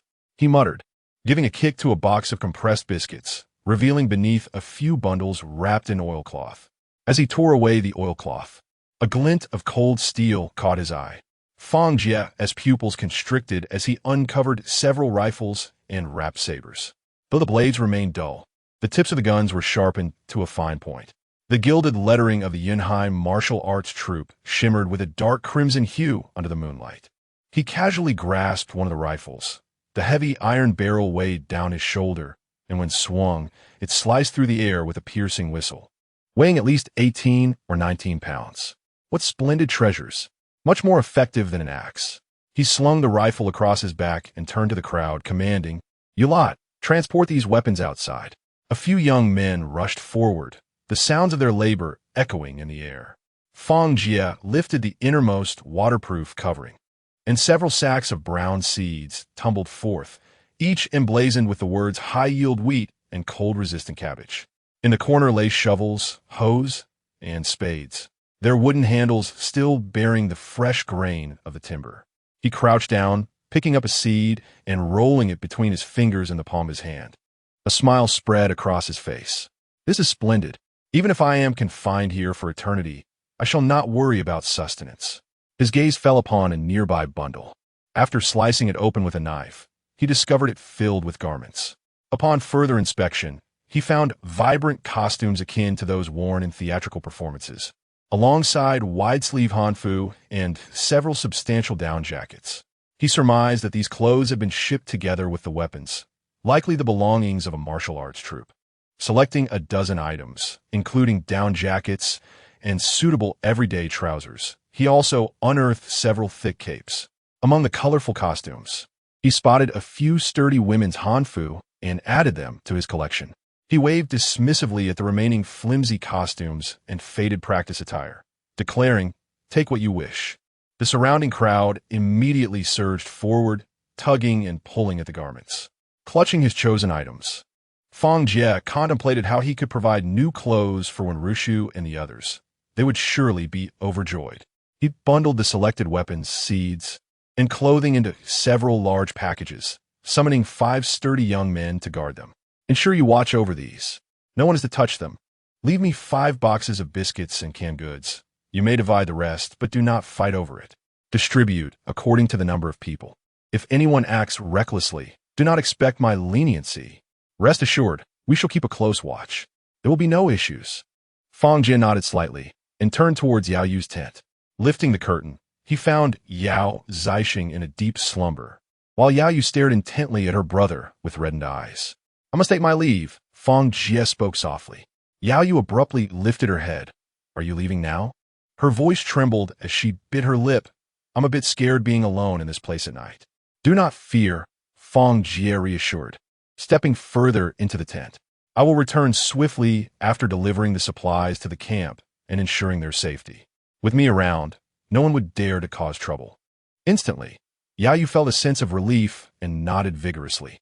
He noticed the frayed cuffs of Yao Yu's sleeves, stained with blood, and recalled the thick clothing he had set aside. "By the way, I picked out some new clothes. Would you like to select a couple that fit you?" Yao Yu's eyes sparkled, her silver hairpins jingling as she exclaimed, "Really? I can choose." Fang Jie grinned, "Of course. We are friends, so please do not hesitate." Leading Yao Yu to the pile of garments, which carried a faint scent of camphor, her eyes lit up as she rummaged through them. In no time, she emerged with a thick, bright red hanfu, the gold embroidery shimmering in the moonlight. She also selected a red hooded cloak with white fur trim, wrapping it around herself, transforming into a flickering flame. Fang Jie, puzzled, inquired, "Why not choose a down jacket? It would be much warmer." Yao Yu tightened the cloak around her waist. "I simply adore wearing traditional attire. I used to cosplay as ancient characters, and everyone said I look fantastic." "Really?" Fang Jie exclaimed, his eyes widening as he scrutinized her. "I never would have guessed you had such a hobby." He reached out to adjust the hem of her cloak, thinking that the red garment indeed brightened her complexion. "All right, this one suits you perfectly." Yao Yu beamed, cradling the vibrant garments. Fang Jie waved her off. "Hurry back and keep an eye on your brother. After you change, do show me." Yao Yu nodded slightly. "I'll see how it goes." After watching her dash back to the tent, He immediately called over several strong young men to begin tallying the supplies. Various boxes lay scattered on the ground. Leave 5 boxes of biscuits, 5 boxes of canned goods, 2 boxes of medicine. And as for the alcohol, he observed the 4 remaining boxes of liquor. Give me 2 boxes, you can divide the rest. One person approached, carrying cured meat, but Fang Jie waved him off. You keep the meat. I only want biscuits. Canned goods, alcohol, and 2 bags of flour. He selected 8 or 9 capable young men to carry the bundles, and the group made their way towards the camp. As they neared the camp, Fang Jie raised his hand, signaling the others to halt, lowering his voice to caution. Follow my footprints closely. There are traps at the entrance. The group crouched low, not daring to breathe, closely trailing behind him. Reaching the trap area, Fang Jie felt a jolt of unease. The burly men he had previously knocked unconscious were nowhere to be seen. Only disordered footprints and drag marks remained in the snow. Gripping his spear, he scanned the surroundings warily, when suddenly he heard a muffled groan emanating from the direction of the camp. The crowd hastened their steps towards the scene, where the 2 sisters stood defiantly at the entrance of the camp, hands on their hips. 5 or 6 burly men were bound tightly with vines, their mouths stuffed with tattered cloth. At last, you've returned, exclaimed Wen Ruoxue, brandishing a bone knife. These ruffians attempted to crawl away as soon as they regained consciousness, but my sister and I swiftly dealt with them. Fang Jie heaved a sigh of relief and turned to beckon a few individuals to carry the supplies inside. When Rushu opened a bundle containing clothing, and her eyes sparkled as she beheld thick down jackets, pants, and cloaks.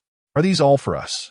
She exclaimed with exhilaration, holding up a navy blue coat against her frame. This fabric feels so warm.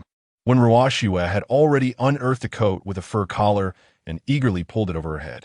Laughter erupted from the sisters at the entrance of the camp. How wonderful! We finally have new clothes to wear. These tattered garments are utterly worn out.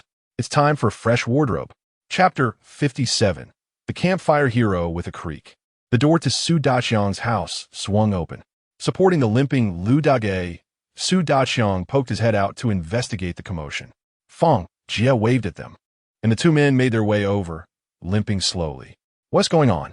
Su Daqiang inquired, his eyes filled with confusion as he surveyed the scattered supplies. Fang Jie refrained from mentioning the demise of Lin Feng, instead grinning. We chased that scoundrel Lin Feng away. We also reclaimed the container. Really? Lu Degue exclaimed, his voice rising with excitement, joy illuminating his face as he felt his grievances lift. Fang Jie bent down and retrieved 2 gleaming knives from the pile of weapons. Tossing them over, Su Daqiang reacted swiftly, catching them steadily. These are for self-defense, Fang Jie remarked, patting both men on the shoulder. You 2 should head back and rest. Heal up quickly, as I have many plans that require your assistance. Nodding in agreement, Su Daqiang and Lu Degue replied, We'll follow your orders. We're off to sleep. Once the 2 figures disappeared, Fang Jie turned to the others still organizing the supplies, calling out loudly, Hurry up. Once we finish packing, we'll head back. When Rushu looked up at his words, Where are you going? Fang Jie was fastening his iron spear to his waist. Yao Yu's brother is gravely injured. She is alone, and I need to keep an eye on things. Those who just finished looting might cause trouble. When Rushu stood up, We'll go with you. Fang Jie paused, turning to her. What about Su Daqiang and the others? Can they manage without someone to care for them? They'll all be fine.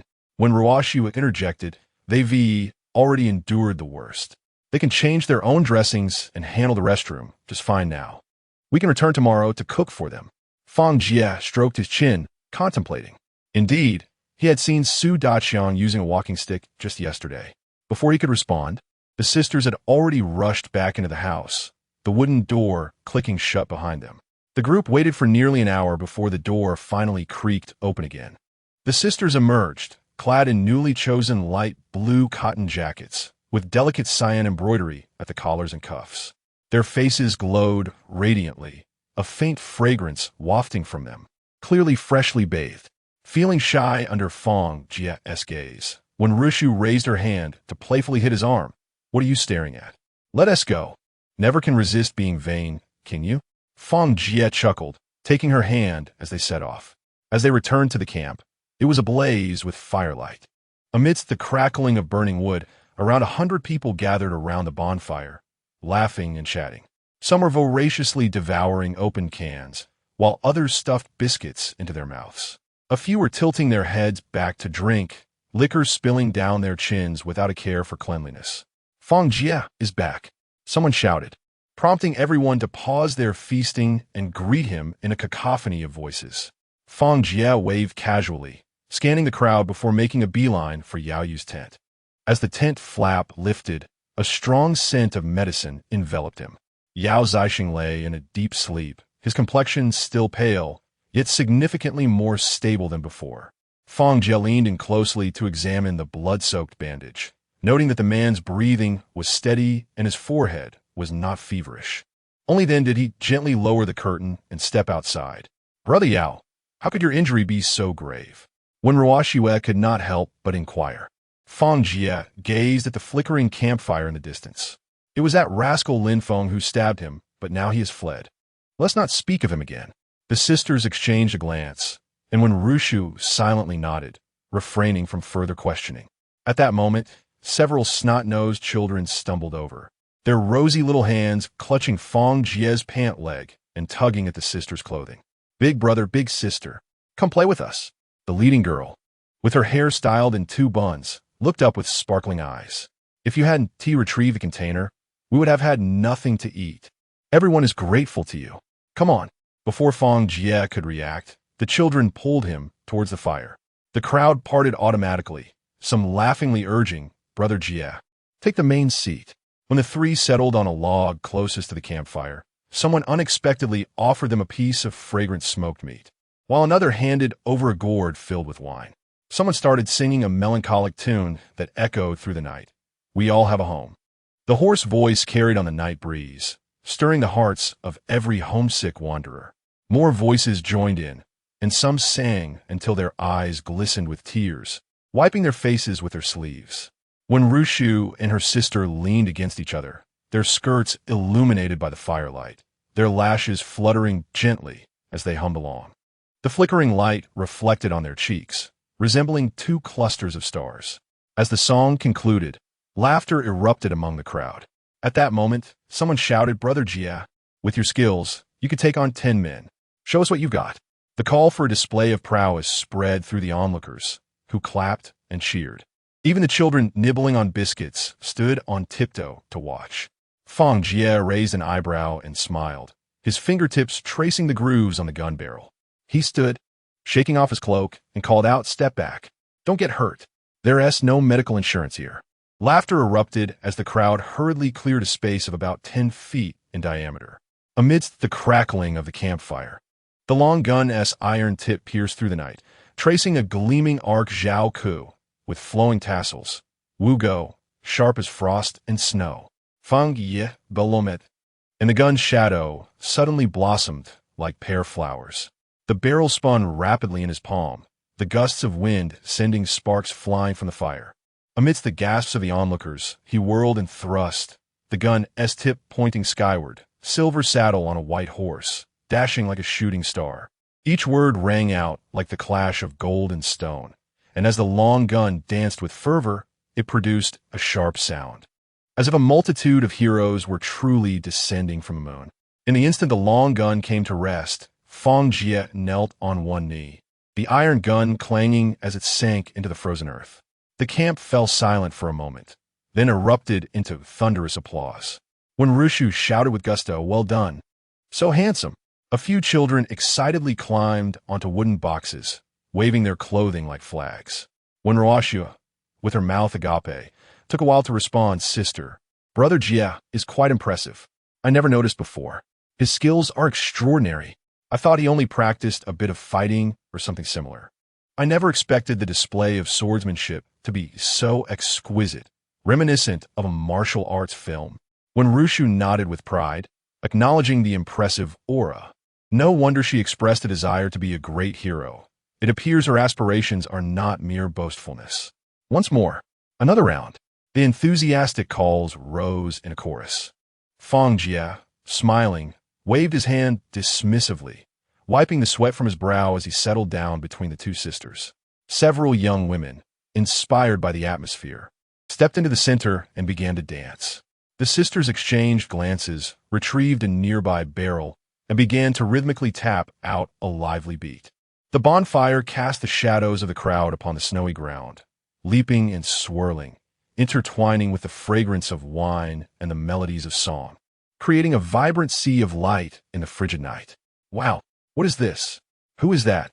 With a gasp of astonishment, everyone turned their heads. This is utterly breathtaking.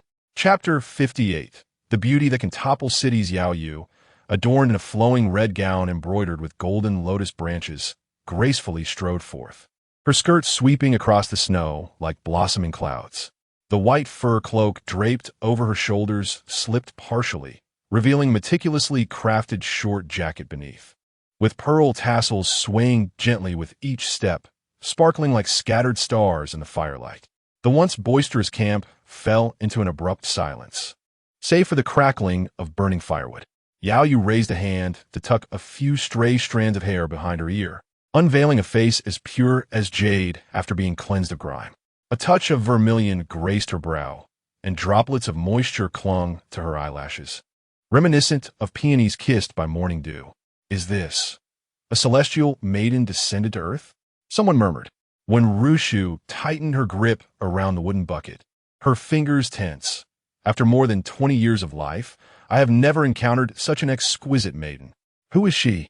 Fang Jie fixed his gaze on the silver bells that danced in her hair, his heart racing.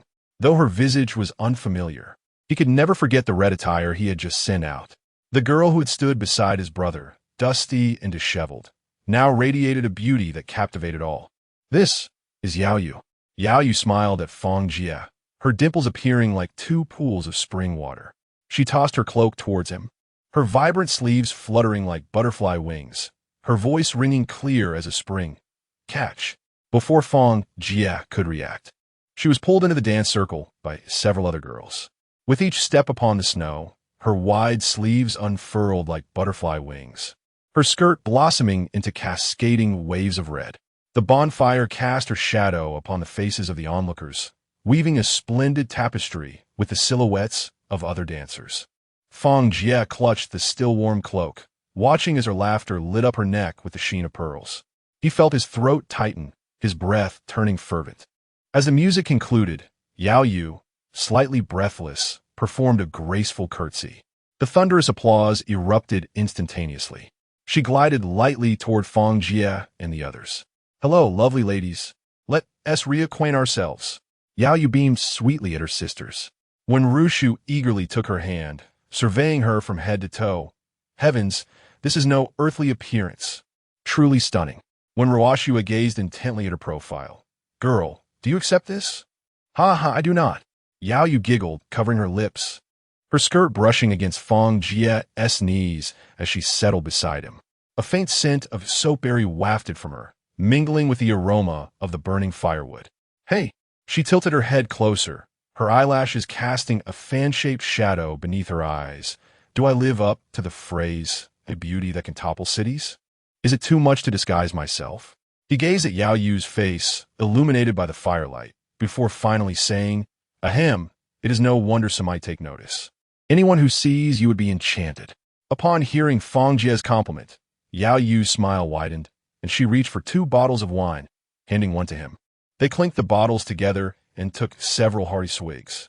The surrounding young men eyed Yao Yu with unabashed longing, casting envious glances toward Fang Jie, their expressions laced with bitterness. How could this fellow be so fortunate, sharing drinks with such a stunning beauty? Fang Jie caught sight of those jealous gazes and deliberately edged closer to Yao Yu, planting his iron spear in the ground, its tip glinting as it swept over the crowd. The young men immediately averted their gazes, feigning concentration on the jerky they were gnawing on. Yao Yu observed them, a smile gracing her lips. Look at them, as if they're about to seize your provisions. Fang Jie swallowed hard. You can take my provisions, but not a person. This remark nearly made Yao Yu choke. Tilting her head, her eyes glimmering, she inquired, What do you mean by not a person?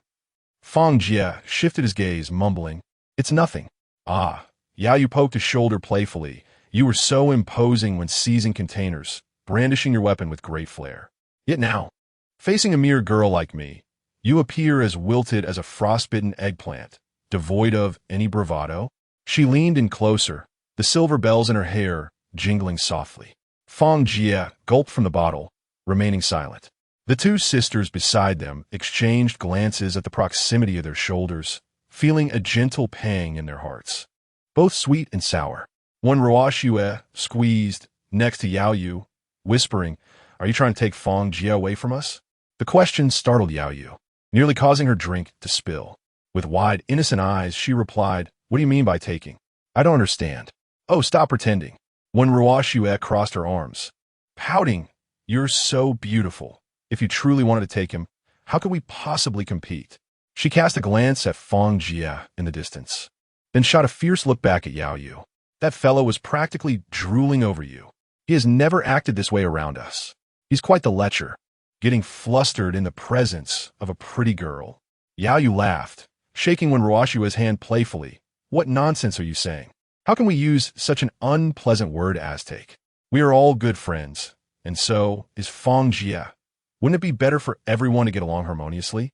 Her eyes curved, resembling a crescent moon, rendering when Ruoxue momentarily speechless. When Rushu sighed, "What a little enchantress." The bonfire gradually transformed into dark red embers, and the clamor slowly diminished into sporadic snores. Many had collapsed beside the fire, bundled in their coats, drifting into slumber. Others either crawled into containers or sluggishly made their way back to their tents. Yao Yu stifled a yawn, her lashes dusted with tiny flecks. "What shall we do tonight? We can't just sit here idly, can we?" The sisters exchanged glances, and when Rushu spoke first, "We will stay here and sleep. We're not going back." When Ruoxue nodded in agreement, "Right? We can't leave the hero alone here. Otherwise, he might become lost in thought." Yao Yu smiled and pointed toward a nearby tent. "I only have one tent here, but my brother has an extra. He needs care due to his serious injuries, so he must share with me. The remaining one is just right for the three of you to squeeze in." She rubbed her frostbitten hands together and added, "There are blankets inside. It will be fine for one night." Fang Jie gazed at Yao Yu's graceful figure, his throat tightening. "Are you sure you'll be all right alone? Won't you be frightened if anything happens at night?" "Perhaps." Before he could finish, Yao Yu had already tilted her head closer. "Do you wish to stay with me to protect me?" She deliberately elongated her tone, teasing the few individuals present. Just as Fang Jie was about to respond, the two sisters rushed in from either side. When Rushu grasped his arm, while when Ruoxue directly draped herself over his shoulder. "No, you've been weary all day. You must rest immediately. You are not permitted to go anywhere." Before Fang Jie could protest, the two of them pulled and tugged him towards the tent. Stumbling slightly, he turned his head back and shouted to Yao Yu, "Call me if you need anything. Don't hesitate." Yao Yu, observing the lively retreating figures of the trio, couldn't help but chuckle softly, shaking her head gently. The night breeze fluttered the hem of her skirt as she tightened her cloak and walked toward the tent, stepping upon the scattered starlight. The last spark in the bonfire extinguished, plunging the campsite into silence, save for the gentle echoes of rhythmic snores that resonated through the cold night. Chapter 59. Parting ways upon entering the tent. When Rushu swiftly dropped the curtain and exchanged a knowing glance with her sister. When Ruoxue comprehended immediately, launching herself at Fang Jie and pinning him down onto the straw-covered ground. Before he could react, a sharp pain shot through his lower back. When Rushu pinched the soft flesh around his waist, gritting her teeth as she scolded. "So, Fang Jie, are you so enchanted by Yao Yu that you cannot move?" It hurts. Let go." Fang Jie grimaced, struggling desperately. Yet when Ruoxue firmly held his shoulder down. With a huff, when Ruoxue poked his forehead, "We see you are infatuated. It's time you received a proper lesson." Fang Jie, stubbornly holding his head high, defended himself. "Everyone appreciates beauty. Who doesn't want to gaze a little longer at someone attractive? That is called respect, not a flaw. Just like when I admired your sister." He squinted playfully. "When I admired your sister's figure. That too was an expression of appreciation." "Bah, who asked for your admiration?" When Rushu spat, though her grip softened. When Ruoxue chuckled softly, playfully kicking him, "You silver-tongued rogue." But truly, Yao Yu is indeed captivating enough to steal one's gaze. It's no wonder you find it hard to look away. Even I can't resist stealing a glance. The sisters exchanged smiles, their earlier jealousy transforming into teasing glances, rekindling the warmth in the tent. Fang Jie draped his arms around their shoulders, teasingly proclaiming, "What do you mean by being fickle? As if I've truly captured either of you. As it stands, we merely hold hands, share a hug, or exchange a kiss. We haven't even engaged in any serious matters. How could there be anything old between us? You both are as fresh as can be." When Rushu raised her hand to swat his arm, arching an eyebrow in question, "What do you mean by serious matters? Do you really consider yourself to be so esteemed? What do you want?" She poked his chest with her finger, yet her eyes twinkled with laughter. When Roashu had joined in the jest, tossing a handful of straw at his face, "Dream on. With your behavior, we cannot trust you. If you were to succeed, your interest would wane." Fang Jie quickly shook his head. "On my honor, I am a serious person and will absolutely take responsibility for you both." When Rushu scoffed, "Spare me. Who would believe you, you smooth talker?" When Roashu rolled her eyes, "Exactly. You have no other faults except your lecherous tendencies, and, unfortunately, that is the most troublesome flaw." Fang Jie sighed helplessly. All right, enough of that. Let us hurry and sleep. Who knows what tomorrow may bring?" He reclined into the straw, pulling a blanket over part of his body. Outside the tent, the wind howled, while the sisters muttered about the lecherous rogue. Yet they still nestled beside him, soon succumbing to the gentle rhythm of sleep. In the early morning, the sky loomed dark like a leaden sheet, with fierce winds whipping up sand and gravel against the tent, causing it to rattle violently. Those with tents hurriedly reinforced their supports, while those without squeezed into containers for shelter. Fang Jie looked up at the sky, contemplating the potential for snow. If it were to fall, Yao Zixing, severely injured and lying in the tent, would not withstand it. He lifted the curtain of Yao Yu's tent, and a wave of medicinal scent mixed with warmth enveloped him. Yao Yu lay curled in a thin blanket, sleeping soundly, her lashes casting soft shadows, and her nose slightly reddened from the cold. Yao Zixing remained with his eyes closed, his complexion even paler than the previous night. Fang Jie crouched beside Yao Yu, his gaze lingering on her slightly pursed lips. Compelled by an inexplicable urge, he reached out to brush aside the strands of hair obscuring her face, eager to behold her features. However, as his fingertips grazed the ends of her hair, he abruptly withdrew. A thunderous crash echoed from outside the tent, startling Yao Yu awake as her eyelashes fluttered and she murmured, "Oh, you're here?" Fang Jie hastily rose and lifted the tent flap, exclaiming, "The sky is ominously overcast.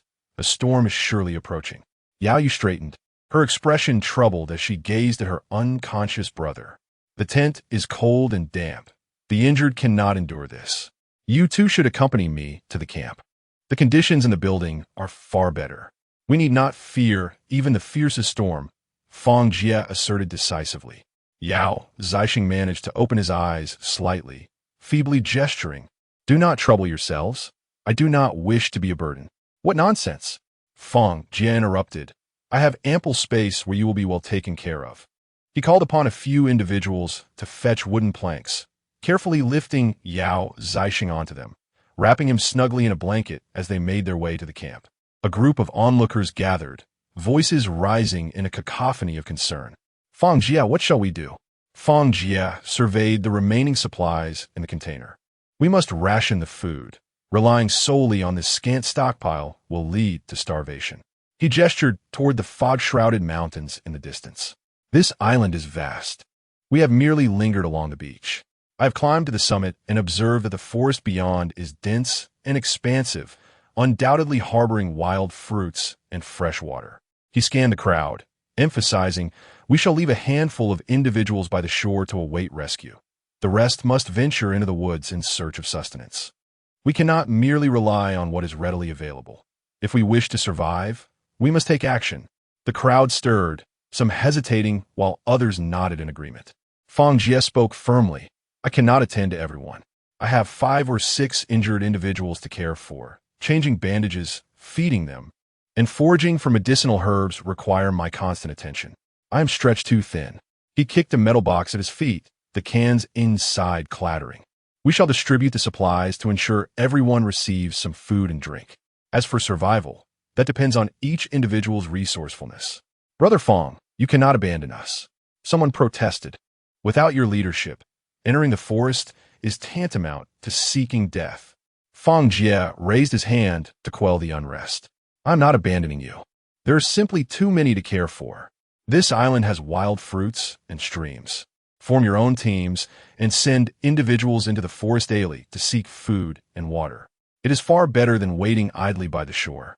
As some continued to hesitate, he thrust his iron spear into the sand, declaring, if you wish to avoid starvation, you must act swiftly. If we delay, when the weather deteriorates, none of us will survive. With that, he turned and walked toward the camp, leaving behind him the silhouette of his cloaked figure. Fang Jie's footsteps gradually faded into the howling wind. The crowd stood frozen, exchanging glances, none daring to speak first.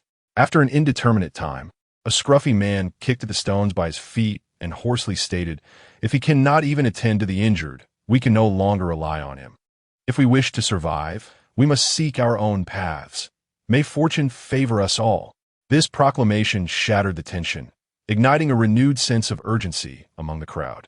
Some individuals crouched down to sift through the scattered supplies, while others leaned in to whisper quietly to their companions, soon forming small clusters.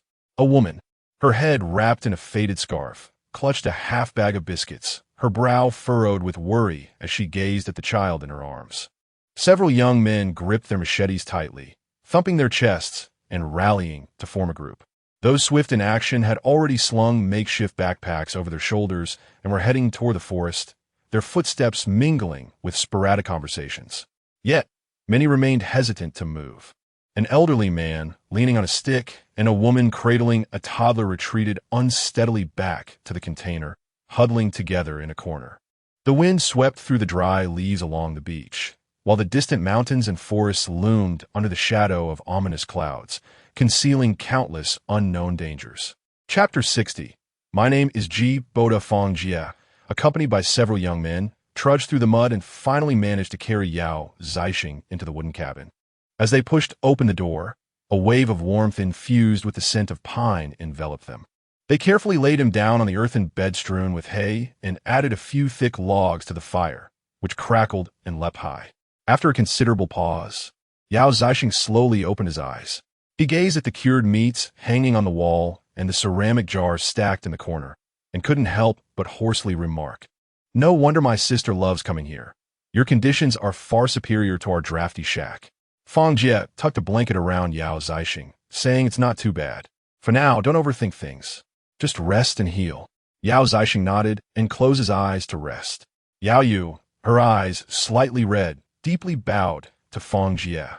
Expressing her heartfelt gratitude, I cannot thank you enough.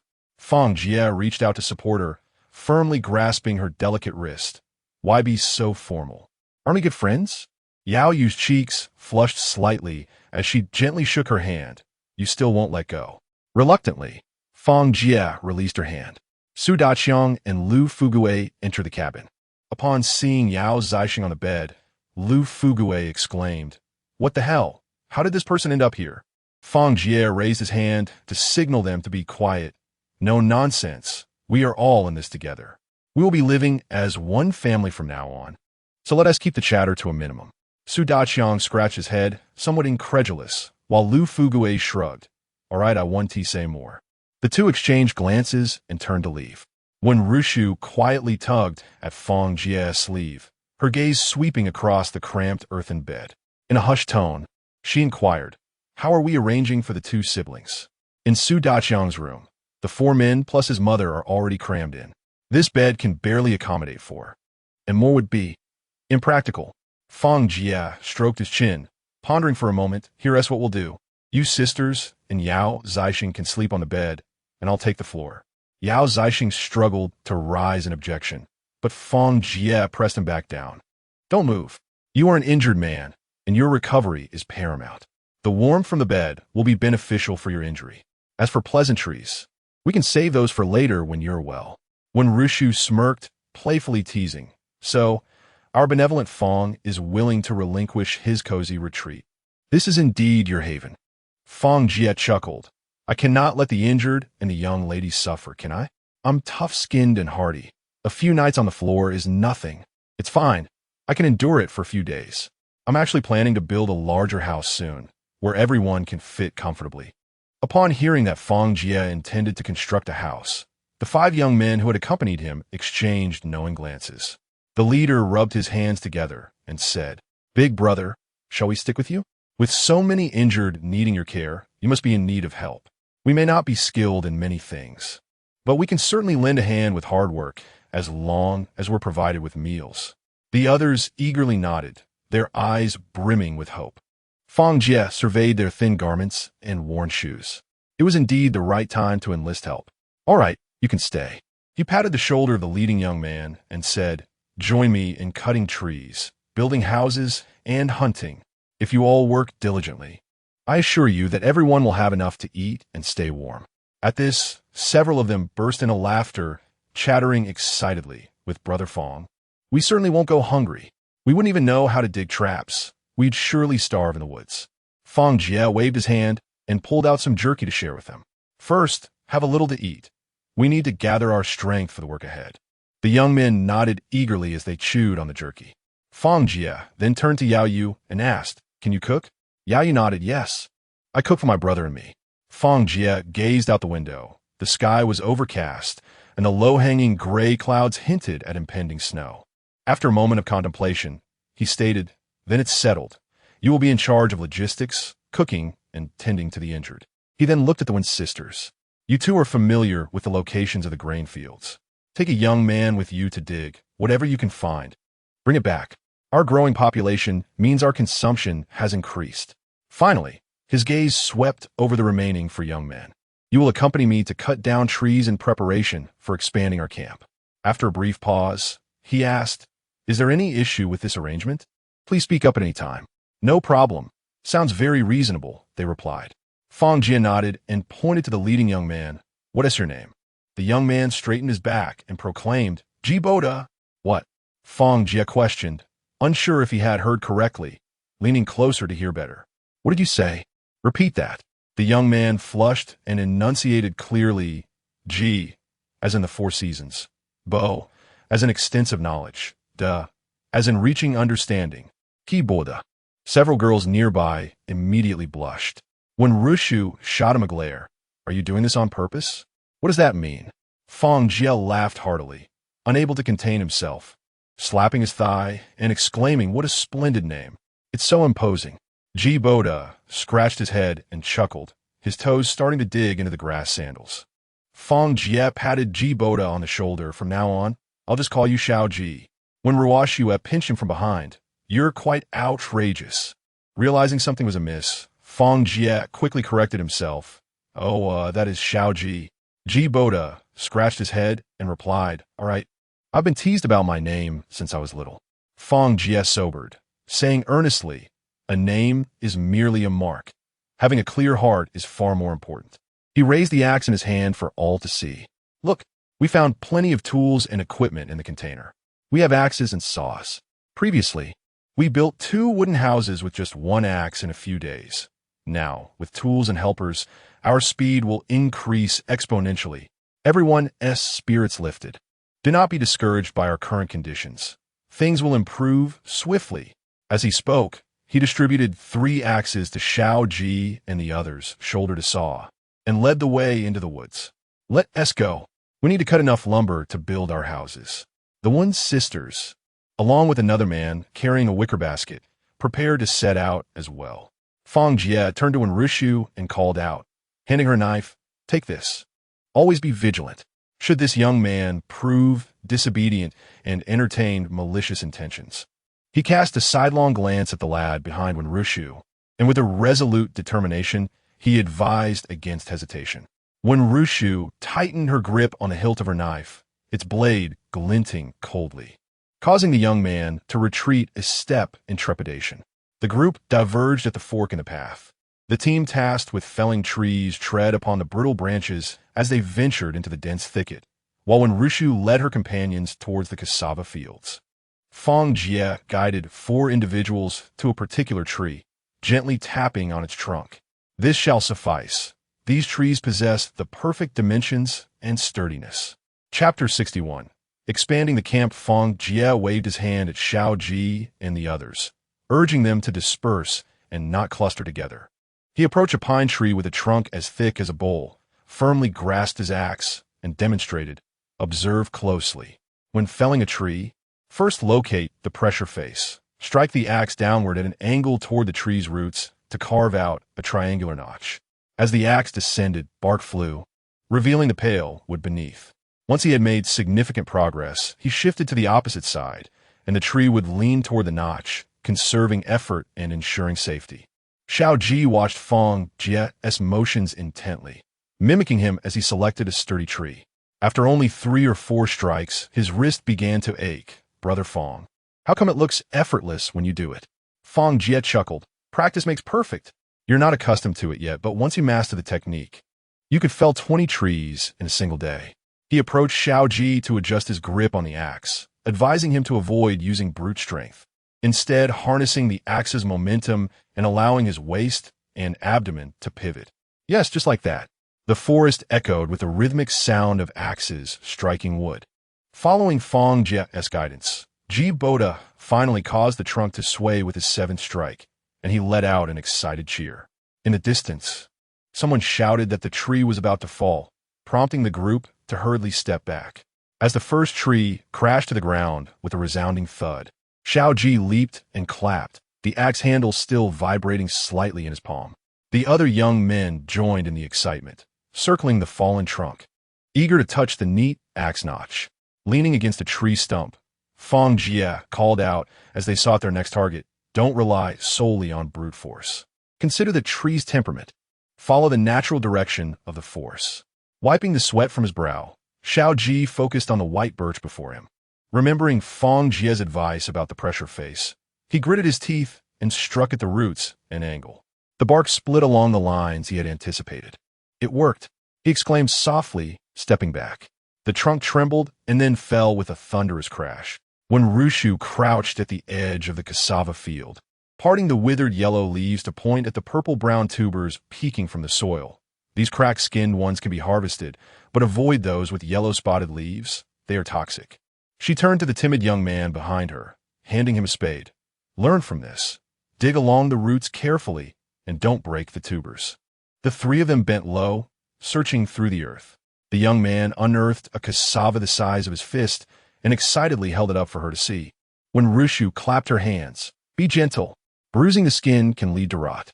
She pulled a piece of burlap from her pocket, wrapped the cassava carefully, and placed it into a wicker basket, separating roots, stems, and leaves. The dried leaves could be used to feed sheep, and the stems would serve as firewood. Before long, they had filled 3 wicker baskets to the brim. The young man, burdened by the weight, staggered under the load. When Rushu reached out to support the bottom of his basket, advising, once inside the camp, place it to the east of the wooden house. Don't mix things up. The young man responded in a muffled voice, swaying as he made his way back. When Ruashue observed him, her brow furrowed as he swayed like a sieve. He seemed so tall and strong, yet lacks vigor. Brother Jie carries things far more steadily. When Rushu bent down to adjust the misaligned basket straps, chuckling softly, Fang Jie has been practicing martial arts since childhood. He has a strong foundation. The young man, with his delicate skin, is fortunate enough to be able to carry anything at all. When Ruashue bit her lip and smiled, her eyes glinting mischievously. Good health is a blessing, and there will be ample opportunities to utilize it in the future. When Rushu, startled, raised her head to look at her sister and, upon seeing her sly smile, immediately understood. She reached out and playfully poked her sister's forehead. "What nonsense are you thinking? Little girl, have some modesty." The 2 began to chase and frolic amidst the trees. After a busy half-day, Fang Jie glanced at his watch. The hands just passed 1 o'clock. As he wiped the sweat from his brow, preparing to call a day, a tinkling sound, akin to silver bells, reached his ears. His heart stirred. It was the little bells adorning Yao Yu's head. He looked up to see Yao Yu walking into the woods with a basket, the edge revealing the rim of a coarse pottery bowl. Surely, she had come to deliver lunch. "Ah, the food has arrived. We are quite hungry indeed." Fang Jie whistled to the young man. Yao Yu, noticing the haphazardly piled logs resembling small hills, brightened. You all are truly impressive. You felled so many trees in just one morning. As her words fell, several young men perked up. Shao Ji slammed his axe down onto a tree stump, sending wood chips flying. Someone rolled up their sleeve to showcase their sweat-drenched muscles, prompting Fang Jie to chuckle. All right. Enough of the theatrics in front of the young lady. Come and eat. Yao Yu squatted down, setting out bowls and chopsticks, the silver bells jingling lightly with her movements. Shao Ji, attempting to stand tall, slipped while handing over a bowl, causing the pottery bowl to clatter into the fallen leaves. Fang Jie playfully kicked him, but Yao Yu had already picked it up, cleaned it, and filled it with soup, passing it over. Be careful, don't burn yourself. The young men hungrily bowed their heads to gulp down their meals, their apples bobbing faster than when they were chopping wood. Fang Jie took a pottery bowl, blowing away the steam. Have you delivered food to Xiao Ru and the others? Yao Yu shook her head. That young man took it back when he came. He has made 3 trips this morning, and the house is piled high with various items. Fang Jie nodded. If it doesn't fit inside, just leave it outside, covering it securely with that waterproof cloth. It's cold. It should be fine outside as long as it's covered properly. Yao Yu agreed, pulling out a clean handkerchief from her pocket and offering it to him. Wipe off your sweat. Don't catch a chill later. Fang Jie accepted it, wiping his brow and expressing his gratitude. Yao Yu gazed at him, softly inquiring, Are you very tired? Fang Jie grinned widely. I was truly exhausted to the point of not being able to lift my arms, but upon seeing you, he elongated his words, feeling a surge of energy return. Yao Yu's face flushed slightly at his remark. Shao Ji chimed in with a tease. Fang Ge speaks wisely. Whenever we see a beautiful girl, chopping what feels as easy as harvesting cotton. The other young men erupted in laughter, with someone mockingly imitating. When Sister Yao Yu arrives, the axe feels 3 pounds lighter. Fang Jie picked up a sweet potato and tossed it at them. Stop your nonsense. Hurry and eat. Shao Ji, chuckling through his mouthful, said, Fang Ge is embarrassed now. Only the officials are allowed to set fires. The commoners must not light lamps. Laughter erupted in the woods. After they devoured their meal, Fang Jie bent down to help Yao Yu stack the empty bowls into the wicker basket. Watch your step on the way. Don't trip, he softly admonished, adjusting the basket on her shoulder to prevent the rot tan from chafing her skin. Yao Yu lifted her gaze to him, her eyelashes casting delicate shadows beneath her eyes, and a small dimple appeared at the corner of her lips. I know, don't tire yourself, she said, turning to walk away into the woods, the sound of silver bells fading with her steps. Fang Jie watched her figure vanish behind the trees, only regaining his senses once the tinkling of the bells ceased.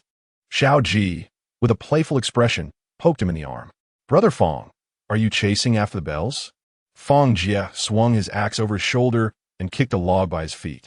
What are you laughing at? Get to work. Whoever chops down 10 trees will be rewarded with a piece of roasted meat tonight. The young men erupted in cheers. Chapter 62. The new cabin as darkness enveloped the sky.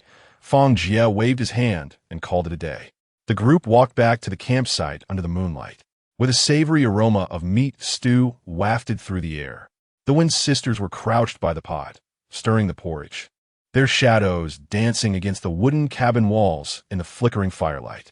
Fang Jie glanced at the heap of cassava and assorted wild fruits piled onto the eaves, giving Wenrushu a thumbs up. Today's harvest is quite impressive.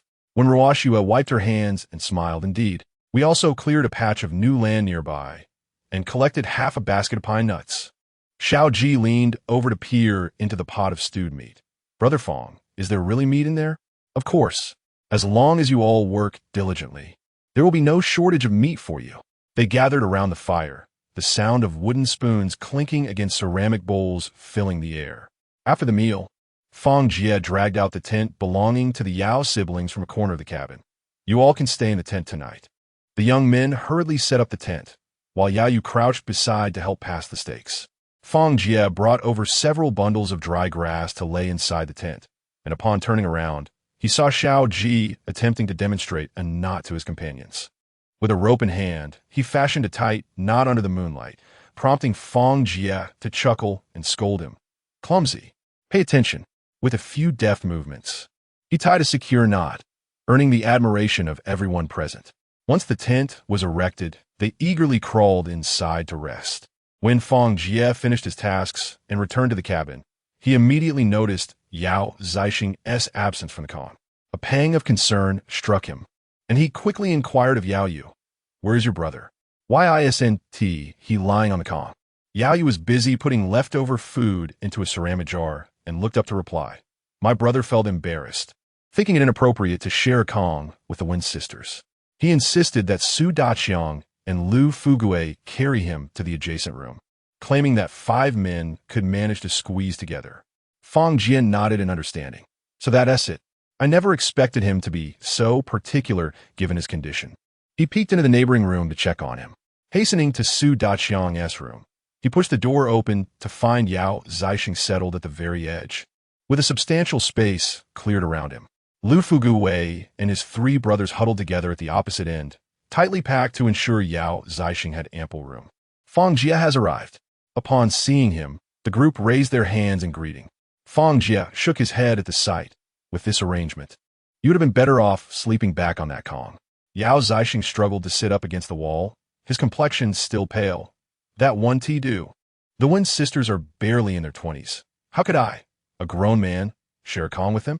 What would people say if word got out? After a few attempts to persuade him, Fang Jie saw that Yao Zixing was resolute and decided to relent. Before leaving, he tucked the blanket around him and whispered, "If you need anything, just let me know. You know these brothers, consider them friends now.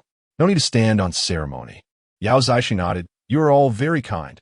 After bidding farewell to the group, Fang Jie returned to the cabin, washed up, and pulled a book from his luggage, reading by the light of the oil lamp.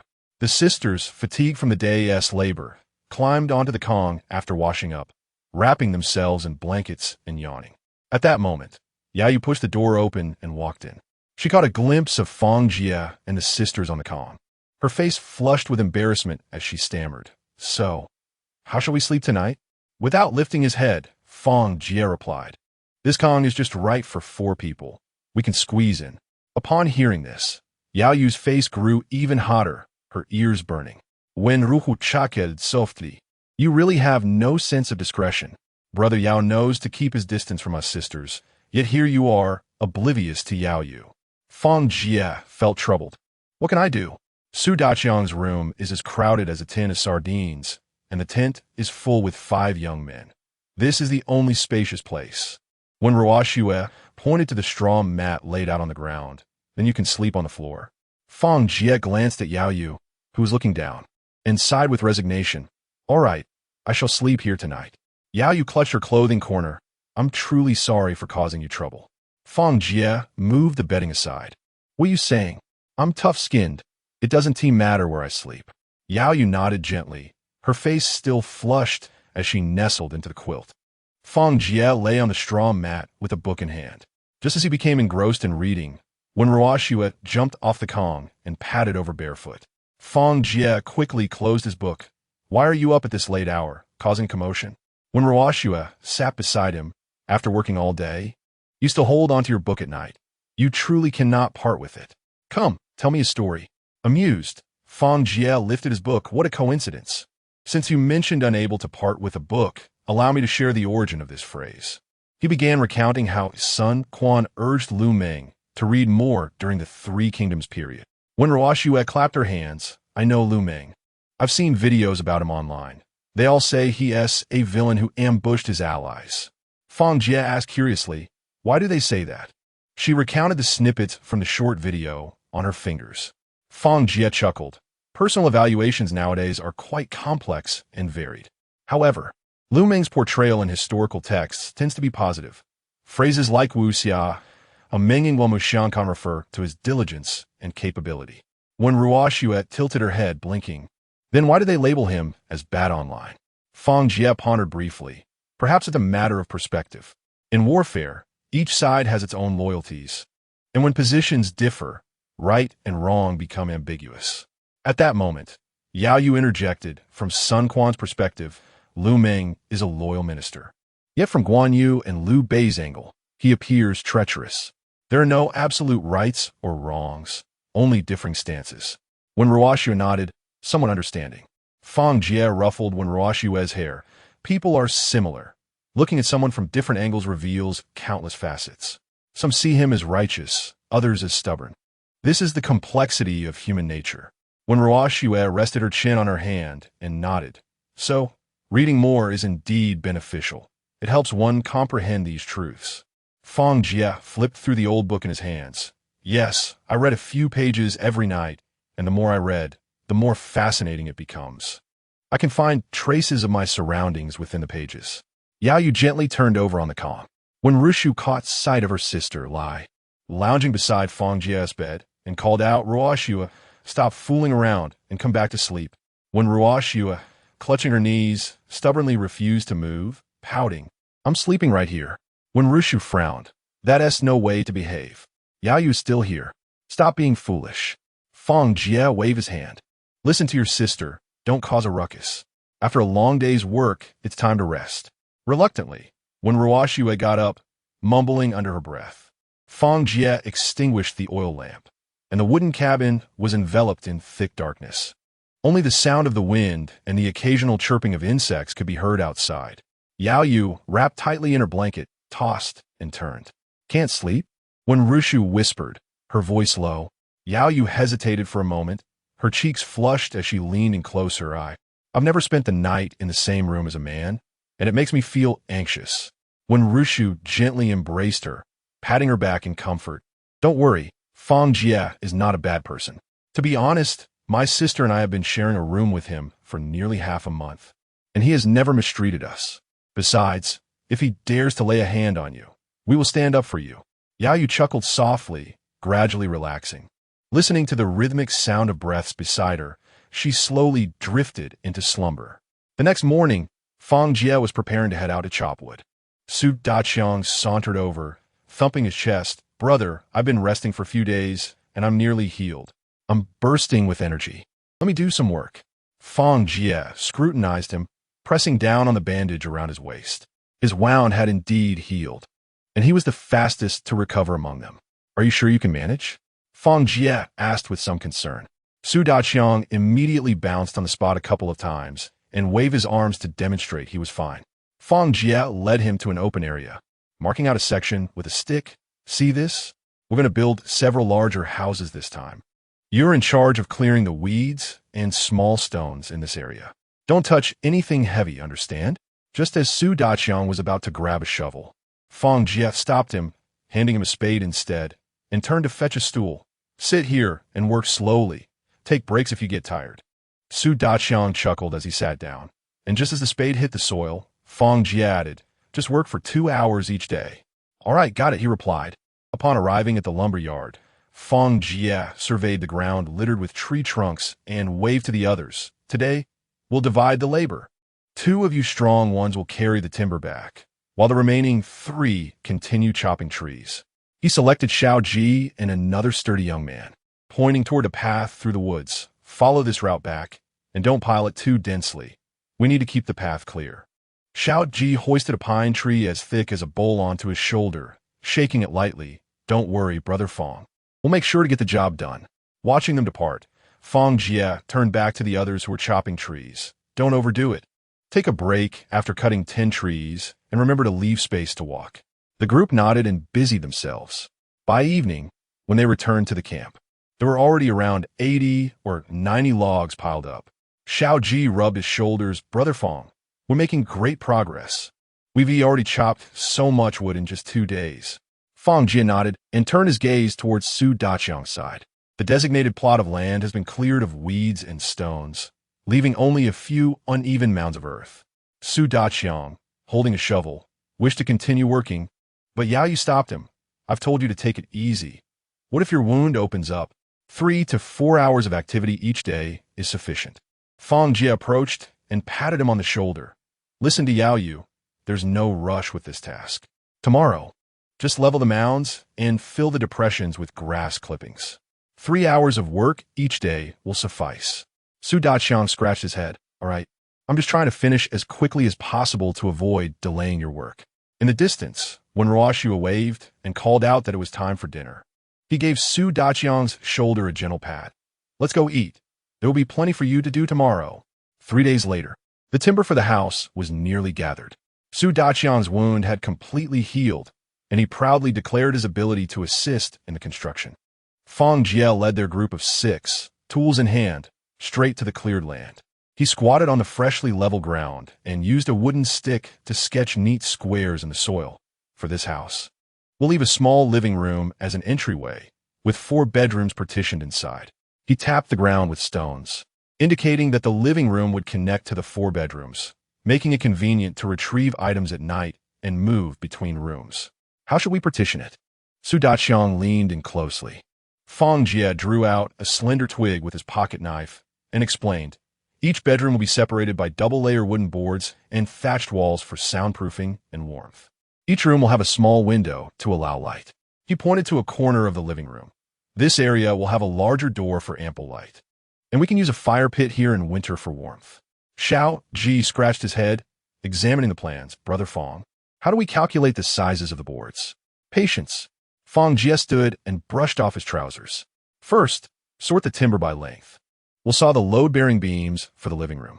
We'll measure the partition boards once the beams are in place. It will be precise. He gazed at the stack of timber in the distance, envisioning a time when everyone could sleep in spacious rooms instead of crowded dormitories. As for the layout of the 4 bedrooms, the Wen sisters and Yao Yu would occupy the first room on the east side, which is spacious and bright. I will take the room at the west end, closest to the door, for easy night watch.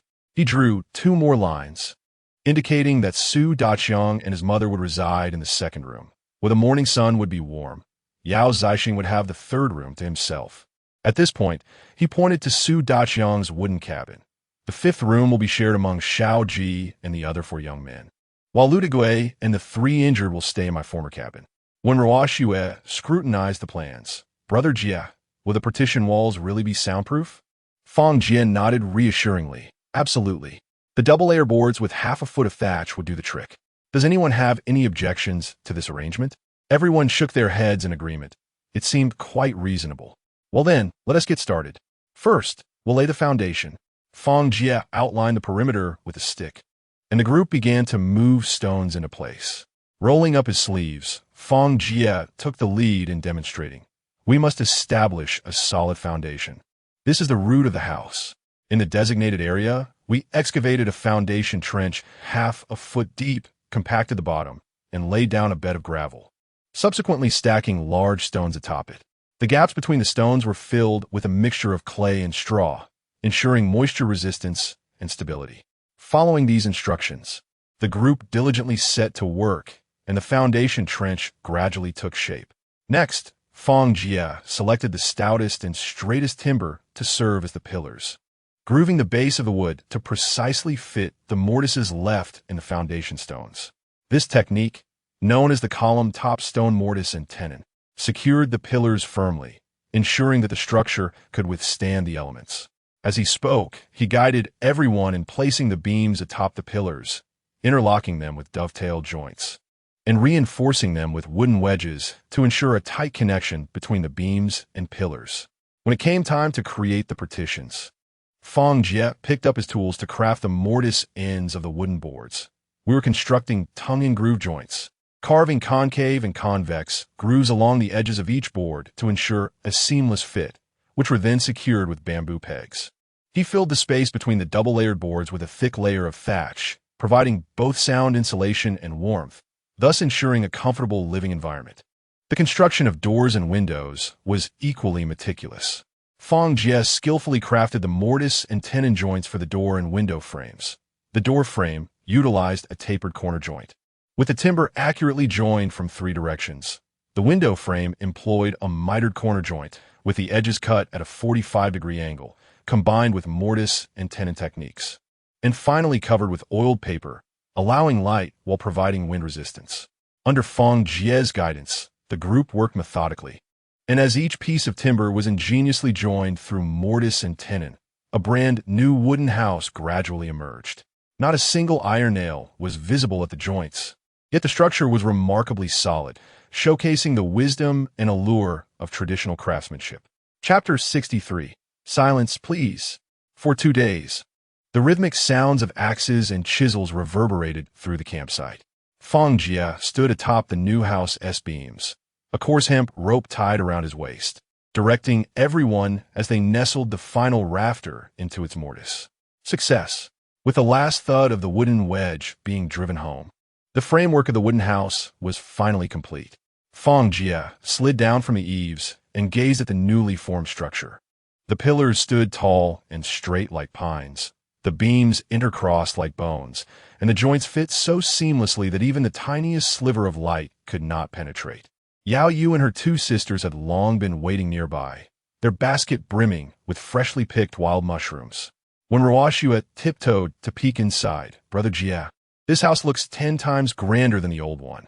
When Rushu gently pressed her shoulder and handed her a towel, quick, wipe off your sweat. You'll catch a chill otherwise. Fang Jie accepted the towel and wiped his face, his gaze sweeping over the nearby pile of various wild fruits and grains. That was the bounty collected by the girls over the past few days, nearly overflowing the door of the little house. Everyone has worked hard today. It's time to rest. Fang Jie waved to the crowd, urging them not to rush the roofing, promising to continue tomorrow. He kicked a wooden bucket at his feet. Come on, today we're having mushroom meat stew. There will be plenty. As night fell, Fang Jie retrieved a few treasured bottles of wine from a corner of the wooden house. The clinking of glass drew everyone closer. Xiao Ji rubbed his hands together with a smile. Brother Fang, this is good stuff. They all sat on the ground as Fang Jie twisted the caps off, the rich aroma of the wine wafting through the air. He filled each glass in turn and finally took a hearty swig, the liquid trickling down his chin. Here's to our new house and to the good days ahead, cheers. The clinking of glasses echoed, and when Ruoxue took a small sip, wrinkling her nose, so spicy. This elicited peals of laughter from the group. Su Daqiang, emboldened by the drink, began to sing a local tune. The firelight danced on their flushed faces. As the night deepened, the rich scent of wine and the sounds of laughter drifted into the distant woods. Fang Jie stood up, swaying slightly as he went to wash his face. Having indulged a bit too much, he stumbled toward the wooden house, glancing at the shadow on the bed. Bathed in moonlight, the woman's alluring curves stirred a primal response within him. Unable to resist, he approached and gently wrapped his arms around her. The figure in his embrace suddenly shuddered and then began to tremble. What is the matter, Xiaoru? Why such a strong reaction? Fang Jie chutked softly, tightening his hold around her waist. The person in his arms remained silent, her head bowed. Breathing in her fragrance, Fang Jie felt his breaths grow heavier. He leaned closer to her ear, planting a gentle kiss on her earlobe. Why you? Silence. Yao Yu's voice pierced the moment, jolting Fang Jie back to reality. He quickly released her and rubbed his eyes, staring at the flushed face of Yao Yu beneath him. Yes, I'm sorry. I thought you were. Fang Jie stammered an apology. Yao Yu wiped the drool from her ear. You sly dog. This was definitely on purpose. It wasn't tea. Fang Jie hastily waved his hands. I couldn't have done it on purpose. I drank too much. Yao Yu let out a cold huff. You're not foolish from drinking too much. Does intoxication render you incapable of recognizing people? Who are you embracing? Can you not discern that? Fang Jie stood frozen, his throat constricted as if a wooden wedge had lodged within, unable to utter a single word for a long while. I cannot believe you cannot even distinguish individuals. You are merely taking advantage of the alcohol to impose upon me. Yao Yu suddenly sat up, fixing her gaze upon him. Fang Jie opened his mouth, his voice hoarse and still tinged with the scent of liquor. I truly could not recognize. I apologize. The air was so silent that one could hear the mingling of their breaths. After a lengthy pause, Yao Yu turned her face away, her tone icy. If you dare reveal this to anyone, Rest assured, I shall not tell a soul. I promise. Fang Jie exclaimed before hastily fleeing the scene. Yao Yu watched his retreating figure, gritting her teeth. What a wretched boy. Embracing me while calling out another woman's name. Despicable. Fang Jie stumbled out, colliding with Wenrushu, who was carrying a bundle of straw. Why do you look so pale? Is something amiss? She asked, reaching out to steady him, but he instinctively recoiled. It's nothing. Just the effects of alcohol making me feel a bit unwell. He dared not meet the questioning gaze in Wenrushu's eyes, staggering towards the crowd. When Rushu observed his distant figure before turning her attention back to the partially ajar door. Upon entering the room, she caught sight of Yao Yu sitting alone on the bed, her fingers repeatedly rubbing the creases of her clothing. Sister Yao Yu? When Rushu tiptoed into the room. What is wrong with Fang Jie? Did something happen? What could possibly happen? Yao Yu's ears still bore an unusual flush. He simply drank too much and bumped into the table. Perhaps he hurt himself. She lay back down, urging go to sleep. We have the roof to finish in the morning. When Rushu lingered at the threshold, her gaze shifting between Yao Yu's flushed earlobes and Fang Jie. Her intuition suggested there was more to the story. She seized Fang Jie and pulled him to a secluded spot, frowning as she inquired. You rushed out of the room in a panic. What truly happened? Do not conceal it from me. Fang Jie quickly shook his head, forcing a smile. Nothing is wrong. Please do not overthink it. When Rushu remained unconvinced, standing on tiptoe and staring intently into his eyes. Seeing her earnest demeanor softened Fang Jie's heart. He gently cradled her face in his hands, saying, Do not worry, it is really nothing. I can handle it. After speaking, he opened his arms and embraced Wen Rushu, resting his chin lightly atop her head, softly patting her back. She struggled momentarily, but ultimately sighed, leaning against him and listening to the steady thump of his heartbeat, momentarily refraining from further questioning. The following day, after a morning of diligent work, the new roof was completed. A crowd gathered beneath the eaves, applauding in approval. Fang Jie descended and waved when Rushu and the others come. Let's go inside and take a look. The main room, with its freshly plastered mud walls, welcomed sunlight streaming through the wooden windows, casting patches of light upon the packed earthen floor. The 5 young men, unable to contain their excitement, clamored that they could finally avoid sleeping in tents. They busily folded the tent and stuffed it into Fang Jie's arms. Lu Degue, lend a hand to Yao Zixing and help move the bedding to his room. Fang Jie distributed tasks among the group. When Rushu and Wen Ruoxue carried a quilt towards the east room, while Yao Yu followed closely behind, a radiant smile gracing her face as she held copper basin. As they passed by Fang Jie, Yao Yu instinctively cast a glance in his direction. Fang Jie promptly averted his gaze, focusing instead on Lu Degue and the others. Oomph. A thief feeling guilty, Yao Yu muttered as she entered her room. Lu Degue, engaged in his tasks, remarked, This room is solid. It is far more spacious than the one we reside in. Su Daqiang squinted at his former room and said, Xiao Ji, you all can occupy my room. The large dormitory allows for ample sleeping space. Although it may be a bit cramped for your group, we can manage. Several young men responded affirmatively, shouldering their bedding and rushing into the room. Chapter 64. When Rushu, you must be responsible as everyone tidied up, they beamed at their respective rooms.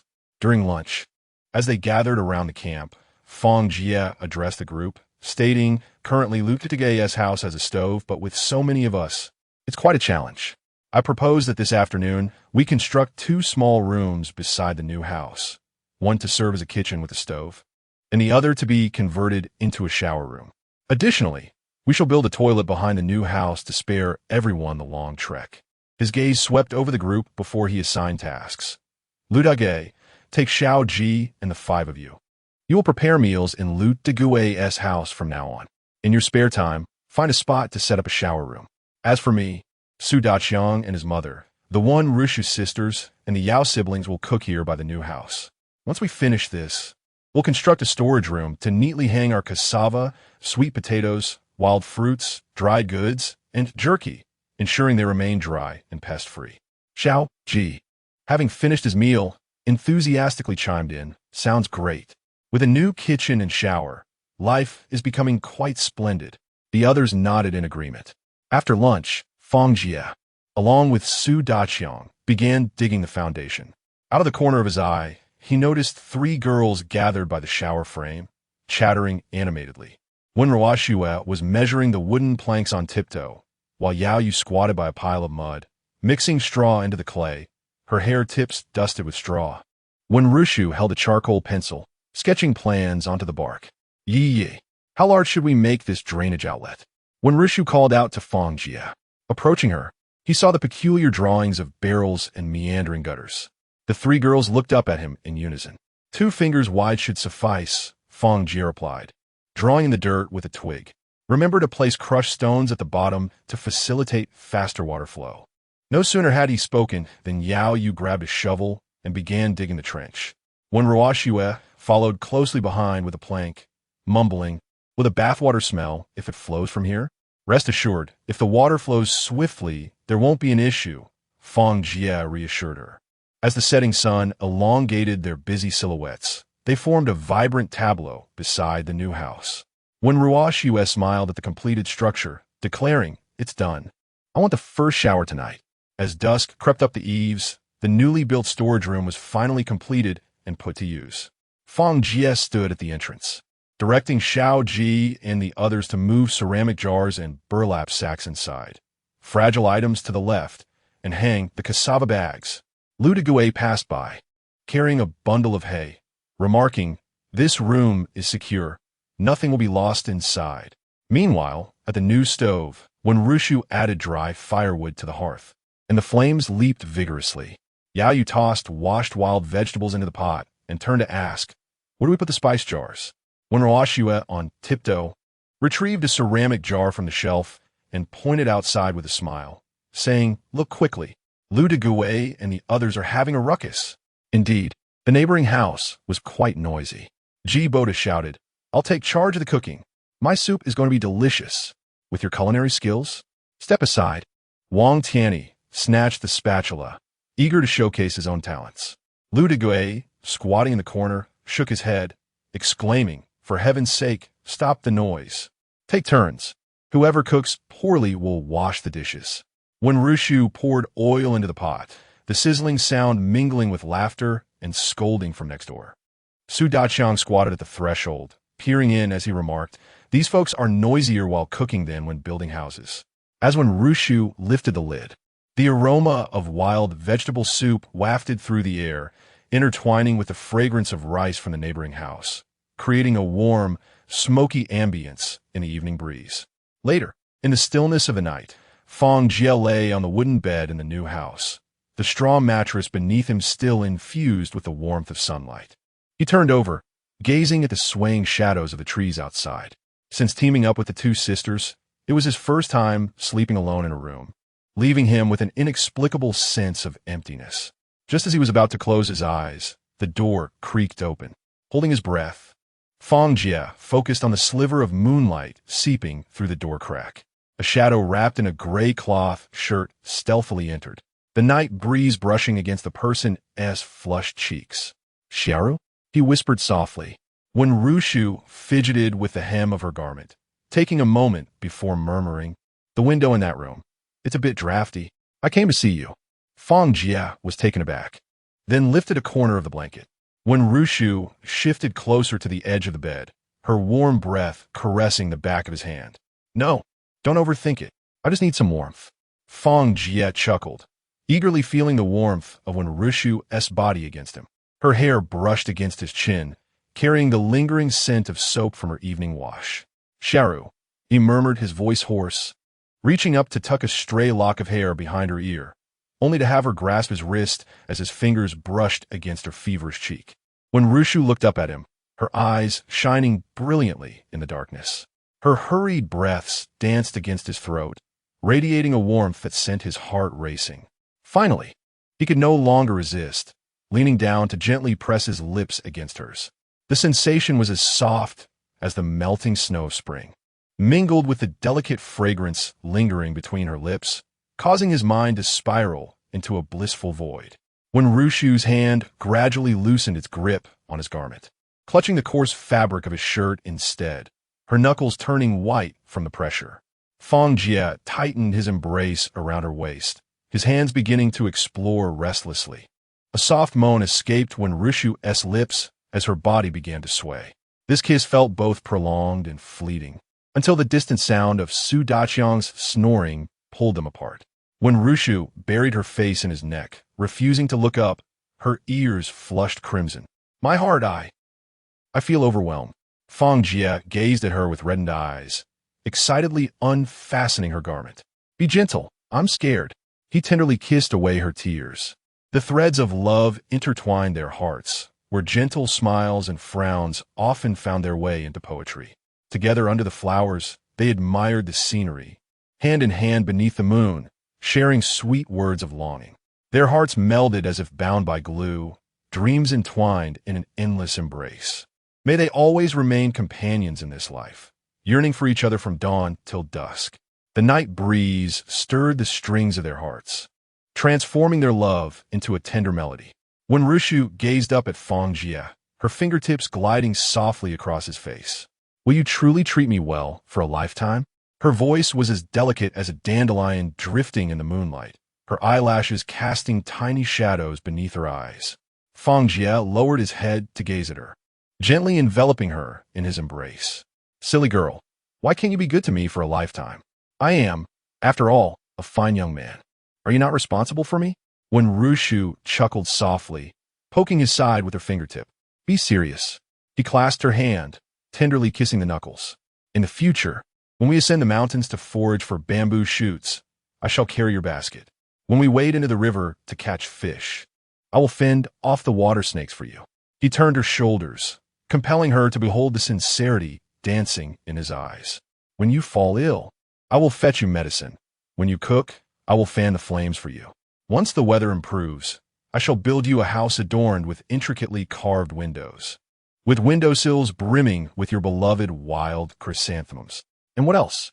A wave of emotion washed over when Rushu, her nose tinged with bitterness as tears swelled in her eyes, yet the corners of her lips could not help but curve upwards. Fang Jie leaned down, bestowing a gentle kiss upon her forehead. "When we grow old, we will sit on the threshold basking in the sun. I shall pluck the stars from the heavens and mix them into your favorite meat porridge." Suddenly, the crickets outside began to chirp joyfully, and when Rushu, nestled in his embrace, laughed until tears streamed down her cheeks. She tightened her grip on his hand, feeling the rough calluses in his palm. In that moment, she realized that the most touching love declarations in the world paled in comparison to the warmth she felt in his embrace. Chapter 65. Foraging in the mountains at dawn. When Ruoxue, with a spoon in hand, tapped a lively rhythm against the door panel. "Jiege, it's time to rise." Startled awake, when Rushu accidentally elbowed Fang Jie in the chest. The person beside her let out a muffled groan. "I know, I'm coming. If you don't open the door soon, I might just barge in." When Ruoxue intentionally raised her voice, her fingers already gripping the latch. "Wait just a moment." Fang Jie's words were cut short as the wooden door creaked open. The young girl blinked her bright eyes, her gaze dancing over the bulging quilt on Fang Jie's bed before suddenly breaking into a mischievous smile. "Oh, what treasures are hidden under that blanket, Brother Fang? It looks quite plump." Fang Jie cleared his throat. "What could there be? I just toss and turn in my sleep, causing the quilt to get wrinkled." When Ruoxue leaned closer to the bedside, lowering her voice. "Did you know a wild beast entered the house last night?" "A beast?" Fang Jie instinctively tightened his grip on when Rushu's hand under the covers, feeling her tremble slightly. "Indeed," when Ruoxue exclaimed, slapping her thigh. "I saw it with my own eyes. A furry creature with a big tail dashed into my room and whisked my sister away." When Rushu emerged from under the covers, her face flushed, hurling a pillow at her sister, only to be stopped by Fang Jie's laughter. The girl ducked behind the doorframe, laughing so hard she could hardly stand upright. "Oh, so was you. I wondered why my sister didn't call for help. Turns out she was willingly taken away. Well, I'll go make breakfast now. I won't disturb you any longer." With a soft click, the wooden door closed behind her, and when Rushu sighed, nestled in Fang Jie's embrace. Fang Jie chuckled softly, gently stroking her warm earlobe with his fingertip. "Your sister, still as quirky as ever. Ignore her." When Rushu interrupted, her voice muffled. A sharp pain shot through her as she attempted to sit up, causing her to frown. She pinched the soft flesh at Fang Jie's waist. "This is all your fault." Fang Jie allowed her to pinch him. "All right, it's all my fault. I'll be gentler next time." When Rushu tapped his forehead, "You wish. There won't be next time. I acted impulsively last night, and now I regret it." "Are you serious?" "That is quite hurtful," he replied. When Rushu smiled, "Only you can make me feel hurt. Can't I tease you a little?" Fang Jie, perplexed, asked, When have I ever caused you pain? Oomph. Don't think I'm unaware. Are you perhaps still thinking about Yao Yu? Fang Jie quickly shook his head. No. Honestly, she is beautiful, but I merely appreciated her looks. When Rishu's eyes sparkled, that's what you said. Keep your word. I'll be watching your behavior from now on. Fang Jie hesitated. I knew you were being insincere. Just wait until I get my hands on you. The two began to playfully tussle in the room. After breakfast, Fang Jie stood outside the campsite, gazing at the 3 wooden houses arranged in a triangular formation. The main house where he resided was positioned at the front, adjacent to a pond. To the right of the main house was the kitchen, from which wisps of pale blue smoke rose from the chimney, and to the left, the wooden walls of the shower room bore a crooked flower drawn with charcoal by an unknown hand. The wooden door of the storeroom stood ajar, revealing an array of neatly organized supplies within. The salt jar lay bare at the bottom, and the previously stored elk meat had been entirely consumed. It was time to embark on a hunt. He kicked at the gravel at his feet and gazed toward the distant mountains and forests. The group gathered around the campsite awaited Fang Jie's instructions. Fang Jie clapped his hands and scanned the faces before him. Xiao Yi, take 2 companions into the mountains to search for areas where wild rabbits and pheasants congregate. Remember, do not venture too deep into the forest. Dangers may lurk within. Understood. Xiao Ji puffed out his chest, confident he would return with several plump game to enhance their meals. Fang Jie turned to the remaining 2. You 2 head to the seaside. One will gather sea snails and shellfish along the rocky shore, while the other will fetch seawater for when Ruoxue to boil for salt. Do not slack off. Rest assured, Brother Fang, my legs are swift. I will ensure a constant supply of water. The 2 replied eagerly. Ludigui was about to speak when Fang Jie interjected. You 3 still have wounds that have yet to heal, so stay behind to prepare meals, watch over the grain in the storeroom, and assist Yao Zixing in managing the campus affairs. Having arranged these tasks, Fang Jie turned to the silent Yao Yu. Yao Yu, do you have any thoughts? I would like to wander into the forest and see if I can gather some medicinal herbs. Yao Yu replied, clutching her basket, her voice wavering slightly.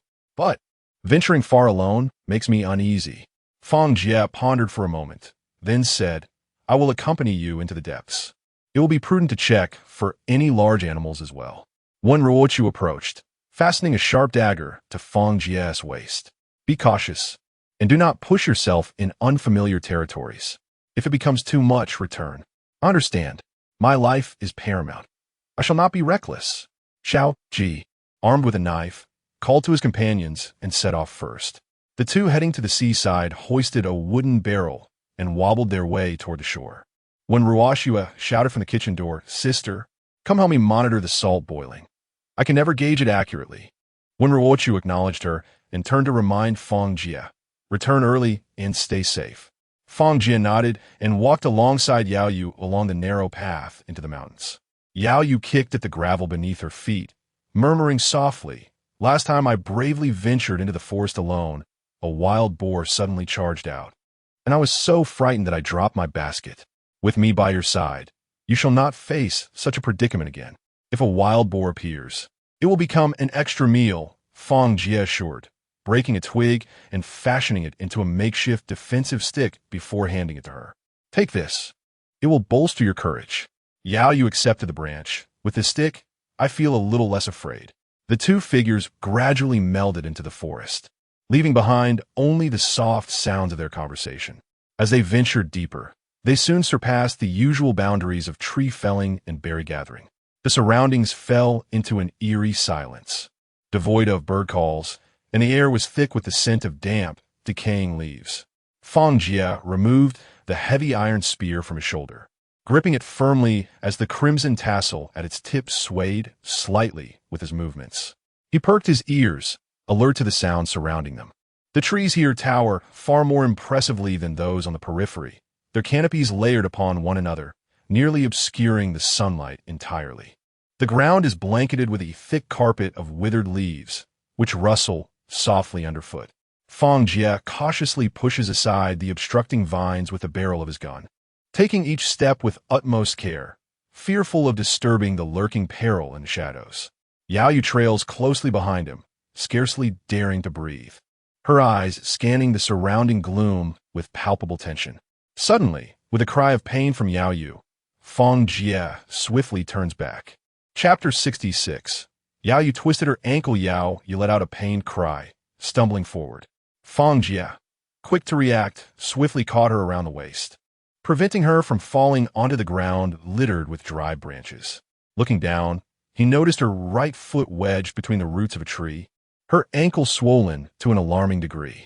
"Let go, I can manage myself," Yao Yu exclaimed, her face flushed with embarrassment and pain as she reached down to free her trapped foot. Fang Jie frowned and brushed her hand away. "Don't move. You're a medical student, and you don't understand this? The more you tug, the worse it gets."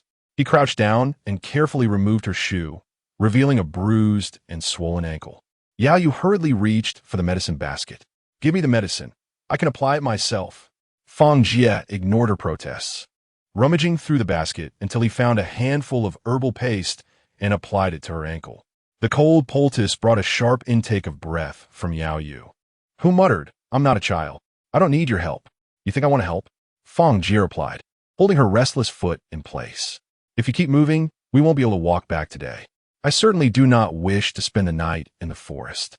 He gently massaged the swollen area while meticulously spreading the herbal paste. Yao Yu bit her lip in silence, her gaze fixed on Fang Jie's earnest expression, feeling suddenly flustered. The surroundings were tranquil. Only the rustling of leaves in the breeze and Fang Jie's occasional reminders to endure the discomfort broke the silence. Once he had finished applying the medicine, Fang Jie gently lowered her foot and said, "Rest against the tree for a while. Don't move around." Yao Yu nodded, watching as he carefully helped her into her shoe, her cheeks warming in response. Fang Jie stood up, brushing off the remnants of the herbal paste from his hands. "What do the herbs we need look like? Describe them to me, and I'll go find them." Yao Yu pointed to the half-dried leaves remaining in the basket. "This is the three-leaf lotus for stopping bleeding. Its leaves are heart-shaped with serrated edges, and it blooms small white flowers. And this is the purple-red stalk of the beauplurum, its leaves resembling feathers." She hesitated, a hint of worry crossing her face. "Make sure to bring them back for me to check first. Don't get the wrong ones." "Understood. You just rest easy," Fang Jie replied, shouldering his iron spear as he ventured into the dense forest.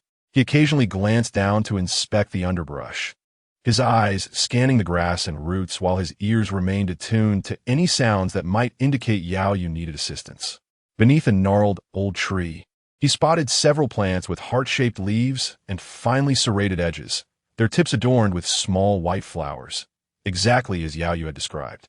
A wave of joy surged within him as he carefully pinched off a few complete specimens, hurrying back. "Yao Yu, take a look, is this it?" Fang Jie crouched down, presenting the herbs to her. Yao Yu's eyes brightened as she gently stroked the leaves. "Yes, this is indeed the three-leaf lotus, and the purple-red stalk must be the beauplurum." She plucked a leaf from the beauplurum and crushed it, releasing a fragrant aroma. "We need more, especially the three-leaf lotus. The injured at the camp are in dire need of it." Fang Jie nodded in agreement and once again delved into the forest. This time, he dared not venture far, instead searching within a small radius centered around Yao Yu. Each time he discovered a target herb, he would call out loudly, "I found another patch." Yao Yu, seated beneath a tree, would respond with a smile, occasionally reminding him, "Choose the robust ones to pick. Leave the roots so they can grow again." One of them harvested while the other organized the herbs in the basket, and before long, they had filled it to the brim. As the sun gradually sank in the west, Fang Jie glanced at Yao Yu, attempting to stand. Although her ankle was still swollen, she could manage to bear some weight. "That's enough. Let us return to the camp." Fang Jie shouldered his iron spear, one hand grasping the herb basket, and advised, "Walk slowly. I'm right beside you." He reached out to assist Yao Yu, but she gently brushed him aside. Leaning on a stick propped against the tree, Yao Yu feigned nonchalance, stating, "Don't be so fussy. I can walk with this stick." Yet, after only a short distance, her steps grew increasingly labored, beads of sweat trickling down her cheeks, and her brow tightly knitted, clearly enduring excruciating pain in her ankle. Fang Jie turned back, noticing her pale complexion, and felt a pang of sympathy. "I shall carry you back." He halted, his tone brooking no argument. Yao Yu hastily waved her hand, breathlessly insisting, no, no. If when Rushu sees it would be, well, that would be quite embarrassing. What are you thinking? Fang Jie pivoted, crouching down and patting his shoulder. She's not that petty. If we delay any longer, your ankle will swell even more. After a moment's hesitation, Yao Yu's cheeks flushed slightly, and she finally leaned gently onto his back. Fang Jie securely supported her, reminding her as he rose, hold on tight. We are heading back to camp. As he carried Yao Yu through the woods, her weight was heavier than he had anticipated. The warmth and fullness against his back stirring a mix of emotions within him. Suddenly, Yao Yu patted his shoulder, exclaiming, don't get distracted. Watch your step. The path is slippery. I am not distracted, Fang Jie retorted, though he stumbled over a tree root beneath him. Yao Yu tightened her grip around his neck, gasping. You say you're not distracted. Really? I'm not. I was pondering how to prepare the herbs for you when we return to camp. Yao Yu let out a huff, poking his flushed earlobe with her fingertip. You certainly weren't thinking of anything virtuous. You looked rather lecherous earlier, yet you deny it. Fang Jie was momentarily at a loss for words, especially with her hand still gripping his neck, the soft sensation making him increasingly uneasy. All right, let us hasten. Yao Yu rested her chin on his shoulder, speaking in a muffled tone. If we dawdle any longer, when Ruoxue will have turned the salt into stone. Fang Jie acknowledged with a hum and quickened his pace. As they passed a small stream, Yao Yu chuckled softly behind him. What is so amusing? Fang Jie couldn't help but inquire. Oh, it's nothing. Yao Yu's voice held a teasing lilt. I just find it. Your manner of carrying someone seems quite practiced. Do you often carry when Rishu around sweetly? Fang Jie did not affirm or deny. Why couldn't it be carrying when Ruoxue instead? Yao Yu pouted, cut the boasting. Do you really think you can charm both sisters? I've seen through it. When Ruoxue is still a pure and innocent girl, you probably haven't even kissed her. You are the one who is boasting. I see it as when Ruoxue who has informed you. Do you truly comprehend these matters? I find it hard to believe. If you do not believe, so be it. Yao Yu chuckled as she tightened her embrace, choosing to remain silent thereafter. As the two made their way back, Yao Yu suddenly tugged at Fang Jie's shirt, gesturing towards the bushes nearby. Fang Jie gripped his iron spear firmly, lightening his steps as he cautiously advanced with her, parting the ferns that towered to half their height. They beheld a small puddle ahead, where a wild boar, towering to the height of a man, was joyfully rolling about. The mud, thick with decaying leaves and broken grass, layered upon the boar's coarse fur. It grunted contentedly while vigorously rubbing against the edge of the mud pit, its sturdy limbs splashing water in every direction. The fresh mud mingled with the already dried crust, gleaming under the sunlight, forming hardened shells akin to armor, producing faint cracking sounds with its movements. Unaware of the watchful eyes nearby, the wild boar pressed its belly against the earth, swaying its head from side to side. It emitted a satisfied snort, sending mud splatters onto the surrounding wild grass. Ah, do you think you could defeat it? Chapter 67. The hunt for wild boar. Yao Yu leaned close to Fang Jie, her warm breath teasingly tickling his ear. Do you think we could take on this wild boar? I've never tasted wild boar meat before. As she spoke, she playfully licked her lips, the rosy hue standing out vividly in the shadows of the forest. Fang Jie felt his throat constrict slightly, his gaze locked onto her sparkling eyes, momentarily forgetting to respond. Fang Jie, noticing his daze, Yao Yu gently tapped his shoulder. I'm asking you a question. Ah. Fang Jie snapped back to reality, forcing his focus onto the wild boar. He tightened his grip on the iron spear. Despite its relatively modest size, it possessed considerable strength, its muddy armor as tough as a shield, making it a formidable opponent. Yao Yu blinked, a hint of disappointment in her voice. So, does that mean we can't fight it? Who said that? Fang Jie quickly retorted, his eyes scanning the wild boar's gnashing tusks before darting back to Yao Yu. It's just that it might be inconvenient for you. Just hide behind the tree. Yao Yu exclaimed, her spirits lifting. I'll watch you from a distance. I promise not to slow you down. Fang Jie hesitated for a moment, but ultimately nodded. He retreated 30 paces to a large oak tree, helping her lean against the trunk before gathering dry branches to create a makeshift barrier. No matter what happens, don't stick your head out. I don't want to be distracted. Understood. Yao Yu urged him with a playful shove. Hurry up. I'm waiting for a roasted pig leg. Fang Jie quietly slipped a short knife from his waist in her palm. As he turned, the iron spear twirled gracefully in his grip. This battle was one he could not afford to lose in front of Yao Yu. With the iron spear firmly in hand, he held his breath and cautiously advanced. When he was merely 10 paces away from the wild boar, the creature, rolling in a mud pit, suddenly perked up its ears. Sensing something amiss, it sprang to its feet, its murky eyes glinting with ferocity. With a thunderous roar, the wild boar charged forward. Fang Jie reacted swiftly, sidestepping the beast's onslaught while thrusting his spear toward it. The wild boar galloped forward with the force of a tempest, its muddy armor impenetrable. Fang Jie summoned all his strength, thrusting twice, leaving only 2 shallow cuts on its hide, from which blood seeped but was far from fatal. The wounded wild boar, now enraged, let out an ear-splitting shriek, lowering its head to reveal its sharp tusks, charging madly toward Fang Jie.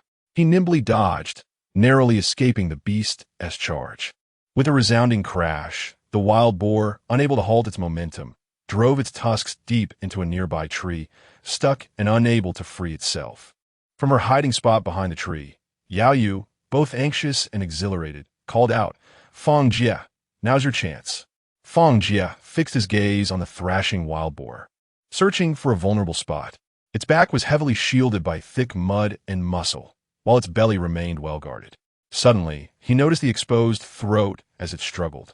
Without hesitation, he gripped the iron spear tightly, channeling all his strength, and thrust it mercilessly into the wild boar's throat. The beast let out a heart-wrenching cry, its limbs thrashing a few times before collapsing lifelessly to the ground. Fang Jie, well done. Yao Yu hopped on one foot, waving her arms and enthusiastically cheering for Fang Jie. She limped over with a wooden stick, her eyes sparkling as they fixated on the prey before them. Goodness, it's as if this mud has turned into armor. The long spear sparked as it was thrust forward. Fang Jie kicked the thick body of the wild boar, noting, "The mud is too thick. We must first skin it." Yet, as he glanced down at Yao Yu's swollen ankle and then at the sun dipping lower in the sky, he realized they were in a remote area where handling the catch would take at least an hour, and darkness was swiftly approaching. "I'll escort you back to the camp," he decided promptly, marking the spot to return later with others to carry it away. Yao Yu licked her lips, her eyes fixated on the boar's hind leg. "Can we slice off a small piece first? Just a little. I can almost smell the meat." She tugged at Fang Jie's arm, resembling a child pleading for a treat. Fang Jie chuckled at her antics and playfully flicked the mud from her nose, calling her a little glutton. Drawing his short knife from his waist, he made an incision in the boar's tender belly, cutting off a piece the size of a palm. "Take this to when Ruoxue to roast, and you 3 can share it. Be sure to sprinkle plenty of salt." Yao Yu eagerly accepted the still warm meat, spinning in delight and almost twisting her ankle again. "I want to be the first to taste it. When I return, I'll tell everyone that I teamed up with a great Fang to hunt this."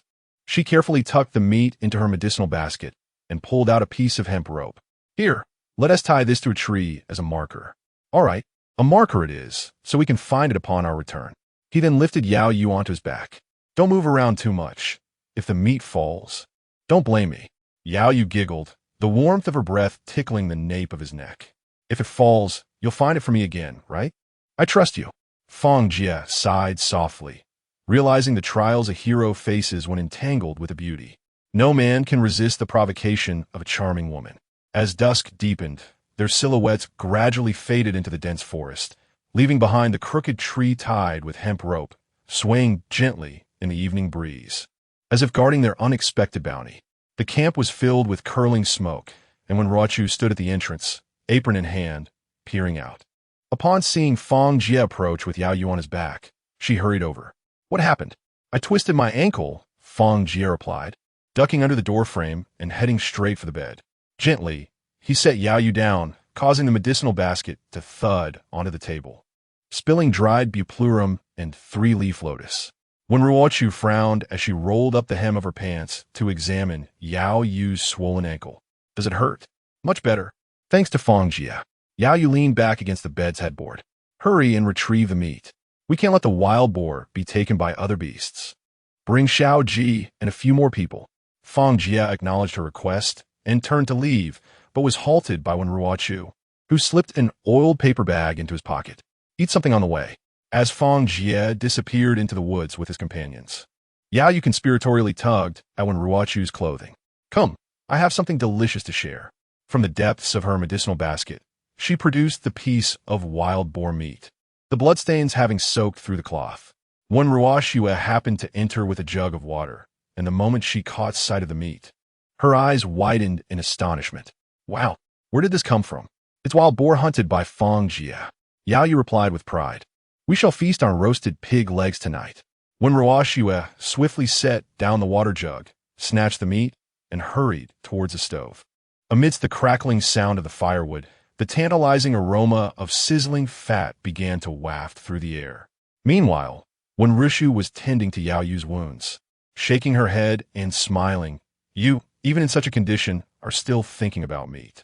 You and my sister truly make a pair of gluttons.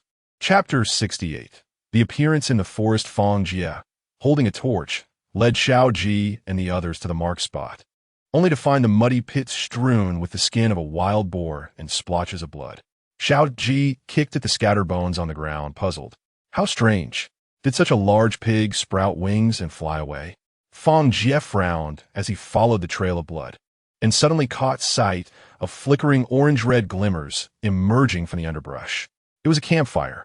The four immediately extinguished their torches and crept along the trees towards the source of the light. Through the gaps in the foliage, they observed two young men clad in bearskin coats huddled around the fire, roasting meat, with sizzling fat spattering into the flames. The man on the left had long hair and was using a bone knife to flip a boar's leg, while the one on the right added pine branches to the fire, with a half-peeled chunk of pork piled at their feet, the subcutaneous fat glistening enticingly. It's our pig, Xiao Yi whispered excitedly. Fang Jie focused on the grass ropes wound around the ankles of the two men. They were crafted from wolf tendons and wild hemp, roughly made, yet exuding a sense of resilience.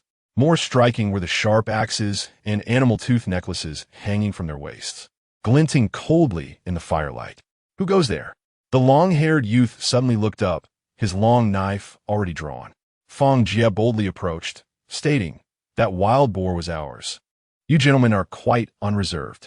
The other man stood up, tall and sun-kissed. We spotted it lying by the muddy pit from afar, thinking it had been killed by a leopard. So it was you who dealt the blow? Why else? Fang Jie shot a glance at the charred boar leg, half-eaten, feeling they should provide an explanation. The tall youth opened his hands, revealing calloused palms. My brother and I have been chasing deer in the mountains for 3 days without rest. How could we resist such readily available meat? He then cut off half a boar leg and handed it over. Here, this is your share. Let us feast together, shall we? As Xiao Ji was about to speak, Fang Jie raised a hand to stop him. He noticed both men had red cords wrapped around their wrists, and the fire they tended was meticulously arranged, surrounded by mugwort to ward off wolves, indicating they were not ordinary survivors. Very well, we shall share the meal. Fang Jie accepted the boar leg, warm from the flames reflecting in his eyes. But you must tell us how many more hunters like yourselves remain on this island.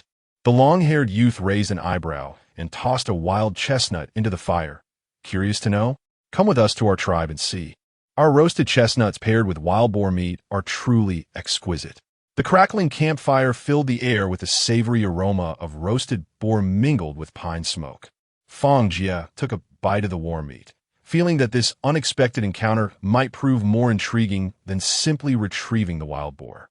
Xiao Ji squatted nearby, gnawing on a bone, muttering, "You fellows are quite straightforward, ready to eat at a moment's notice." The two youths burst into laughter. Little brother, the men of our tribe have no such pretensions. All things in the forest are gifts from the heavens, meant to be enjoyed. However, since you hunted it, we owe you a favor. Fang Jie smiled and nodded. No worries, it's not a major issue. I see that you two are also men of character. Let's consider ourselves friends. Yet, there's a question I hope you won't mind answering. Judging by your attire, you do not appear to be from our region. Where are you from? The tall youth added a pine branch to the fire, and sparks danced upon his bronze-hued cheek. 4 generations. We have resided in the northern Eagle's Beak Valley, cultivating corn and vegetables, and hunting in our leisure time. He picked at his teeth with a beast's tooth dagger, explaining that this winter before the hunt, he and his brother Changsheng had come to this place to hone their skills. Traditionally, the tribe ventured no further than the front mountains to gather wild fruits.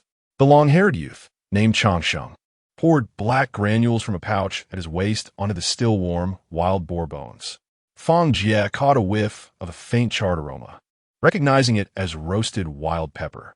If you do not mind, come spring, follow the stream northward, and upon traversing the forest, you will find the cliffs etched with images of eagles. That is where our tribe resides.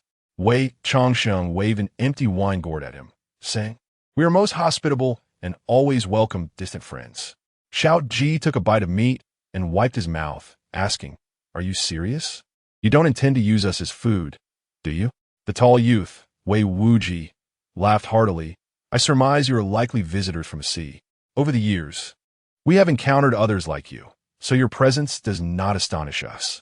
We have heard whispers of your civilization, and your insinuation is somewhat disrespectful. We may be somewhat primitive, but we are not uncivilized." Suddenly, Wei Changsheng reached out, his fingertips brushing against the red tassel of an iron spear. "Is this made from mountain chicken feathers? Ornate, yet impractical. The hunters in our village adorn their weapons with wolf tails. That exudes true masculinity." Fang Jie instinctively nodded, well said. "When the opportunity arises, I shall certainly visit your homeland, as you suggested." As the bonfire dwindled, the two wrapped the remaining boar meat in animal skins and stood to brush off the grass from their trousers. Wei Wuji removed an eagle claw ring from his finger and handed it to Fang Jie. "Take this when you arrive at our tribe. This token will ensure you face no hindrance."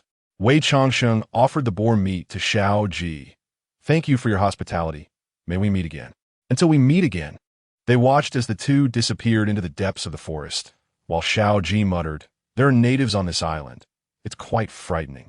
Fang Jie tightened his grip around the ring, still warm from his hand.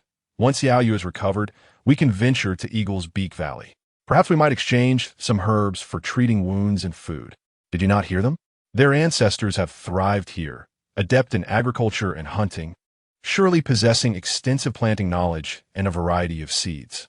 The group returned to their camp, where when Ruoxue had been waiting eagerly at the entrance, her mouth still smeared with remnants of meat, clearly unsatisfied with the previous portion. She bounded over, reaching out for the meat, only to be taken aback upon seeing it was mostly roasted. "Jiega, are you all too greedy? After hunting a wild boar, you didn't rush back but chose to roast it on the way?" Fang Jie could only chuckle as he placed the eagle claw ring on the table and recounted their encounter with the two hunters and the sharing of meat. When Ruoxue's eyes widened in astonishment, nearly dropping her spatula, "There are others in the deep mountains, clad in animal skins? They cannot possibly be a savage tribe, can they? They wouldn't capture people to roast and eat, would they?" As she spoke, she instinctively took a couple of steps back. What was she thinking?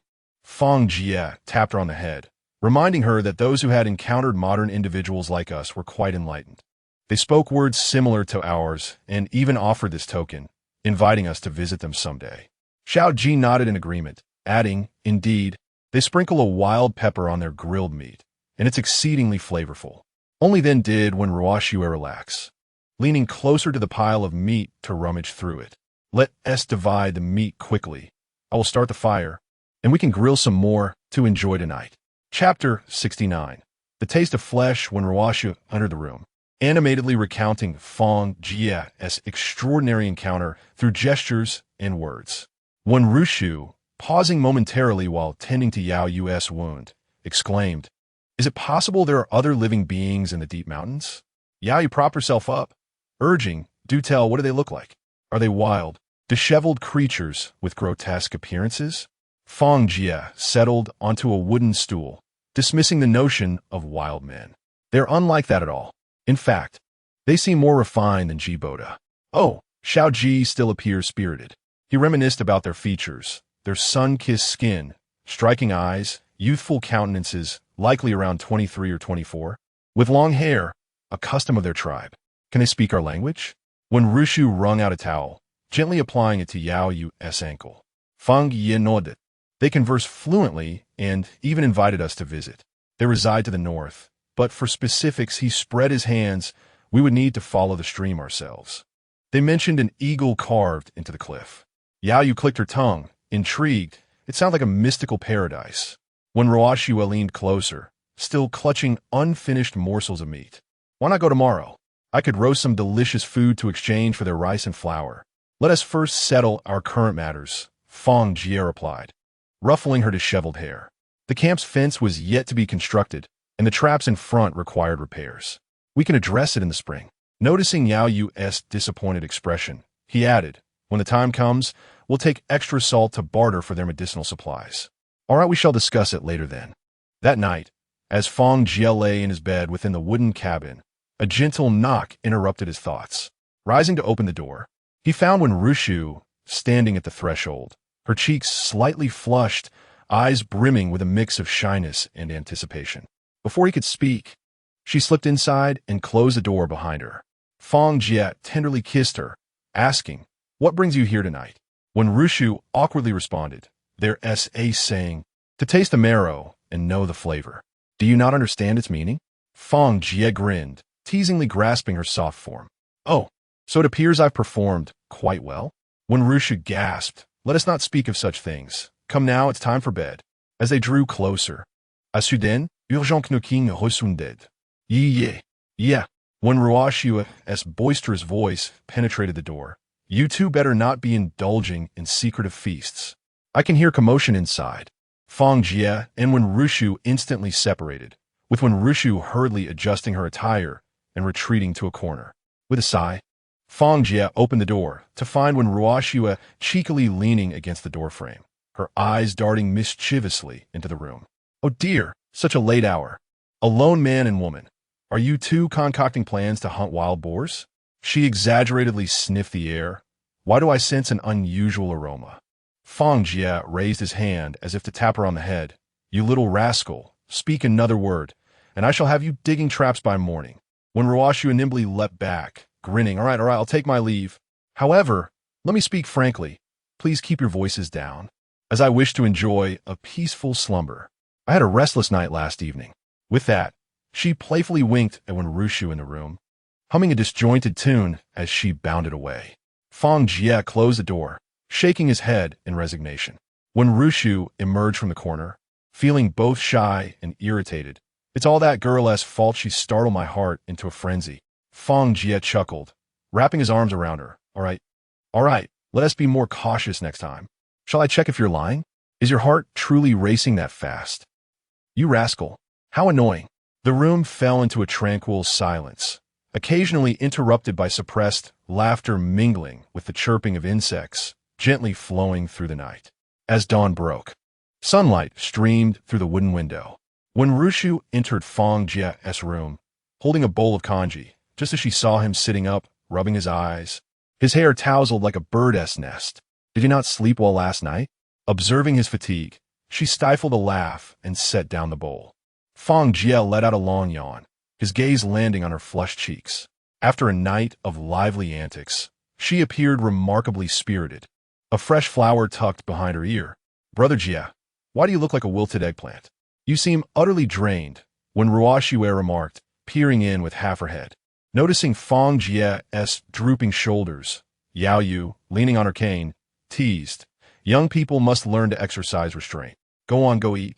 When Ruoxue playfully threw a pillow at her, but when Ruoxue nimbly dodged, the little girl, nibbling on a cake, mumbled, "I've heard that the goji berries on the back mountain can replenish the kidneys. Perhaps I should make a trip after breakfast?" Before she could finish, when Ruoxue shot her a glare, prompting her to stick out her tongue and retreat behind Yao Yu. "Are you really all right?" When Ruoxue reached out to touch his forehead. I'm fine, just a bit sleepy." Yao Yu laughed, pointing at him. "Look at you. Your face is pale. You've truly become a pretty boy now. I was wondering why when Ruoxue cooked so much meat congee this morning. Turns out it's to nourish someone." When Ruoxue had chimed in eagerly, "Sister, remember to add wild jujubes next time you make congee. I've seen them by the creek. They are beneficial too. Keep talking nonsense, and I'll shake this eagle claw ring at you too.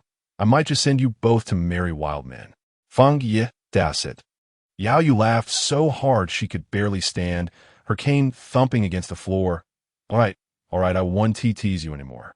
Once my leg is better, I'll gather some tonic herbs in the forest that will surely be more effective than your jujubes, making little Rushu even happier.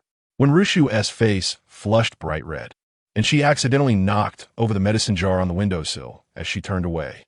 Listening to the laughter of the two girls, Fang Jie felt that even if he could never return, establishing his own kingdom on this island and spending each day in the company of these charming ladies seemed far more delightful. After all, back in civilized society, he was merely an ordinary worker. Here, however, he was the center of attention, adored like a star. Fang Jie urged everyone to head out while he got dressed and prepared to leave. As he stepped outside, he found them enjoying their meal when Shao Ji and Su Daqiang lifted the door curtain and entered. Su Daqiang inquired, "What are the plans for today?" Fang Jie inquired about the outcome of the previous day's endeavors. Shao Ji settled onto the bench, reporting, "We managed to catch 2 rabbits, but the traps in the forest are empty." Fang Jie wrapped the edge of his bowl and advised, "Bring along more iron wire and a shovel. Dig several more pits in areas where animal tracks are frequently observed. One must learn to read the signs. If you encounter a large wild beast, do not engage. Swiftly return for your safety is paramount." "Understood. I'll be vigilant today and strive to capture more prey," Shao Ji replied. Su Daqiang scratched his head, pondering. "Since I have no pressing matters today, should I gather some seafood?" "Hold on a moment," Fang Jie interjected, turning to Lu Degue. "You've been recuperating for about 10 days. Are you able to move?" Lu Degue stood, thumping his chest confidently. "Indeed, it's a bit inconvenient for heavy labor, but I can manage fishing, chopping ice, and tidying up." Fang Jie nodded approvingly. "Then take the 2 of them to the pond to fish. Yaoyu loves fish. She may accompany you as well. It's merely for enjoyment, so the quantity of the catch is of little consequence." Yaoyu cast a glance at Lu Degue, wrinkling her nose. "Forget it." A 1T crowd around him. It looks like he de-gouged his own eyes out. Accompanying him is more perilous than being near Tiger. Lu Degue, feeling slightly embarrassed, stammered, "I'll be more mindful in the future." Chapter 70. Establishing the sheep pen as the 5 of them were about to set off, Fang Jie swiftly stepped forward to halt them, exclaiming, "Wait. It's unnecessary for all 5 of you to go. Too many people will create a commotion. By the time you spot the prey, it will have already vanished." He promptly delegated tasks. 3 would proceed to dig traps and set snares, focusing on paths abundant with animal tracks, while the remaining 2 would head to the seaside. "We gathered ample salt yesterday, so this time take shovels to dig for some small seafood." His gaze swept over the group as he specifically instructed. "Choose someone adept at climbing trees. If we encounter coconut palms, bring some coconuts back. Gather as many small crabs, seaweed, and kelp from the crevices of the rocks as you can." Shao Ji nodded and efficiently began organizing the personnel. Su Daqiang, rubbing his hands together, eagerly inquired, "What about me? Even Lu Degue has tasks. I can't be idle. Rest assured, I haven't forgotten you. How could I let you be idle?" Fang Jie pointed to the only path leading outside the camp. "You will assist me in constructing the sheep pen and repairing the fence. Although the camp is backed by a cliff and has traps at the entrance, additional layers of protection are always beneficial. We shall enclose the surroundings and create a safe courtyard." All right. I will follow your arrangements." In the morning light, Shao Ji divided the team into 2 groups. The 3 hunters, equipped with tools, ventured into the dense forest, while the 2 heading to the seaside, shovels in hand, walked towards the shimmering coastline. Fang Jie and Su Daqiang lifted wooden stakes, beginning to measure the dimensions for the fence. After tidying up the dishes, Yaoyu entered her brother's room, carrying a wooden tray for changing his dressings. Yao Zixing was lost in thought, gazing out the window. His complexion still bore a hint of pallor, though it had improved significantly since his injury.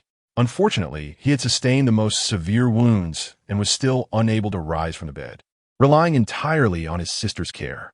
Upon noticing her arrival, he struggled to prop himself up slightly. "I'm sorry for troubling you again, brother. Don't move around." Yaoyu hurried to his side to restrain him. "Your wound hasn't healed yet." She took a cotton swab dipped in medicinal alcohol and gently cleaned the scabbed flesh, hearing her brother emit a soft sigh. "What is it, brother? Do you have something on your mind?" "I feel like I've become too much of a burden to Fang Jie. Yao Zixing replied, his gaze fixed on his injury. I consume his provisions, use his resources, and he even built a special room for me. It weighs heavily on my conscience. Once I can walk again, I must go hunting to repay him. Yao Yu lowered her eyes and chuckled softly. What are you saying? We all look out for each other. Don't overthink it. I mean it, Yao Zixing insisted, turning to her. Xiao Yu, what do you think of Fang Jie? At her brother's inquiry, Yao Yu felt her cheeks flush, hastily lowering her head to organize the medical supplies. Brother, what are you talking about? He has one Rishu. The two share a deep bond. Inseparable as ever. Oh, on this lawless island. Who cares about such formalities? Yao Zixing's tone softened. I see Fang Jie as a genuine person, loyal and responsible. Given the immense kindness he has shown us, Brother. Yao Yu abruptly lifted her head, but when she met the concern in her brother's eyes, her voice softened. Please don't say such things. When Rishu treats him very well. Besides, she fixated on the swaying shadows of the trees outside, suddenly falling silent. Yao Zixing sighed and leaned back against the pillow. Well, I was merely asking. I just thought, if there was someone who truly understands you to support each other, I would feel more at ease. He continued, I know, brother. You need not concern yourself with it anymore, all right? Focus on your recovery. I shall leave matters with him to fate. Yao Zixing ceased his discourse, merely nodding in acknowledgement. In the distance, the sounds of when Ruoshue's laughter mingled with the rhythmic thuds of an axe splitting wood. Yao Yu rose to open the window, allowing the cold wind to rush into the room. She gazed at Fang Jie, busy in the center of the camp, her fingertips gently gripping the hem of her skirt. Outside, Fang Jie squatted down, drawing a straight line in the dirt with charcoal ash.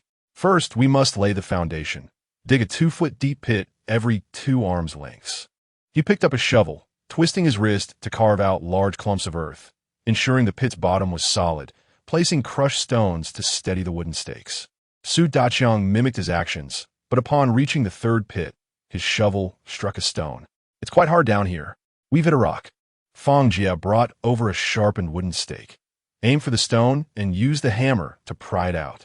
Together, they excavated the stone, positioning the stake in the pit, while Fang Jie steadied the stake and Su Daqiang swung the hammer down with force.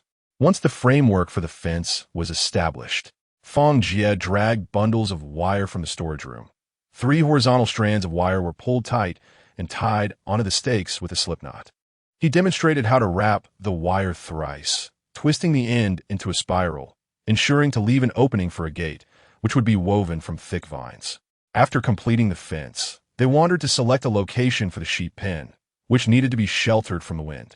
Fang Jie outlined a semicircle in the dirt with a branch. Sheep are averse to dampness. The ground should be raised half a foot and covered with dry straw.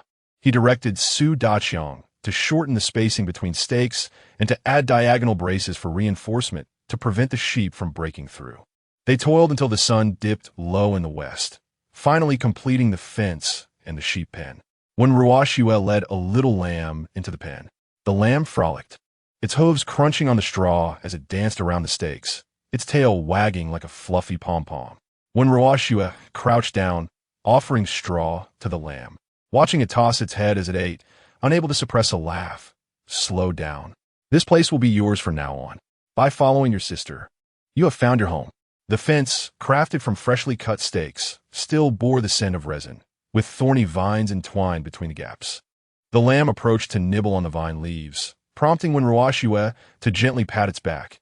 Don't chew on those. They'll prick your mouth. How are you even greedier than I am? Fang Jie laughed heartily, remarking, you can tell the character of a pet by its owner. It's a natural inclination, I suppose. How annoying. When Ruoshue stood, linking her arm with Fang Jie's. When will we find a companion for Xiao Fang? A single sheep is rather lonely, and it cannot bear young ones. How can we ensure sustainability? Fang Jie nodded in agreement. Indeed, you have finally proven your worth by speaking of something practical. We must capture live sheep when we find more. As the golden rays of the setting sun streamed in, they gilded the backs of the sheep. The lamb bleated. Fang Jie. At that moment, Lu De Gui was crouched beside a hole in the ice, fishing, his eyes occasionally darting towards Yao Yu's wooden cabin. The fishing hook suddenly plunged deep, and in a flurry of urgency, he yanked the rod. A plump carp leapt from the water, splashing him with droplets. This fish was ample enough for a hearty stew. Su Daxiang chuckled as he wiped his face, only to see Lu Dague already dashing toward the wooden cabin, a fish basket in hand. "Yao Yu, my beauty!" Lu Dague exclaimed, his face crinkled with joy as he swung open the door. The carp within the basket thrashed about, and he proudly declared, "I specifically chose this live fish for you. It's perfect for a nourishing soup." He lifted the fish, exclaiming, "Look at how brilliantly these scales shimmer, much like your eyes." Yao Yu stepped aside, politely declining, "Thank you, just place it here," unwilling to let go. Lu Dague's rough hand caressed the fish's back. "Shall I assist you in preparing it? You have such delicate skin. I wouldn't want you to get stained with blood." Just as he finished speaking, Fang Jie entered, carrying firewood, and with a resounding thud, his axe struck the threshold. Lu Dague abruptly withdrew his hand, causing the fish to plop into the wooden basin. Chapter 71. Night, and see Fang Jie's expression darkened instantly upon witnessing Lu Dague inching closer to Yao Yu. He forcefully cast the firewood down beside the stove and turned to glare at Lu Dague. 3 days without a beating makes you bold, doesn't it? After just 2 days of calm, you revert to your old habits. If you dare approach her again, I shall break your legs. Lu Dague hastily waved his hands. "It's a misunderstanding. Didn't you say Yao Yu loves fish? I specially caught some to bring to her." Fang Jie shot him a scornful glance and replied, "Drop the fish and get lost." Lu Dague tossed the fish into a wooden basin and fled. Yao Yu looked at the fish in the basin. "You seemed rather displeased just now." Fang Jie nodded. "Ignore him. This fellow can't resist pretty girls. We must be cautious. You're not much different." Yao Yu chuckled softly. Fang Jie's hand hovered in the air, his throat tightening. "How could I be like him?" Yao Yu placed the medicine bowl heavily on the windowsill. "Then why do you circle around me all day? When Ruo Su is so beautiful, why not accompany her instead of lingering around this limping girl? Aren't we good friends? You're injured, so I should care for you, right?" Yao Yu observed his tense back. "All right, I cannot refute that reasoning. So, as a good friend, could you help me prepare fish soup?" "Certainly. Allow me to showcase my culinary skills," Fang Jie replied as he began to handle the fish. Before they could exchange more words, a commotion erupted outside the camp. Fang Jie paused, gripping the fish, and looked up to see Shao Ji and the others hurriedly returning. Shao Ji's wicker basket swayed, containing a few limp wild rabbits. "Brother Jie, this forest is eerie. We only caught these rabbits. However, we discovered a cave on the west slope, big enough for 2 to pass side by side." Fang Jie raised his head. "A dark cave? You didn't venture inside, did you? Who would dare?" Shao Ji rubbed his arms. "It's pitch black inside, and the wind whistles through the entrance. No one would be foolish enough to enter." "Good. It's wise not to enter. Caves in the deep mountains often harbor wild creatures, and there may even be ferocious beasts." Fang Jie fiddled with the sparks. "Tomorrow, I shall take you all to explore. With you leading, we shall have confidence. Tomorrow we embark on an adventure." The two who had gone to the seaside returned, burdened with heavy wicker baskets. The sea snails inside were still bubbling, while a few colorful crabs attempted to crawl over the rim. When Ruo Su lifted the seaweed covering the top, revealing half a basket of glimmering small fish. "Wow. You both performed splendidly today. You've caught treasures." The two scratched their heads sheepishly. Today's luck was good, perhaps due to the cold weather. There were plenty of finds in the crevices of the rocks. Fang Jie approached, smiling as he accepted the seafood from their backs. "Well done. You deserve a hearty meal tonight." The two quickly responded, "It's nothing, it's only right." When Ruo Su grabbed a few crabs and said, "All right, don't be polite. Let us go. Everyone should start cooking." The campfire crackled, illuminating the bustling figures in the center of the camp. Fang Jie added a handful of dry wood to the stove, and the iron pot immediately released a plume of steam, with the freshly caught fish swirling in the boiling water. The aromatic spices mingled with the fresh scent of fish soup, penetrating the air. Nearby, when Ruoshua tore the golden-brown wild rabbit from the branch, the fat dripping into the fire, erupting in tiny sparks. Shao Ji squatted by the stove, diligently stirring the seafood on the stone slab. The crabs gradually transformed into an enticing shade of red, while the clams opened wide in the heat. revealing their pristine white flesh. This conch deserves a sprinkle of sea salt. The flavor is simply exquisite. He excitedly called out to the others. The group gathered around the wooden table, bowls filled with steaming fish soup, while the aroma of wild rabbit meat lingered in their hands.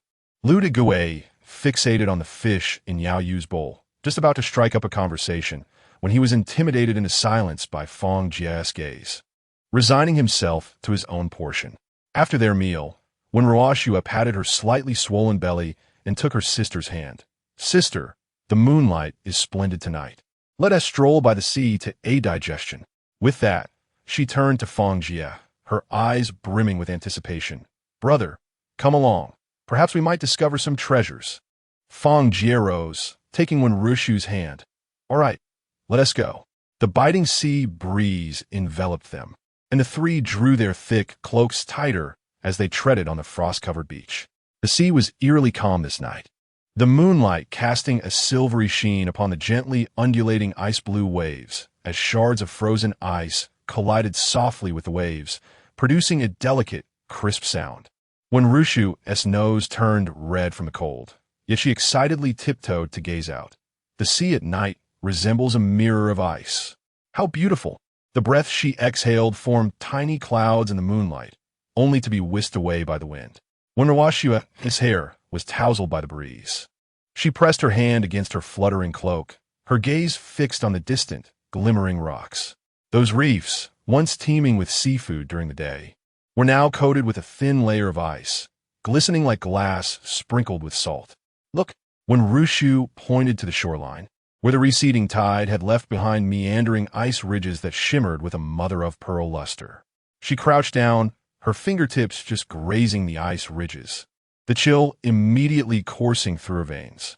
Fang Jie found a massive rock, naturally shielded on three sides, providing refuge from the howling sea wind. He spread his cloak on the sandy ground, signaling for the two sisters to sit. When Ruoxua curled up beside her sister, her frostbitten fingertips poking at the crystallized ice on the sand. "I always thought the sea at night was merely cold, but it's quite romantic." Before she could finish, a wave crashed against the rock, splashing droplets that instantly froze into tiny shards upon their shoulders. When Ruoxua tightened her cloak, gazing at the silver-blue sea under the moonlight, it truly resembles a sapphire. The mist of her breath hung in the air, though the wind was rather biting. Before she could complete her thought, Fang Jie had shifted closer, wrapping her in his embrace. "Hero, do you think we can return?" When Ruoxua suddenly turned to him, the moonlight glistening on the water droplets clinging to her eyelashes. "With the new year approaching, the city must be adorned with red lanterns by now, right?" Amidst the sound of the waves, Fang Jie remained silent for a long while. "As long as we are alive, there is always hope. Even if we cannot return, I shall remain by your side always." His voice, intertwined with the ocean breeze, brought an inexplicable sense of comfort to the two sisters. The surface of the sea gently trembled beneath the moonlight, with the delicate waves reflecting a cold luminescence, elongating the shadows of the three figures, merging them into the serene seascape of this wintry night. Chapter 72. Farewell to Wei Changsheng. The following day, Fang Jie, accompanied by Shao Ji and others, arrived at the entrance of the cave. The entrance was shrouded in darkness, and on the ground lay a massive footprint, far larger than that of a cow. Fang Jie gestured with his hand, stating this should belong to a bear. "Everyone, exercise caution." Shao Ji swallowed hard, his voice trembling. "What should we do?" Fang Jie bent down to pick up a branch, reassuring him, "Do not fear. Let us gather some dry branches to pile at the entrance. Ignite a fire to create smoke and drive the bear out." He pointed towards the cave entrance, instructing them to dig a pit nearby, cover it with vines and stones, so that when it emerges, it will fall into the trap, and we can seize the opportunity to eliminate it. The group immediately dispersed to carry out their tasks. Shao Ji and the others brought a heap of dry twigs to the cave entrance and set them ablaze, thick smoke billowing into the cave. Fang Jie stood watch with his spear, his eyes fixed on the entrance, unwilling to blink. Suddenly, a resounding crash echoed from within the cave, resembling the sound of stones being overturned, followed by a low growl that reverberated through the trees above, causing leaves to fall. Xiao Ji's legs turned to jelly, nearly collapsing. But Fang Jie grasped him firmly, urging, "Do not be afraid. Take cover behind the tree." The smoke thickened, and the sound from within the cave grew louder. Fang Jie cautiously inched closer to the pit to observe the situation inside. The smoke poured into the cave, and Fang Jie and the others gripped their weapons, holding their breaths. However, after a considerable wait, there was no further sound from within the cave. What could be the matter? Why hadn't it emerged? Xiao Ji cautiously leaned forward to investigate. Suddenly, a deep bear growl emanated from the cave entrance, startling Xiao Ji, who quickly retreated. Fang Jie pulled him back, cautioning, "Be careful. This creature is quite clever. It has been lying in wait at the entrance, anticipating our approach. It intends to launch a surprise attack on us." Terrified, the group dared not approach any closer and instead observe from a distance. Indeed, the bear exhibited its cunning, merely extending its nose to the entrance to sniff, without venturing out. It paced at the entrance, its massive paws thudding against the ground, occasionally scratching at nearby stones. Hiding behind a tree, Xiao Ji, his palms clammy with sweat, whispered, "What are we to do? It keeps wandering back and forth. The fire is nearly extinguished." Fang Jie, intently watching the bear's every move, noticed it frequently glance towards the trap, his heart sinking. The creature likely sensed something amiss. After lingering for a while, the bear let out another furious roar and slowly retreated deeper into the cave, leaving the group in a state of urgency and frustration, feeling utterly helpless. Fang Jie, observing the bear's retreating form, caught sight of a dried pine cone at his feet, and a spark of inspiration ignited in his mind. He quietly beckoned to Xiao Ji. "Go and bundle the remaining dry grass into torches, then find some pine resin to coat them." Though the others were puzzled, they complied. Once the torches were thoroughly wrapped in the sticky resin, Fang Jie tied them to long wooden poles and forcefully hurled them into the depths of the cave. Bang! The burning resin splattered against the cave walls, igniting several flickering blue flames. The blazing torches illuminated the cave entrance with a fiery glow, as thick smoke continued to billow into the depths. A deafening roar echoed from within the cave, followed by a violent tremor that seemed to suggest a small mountain was shifting. The enormous black bear could no longer contain itself and erupted from the cave with a force that resembled a moving hill. Its massive form left deep imprints in the ground with each heavy step. As it approached the trap, its initially fierce gaze suddenly turned wary, and its pace slowed. Instead of boldly advancing, it circled the perimeter of the trap, pausing intermittently to sniff the ground, emitting low, rumbling growls. It appeared to have sensed something, and with a mighty paw, it struck the ground, scattering the vines hidden beneath the fallen leaves. The exposure of the trap sent a wave of anxiety through the onlookers.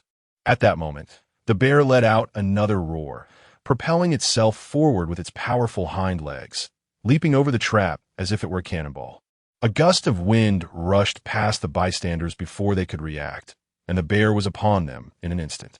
It stood upright, towering over 2 meters, its blood-red eyes locked onto Fang Jie.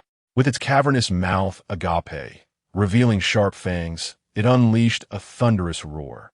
"Goodness, what are you thinking? Climb the tree!"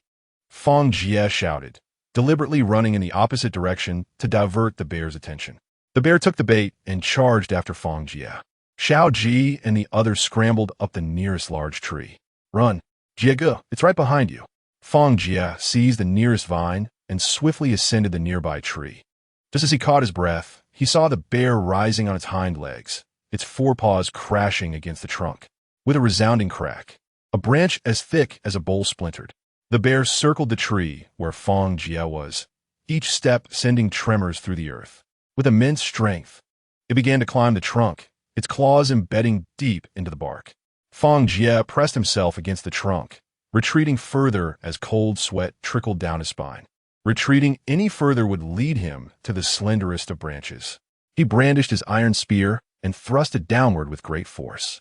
The bear adeptly evaded to the other side of the trunk, growling menacingly, its crimson tongue licking its fangs, as if mocking the futility of Fang Jie's efforts.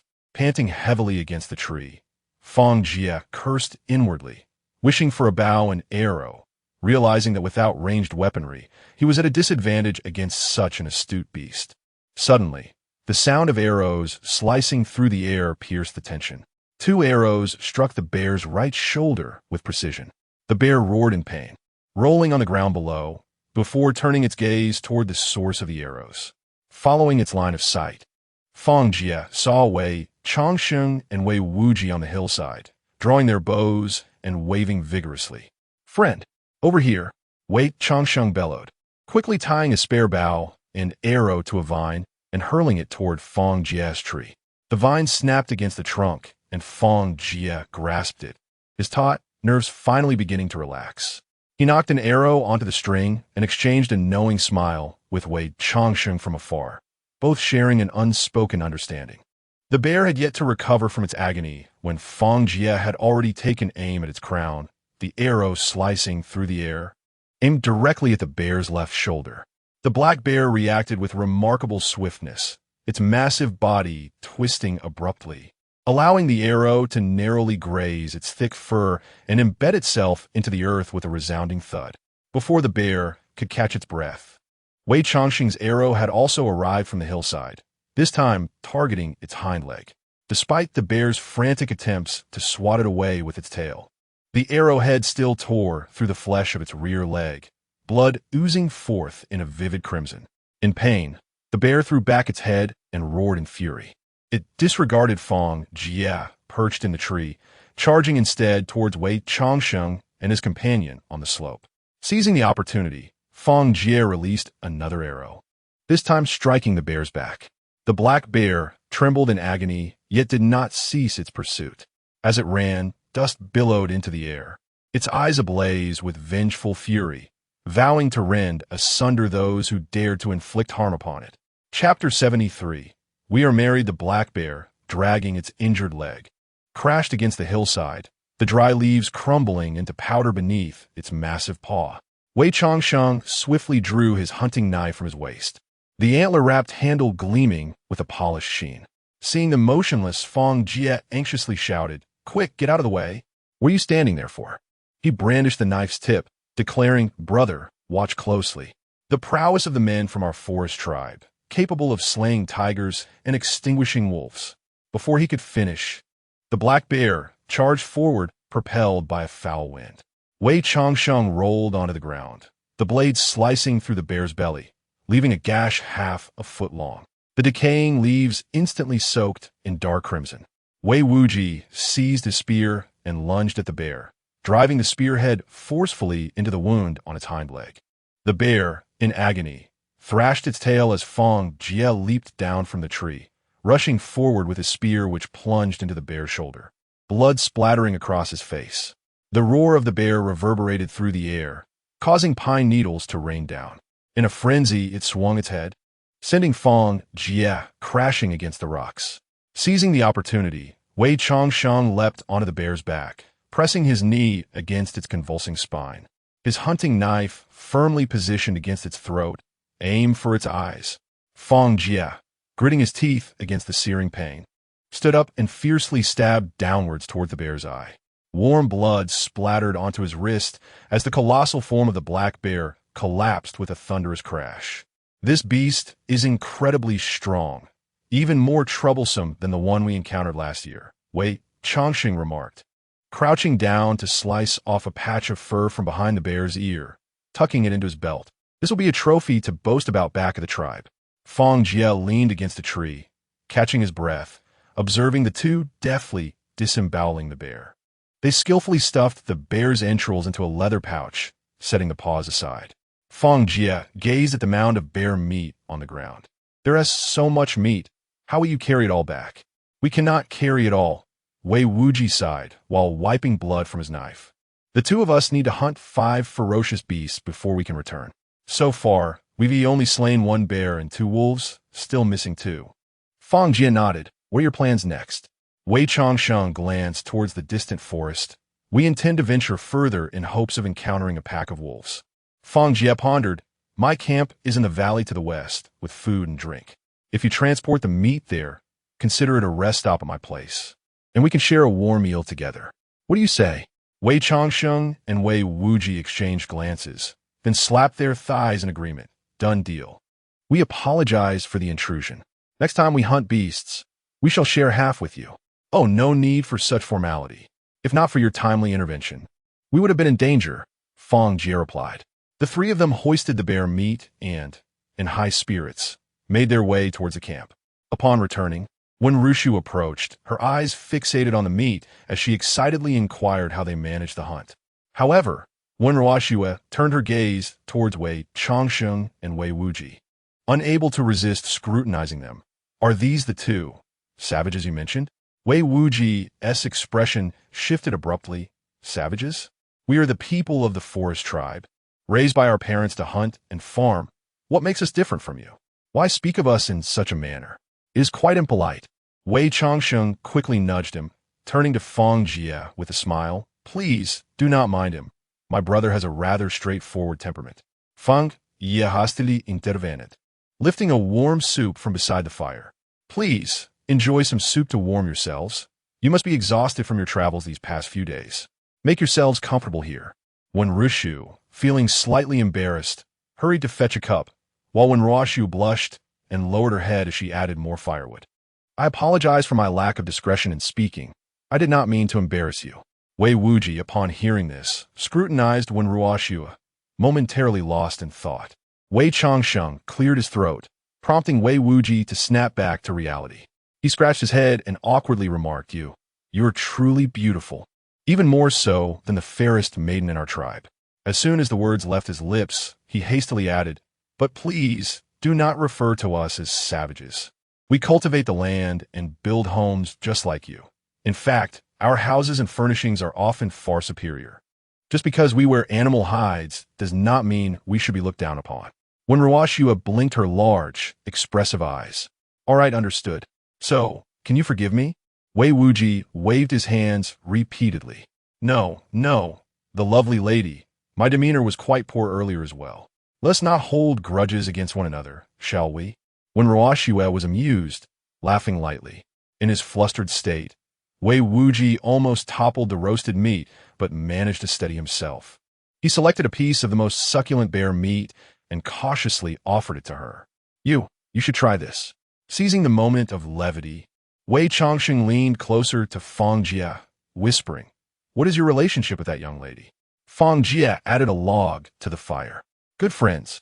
Wei Changsheng, thinking Fang Jie had not comprehended, began to elaborate. In our tribe, when an adult man encounters a woman he fancies, he may pursue her as long as she is unmarried. His gaze rested upon when Ruoxue's lively features. I can see it. My brother has taken a liking to this lady. I wonder if it is permissible? Fang Jie furrowed his brow. If someone else were to pursue her, it would not be acceptable.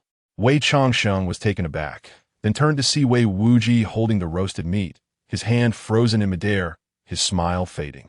When Ruoxue giggled, teasing Wei Wuji, Look, someone does not want me to be taken from him. Wei Wuji, gripping the charred skewer, swallowed hard. Are you already married? If not, may I have the chance to compete? His eyes were filled with hope, yet tinged with anxiety. Fang Jie gestured toward when Ruoxue with his chin. Let her speak for herself. When Ruoxue examined the two men, Wei Wuji was tall and strong, his sun-kissed skin radiating masculinity. She wrapped her arm around Fang Jie's shoulder. We are indeed married. My apologies. The moment those words escaped her lips, the light in Wei Wuji's face extinguished instantly. He took a step back, mumbling, Why didn't you say so earlier? You've embarrassed me. His voice was laden with disappointment and grievance. Wei Changsheng gave Wei Wuji a firm pat on the back of his head. Get your act together. There are many fine young women in the world. She is already committed, and you are still dawdling. Just then, when Rushu approached with water in hand, the firelight softening her features, Wei Wuji looked up at her. She bore a striking resemblance to when Ruoxue. Wei Wuji hastily inquired, And who is this young lady to you? When Ruoxue chuckled softly, This is my elder sister. Wei Wuji straightened his posture, the earlier lethargy dissipating in an instant. He approached when Rushu with brisk strides, taking 2 steps at a time. When Rushu felt uneasy under his intense gaze and took a step back, stammering, What do you mean by that? My lady, are you married? Chapter 74. The Secrets of the Deserted Island when Rushu was taken aback by Wei Wuji's inquiry. Momentarily at a loss for words, when Ruoxue hurriedly approached, whispering a few words in her sister's ear. Initially startled, when Rushu soon broke into a radiant smile. She gracefully walked over to Fang Jie, mimicking her sister's actions by wrapping her arm around his, playfully chiding, "Not only have you started a family, but I'm also expecting a baby." Upon hearing this, Wei Wuji staggered, gazing at Fang Jie with incredulity. "How on earth did you manage to have two stunning wives appear out of nowhere? This is impossible. Your hunting skills are nowhere near mine. How could you attract such lovely ladies?" Wei Changsheng, exasperated, kicked Wei Wuji lightly. "Can't you see they're just teasing you? With that thick skull of yours. It's no wonder you can't find a wife." When Ruoxue laughed so hard she could hardly stand, teasing Wei Wuji, "Look at you," turning red at the slightest provocation. "Who would dare approach you?" Fang Jie, bemused, gently pushed when Rushu's hand away. "All right, that's enough. If this continues, he might actually hit me." It was only then that Wei Wuji realized he had been played, awkwardly scratching his head and mumbling, "I knew it. With my abilities, I could never find such beautiful wives. How can anyone else?" When Rushu retrieved a piece of yam from the basket and offered it to him with a twinkle in her eyes. "Don't be upset. Here, that's a delicious treat for you." Wei Wuji held the yam, muttering under his breath, "You outsiders are too cunning. We forest dwellers are far more straightforward and honest." His words brought forth a chorus of laughter from the group. As they gathered around the crackling bonfire, the scent of roasting meat filled the air. Wen Ruhu inquired, "Have you all been on the island all these years?" Wei Wuji nodded. "Of course, not just us. Our ancestors have lived here for generations." When Ruoxue, feeling anxious, asked, "I heard that there were outsiders like us who came to your land before?" Wei Changsheng, tearing off a piece of meat, replied while chewing, "Yes, about 10 years ago. A few people came to our tribe seeking help. They were dressed in strange clothing, much like yours, and the men did not have long hair." When Ruoxue's hand trembled, nearly dropping the roast meat. What happened next? Wei Changsheng took a swig of his drink. "They stayed on the island for a few months, but found life too harsh and could not endure it any longer. They borrowed a boat from us and went out to sea. We do not know their fate." Fang Jie asked, "What is this place you inhabit?"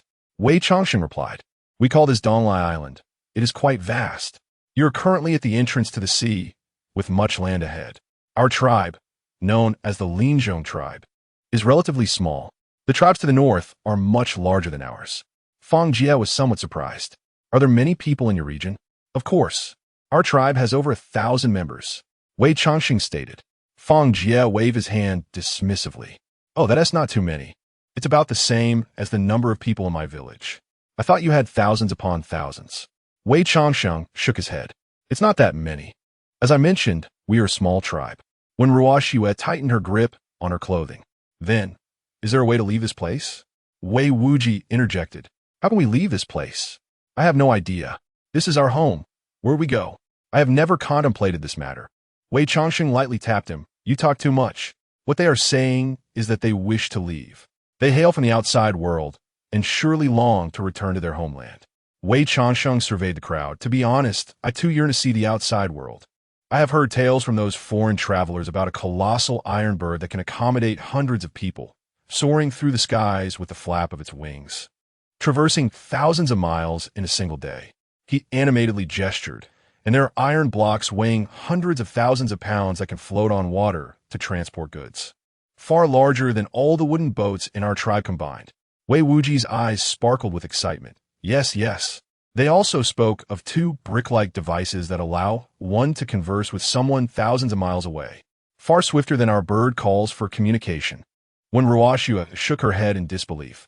How could such miraculous things exist? How can iron float on water? And how could a bird possibly carry hundreds of people? Fang Jie remained silent. These descriptions were evidently of airplanes, ships, and smartphones. He twirled the skewer of roasted meat in his hand. "They are not deceiving you. Such things indeed exist in the outside world. These are high-tech products that far surpass your understanding." Wei Changsheng sighed. "The foreigner said when they departed that they would surely find a way to return for us, to let us experience the wonders of the world. Yet, 10 years have passed, and we know not whether they are alive or dead. His voice trailed off as he patted Fang Jie's shoulder. But your arrival is fortuitous. At least it assures us they did not lie. The outside world is indeed magnificent. The campfire flickered in the night breeze, with the distant sound of waves faintly audible. When Ruoshua gazed at the stars above and softly remarked, "Perhaps one day, we really can return home aboard a great iron bird." Wei Wuji, feeling his knife at his side, replied in a deep voice, "If that day comes, I shall be the first to tame the iron bird. It would be so majestic. I want to ride on its back and soar through the heavens." Fang Jie laughed heartily. "Then you better strap your legs to the iron bird's back, lest you be thrown off." The group shared laughter, and soon the night deepened. Fang Jie rummaged through the supply pile and skillfully set up a tent. "You two brothers will sleep here tonight, although the conditions are a bit rough. At least it will shield you from the wind and rain." Wei Changsheng reached out to touch the waterproof fabric and poked at the sturdy fiber supports. Turning to Wei Wuji, "This is far superior to the huts we made from tree bark." Wei Wuji crawled into the tent, rolling around and causing the waterproof fabric to emit a soft sound. "This is soft and cozy. I need not fear leaks in the rain. The wind cannot enter. It's a fine creation." He poked his head out, his dark face beaming with 2 rows of white teeth. "Thank you, Brother Fang." After expressing their gratitude, the two entered the tent and lay down fully clothed. Fang Jie observed the moving shadows through the tent top, confirming their comfort before returning to the wooden house with the 2 sisters. During mealtime, the mobility-impaired Yao Yu did not venture outside, and when Rushu thoughtfully brought food into the room, listening to several individuals recounting Wei Changsheng's experiences on the island, Yao Yu leaned against the window, her gaze fixed upon the flickering candlelight.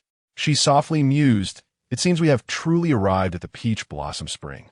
Pausing for a moment, her fingertips absent-mindedly traced the rim of the bowl, pondering whether this peach blossom spring was indeed as pure and beautiful as they claimed.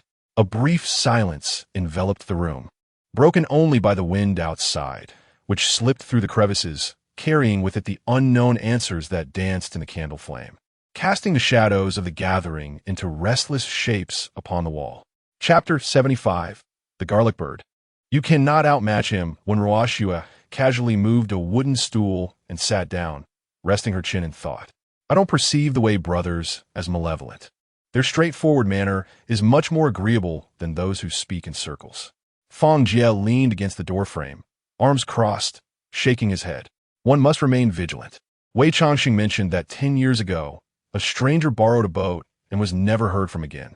This island appears tranquil, but who knows what secrets remain unspoken. Yao Yu coughed twice, struggling to sit upright. "Regardless, we must conserve our strength. My leg."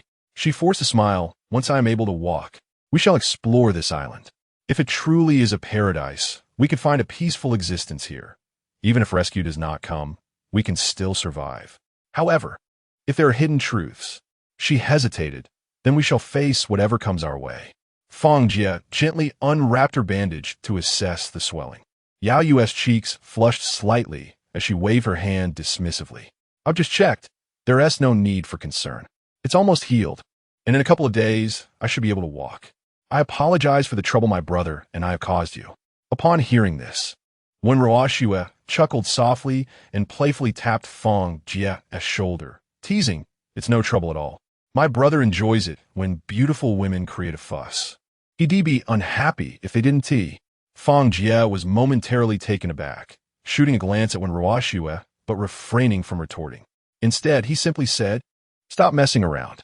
He quickly tightened the bandage, reminding her not to move until the swelling subsided. Yao Yu lowered her gaze to avoid his eyes. "I'm sorry for distracting you both." "Thank you." Before she could finish, when Ruoshua leaned in, throwing her arm around Yao Yu's shoulder, the wildflowers in her hair brushing against Yao Yu's cheek. "What are you talking about? We are good sisters." When Ruoshua winked at Fang Jie, "My brother is soft-hearted. Seeing us in distress, he would carry us back to the camp, let alone your beautiful sister." When Rushu joined in the teasing, "Only now do I realize. He only picks beautiful women." Fang Jie laughed heartily. "Don't spout nonsense.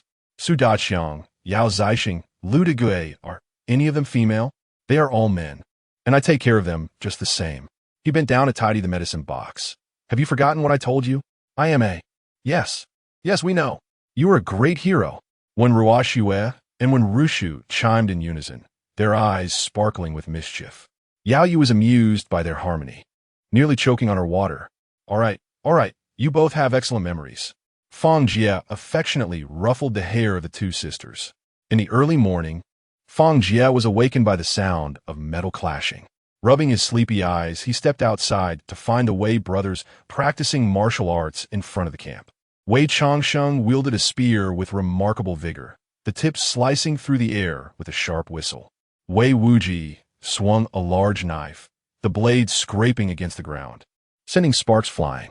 The camp was already filled with onlookers, with the Wen sisters at the forefront, pointing and discussing excitedly. Even the mobility-impaired Yao Zixing, supported by his sister Yao Yu, leaned against the doorframe, captivated by the display. The two brothers, with their bronze skin glistening with sweat, moved with a fierce and wild intensity. Each strike exuded a primal sense of power, eliciting waves of applause from the onlookers. Fang Jie noticed Yao Zixing leaning against the doorframe and approached him, his gaze fixed on the martial display of the Wei brothers. What do you think of their skills? He inquired. Yao Zixing, his eyes intent on the swirling spear and broad blade, nodded slowly. Their martial arts are unlike yours. Your techniques have more flair, suitable for dealing with a handful of ordinary foes. However, these brothers deliver each move with a ferocity that clearly indicates they have been tempered by life and death encounters. Such prowess can prove invaluable in critical moments.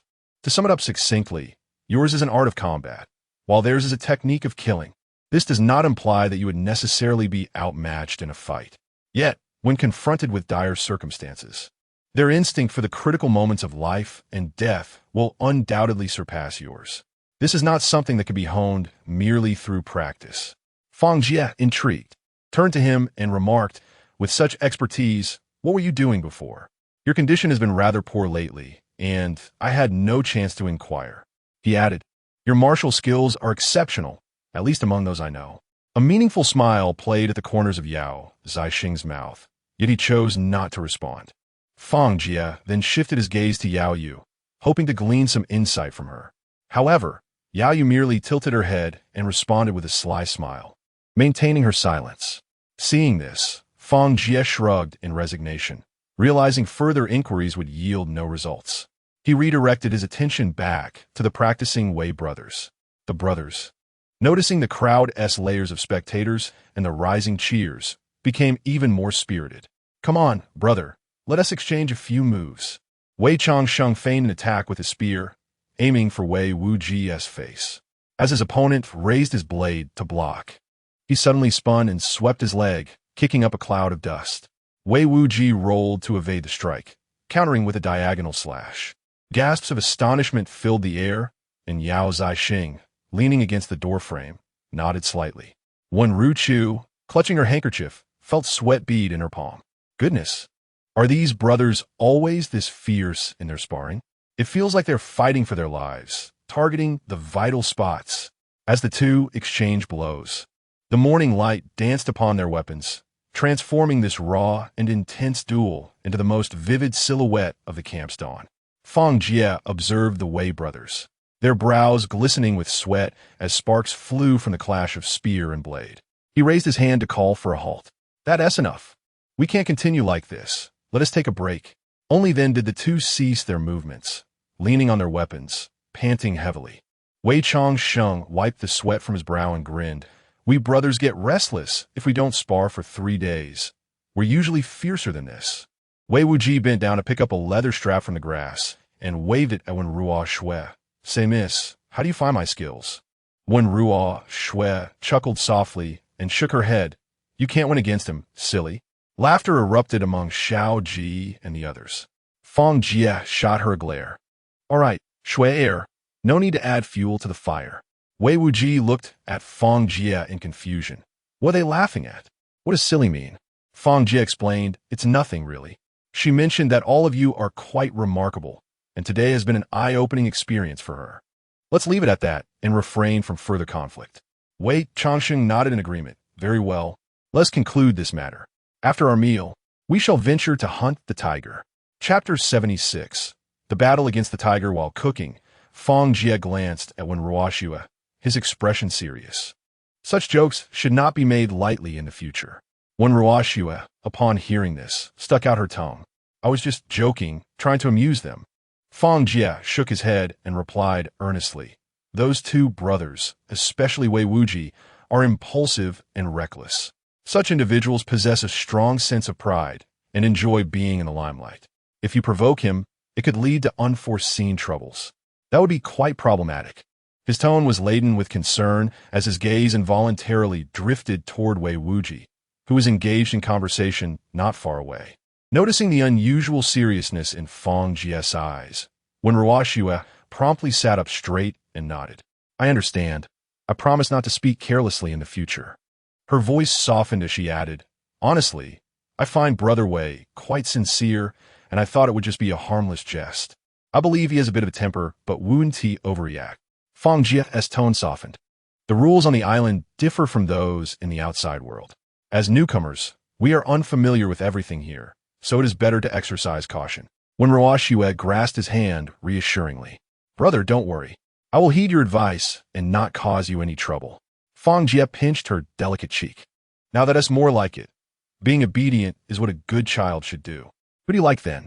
When Rushu appeared behind them, Fang Jie chuckled, Sister, you're older. You misheard. When Rushu brandished a spatula playfully. Oh really? Are you implying that I'm old?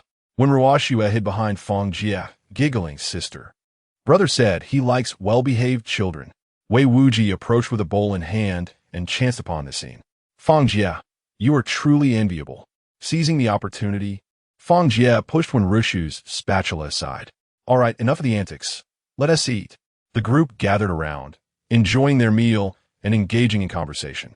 Wei Wuji, in the presence of the Wen sisters, was like a peacock displaying its feathers, recounting tales of his hunting exploits and the ferocious beasts he had slain.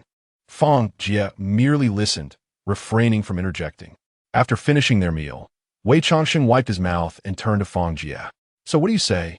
Are you brave enough to join us in hunting a tiger? Fang Jie's hand trembled, nearly dropping his bowl. Weren't you just joking? Wei Changsheng nodded solemnly. Of course not. The men of our Linzhong faction speak with conviction.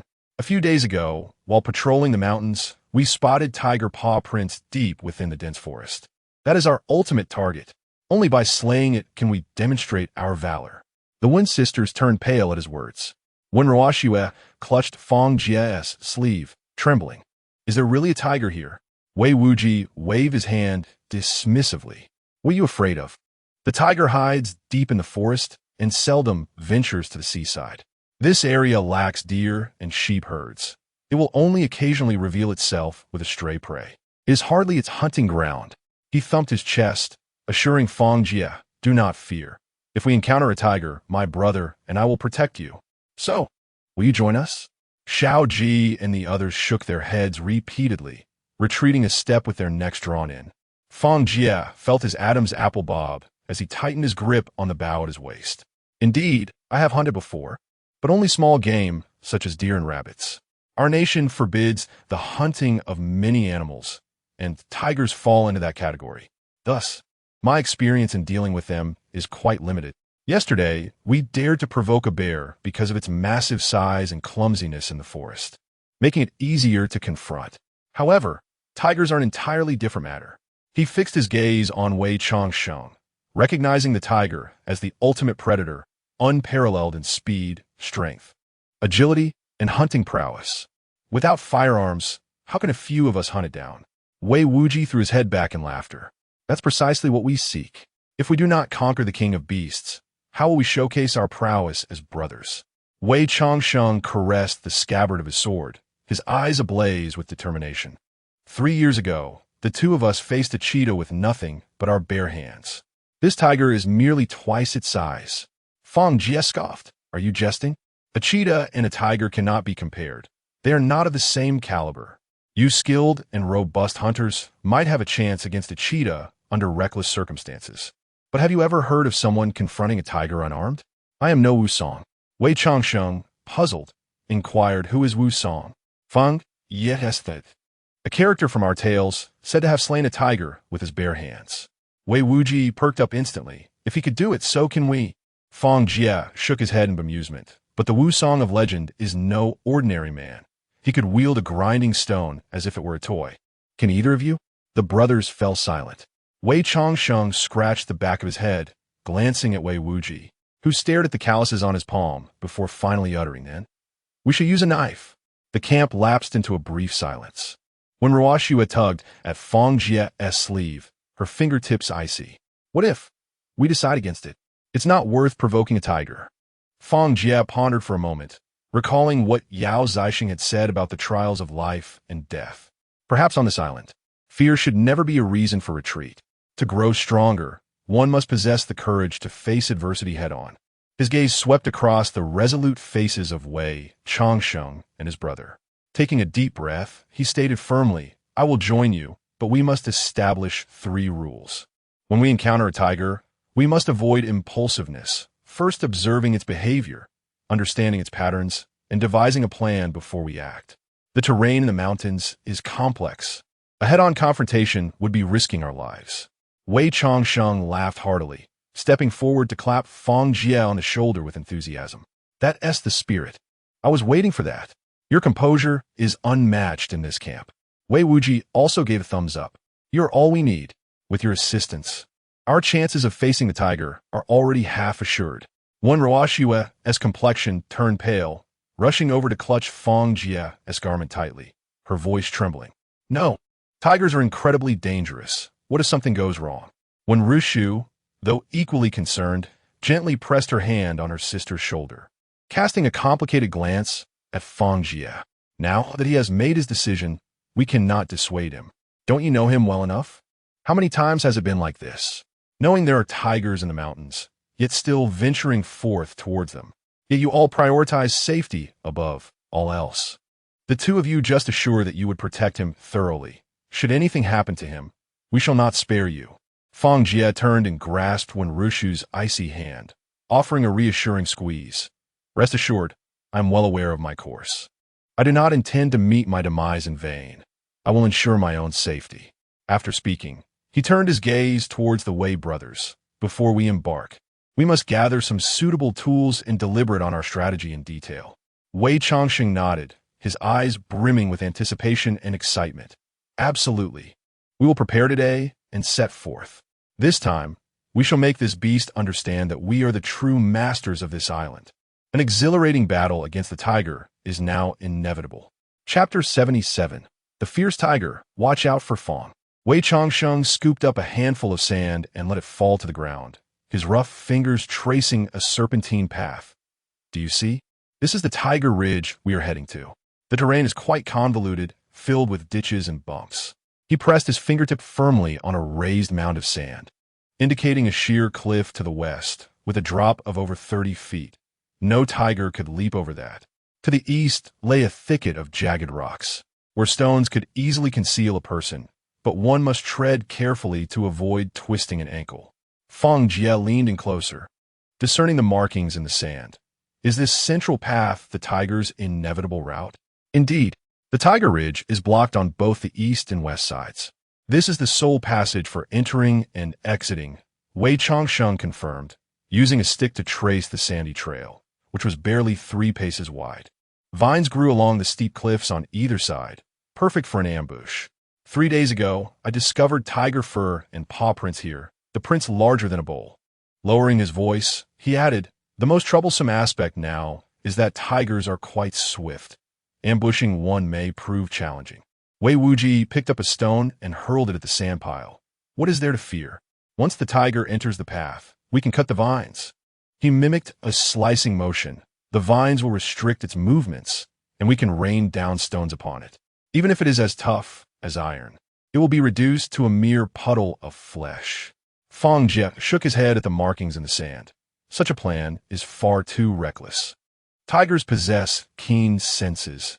Any noise will send it fleeing. You think it will be so simple to ensnare it with falling vines?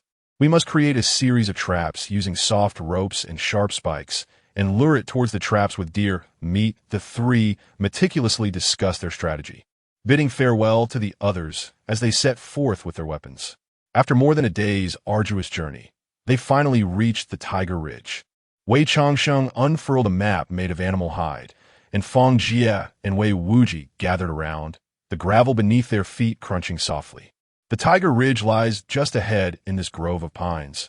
Wei Changsheng pointed with his dagger at the winding red line on the map. At noon, when the sun is fiercest, it will surely come to drink from this stream. The terrain by the stream is flat, making it unsuitable for us to hide. He then indicated several marked spots on the map. There are a few massive boulders here where we can conceal ourselves. Waiting for the tiger to approach for an unexpected strike, Fang Jie secured an arrow in his quiver. We must tread carefully. Even the slightest disturbance could alert it. Let us set the traps with utmost silence. Wei Wuji wrapped a rope, thick as an arm, around his waist, tearing open his shirt to expose his chest. Once the tiger steps into the trap, I will ensnare its neck with this rope. I refuse to believe that we cannot subdue this beast. The trio advanced cautiously through the dense underbrush, stepping lightly on the dry leaves, ever watchful of their surroundings. As they proceeded, Wei Changsheng abruptly raised his hand, signaling silence. Fang Jie and Wei Wuji instantly held their breath, their bodies tense. Just ahead, about 10 paces away, fresh tiger paw prints were clearly embedded in the damp soil. The depressions of the paw pads still held wet mud, silently proclaiming the presence of the king of beasts. Fang Jie crouched down, meticulously examining the size and direction of the paw prints, and whispered, "This tiger is quite sizable. Judging by the spacing of the prints, it moves with great speed. We must hasten our trap preparations." The trio swiftly sprang into action.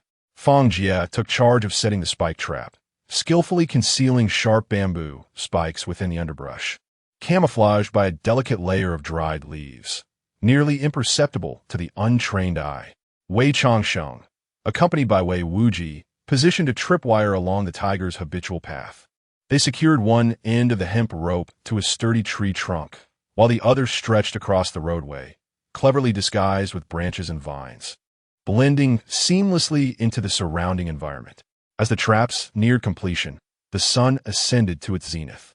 Fang Jie retrieved the prepared venison, placing it near the trap, allowing the rich scent of blood to permeate the air. Now, all that remained was to wait for the tiger to take the bait. Wei Wuji licked his lips, excitement gleaming in his eyes. The trio concealed themselves behind a rock, holding their breath, silently anticipating the unfolding event. Time ticked away, thick with tension. Suddenly, a faint rustling emerged from the distance, leaves whispering in the breeze.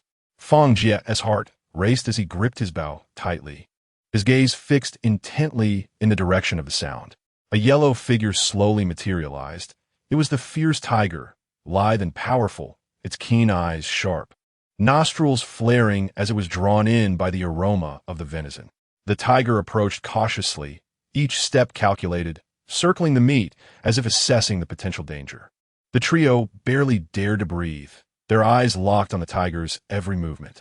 At last, unable to resist its hunger, the tiger opened its gaping maw and lunged for the venison. In that very instant, just as its forepaw brushed against the meat, a sharp crack echoed. The spike trap was triggered, and the razor-sharp bamboo pierced the tiger's paw. It let out a thunderous roar, leaping into the air and darting sideways, only to be ensnared by the tripwire, crashing heavily to the ground. It thrashed wildly, striving to free itself from the entanglement, its fur bristling, eyes ablaze with rage and ferocity. "Now!" Wei Changsheng shouted, dashing from behind a rock, his gleaming blade at the ready. Fang Jie drew his bow, aiming at the tiger and loosing an arrow that whistled through the air, striking true. Wei Wuji swung the hemp rope, rushing towards the tiger in an attempt to ensnare it. Though injured, the tiger remained formidable, evading Fang Jie's arrow and lunging at Wei Changsheng. Wei Changsheng deftly sidestepped, delivering a vicious blow with his blade that carved a deep gash into the tiger's back. The tiger roared in pain, pivoting to attack Wei Wuji. Quick as lightning, Wei Wuji cast the rope, ensnaring the tiger's neck. The beast struggled fiercely, dragging Wei Wuji across the ground. "Quick, shoot its legs to slow it down," Wei Changsheng urged. Seizing the moment, Fang Jie knocked another arrow and struck the tiger's leg. Its movements began to slow, yet it continued to resist, roaring defiantly, the sound reverberating through the trembling leaves around them. Wei Changsheng and Wei Wuji seized the opportunity to charge forward, engaging the tiger in close combat. Their coordination was impeccable.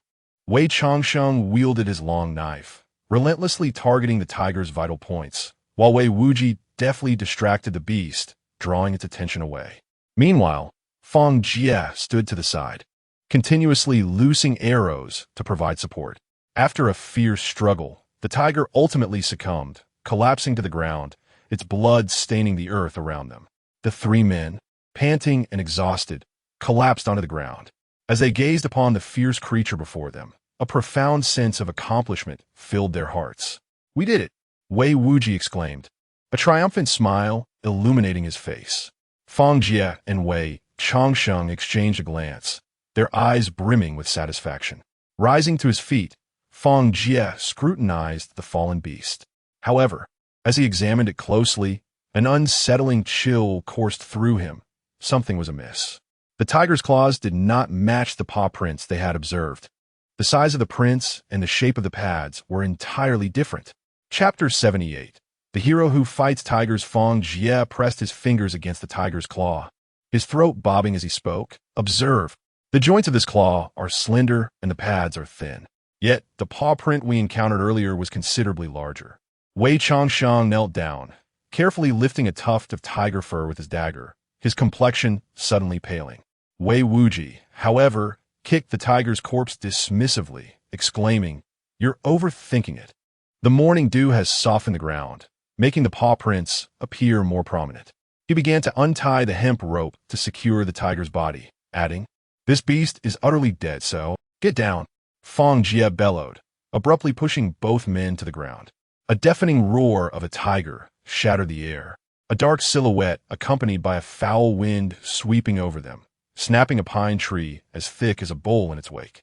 The trio, still in shock, beheld the true king of beasts gradually revealing itself. This tiger was nearly twice the size of the carcass before them, its forehead emblazoned with a menacing king mark, leaving enormous paw prints with each step it took. Wei Changsheng's long knife clattered to the ground, and Wei Wuji's trembling hands let the rope slip away. Fang Jie fixated on the drool dripping from the massive beast's jaws, realizing they had made a fatal error. The creature they had just slain was merely a guarding female, while the genuine ruler now fixed its amber vertical pupils upon their every movement. "Run towards the cliff," Fang Jie urged, yanking Wei Wuji as they stumbled into the thicket. Behind them, the sound of snapping trees echoed, the beast's roar reverberating painfully in their eardrums. "Those traps are useless against it. We can't outrun it. We need a plan," Wei Wuji shouted amid their frantic flight. No sooner had he spoken than a gust of fetid wind brushed past his back, a tiger's claw tearing through his clothing and leaving 3 deep, bloody gashes on his back. "Ah!" Wei Wuji cried out in agony, quickening his pace. As the giant beast advanced, the ground trembled with each of its heavy steps, sending shards of stone flying. Fang Jie forcefully pulled Wei Wuji into a hollow in the rock, the rancid wind sweeping past them, etching 5 deep claw marks into the stone wall. "To the rocky forest. We can evade it there," Wei Changsheng shouted, hurling a deer's heart behind the tiger, the potent scent of blood successfully diverting the creature's attention. Seizing the opportunity, the trio sprinted forward, the damp moss beneath their feet causing them to slip. Fang Jie fell heavily onto the sharp rocks, a searing pain shooting through his lower back. Wei Changsheng hurriedly helped him up, asking, "Are you okay?" Fang Jie gritted his teeth, nodding affirmatively, "I'm fine, just run." As they entered the rocky forest, Wei Wuji grabbed Fang Jie, exclaiming, "Use the vines." He pointed to the intertwining ancient vines above, urging them to bring it down and ensnare the beast. Before he could finish, the giant creature lunged towards them. Fang Jie rolled aside, his spear slicing towards the tiger's abdomen, only to spark against its thick fur. Wei Changsheng's long knife struck the tiger's back, numbing his grip, and he was flung away by the beast's tail, crashing heavily against the stones and spitting blood. "Hurry!" Fang Jie shouted, pulling a rope from his waist to bind the nearest vine-nest base. Wei Wuji understood immediately, picking up a stone to hurl at the tiger, taunting, "Come on, Beast! I'm right here. The enraged tiger leapt into the air, only to be met with Fang Jie's sudden tug on the vines, causing dozens of thick ancient tendrils to crash down, ensnaring the beast as if in a colossal net. However, this was merely a fleeting hindrance. The tiger thrashed wildly, swiftly severing the vines, and debris flew in all directions as it rampaged. A shard struck Fang Jie on the shoulder, sending him staggering into Wei Wuji. The tiger's roar reverberated like thunder, scattering birds in panic throughout the forest. The colossal creature slowly approached the two, its thick mane billowing in the morning breeze like flames. Wei Changsheng leaned against a broken tree trunk, his right shoulder sagging, the excruciating pain radiating through him. Fang Jie fixed his gaze on the tiger and, in a sudden motion, tore open his shirt, revealing a lighter, Wei Wuji, the wine pouch. No sooner had he spoken than the tiger lunged through the air. Wei Wuji rolled to evade, but the tiger's claws snagged the wine pouch at his waist, sending liquid arcing through the air and splattering onto the tiger's hindquarters. Now, with a weak flame, Fang Jie ignited the dry grass with the lighter and hurled it towards the area soaked in wine. The blue flames erupted instantly, igniting the damp fur and racing towards the tiger's tail. The beast reared up in agony, crashing through 3 ancient pines, their flaming branches raining down like a tempest, further expanding the inferno. Enduring the searing pain, Wei Changsheng scooped up dry leaves from the ground with his broken blade, casting them into the air, causing the flames to surge to new heights. The tiger, in a frenzied dash, bolted toward the creek, prompting Wei Wuji to swiftly fling an oil-soaked rope, ensnaring its neck. Fang Jie advanced, and together they gripped the rough fibers of the rope, feeling it dig into their flesh. Wei Changsheng staggered up the steep slope and ignited a bundle of pine branches, pushing it down to create a fiery barrier that cut off the tiger's retreat. "Throw it on it. Burn its fur," Fang Jie shouted, using his dagger to slash the tiger's flank, stuffing the wound with cedar resin. As the flames met the resin, a towering fire erupted, eliciting a heart-wrenching howl from the tiger that resonated painfully in their ears. It thrashed its head, its tail sweeping massive stones aside. Seizing the opportunity, Wei Wuji thrust a broken arrow into its eye, blood mingling with sparks flying in all directions. The 3 battled the colossal beast amidst the inferno, their flesh sizzling from the extreme heat. The tiger, in a sudden surge of strength, hurled Wei Wuji toward a blazing tree trunk. In a split second, Fang Jie lunged forward, shoving him aside, but felt the tiger's claws tear through his back, ripping away chunks of flesh. In agony, he grasped the lighter at his waist and, summoning his last ounce of strength, smashed it against the tiger's head. Boom! Flames engulfed the creature's skull, and the beast collapsed with a thunderous crash, its convulsing limbs stirring the fire, sending sparks flying. Fang Jie collapsed onto the scorched earth, watching as Wei Changsheng plunged his broken blade into the tiger's throat until its breath ceased entirely. The mountain wind swept through the charred woods, swirling the unburnt tiger fur, while the black ashes bore witness to this harrowing battle of life and death. Wei Wuji trembled as he reached for the tiger's carotid artery, confirming its lifelessness, and the 3 exchanged weary smiles. "Hissa!" Wei Changsheng caressed his arm, sinking to the ground in pain. Wei Wuji knelt on one knee, his left hand gripping Wei Changsheng's dislocated shoulder, his right elbow pressed against his back, speaking in a low tone. "Endure." With a powerful push, the sound of bones realigning mingled with Wei Changsheng's stifled grunt. Cold sweat dripped from Wei Changsheng's chin, landing on the lifeless tiger's body. Fang Jie lay upon the charred trunk of a tree, his back marred by claw marks that tore through flesh to reveal the sinewy texture of muscle beneath. Wei Wuji extracted a pouch made of deer hide, his hands trembling as he poured out the powder within. This was a hemostatic powder, crafted from the roots of Panax, Nodo ginseng, and dragon's blood resin, now cascading onto the wound, eliciting a pained response from Fang Jie as he buried his face in the crook of his arm. "Wei, be more precise. This is excruciating. Try keeping steady with 3 fingers broken," Wei Wuji retorted sharply. He quickly swallowed a handful of pain-relieving medicine and divided the remaining powder with Wei Changsheng. The three of them leaned against the carcass of the tiger, catching their breath. Wei Wuji, with a triumphant grin, exclaimed, "By heavens, we shall return with our heads held high. We have slain the elusive and fearsome white-eyed beast with our bare hands." Fang Jie tore off the scorched sleeve of his garment to bandage his wounds, scoffing lightly at his companion's boast. Enough with the bragging. If it weren't for my cleverness in devising the fire attack, the three of us would have perished here. Chapter 79. The warriors medal upon hearing Fang Jie's words. Wei Wuji sprang up from the ground, his expression shifting dramatically. "This is bad." The shout startled Fang Jie, causing him to tremble. He propped himself up and rasped, "What now?" Wei Wuji stumbled towards the lifeless tiger, his trembling hands sifting through the charred fur. His voice tinged with despair. "It's all over. The fire was too fierce. The tiger's hide has turned to ash. There's nothing left to identify." As he turned, his eyes brimmed with hopelessness. How could he return to the tribe to boast now? He had envisioned stripping the tiger's hide to craft a grand cloak, a display to impress the maidens, and now all was lost. Beside him, Wei Changxing shot him a fierce glare. Struggling to rise, he retorted, "Are you still fixating on that? We nearly lost our lives. What good is a tiger hide now?" Wei Wuji turned to Fang Jie, scolding him bitterly. "This is all your brilliant idea? The fire dealt with the tiger, but my spoils are utterly destroyed." Fang Jie, incensed, picked up a stone and hurled it, only for Wei Wuji to clumsily evade. "If you're so capable, why not take on the tiger yourself? You fled faster than anyone. If it weren't for the fire, we'd be lying here, no? We'd be inside the tiger's belly."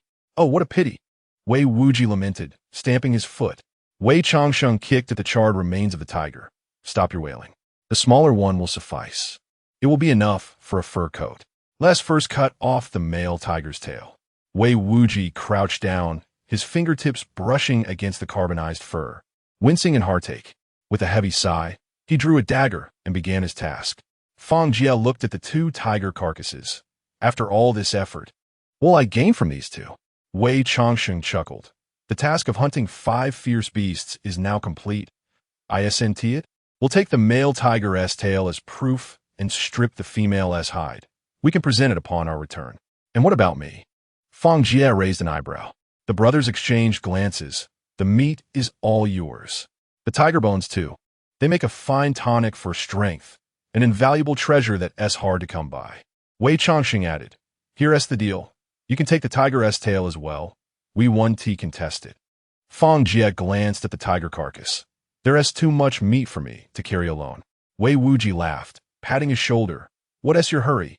Let us rest for a couple of days to recuperate. We'll carry it back together, ensuring you return home as a celebrated tiger slayer. You'll capture the admiration of 2 lovely ladies. That should suffice, right?" "Well, that sounds reasonable." Fang Jie nodded in satisfaction. The trio set about processing the carcasses, burying the tiger's entrails and remnants underground, compacting the earth to mask the scent from predators. Wei Wuji severed the tiger's tail, wrapping it in leaves, while Fang Jie spread the hide out to dry on a tree branch. Though the charred male hide was in tatters, he carefully folded it and stuffed it into a wicker basket. The stream had stained half of the riverbank crimson as they soaked in the frigid water, scrubbing away the blood. As night fell, the three found a natural crevice in the mountains, obscured by bushes, barely large enough to shelter them. Wei Changsheng used a broken knife to carve the pine branches for a base, while Fang Jie collected some dry moss to ignite a fire. Before long, warmth enveloped the cave. A thick wooden stick was propped over the flames, and tiger meat sizzled as its fat dripped into the fire, sending up tiny sparks. Fang Jie tore off a piece of sinewy meat and chuckled softly. "I never imagined I'd have the chance to taste tiger meat in this lifetime." Wei Wuji added another log to the fire, saying, "Isn't this quite something? Next time, I'll take you to join our tribe's hunt. That would be exhilarating." Fang Jie turned to glance at Wei Changsheng, only to find him lost in thought, gazing intently at the flickering flames. "What are you thinking about?" Fang Jie nudged Wei Changsheng with a shoulder. The latter snapped back to reality, picked up a charred bone from the fire, and tossed it into the shadows at the cave entrance. I was pondering how, if the three of us were to perish in these woods, there would be no one to recover our bodies. Today's battle truly felt like a brush with death. Before he could finish, the sound of shifting stones echoed from the cave entrance. The three men instinctively gripped their knives. After a moment of silence, only the whisper of the night breeze rustled through the bushes. Wei Wuji cursed under his breath. "Damn, that startled me." Fang Jie whispered, staring into the darkness outside the cave. "After we finish eating, we need to take turns keeping watch. We can't afford to be careless." Wei Changxing nodded in agreement. "You're right. Who knows what other dangers lurk in these deep woods? It's always wise to be cautious." The three exchanged their medicinal supplies. And Fang Jie took the first watch, a gesture of care from the brothers. He gently moved his shoulder and marveled. "Your healing ointment is truly remarkable. Its effects are immediate." "Indeed," Wei Wuji replied proudly. "When one lives among venomous creatures and ferocious beasts, without good medicine, one could lose countless lives." Wei Changsheng waved his hand. "Enough of that. Let us get some sleep. Stay alert in the second half of the night, and don't doze off." After their conversation, they lay down, and soon the sounds of snoring filled the cave. After a few days of recuperation, the scabs on their wounds had formed, and their injuries had mostly healed. Although their arms and legs were still somewhat stiff, they could manage to carry things and walk without issue. Wei Changsheng wrapped the tiger skin and ears tightly in an oilcloth, as these were essential trophies to bring back. Fang Jie and Wei Wuji each took up 2 large bundles of tiger meat, while Wei Changsheng picked up the spinal bones and tiger tail, and the trio set off towards their camp. As they walked, the dry leaves crunched beneath their feet, and they had to pause against trees to catch their breath. "Phew, this is heavy," Fang Jie gasped as he set down the tiger meat. Wei Wuji noticed the scar on Fang Jie's back and teased. "That scar looks like it's blossomed. It's just like a tiger's claw mark. When we get back to camp, you can brag to the girls that you single-handedly killed a tiger. Just like Wu Song. I guarantee they'll be swooning over you." Fang Jie chuckled lightly. "This is a warrior's badge, you know? I've noticed you can't go 2 sentences without mentioning girls. It seems you're truly hungry." Wei Wuji laughed heartily. "Well, yes. In our tribe, men my age are already married. I want to marry too. Is it us who prevent you from marrying? Or is it your high standards?" Wei Changsheng cast a sidelong glance at his brother, expressing disdain for the undesirable traits. Neither the plump, nor the dark, nor the slender, nor the unattractive would suffice. He desired only a fair, round, and beautiful maiden. Where could they possibly find such a paragon? Fang Jie observed Wei Wuji, unable to fathom that this burly man harbored such elaborate preferences. Wei Wuji scratched his head and chuckled. Who wouldn't wish for a beautiful wife? Don't you too? Have a penchant for beauty? And not just one at that. He lamented, "My fate seems cruel. Just when I encounter a suitable match, you snatch her away." Fang Jie muttered under his breath, "Fortunately, you haven't met Yao Yu, or you would surely go mad." Wei Wuji quickly inquired, "What did you say?" "Oh, nothing, nothing. Let us go, we're almost there." Chapter 80. Lu Dague departs. Fang Jie and the others trudged into the camp, burdened with tiger meat. As the setting sun cast its warm glow upon the desolate dwelling, the wooden table, once surrounded by laughter and camaraderie during barbecues, lay thickly coated in dust. A few thin garments fluttered gently on the clothesline in the breeze. Where had everyone gone? Fang Jie's voice inadvertently rose, his gaze sweeping over the silent cluster of wooden houses. Wei Changsheng furrowed his brow, sensing something amiss. Why is it so quiet? Our entrance was hardly subtle. Surely, someone must have heard us. Wei Wuji murmured. Could they be hiding to give us a fright? Is anyone there? We're back. Fang Jie called out, raising his voice. After a considerable pause, the door of the wooden house creaked open, and Yao Zixing peered out. It's Fang Jie. Guomin. Fang Jie lifted the straw curtain and stepped inside, the damp scent of herbs mingling with the smoky aroma enveloping him. Under the dim light of an oil lamp, Yao Zixing reclined against a straw mat, his previously pallid complexion now tinged with a hint of color. You finally returned. Your absence these past few days has left my sister and the others in a state of worry. As Yao attempted to rise, Fang Jie swiftly pressed him back down. Stay put. Fang Jie glanced at the disarray of medicinal bowls in the room and assessed his friend's condition. "You're looking better. Have your injuries healed?" "Much improved. Don't fret," Yao Zixing replied, his gaze falling upon the bloodstains on Fang Jie's shoulder, his expression instantly turning grave. "You were injured while hunting the tiger?" "It's merely a surface wound. It's been staunched, and I'm fine," Fang Jie dismissed with a wave of his hand, then turned to survey the vacant camp. "Where's everyone? Why are you alone here?" When Rushu took a group to the seaside to gather seafood, claiming the weather is favorable for stocking up, he hesitated, casting a fleeting glance at Fang Jie. Fang Jie scrutinized Yao Zixing's expression and urged, "Speak freely." Yao Zixing nodded and recounted. "On the third day after your departure, Zhou Lijuan and a dozen others blocked the camp entrance. In disarray, she wailed about how following us had left her with nothing to eat, blaming it all on you and Lu Degui. That woman is utterly unreasonable. She fled at the first sign of trouble, and now comes to demand accountability?" Fang Jie erupted, rising abruptly. "What did Lu Degui say?" Lu Degui asked her how she expected him to take responsibility, and she immediately grasped his arm. Yao Zixing replied with a weary smile.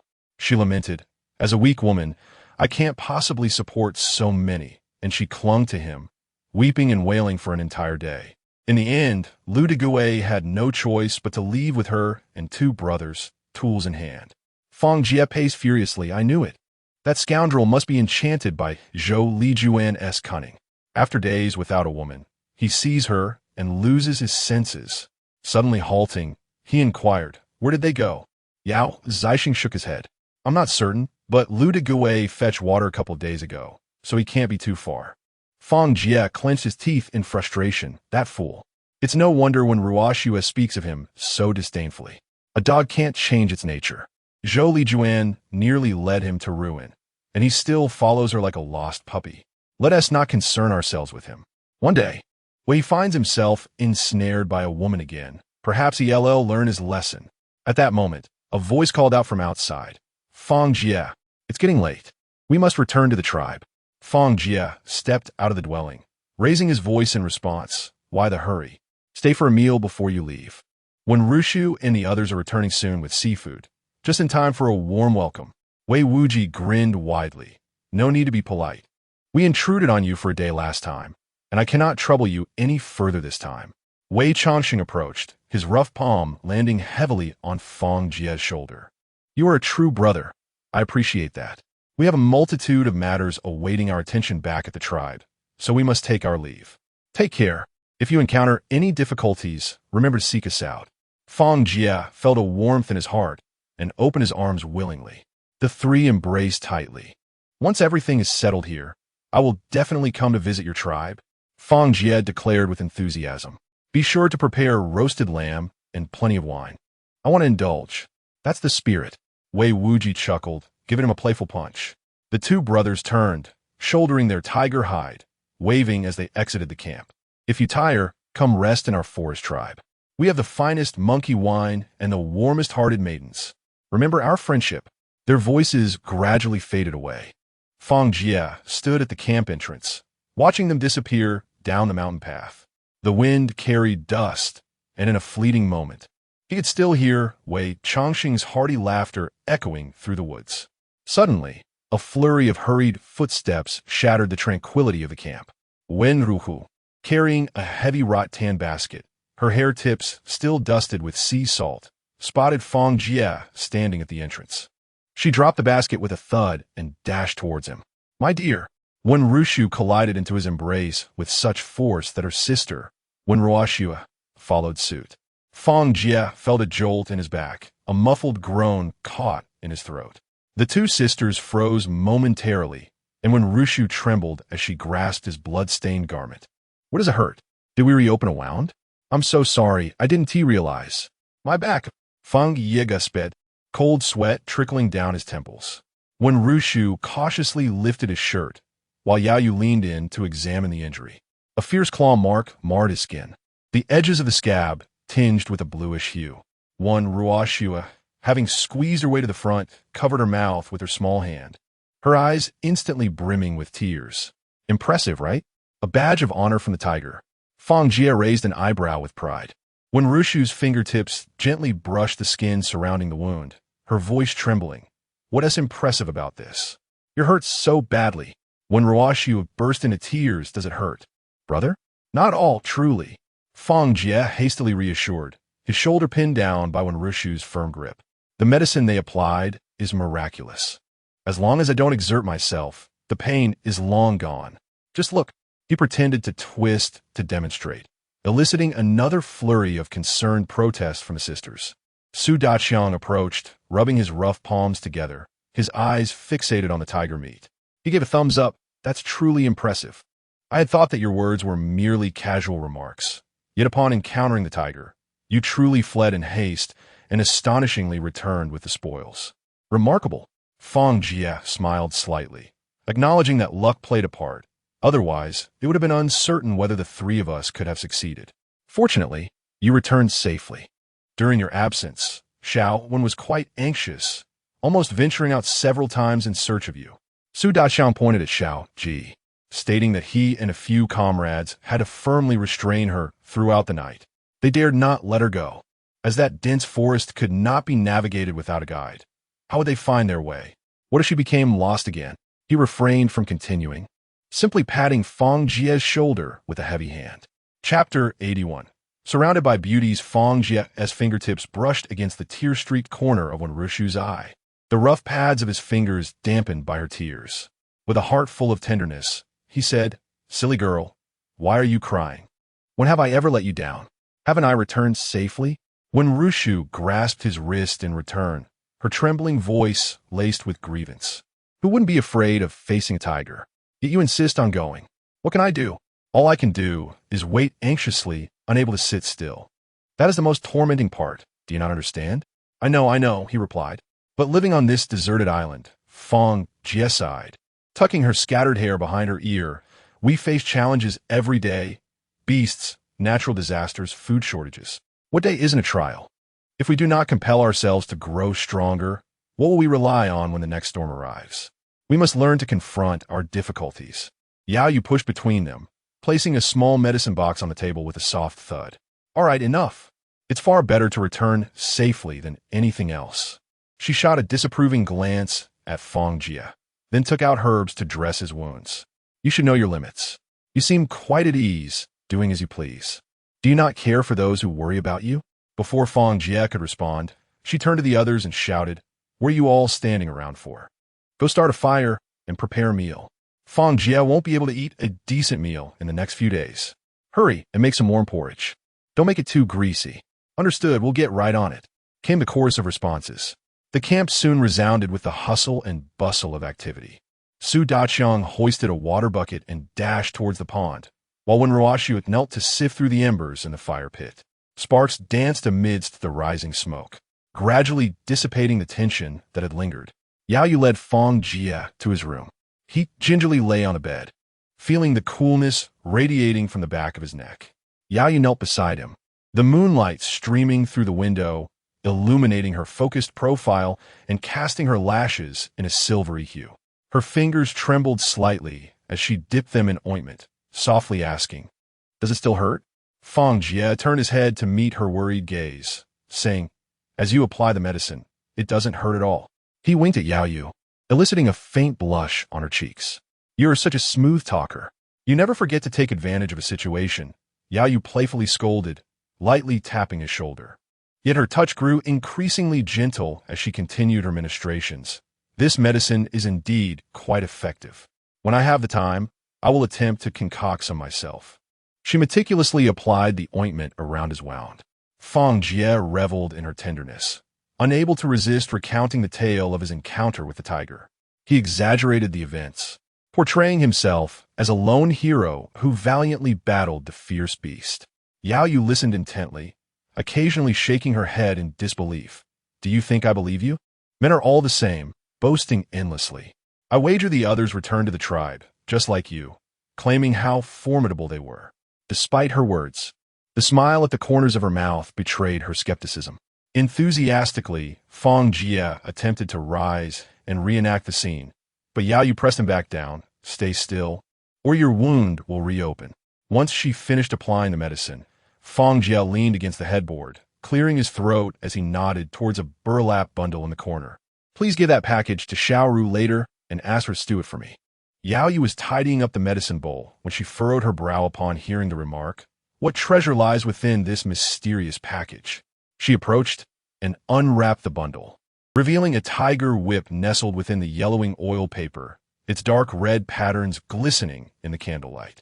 A sudden tremor ran through her fingertips, and her face flushed crimson, as if scorched by fire. What do you intend to do with this? She exclaimed, hastily rewrapping the oil paper, her ears aflame. Fang Jie, with a playful grin, propped himself up. Of course, it's for nourishing the body.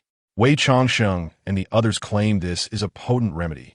We rarely have the chance to partake in such things, and now that we do, how can we not test its effects? You're merely being misled. Yao Yu stamped her foot, her almond-shaped eyes wide with disbelief. There is no scientific evidence to support its purported benefits. It is merely the misguided notion of supplementing form with form from our forebears. Besides, it looks... She cast a glance at the bundle, her voice faltering. It looks unsanitary. They specifically left it for me. Wouldn't it be wasteful not to consume it? Fang Jie tugged at the hem of her garment. You could give it to Xiaoru. She would prepare it for me. Yao Yu's frustration boiled over as she pinched his ear. If she prepares it for you, who will you harm after eating it? Who knows what trouble may arise? I'm not causing you any harm. Fang Jie whispered mischievously. What are you afraid of? Yao Yu's ears nearly ignited with embarrassment, and she shook off his hand. You wishful thinker. Do you really think I would allow you to bring me trouble? She picked up the bundle and turned to leave. I'll leave this with you, but don't think about consuming it within this week. After you eat, what will you do if your wound worsens? If left too long, it will spoil. Fang Jie quickly attempted to intervene. Yao Yu pushed his hand away. Rest assured, I will preserve it well. If it spoils, I will compensate you. That sounds grand. But with what will you compensate me? Fang Jie surveyed Yao Yu's graceful figure. Yao Yu shot him a fierce glare. Stop with those disordered thoughts. I know what you're thinking. Focus on healing. I will have Xiaoru bring you your meals. With that, she closed the door and hurried out. Before long, when Rushu entered, holding a steaming ceramic bowl filled with tender tiger meat, the enticing aroma enveloping the room, she approached the bedside gently, her gaze softening as she looked at Fang Jie. Come, turn to the side, and be cautious of your wound. Fang Jie watched as she scooped a spoonful of broth and brought it to his lips, feeling a wave of discomfort. I've never been fed by anyone before. He felt a tinge of shyness. When Rushu smiled gently, her eyes filled with compassion and mild reproach. What is there to be embarrassed about? You've sustained such a serious injury. Just stay still. From now on, I will attend to you. Saying this, she scooped another spoonful, blew gently to cool it, and offered it to Fang Jie. Unable to resist her insistence, he opened his mouth to eat, the warm broth spreading comfort from his stomach to his heart. Just as he was engaged in his meal, the door creaked open again, and when Rushu bounced in, clutching a golden-brown cassava in her hand. Brother, is it delicious? She asked, her large eyes sparkling with curiosity. Fang Jie nodded, and when Rushu settled beside the bed, extending her delicate hand to gently massage his shoulders, Fang Jie couldn't help but exclaim, this feels exquisite. To be attended by such beautiful sisters is truly a blessing from a past life. Upon hearing this, when Rushu playfully tapped his nose, saying, as long as you recognize the comfort, that's good. From now on, refrain from taking unnecessary risks. Only in dire circumstances should you push yourself, understood? Though her tone carried a hint of reproach, the concern in her eyes was unmistakable. When Rushu nodded in agreement, her touch becoming even more gentle, Fang Jie gazed at the two radiant faces before him, filled with profound gratitude and contentment. Chapter 82. Sowing discord when Rushu placed the empty bowl on the wooden table, lowered her gaze to adjust her clothing, and then looked up to inquire, is there something you're not curious about? You haven't seen Lu de Gui since your return today, have you? Fang Jie leaned back against the headboard, casually responding, Yao Zixing has already informed me.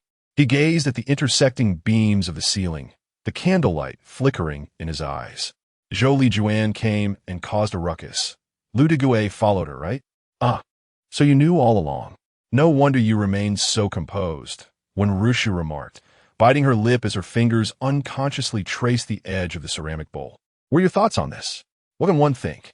Fang Jie scoffed lightly, his shoulders rising slightly. When it rains, one must allow their mother to remarry. Let it be. Besides, with Lu Degui's temperament, he can't survive without a woman. He must be itching with desire, watching you three sisters wandering about the camp every day, wanting to partake, but too timid to do so. The moment Zhou Lijuan beckoned, he eagerly followed her, did he not? When Rushue, who was playfully toying with the hem of Fang Jie's shirt, looked up and chimed in, "Brother makes a valid point. That fellow leers at us all day. His departure brings peace, sparing us from constantly guarding against him." Fang Jie waved a hand dismissively. To his credit, he did assist in dealing with Lin Feng, and his performance has been commendable of late. Let us not speak ill of him too harshly. If he has left, so be it. Let us not dwell on the past. Each to their own peace is sufficient. When Rushue exchanged glances, both nodding gently in agreement. When Rushu's fingertips brushed over the scabbed wound on Fang Jie's back, and a sudden thought struck her, causing her cheeks to flush. After hesitating for a moment, she leaned in and whispered, "Is your injury still able to move?" Fang Jie grasped her wrist playfully, grinning. What kind of activity does the esteemed one intend to refer to? When Rushu blushed and shook her head, I meant no ulterior motive. It was just a casual inquiry. When Rushue, crouched nearby, burst into laughter, "Sister, do stop pretending. Ever since brother left, someone has been tossing and turning at night, even talking in her sleep, calling out for hugs and kisses from Fang Jie. It nearly had me in stitches. You little rascal," when Rushu exclaimed, picking up her clothing from the bedside to throw at her sister, only for Fang Jie to catch it with a chuckle. When Rushu had dodged and teased, "Sister, you're far too eager. He just returned. Allow brother a day's rest before resuming duties. You are even harsher than the most wicked capitalist. Keep talking, and I shall tear your mouth apart."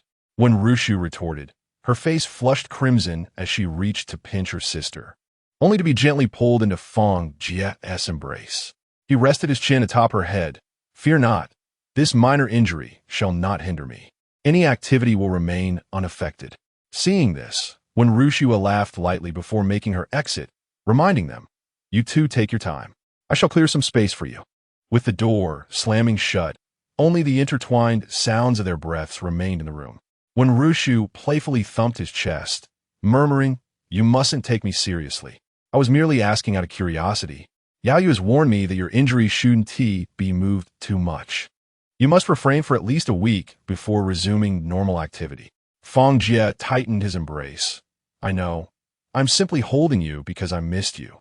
When Rushu tightly embraced Fang Jie, blissfully nestled against his chest, longing for him dearly. The ensuing days at the camp were tranquil, with when Rushu managing all affairs with meticulous care. After Lu Degui and his companions departed, the vacated wooden cabin allowed Xiao Ji and the others to finally stretch their limbs, no longer cramped within a confined space. Each day, the group operated with clear divisions of labor. Some ventured to the forest's edge, bow and arrow in hand, while others carried woven baskets to the shore to gather seafood. The women banded together to forage for wild vegetables and fruits. Fang Jie often sat upon the rocks, fishing and honing his temperament. The daily catch was sufficient to sustain the group of over 10, and at times, bountiful harvest from the sea or traps allowed them to amass a considerable surplus of resources. Yao Zixing's wounds gradually healed, enabling him to stroll leisurely about the camp with the aid of a wooden cane. Occasionally, he would approach Fang Jie for casual conversation, and their rapport deepened as they engaged in discussions about various topics from the past to the present. As the sun dipped in the west, those returning to the camp were laden with their catches. The kitchen filled with the fragrant aroma of tiger meat stew mingled with the scent of wild vegetable soup. Meanwhile, Lu Degui, accompanied by Zhou Lijuan and around 15 others, trekked through the dense forest for 2 days until they finally discovered a pristine water source. This spot was a half-day's journey from Fang Jie's camp, surrounded by towering ancient trees, a splendid location for establishing a new camp. Upon arrival, Lu Degui rolled up his sleeves and directed the others in chopping wood and erecting shelters. A lean man scratched his head and muttered, Lu Ge, do you really know how to build a house? What if it collapses and injures someone? Lu De grabbed a nearby stick and struck it against a tree trunk, startling the birds into flight. Shut your mouth. The very first house in Fang Jie's camp was built with my assistance. Do you think I can't construct a shelter? I participated in the construction work there. Now, everyone follow my lead. Chop the trees and haul the wood swiftly. While the others busied themselves, Lu De had vanished. In truth, he had slipped away with Zhou Lijuan into the depths of the forest, seeking a place for their trysts. Zhou Lijuan, well-versed in the art of survival, understood the necessity of having a strong ally on this deserted island. Each day, she devised ways to keep Lu De entertained, bringing him wild fruits to taste and preparing warm water for him at night. Sharing the same bed was her forte, through various charms and tender words. She left Lu De utterly enchanted. After several days of diligent work, the camp began to take shape. That evening, Lu De, inebriated, sprawled beneath the newly constructed grass shelter. Zhou Lijuan nestled in his embrace and noticed him staring blankly at the fire. She deliberately murmured, If you ask me, De, you are not one to be content in a subordinate role. Who knows you better than I do after all these years? Can you truly feel at ease under that young lad Fang Jie's command?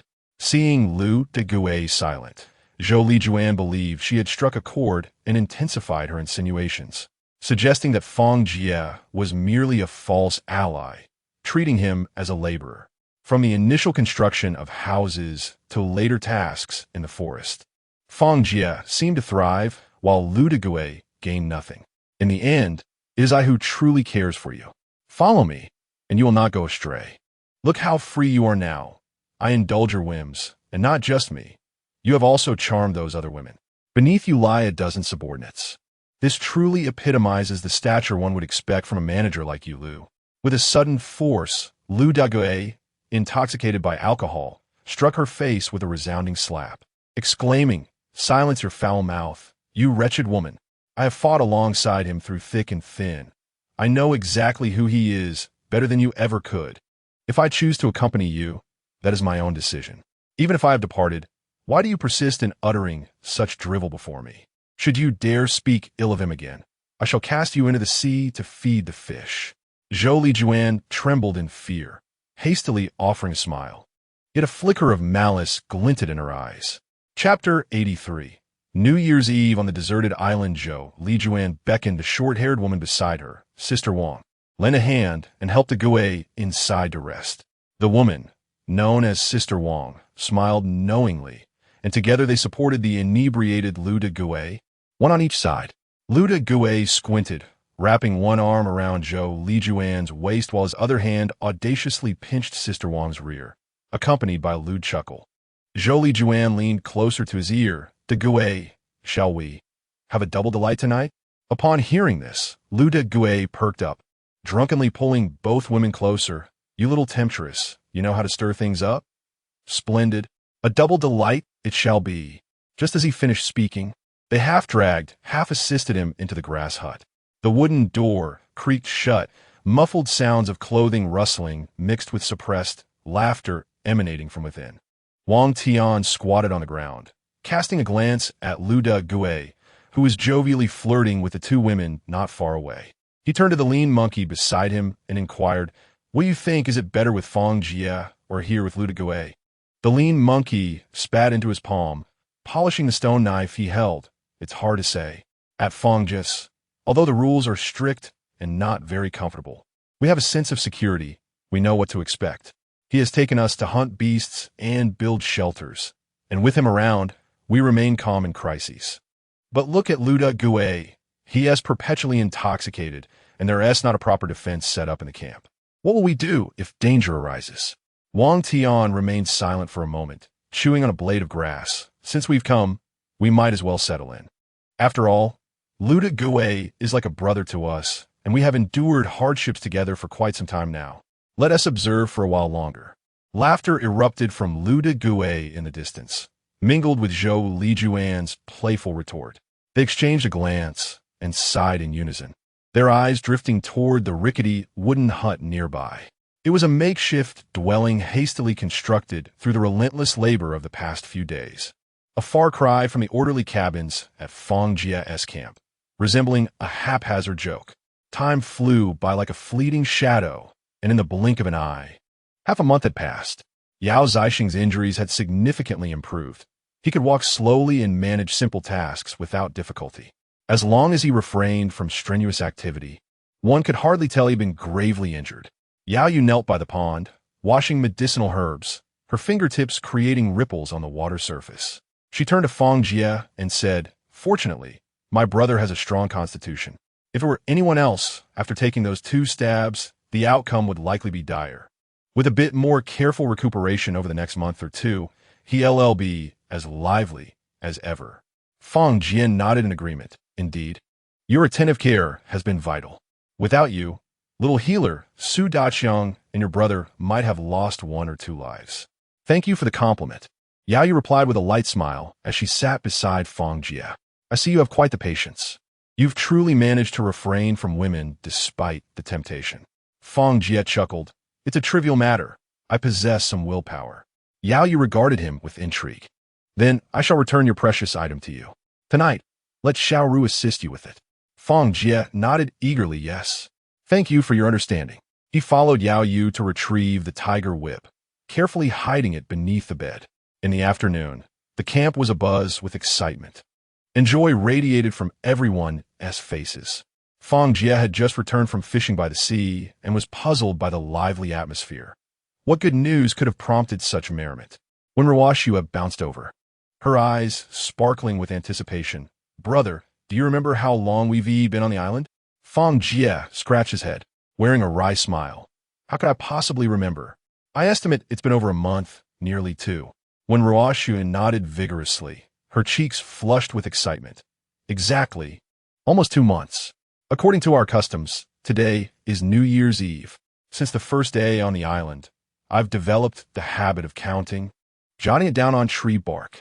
Fang Jie was momentarily taken aback, gazing at the busy crowd in the distance.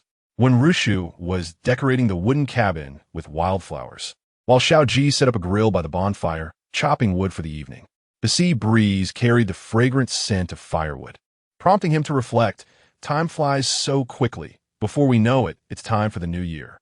When Rushu met his gaze, her eyes and smile radiating warmth, the firelight casting a gentle glow on her face. "Yes, it's the new year, our first year together." Fang Jie affectionately ruffled her hair, saying how wonderful. "Our first year together. Let us celebrate tonight." When Ruoshua immediately shouted yes. "Everyone, let's work hard." Brother said, "We shall celebrate the new year properly tonight." "All right, understood. We'll go hunt for fresh game to treat everyone," Xiaoyi exclaimed, dashing into the dense forest with 4 companions. The days of hunting had rendered their footsteps light and their gazes sharp. Following fresh animal tracks, they stealthily discovered a rabbit burrowed deep in the bushes, swiftly capturing 2 lively rabbits. Fortune appeared to favor them, as they soon startled a young deer by the stream, and, with teamwork, they successfully captured it. When Ruoshua and her sister weaved through the woods, gathering vibrant wildflowers to adorn the camp. When Ruoshua also collected variously shaped shells, intending to string them into wind chimes to enhance the festive spirit. Yao Yu and Yao Zixing busily washed the shellfish and fish they had caught during the day by the pond, with Yao Yu occasionally reminding her brother to be cautious of his wounds. Fang Jie hefted an axe to chop sturdy branches, reinforcing the fire pit. Su Daqiang nearby stacked stones to create a rudimentary stove, humming a tune from his hometown. Each person diligently fulfilled their role, and laughter erupted amidst the busyness. As the sun dipped low, a roaring flame ignited in the fire pit, with the rabbits and deer cleaned and placed on the grill, sizzling with juices. The seafood bubbled in the pot, filling the air with an enticing aroma. Wildflowers and shells transformed the humble wooden cabin into a vibrant display. Fang Jie rummaged through all storage corners, but found only a few empty bottles. He sighed softly, yet noticed that everyone had intuitively filled bowls with clear water, gathering around the crackling bonfire. The flickering flames illuminated 12 faces, casting shifting shadows. The five brothers of the Xiao family sat side by side upon a rough wooden bench. The siblings, Yao Zixing, whispered softly to one another, occasionally exchanging smiles. The one sisters had wildflowers, freshly picked under the sun, still adorning their hair. Su Daqiang tenderly served golden-brown roasted rabbit meat into the bowl of his elderly mother. Fang Jie slowly rose, raising his ceramic bowl high. Dear friends, as we strive to survive on this desolate island, we are akin to Swearin, who struck flint to create fire. Everything begins anew. Each step taken is fraught with difficulty. And every day is hard one. From constructing our first wooden shelter to capturing our initial game, from enduring the first snowstorm to overcoming our first ailments. It is the trust and perseverance of each one of you that has brought us to this moment. His gaze swept over everyone, his tone growing increasingly sincere. I often reflect on this vast ocean and the lonely isle. To meet and stand by you all is a fortune I, Fang Jie, must have earned through several lifetimes. This night, though we lack fine wine and exquisite dishes, we are illuminated by this bonfire, feasting upon roasted meat, and sharing the hearts of 12 who have weathered adversity together. I solemnly promise that regardless of the hardships that lie ahead, I shall stand with you all through life and death. The bond shared among the 11 brothers and sisters gathered here today will forever be etched in my heart. With that, he raised the ceramic bowl high. Shao Ji was the first to rise, and the 5 brothers shouted in unison, Brother Fang, we trust you. When Rushu's eyes glistened with tears as she softly remarked, with you here, we have our anchor. Yao Yu playfully nudged his shoulder, saying, you speak quite well, my friend. Enough sentimentality, let's drink. Su Daqiang raised his bowl in agreement, exclaiming, Happy New Year, wishing everyone a joyous New Year. Happy New Year! The 12 bowls clashed together with a resounding cheer, sending glistening droplets of water into the air. Chapter 84. A moment of remorse, laughter, and lively chatter filled the air, creating a vibrant atmosphere. Shao Ji's whispered exchanges did not escape Fang Jie's keen observation. Speak plainly. Why are you murmuring? He called out, lifting his chin toward the group. Shao Ji scratched the back of his head. Brother Fang, the last time we saw Yao Yu dance. My brothers can't stop thinking about that figure at night. Is there any chance we could? Hey, you lot, do you mean to insult me? Do you take me for a tavern singer? Thinking of her figure, what nonsense. Yao Yu picked up a piece of yam, pretending to throw it. But Fang Jie laughed and gently restrained her wrist. They admire her. It is a yearning for beauty. How could it be an insult? Wouldn't you agree? Fang Jie asked. Shao Ji nodded vigorously. Yes, Brother Fang is right. Sister Yao. Oh no, my foolish tongue. Sister Yao. We mean no disrespect. We just wish to appreciate it once more. Fang Jie winked at Yao Yu. Consider it a festive addition. Would you perform another dance for us? Yao Yu bit her lip, contemplating for a moment, then suddenly flashed a mischievous smile. Dancing alone is rather dull. I need someone to join me. Shao Ji sprang up first. I'll do it. Yao Yu chuckled. You're quite eager, but with those clumsy moves, it won't do. Before she finished speaking, she grasped Fang Jie's wrist and pulled him toward the open space. When Rushu, observing this, let out a knowing hum, I knew you had something up your sleeve. Laughter erupted among the crowd. Yao Yu turned back, making a playful face at her, before beckoning when Ruoshu, who was nestled among the crowd. Yao Yu twirled gracefully, her enchanting figure bowing toward everyone. Come, let's have a long song. Let the dance of the white jade city commence. The new year should be filled with joy. Kulme. Fang Jie wrapped his arms around when Rushu's waist as the 4 of them twirled into the flickering firelight. Yao Yu moved with the grace of a fawn, radiating youthful exuberance with every gesture. Although when Rushu and her sister moved a bit awkwardly, they wore bright smiles. By the bonfire, Shao Ji kept rhythm by tapping on a ceramic bowl. The crowd sang a variety of songs, their shadows merging into a jubilant sea against the rock wall. The fervent atmosphere persisted until midnight, and only when exhaustion set in did the group begin to disperse. After savoring the delicacies prepared by Wenrushu, Fang Jie felt a warm surge within him, his throat parched. His gaze upon Wenrushu grew increasingly intense. She felt her ears burn under his scrutiny and gently tugged at his sleeve. What is with that look? You're frightening me, as if you're about to devour me. Fang Jie leaned closer, his nose nearly brushing against her trembling eyelashes. I wish to show you something. Will you come to my room? When Rushu looked up at him, a light laugh escaping her lips as her fingers slowly traced upward on his chest. I'll return to the room first. Wait for me. I need to tidy up. Fang Jie swallowed hard, a low chuckle escaping as he whispered in her ear. Do you still have that black silk? Wear it for me. At his words, when Rushu playfully scoffed, raising her hand to pinch his side. But he caught her wrist, gently pulling her closer, the scent of wildflowers mingling with the warmth of the bonfire enveloping them. Go on, I still need to clean up, she urged, giving him a gentle push toward the room. Fang Jie turned to glance at her, urging her not to keep him waiting too long. I know, stop talking. The moonlight spilled through the gaps in the wooden cabin, and Fang Jie heard the soft patter of footsteps outside the wooden door. Raising his gaze, he beheld when Rushu wrapped in a sheer garment, standing amidst the interplay of light and shadow, adorned with an inexplicable allure that surpassed the brightness of day. He hurriedly drew her into his embrace, their overlapping shadows cast upon the smooth bark of the wall. The evening breeze was gentle, yet the night was far from tranquil. In the early hours of the night, when Rushu quietly pushed open the door, when Ruashua turned over, her eyes still heavy with sleep, murmuring, "Sister, you're back." Before she could finish, her sister shushed her. As when Rushu climbed into bed, her movements caused the wooden planks to creak softly. Bathed in the moonlight streaming through the window, when Ruashua caught sight of her sister's disheveled hair and flushed cheeks, instantly invigorated, she nestled under the covers beside her sister. Teasing, how could you bear to return? I thought things were going so harmoniously. Go to sleep. When Rushu playfully kicked out her foot, only to have her sister seize her ankle. In the next room, Yao Yu, overhearing their banter, chuckled softly. Look at this scene. Your sister must have been thoroughly exhausted and ran back.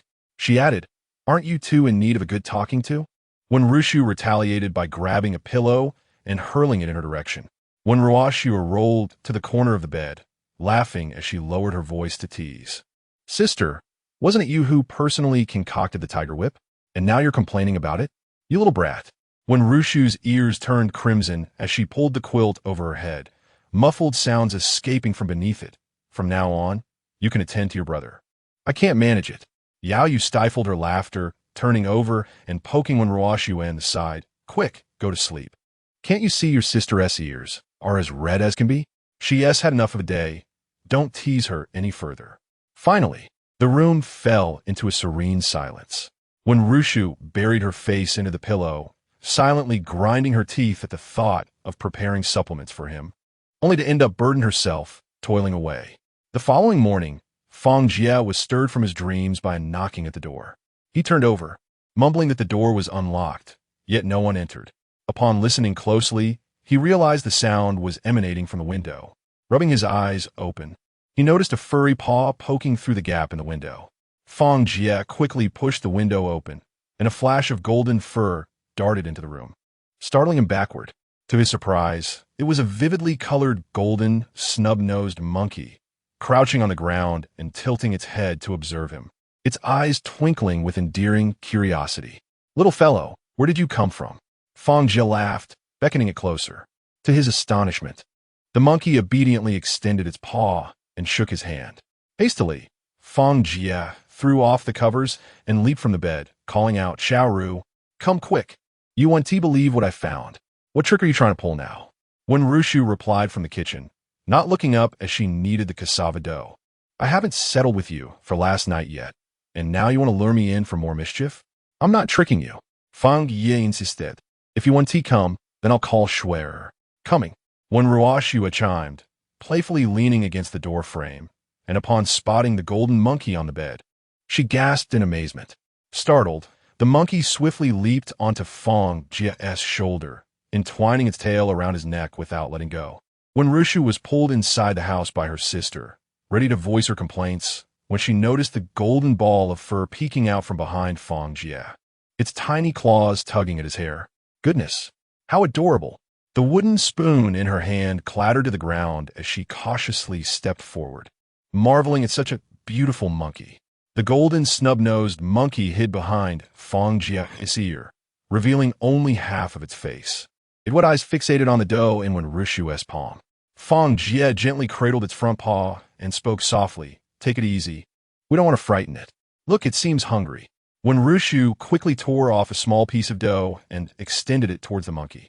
The creature sniffed the offering and suddenly released Fang Jie, bouncing on her hand, its claws grasping the dough with great delight.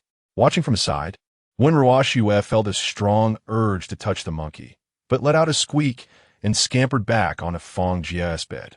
There! It clutched the corner of the blanket, tilting its head to gaze around, eliciting laughter from the three of them. Chapter 85. The Utility of Monkeys. Quickly shut the door. Wenwushu hurriedly closed the door and windows, fearing that the golden, snub-nosed monkey might escape. Fang Jie chuckled and waved his hand dismissively. "There's no need to be so anxious.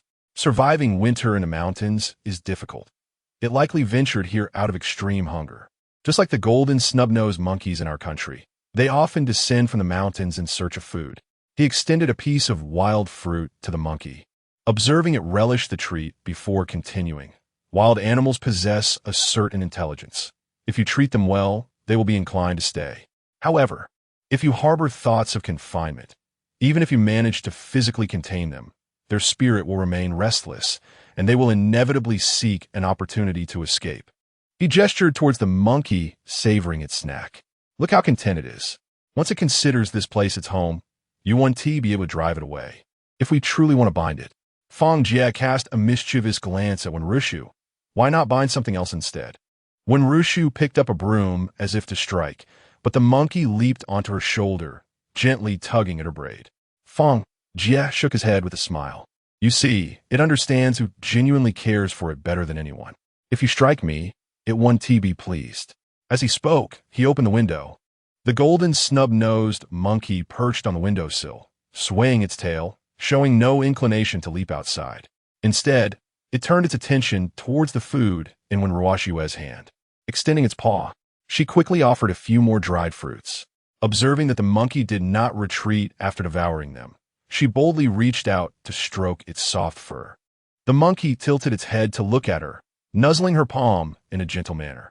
Wenwushu, witnessing this interaction, extended her fingertip to lightly touch its ear, prompting it to emit a joyful squeak and spin around. "Shall we give it a name?" Wenwushu's eyes sparkled as she gazed at Fang Jie. Wenwushu looked at the monkey's lively demeanor, her lips curling upwards. "It loves to make squeaky sounds. So how about we call it Jie?"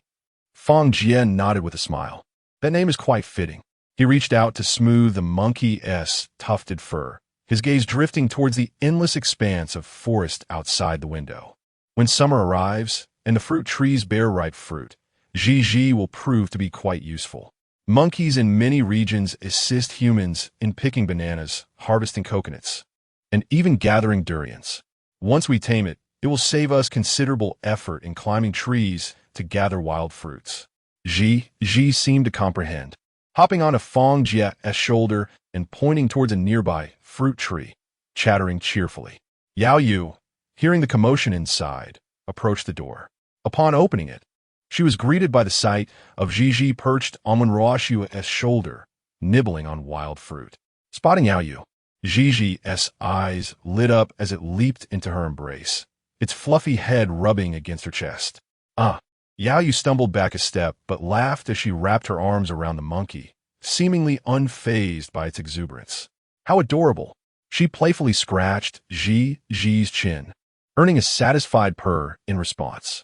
Fang Jie, witnessing this, burst into laughter. "This monkey must be male. I need not even look. The moment it sees a girl, it dives in her arms. It certainly has good taste." Wenwushu lightly swatted his arm, her eyes crinkling with mirth. "You do talk too much." Yao Yu shook Jie's paw playfully and winked at Fang Jie. "What's wrong? Feeling jealous?" The monkey seemed to play along, turning to make a face at Fang Jie, causing laughter to resonate throughout the room. Fang Jie cast a fleeting glance at the monkey, declaring, "I'm not envious of it. Whoever is envious is but a pup." Wenwushu leaned towards Yao Yu and whispered, "Brother, this is a classic case of saying one thing while meaning another. If you ask him again, he will claim to be born in the year of the dog. He has uttered such words before. Not a single punctuation mark should be trusted. Laughter erupted among the three girls. I can't be bothered to converse with you. Three women make a theatrical performance. It's too noisy. Fang Jie stood up and strode outside, with the monkey following him closely. He led Jie to the pond to fish, where the little creature squatted attentively beside him. When a fish was caught, it would even stretch out its paw to hold down the flailing tail. Fang Jie, seeing its cleverness and obedience, mused that this creature indeed possessed potential for training. He guided it into the woods and pointed to the pine cones high above. Jie tilted its head in contemplation for a moment, then swiftly climbed up the trunk, its furry form darting nimbly among the branches. In the blink of an eye, it returned clutching a plump pine cone. Fang Jie nodded in satisfaction, exclaiming, "Well done. Truly efficient. No wonder so many people raise monkeys for labor. It's quite convenient." He returned to the camp with Jie, saying, "Now I will nurture you. But come summer, you must contribute. Did you hear that?" Jie perched on his shoulder, busily fiddling with Fang Jie's hair. In the storeroom, when Rushu was crouched beside a ceramic jar, rummaging through a cloth bag, those wheat and cabbage seeds, she looked up at Fang Jie, her fingertips pinching a shriveled seed, pondering whether it would spoil if placed back down. "It won't spoil," Fang Jie replied, taking the seed to weigh it in his hand. "If planted now, it will surely rot in the ground. The climate is unsuitable. Wait until spring when the temperatures rise, then we can plant these seeds in a shaded dry spot, and they will be fine." He pointed to a corner of the storeroom where dried wild fruits were stored, a place impervious to moisture. Jie jumped down from his shoulder, its claws scratching at the cloth bag, eliciting a light laugh from Rushu. Fang Jie scratched the monkey's head and said, "Let us endure for another month or two. When the first spring rain falls, we can cultivate a vegetable patch and plant wheat and cabbage. Soon, we'll be able to enjoy steamed buns, dumplings, and buns." Upon hearing the prospect of dumplings, when Ruoxue sprang up from the ground, rushing to the storeroom door with gleaming eyes. "Can we truly grow wheat? When can we eat the buns? I've been craving them madly. I didn't even get to have dumplings during the New Year." She smacked her lips, unconsciously tugging at the hem of her garment.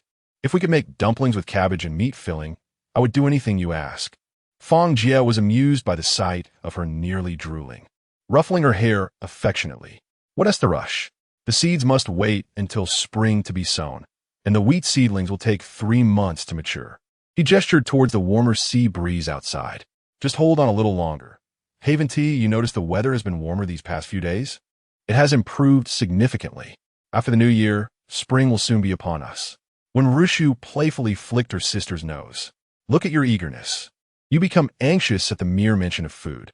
One Ruoxue leaned against the doorframe, chuckling, "Once we harvest the wheat, I want to learn how to make noodles, paired with our sun-dried fish. It will surely be delightful." "Oh, I've realized that our people seem to have an obsession with farming. Wherever one goes, the memory of cultivating grains remains indelible." Fang Jie chuckled and nodded, affirming the truth in the statement. Since time immemorial, those who obstruct our earnest endeavor to cultivate crops shall be met with our resolve to till the land.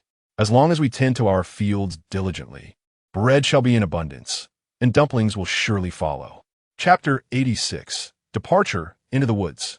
Time flies swiftly, and in the blink of an eye, more than a month has passed since the beginning of the Lunar New Year. The weather gradually warms, and the island's flora and fauna awaken, presenting a vibrant display of life. Throughout this past month, when Ruoxue has persistently clung to Fang Jie, endlessly lamenting her confinement in the camp and yearning for an outing, Fang Jie has already led her to explore all the nearby locales. This morning, when Ruoxue enthusiastically tugged at Fang Jie, exclaiming, "Brother, wasn't Wei Changsheng inviting us to visit their tribe in spring? Now should be the perfect time to go. I've wandered around here so much that I can even tell you which way the anthills face. Let us take a break and clear our minds." When Rushu stood nearby, her eyes sparkling with anticipation as she gazed at Fang Jie. Fang Jie contemplated the Yao siblings. "I've been considering this matter for several days. Previously, Yao Yu and Yao Zixing were injured, making long journeys unsuitable for them. Now that Yao Yu has recovered and Yao Zixing is nearly fit as well, a long trek should pose no issue. Wei Chongqing mentioned that their tribe excels in farming and hunting. This time, we can not only gather with them, but also see if they have suitable seeds and tools and learn their farming techniques. If they have good medicinal herbs, we could also acquire some. The girls were elated upon hearing this.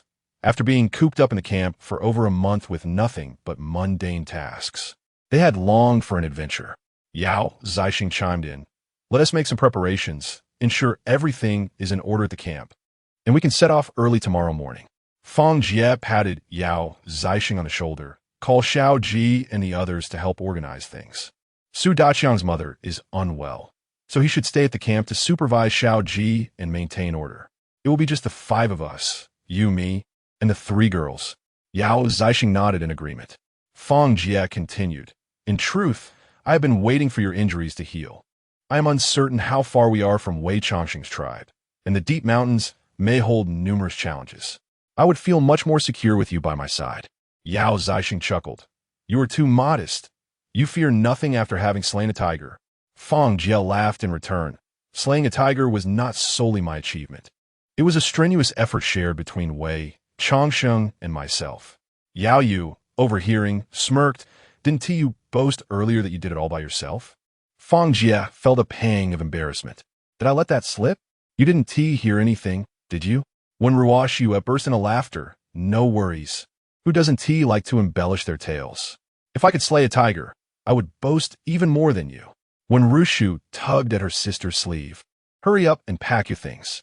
Make sure to delegate the camp duties clearly, so we're not flustered at the last moment. When Ruoxue immediately called out to Shao Ji and Su Daqiang in the distance. Once they arrived, Fang Jie addressed them. Yao Zixing and I are taking the 3 of them to Wei Chongqing's tribe to see if we can procure some useful items. What are your thoughts? Su Daqiang rubbed his hands together, displaying a look of hesitation. I cannot leave my mother in this situation. Fang Jie interrupted him with a wave of his hand. I understand you cannot leave. The camp is entrusted to you. Ensure that you and Shao Ji guard this place well. Shao Ji furrowed his brow and asked, Do you need me to accompany you? What if something happens on the way? Fang Jie patted his shoulder reassuringly. With Yao Zixing here, it is sufficient. You all can focus on guarding the camp until our return. He, along with Shao Ji and Su Daqiang, reinforced the wooden fence surrounding the camp, pointing to a low-lying area. Dig several traps here and cover them with dry leaves. It will deter wild beasts. After instructing them on the trap arrangements, he returned indoors. Inside, the 3 sisters were chattering around a wicker basket. When Ruoxue held up a piece of animal hide, exclaiming, Let us take this as a blanket. Yao Yu rummaged through half a bag of salt, insisting it was essential for seasoning. When Rushu produced 2 tents, suggesting, Let us take both tents. It will be convenient to rest if we don't find a cave along the way. The golden monkey chirped, perched on the edge of the basket, pawing at the dried mango in Ruoxue's hand. Fang Jie leaned against the doorframe, observing them as they packed, recalling the ring Wei Chongqing had given him. Shao Ru, bring the ring Wei Chongqing gave last time. It might prove useful in times of trouble. When Rushu nodded and handed him the ring, which he promptly slipped onto his finger.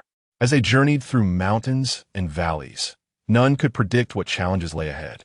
Yao Zixing secured a gleaming, well-honed dagger at his waist, while Fang Jie slung a long gun over his shoulder.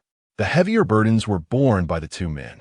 The 3 young women, eager and impatient, could hardly wait for the morrow, urging to set off without even pausing for lunch. Once Fang Jie saw everyone was prepared, he waved goodbye to Shao Ji and the others who were staying behind, leading the group northward into the dense forest. Clutching the route map sketched on birch bark by Wei Chongqing, he walked at the forefront. The soil beneath their feet was moist with early spring's dew and tender. Red ferns broke through the earth. In a thicket where they had previously encountered a tiger, a few gray-haired wild rabbits darted out. When Ruoxue gasped in excitement, wanted to chase them, but Fang Jie grasped her arm firmly. Stay close and follow me. Yao Yu knelt down, fiddling with a cluster of blue-purple flowers, their petals still glistening with morning dew.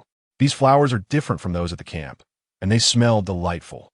The golden monkey leaped from her shoulder to the treetops, chattering excitedly at something in the distance.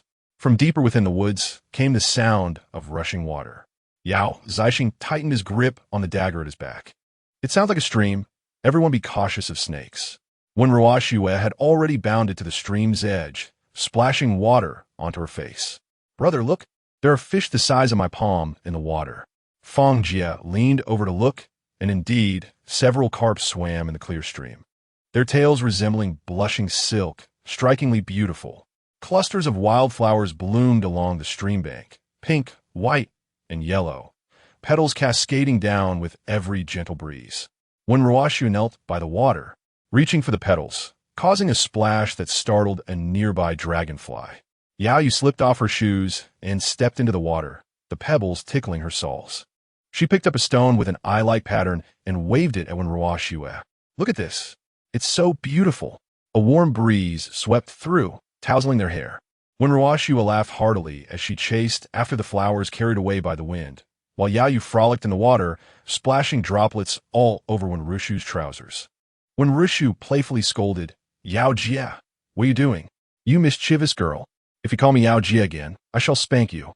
With that, she rushed over, and they began to playfully tease one another.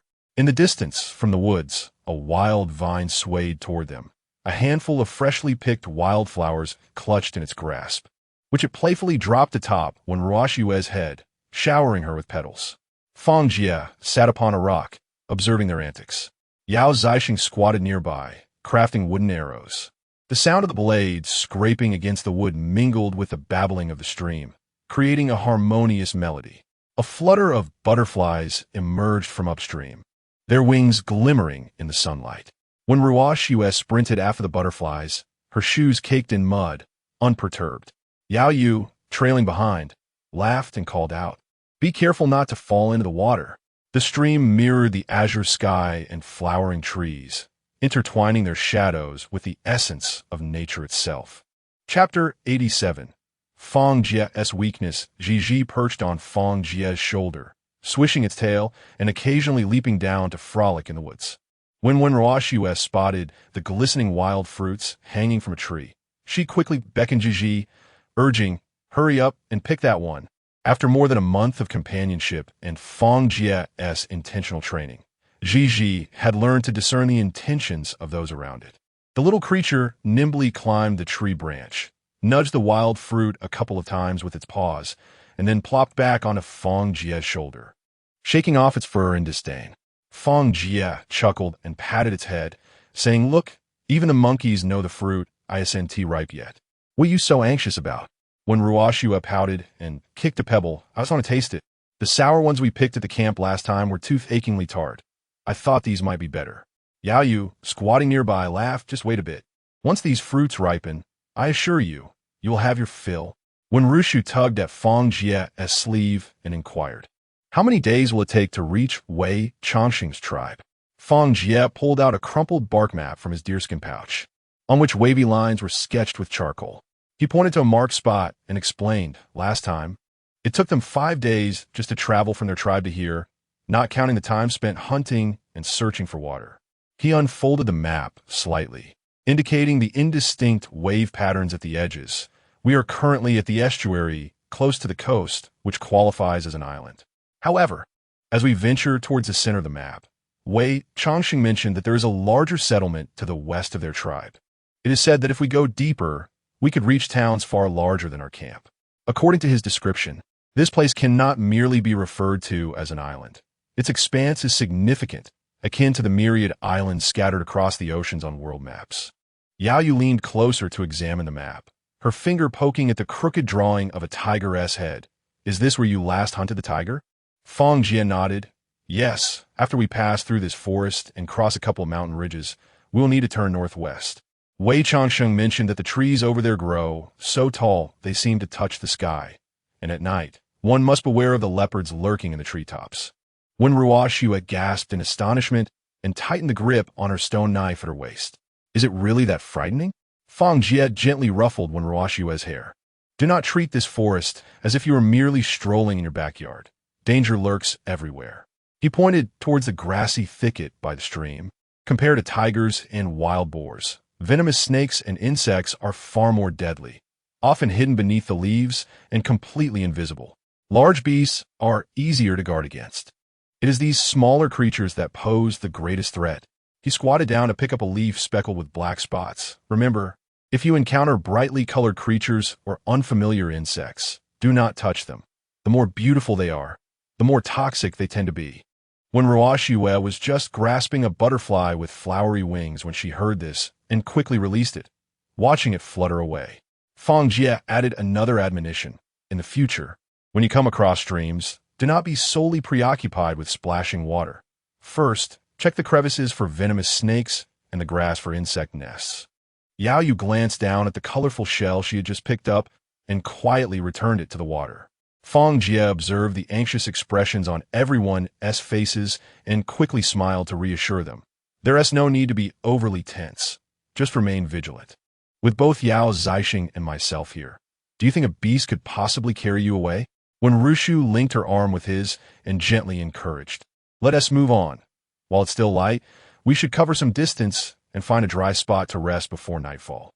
Fang Jie nodded, grasping his long spear to clear a path through the vines ahead. Yao Zixing, carrying a water pouch, trailed at the back, occasionally bending down to inspect the footprints on the ground. When Ruoxue clutched a sharpened stick, her eyes darting anxiously among the leaves. When she spotted a colorful beetle crawling by, she jumped back in fright, hiding behind Yao Yu. Fang Jie turned back, amused. That's just a golden tortoise beetle. It one bite. Don't frighten yourself. The group continued onward, walking over fallen leaves, with the only sounds in the forest being their footsteps and the chirping from the treetops. As dusk approached, they discovered a dry clearing in the woods. When Rushu busily gathered firewood, while when Ruoxue set up a stone slab to prepare for roasting meat. Yao Zixing circled the campsite 3 times with a large knife, clearing away the surrounding grass that was half a person's height. Fang Jie carried an empty water jug towards the stream, and Yao Yu picked up a bone knife to follow him, saying, I'll accompany you. I need to wash my face anyway. As they squatted by the water's edge to fill their jug, Yao Yu suddenly jumped up with a gasp, her jug clattering against the rocks. A flower snake, about a foot long, was coiling around her